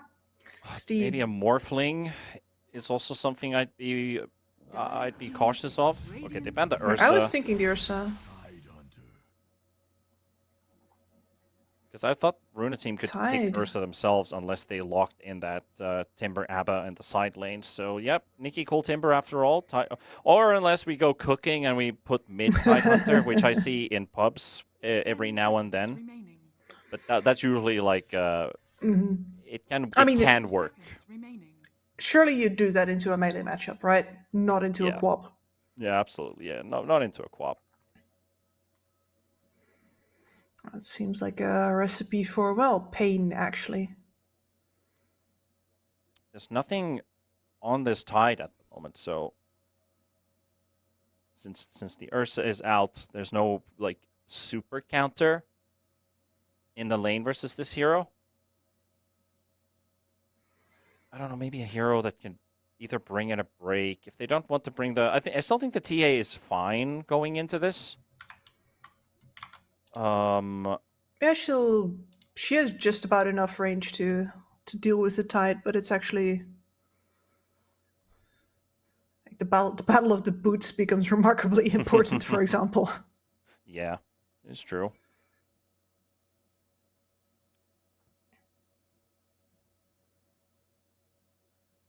Anything you'd like to see maybe as a carry? Something you enjoy watching? Hard to say. Like most of the ranged ones that I normally advocate here for, like I feel like your frontline starts kind of lacking in this game. Yeah, maybe Sniper, but you have Centaur in the team. Okay, go Monkey King is the other replacement for the Ursa. Can do. Absolutely not the worst. I imagine that Alberca is going to get a couple of waves pulled for him by Queasy. Well, and my real question is on this mid lane. Yeah, and Tide's going to be okay with the Monkey. The mid lane matchup, yeah, I think it's a bit quap favored. But I think there's some room for skill. Based on basically like how does the Timber want to play the lane? Is he gonna resort to grabbing the wave himself to secure that he doesn't have to battle versus the Quap on the early levels? He doesn't really care like after 3 or 4 because he'll have tools for regen, he'll have tools to go in and out. But maybe just to get that level 1 or level 2. I mean, I don't think you have to. Sometimes we see, like, if there's a Quap Primal Beast, the Primal just goes straight for grabbing the waves above laning versus the Queen of Pain. Or a Pango in certain cases. Maybe in certain cases, yeah. But I do think Runa team... I'll give them a slight edge in terms of the draft. They do have this... void that needs to be filled again, since you're playing Abba who wants to build a Radiance, but you're playing with the Tide Hunter cooldowns. Blink needs to be picked up on the Lion ASAP. So very item timing based lineup for Runa, while I feel like the Radiant draft is kind of free to pressure early. Centaur, Jakiro, Snapfire, all these 3 heroes, and then of course the mobile Quap you can activate on those side lane ganks pretty early. And there isn't like a super hard countered hero that the Timbersaw is going to be focusing on, except for the Centaur's a good target for him. I feel like they have more freedom to play this lineup, no matter what the lane result is going to be, except if that Monkey King falls back too far, and if it is going to be a Battle Fury Monkey, like it's a carry, so obviously you'd like to resort to that farming. Nice happy face there on the minimap. But if it's going to be something like a Diffusal Rush Monkey King and they want to push their advantage, I think there's a limited window for them to play on their terms. Because if that doesn't work, then Runa team will get to their timings with the Radiance on Abba. And It will become very hard to kill, that's for sure. Yeah, But the game gets a lot easier for the Dire lineup to play.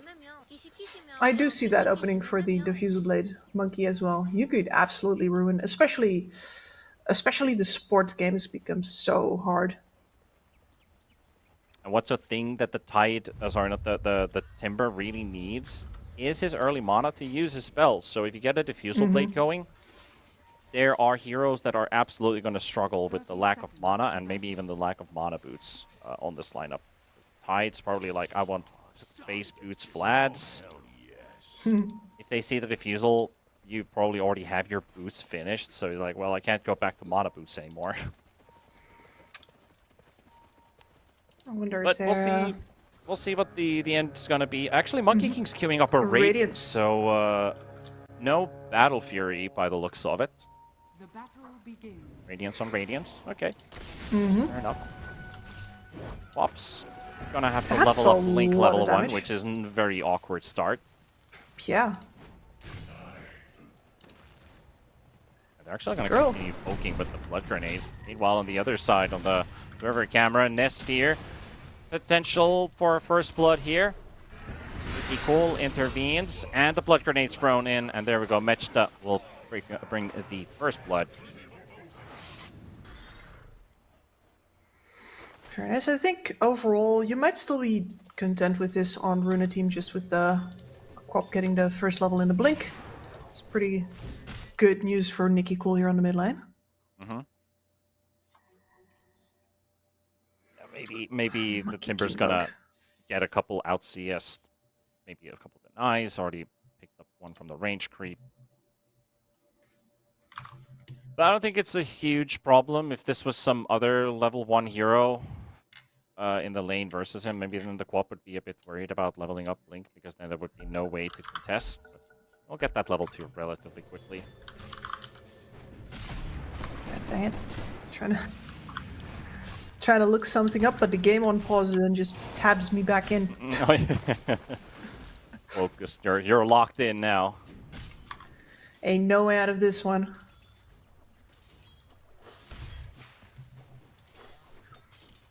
Ain't no way out.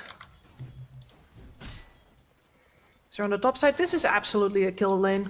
Snapfire plus the Centaur, enormous amount of burst. Once again, this Chen has to really watch his steps. Maybe less reach on it, but that doesn't mean that you're actually out of risk at any point at all. Yep. He can get run down. Especially with that Lil Shredder leveled up on Snap. At least you got the Mind Stealer to burn away. Snap's abilities cost quite a lot of mana, so you can only have a round of like 3 or 4 spells, and then you're out of mana completely. So you do have to constantly bring in more extra regen. Flying over. Is that just a single mango? Yes. Actually, 2 mangoes. So for rare gods. I was like, are you bringing in the courier for just 1 mango? Crazy. That's a little extra.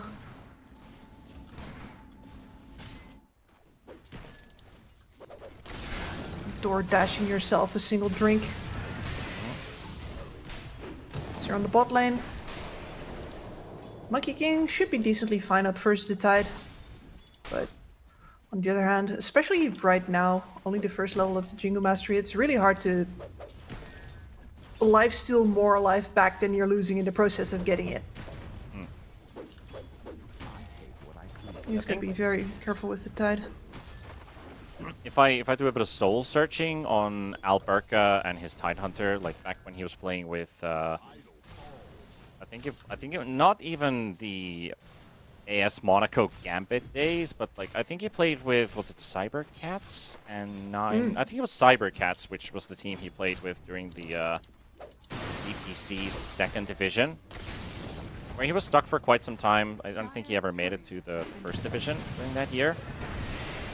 And the team placed like in the middle grounds, but I think this Tidehunter was something that they could always resort to. Kind of a, I would say, bit of a no-brainer hero that always finds its place. It's never really a bad Tidehunter pick. No, I think especially the addition of the Dead in the Water has made him very flexible, because that used to be the big trade-off, getting no disables on that hero, only the Ravage.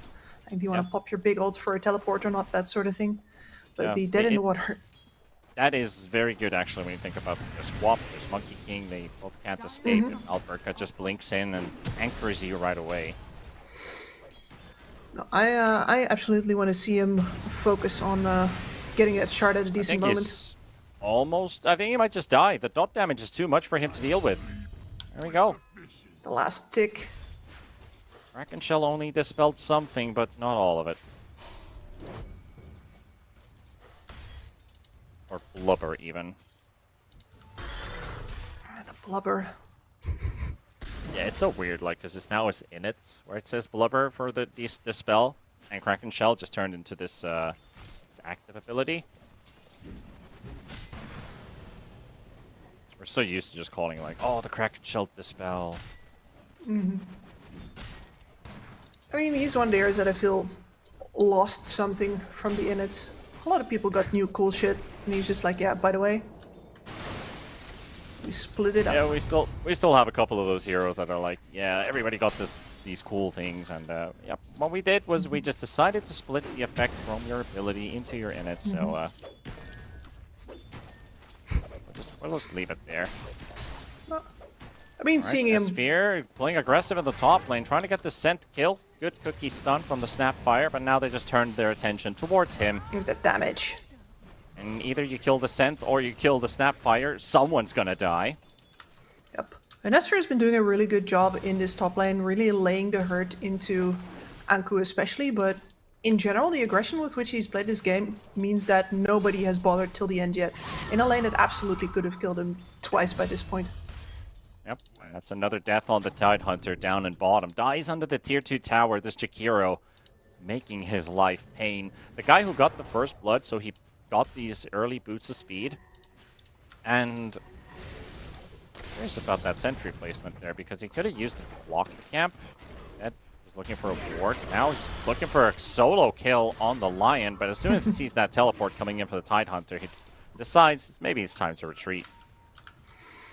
Yeah, not so fast. Still sticking around, though. I know he knows that if Queasy's still sticking about, we'll have a chance to kill him. Ethereal, level 6. No mana for the Sonic Wave, though. Is it enough with the Magic Wand? No, he's still going to be a bit short, but it doesn't matter. Nikki Cool is dead, and Quap will be able to blink away. Queasy showing himself. Mechta on the chase. And just enough mana for a dual breath. A couple extra right clicks. Maybe it's enough. There we go. The Liquid Frost coming off cooldown. Extra impact damage. Smack down the Lion. And if in the previous game we were saying that Runa team's lanes were taking over the game, here it's precisely the other way. Alberca, I thought for sure they were going to pull some waves for him, but can't really contest this monkey whatsoever. Dying too many times. And then on the mid lane, Nikki Cool surviving, but only up until this point, and definitely not stopping Ethereal's farm. Well, they're running into a Jakiro at least, and Nikki Cole's going to get involved with this kill. Sphere will secure it, and Ethereal not use the Sonic Wave to zone them back, but this is a risky moment here for the Quap. At least this Blink's coming off cooldown again, so Nikki Cole and the boys will call a bit of a retreat. Challenge the... Oh, there wasn't actually a stack on the hard camp, never mind. Challenging the stacks. Sphere really wants to put the pedal to the metal. Like, this is not even an early rotation through the portal. Of course, in this game, there's also not really anything to get through the portal. It's just him straight up walking all the way towards the mid lane.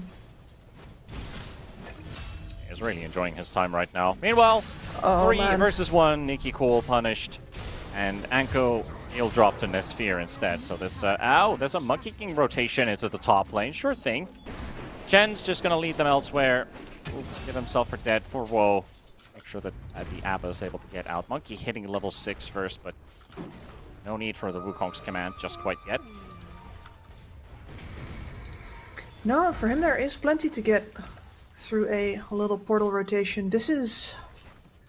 I'm starting to get worried for Runa team now. You're gonna have to wait a long time for this Abaddon to do anything for you. The Timbersaw is not having himself a good game. And Tidehunter, well, you're going to have the Ravage available eventually, but that's very much defensive capability, not offensive. And he's pulling waves for himself now. Yeah, he's pulling waves, seeing the Jakiro down mid. They're gonna trade a T1 tower so Tidehunter can get some farm. Not a favorable trade for him, surely. Now the Dominator that he's queued up will allow him to get that farm. He's got some catching up to do. Same thing for Anko on the Centaur, but he already has his Domi. Yep. With the Dominator, that also means that Nesphere can't really leave this top lane alone. Because this tower is going to get taken if he steps away too far. Yep. Then again, There's a if he gank squad doesn't step coming. away, he's going to get hurt. Dan's gonna get jumped by Ethereal. Can use the Sonic Wave to push her back if they need to, but Chen... Oh, actually Ethereal also in danger here. Nesphere will get the kill on this Queen of Pain, but that is also borrowed time burnt. So Anko and the boys with that Stampede already used won't be able to chase this Abba further. And Nicky Cool instead is just gonna work his way, trying to clean up that Warpine Raider. No such luck. Ethereal just in a little too deep there. Jumps the gun. Radiant are scanning. I think you can definitely just let your Centaur lead there. But in the end, I think you're still going to get the top tower out of this. It's a shame that the Quap goes down, and especially that Nicky Cool gets to contribute to that. But your strategic goal still has been reached. And the Tide, with that late Helm of the Dominator, does not have the time to do the same thing on the bot lane, so that's a free tower for you. It is. Monkey's already coming back, so we'll be able to clean up this one. Him and his Radiance, he's 500 gold ahead of the Abba so far, in terms of that Radiance timing. Not a huge difference between the two, but that also means that that Radiance on the MK is going to pay off. Abba was going to go for it anyway. Yep, and Squad instead... towards the MK, full Wheezy. There's the Ravage. And whoa, locked in with the finger. There goes your Wukongs. Actually quite lucky that he got the spell off and then died after, because then they won't have the Wukongs for a separate fight, or maybe even a tower defense fight going. Yep, and this is actually a remarkably fast move. The fact that you get to have the Helm of the Dominator 3 minutes later in the game is Centaur, and your tower push comes in only a minute after his. That's pretty great. It certainly is. Getting the boys rallied in the lane. Let the warriors go into business. Boys, yeah. I think the real difference is, of course, that the Centaur is absolutely not threatened by the idea that Nesphere is around somewhere, whereas Alberca absolutely needs to be wary of monkeys falling out of the trees. He cannot play that bottom lane solo. Radiant's bottom tower. Yeah, not that deep at least. I would like to see him go for the Vlas this game, maybe even just skip the Blink Dagger for now and try to group up with by just having the presence. Because are you really making Blink plays with just the Timbersaw? Lion will take a while to get to his as well. Bane's gonna take the early engagement here. Nicky Cole gets healed by the Chen ulti, but there's so much magical damage going his way. And they'll finish him off. Now chasing Chen into the trees. Whoa, landing up the stun. Ariel will secure this one as well. Quap taking first place in net worth thanks to that kill. Dire's middle tower is under attack. I don't know, Nicky Cool really got to taste the blade mail there. Certainly did. That is horrendous. It almost looked like he was taking more damage from his own chakram than the Quap was. Yep. And also the bondage on Quap. Yeah, exactly. 20% of all that damage that is being dealt inside a 1200 range to Queen of Pain is reflected back. So, late mail on top of that. Late mail did suffer some nerfs lately, but Quap combining it with bondage still makes it feel like the old chain mail. I mean, but late mail that is. I don't really see another way to build her. Absolutely the combination that makes her viable at all. Monkey needs 800 gold for the Radiance. Abba's only finishing his money for the Sacred Relic. He had to take another Already base has trip. shop. Nesphere not having as good of a time as his counterpart. Yeah, they're almost even in net worth. It's quite fine. I mean, thinking about the fact that this Abba's been a part of 4 kills. Most of the time when I see Abba carry, it's like he's 0, 0, and 1. But he's really had to get involved. I mean, that rotation to the mid lane, again, I'm still surprised he did that. It was a great feel for it. Absolutely paid off, but kind of wild.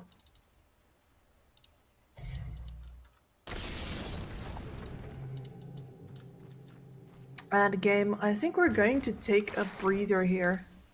Is this Tidehunter Are scanning. waiting for a blink? Still dodging at that Monkey King. 2 towers down in mid and top. So not a lot of easy pickings left for the Radiant side. Yeah, I mean, they got to the point of this lineup where they can dictate the pace as the Radiant team. Yeah, he's got that haste rune. He feels like he can do whatever he wants right now. Luckily, there's no purge creep because, you know, Jakiro's not as lucky as he is. Dire's top tower is under attack. Yeah.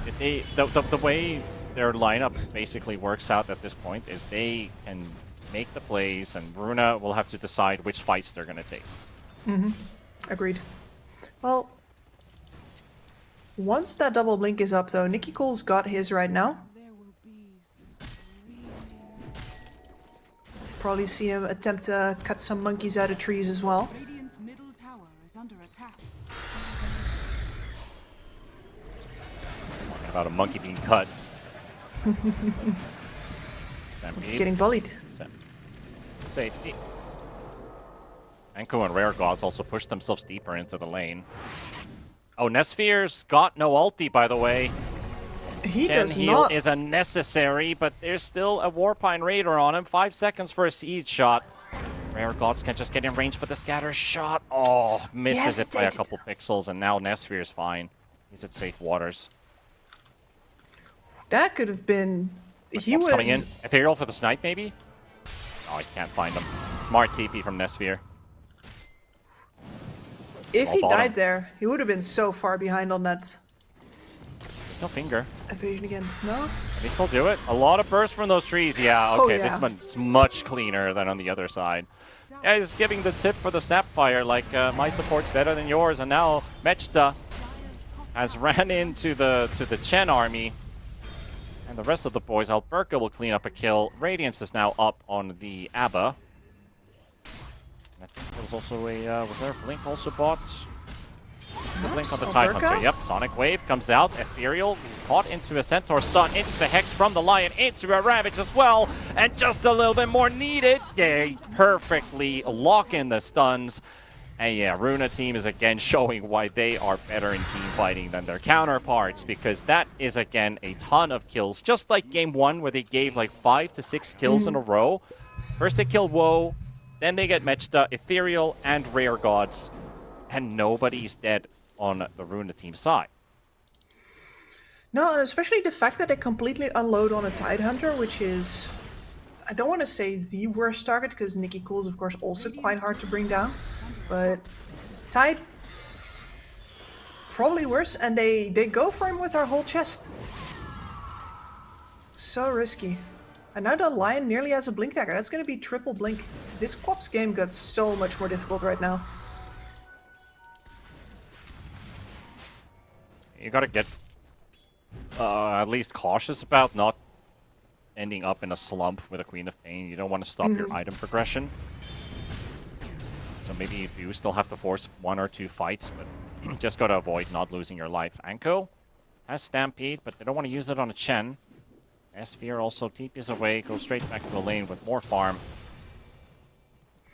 I mean, you have Max Scream on Ethereal. He really only needed that single level in the Shadow Strike to already give Nicky Cool a pretty hard time. He doesn't actually need to be the first one in all the time. He's gonna Centaur with a Blink, it's fine. He can absolutely play with just a little bit more chill than he's doing right now. They certainly are. They're going to try and smoke up and hope to find some Runa team heroes. Lion can't afford to die right now with 40 gold short on that Blink, so... See if Alberca is greedy enough. Can he get back out in time? Has a Blink in 4. No, he's going to be too late. Get locked in. Do as much as he can. Even use the Snapfire ulti for this and the Wukong, so they'll definitely put the hurt onto this Tidehunter. No, I'm just watching Queasy not move a single muscle. He's one camp over being like, yep, yeah, that's very good. You're buying some space for that dagger. And he's got it now. It's lovely how you have a core sacrificing his life for support, for him to finish an item. Yeah, I mean, sometimes that actually needs to happen, and it wouldn't surprise me if that's deliberate, because you could also put the line further out than the Tide. You already have a bad game. Go have a worse game. No. Go out there and die. Man, these tier 2 towers are really badly damaged. Meantime, Nicky Cool. 10 heal is not enough again, but Nesphere maybe with the chase. The Ravage comes out. Snapfire and Centaur both in trouble. Finger on one. Whoa! Gets a nice stun of the backline onto the Lion, but the Hex is also out onto the Monkey, who does not have a Wukong's. Ethereal running in onto the Lion. Rare Gods is down to Alberca. He's quite far away from this fight, but Nesphere is on the chase for Woe, and this Monkey King will go down. Quap is on the escape, but Runa team able to capitalize on that Timbersaw dead. 2 core kills and a support on top. Another 4,000 XP change and a 2k swing. Oh, that was... You could smell the spikes of hell. I was counting down that Blink cooldown for the Quap, man. Well, that was a very... Did you see, by the way, that Queasy got in the time to... because he has the Fist of Death. He got a slap in on the Monkey King just because. In the middle of all of that. You know, that's actually value. Because that, even if it's an assist, he gets a Finger of Death stack for it. Yep. That's the funny thing about this facet, is that every time... yeah, there's a 3-second debuff, so if in that 3 seconds, enemy heroes killed of being punched, will add to the Finger of Death stacks. So, get those extra punches in. Oh, the Anchor is already up.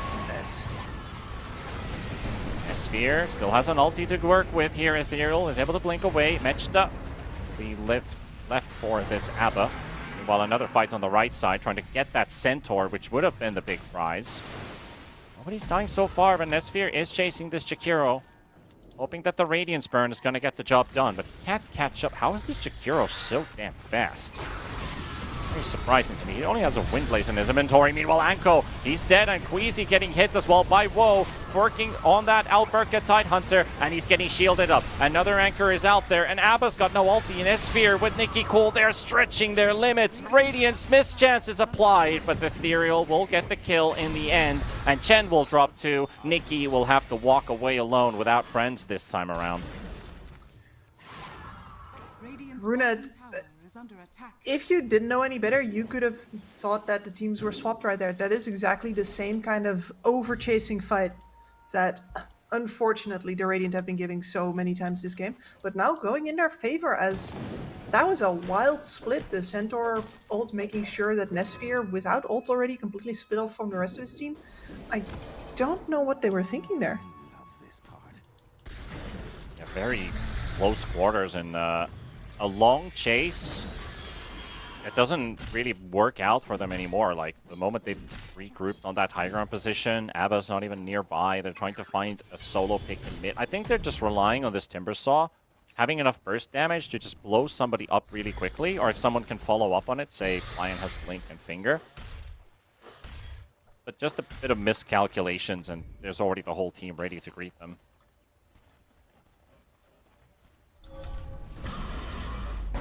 But I did notice a nice change in Runa Team's itemization. The Tidehunter opted to go after the Blink for a Yule's because he had Pipe queued up first, but the Chen is the one who actually finished it first. So I actually like this a lot, that the Chen, again, is going to be the big aura carrier, and Tidehunter can actually focus on staying alive a bit longer and setting things up. Because if he can't get in Blink range of Dead in the Water, he can at least Yule set up on somebody to make sure that that anchor is going to go in, and the rest of the team can then follow up. Yep, it really adds to the utility of their lineup, which has been quite limited. It's really just a Lion doing all of the heavy lifting there, so I do think that that's a very good adjustment as well. Yep. Really leveraging that anchor first match. Whoa, gives a nice amount of vision, and also the Cliff Ward here. Up on the back line, Lion is caught with the Monkey. BKB running Queasy down. The Stampede to follow up for some extra kills. Nesphere, Chen ulti is also unleashed. Alberca has a Ravage ready, but they don't get a chance to drop a good stun. Maybe now. Oh, another follow-up stun, and he just doesn't seem to get it off, and now he finally does. Woe is isolated. Monkey dead, and suddenly they are running on the side of Kalamachata. Mechta focused by Nikki Cool. Alberca right next to him. It's another kill, and Anko is being slowed by Queasy and the rest of the gang. Looks like a third kill will go their way, and from here on out, they could maybe continue pushing maybe 1 or 2 towers, or maybe even Roshan could be on their sights. Tower and a Roche, I think so. And man, you pump all of the damage into the Runa team lineup, and the only kill you get away with is a Lion, and he immediately buys back. That's rough, because for a while there, I thought they had them broken. I thought they had him on the run, but instead, the Tidehunter gets to wait out the BKB there on the Monkey King. And once the Lion comes back in with that double stun, that fight is over. Yeah. Big game changer. Really great buyback there. They didn't go for any towers. They did have to push out the top wave again. There was the Centaur Dominator creep trying to finish the top tier 2 tower. They already lost the mid tower because of Rat. They don't want to give another tier 2 away because of the same reason, but now fighting again. No Ravage for 60. This is a dangerous position to be in, but they got Woe in the back line. What a read from Runa to find the Monkey King, and without ultimates, they can continue pressing on. I mean, it's one of the most fun ways to play the game. Honestly, just build enough burst damage that when you find somebody, you can just take them out immediately, and then you're always 5v4. They were fully pincered in that situation, that there was no real right for this Dire team to actually win a fight without Ravage, without Chen ulti, without Finger. Yeah, and Queasy on his current dieback status is the one to find the monkey in the back, and him and Nikki Cool just make sure that Woe doesn't get to do anything, and the fight's already over. The tower goes down, and Aegis is being taken. This game has gone really far south inside just 3 minutes. Yeah, I was gonna say sideways, so I guess south is over to the left. I'm just looking at the graph. It's literally going south. Heavy bet. And now Queasy, like, he just had that Blink Dagger that the Tide sacrificed himself for. Got a 4-staff on top. And another find. Timber Ags took this Jakiro from 80% to 5%. Bit of an explosion. Just a little bit.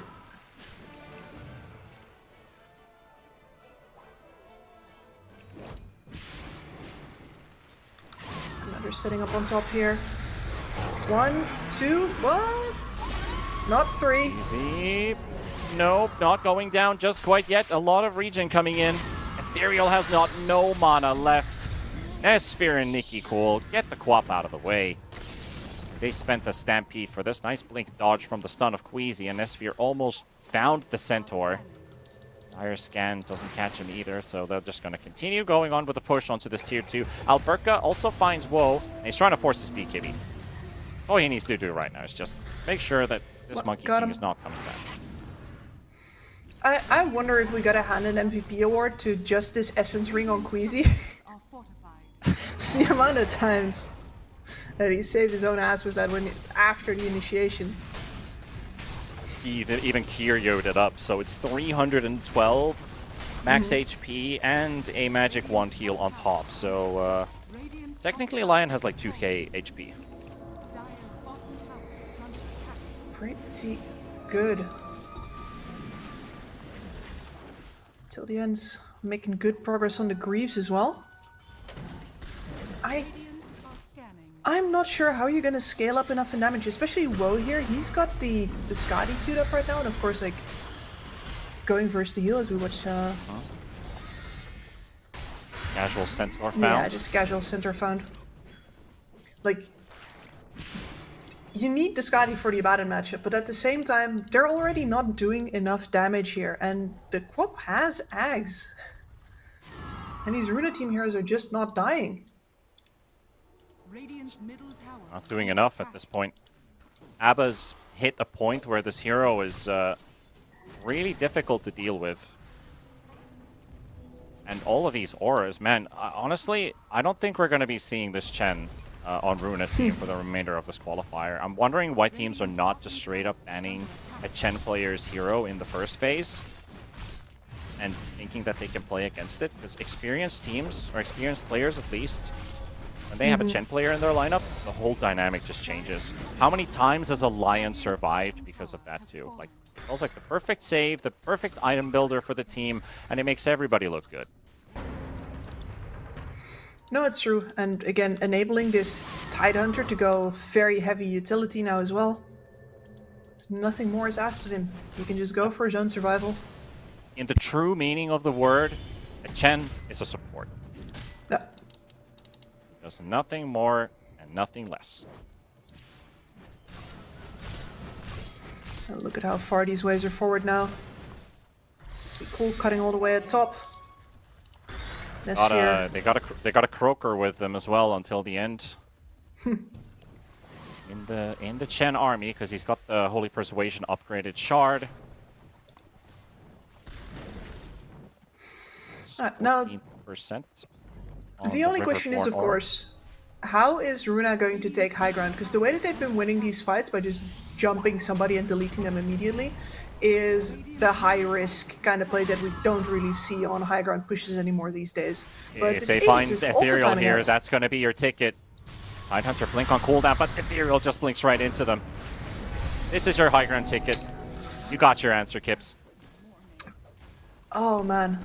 And these are the kind of pickoffs that precisely for that reason you can't afford to just give away. This Aegis was gonna time out. You would have weathered the storm. Sure, you're 15k behind, but this is a lineup that doesn't really push base all that well. Well, now you've got the army marching in without any bouncing queen screams. Yep. And look at that this jump. I was thinking about the same. The moment Nesphere sees a hero, I would not be surprised if he just blinks straight in, because he had that nullifier. So yeah, there goes matched up.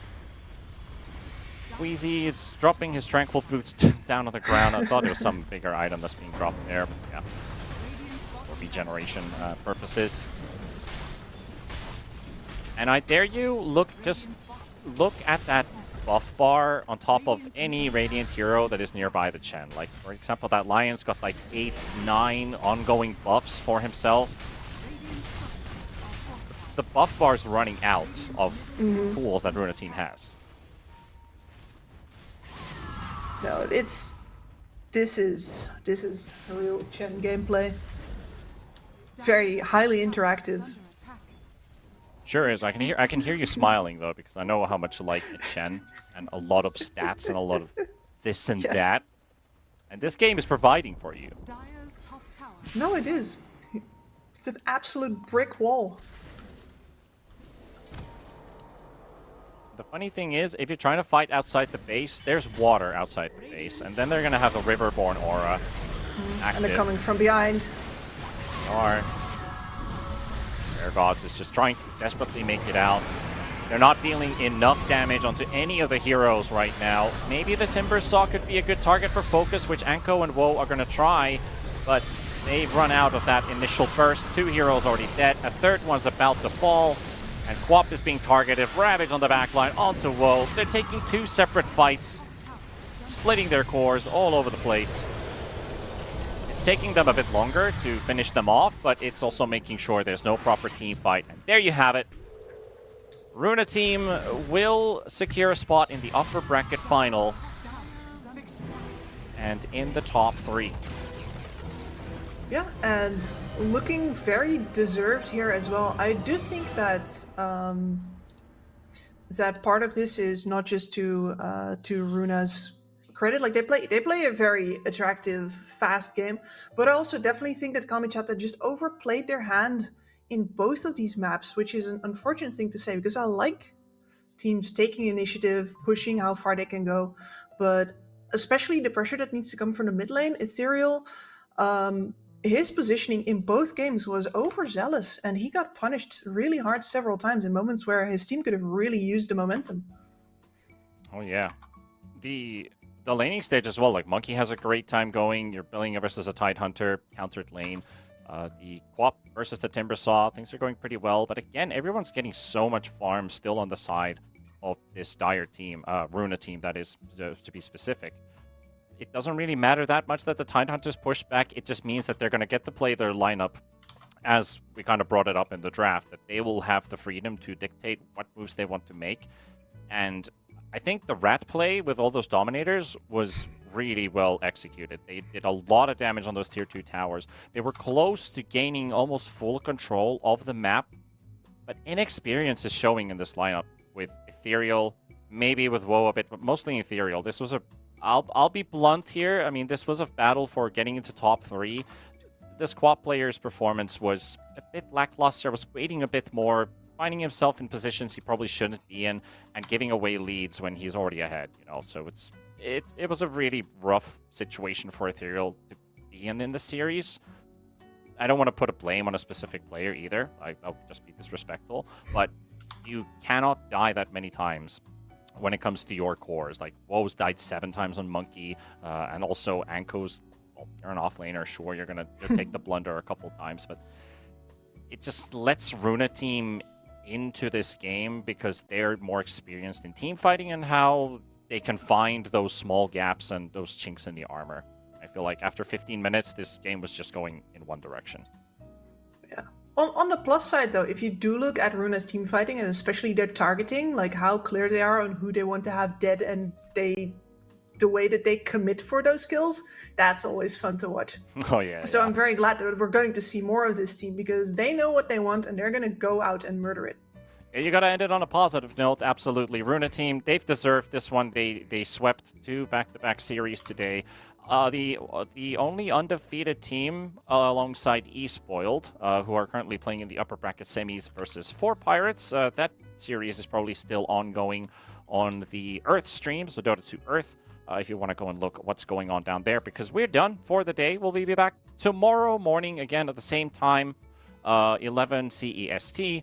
And we're going to start wrapping down the elimination matches from the lower bracket. Round 1 games, there's Inner Circle versus Yellow Submarine and One Win Team versus Namiga Gaming to start the day. We'll be going through those on our stream. And then, of course, the lower bracket round 2. And the lower bracket semis most likely on the B stream where we are at right now. I'm not entirely sure if that's the one we're showing, but that will be played tomorrow nevertheless. So leave it on that note. We'll see you guys tomorrow morning for some more East European Dotes here at the DreamLeague Season 27. Thank you for watching, and we will see you tomorrow for some more action. Until then, take care of yourselves. Good night, and bye-bye. I'm never getting off this ride. 'Cause life with you is golden. So how can I go back to silver love? I'll be holding. Oh, I'll be holding on, can't get enough. Wanna be closer to you. Closer to you, yeah. You to be all mine. Oh, yeah. these choices, but I so made up my mind. There's nobody better. Gotta be you. Got to be you. Voices, 'cause it's so good to be alive. There's nobody better, so it's gotta be you. Yeah. It's gotta be you. Gotta be you. Gotta be you. Gotta be you. Yeah. Gotta be you. Oh. It's gotta be you. Yeah. These choices, but I so made up my mind. Nobody better. Gotta be you. Oh, it's got to be you. Voices, 'cause it's so good to be alive. There's nobody better, so it's gotta be you. Hey. Nobody else, no. It's gotta be you.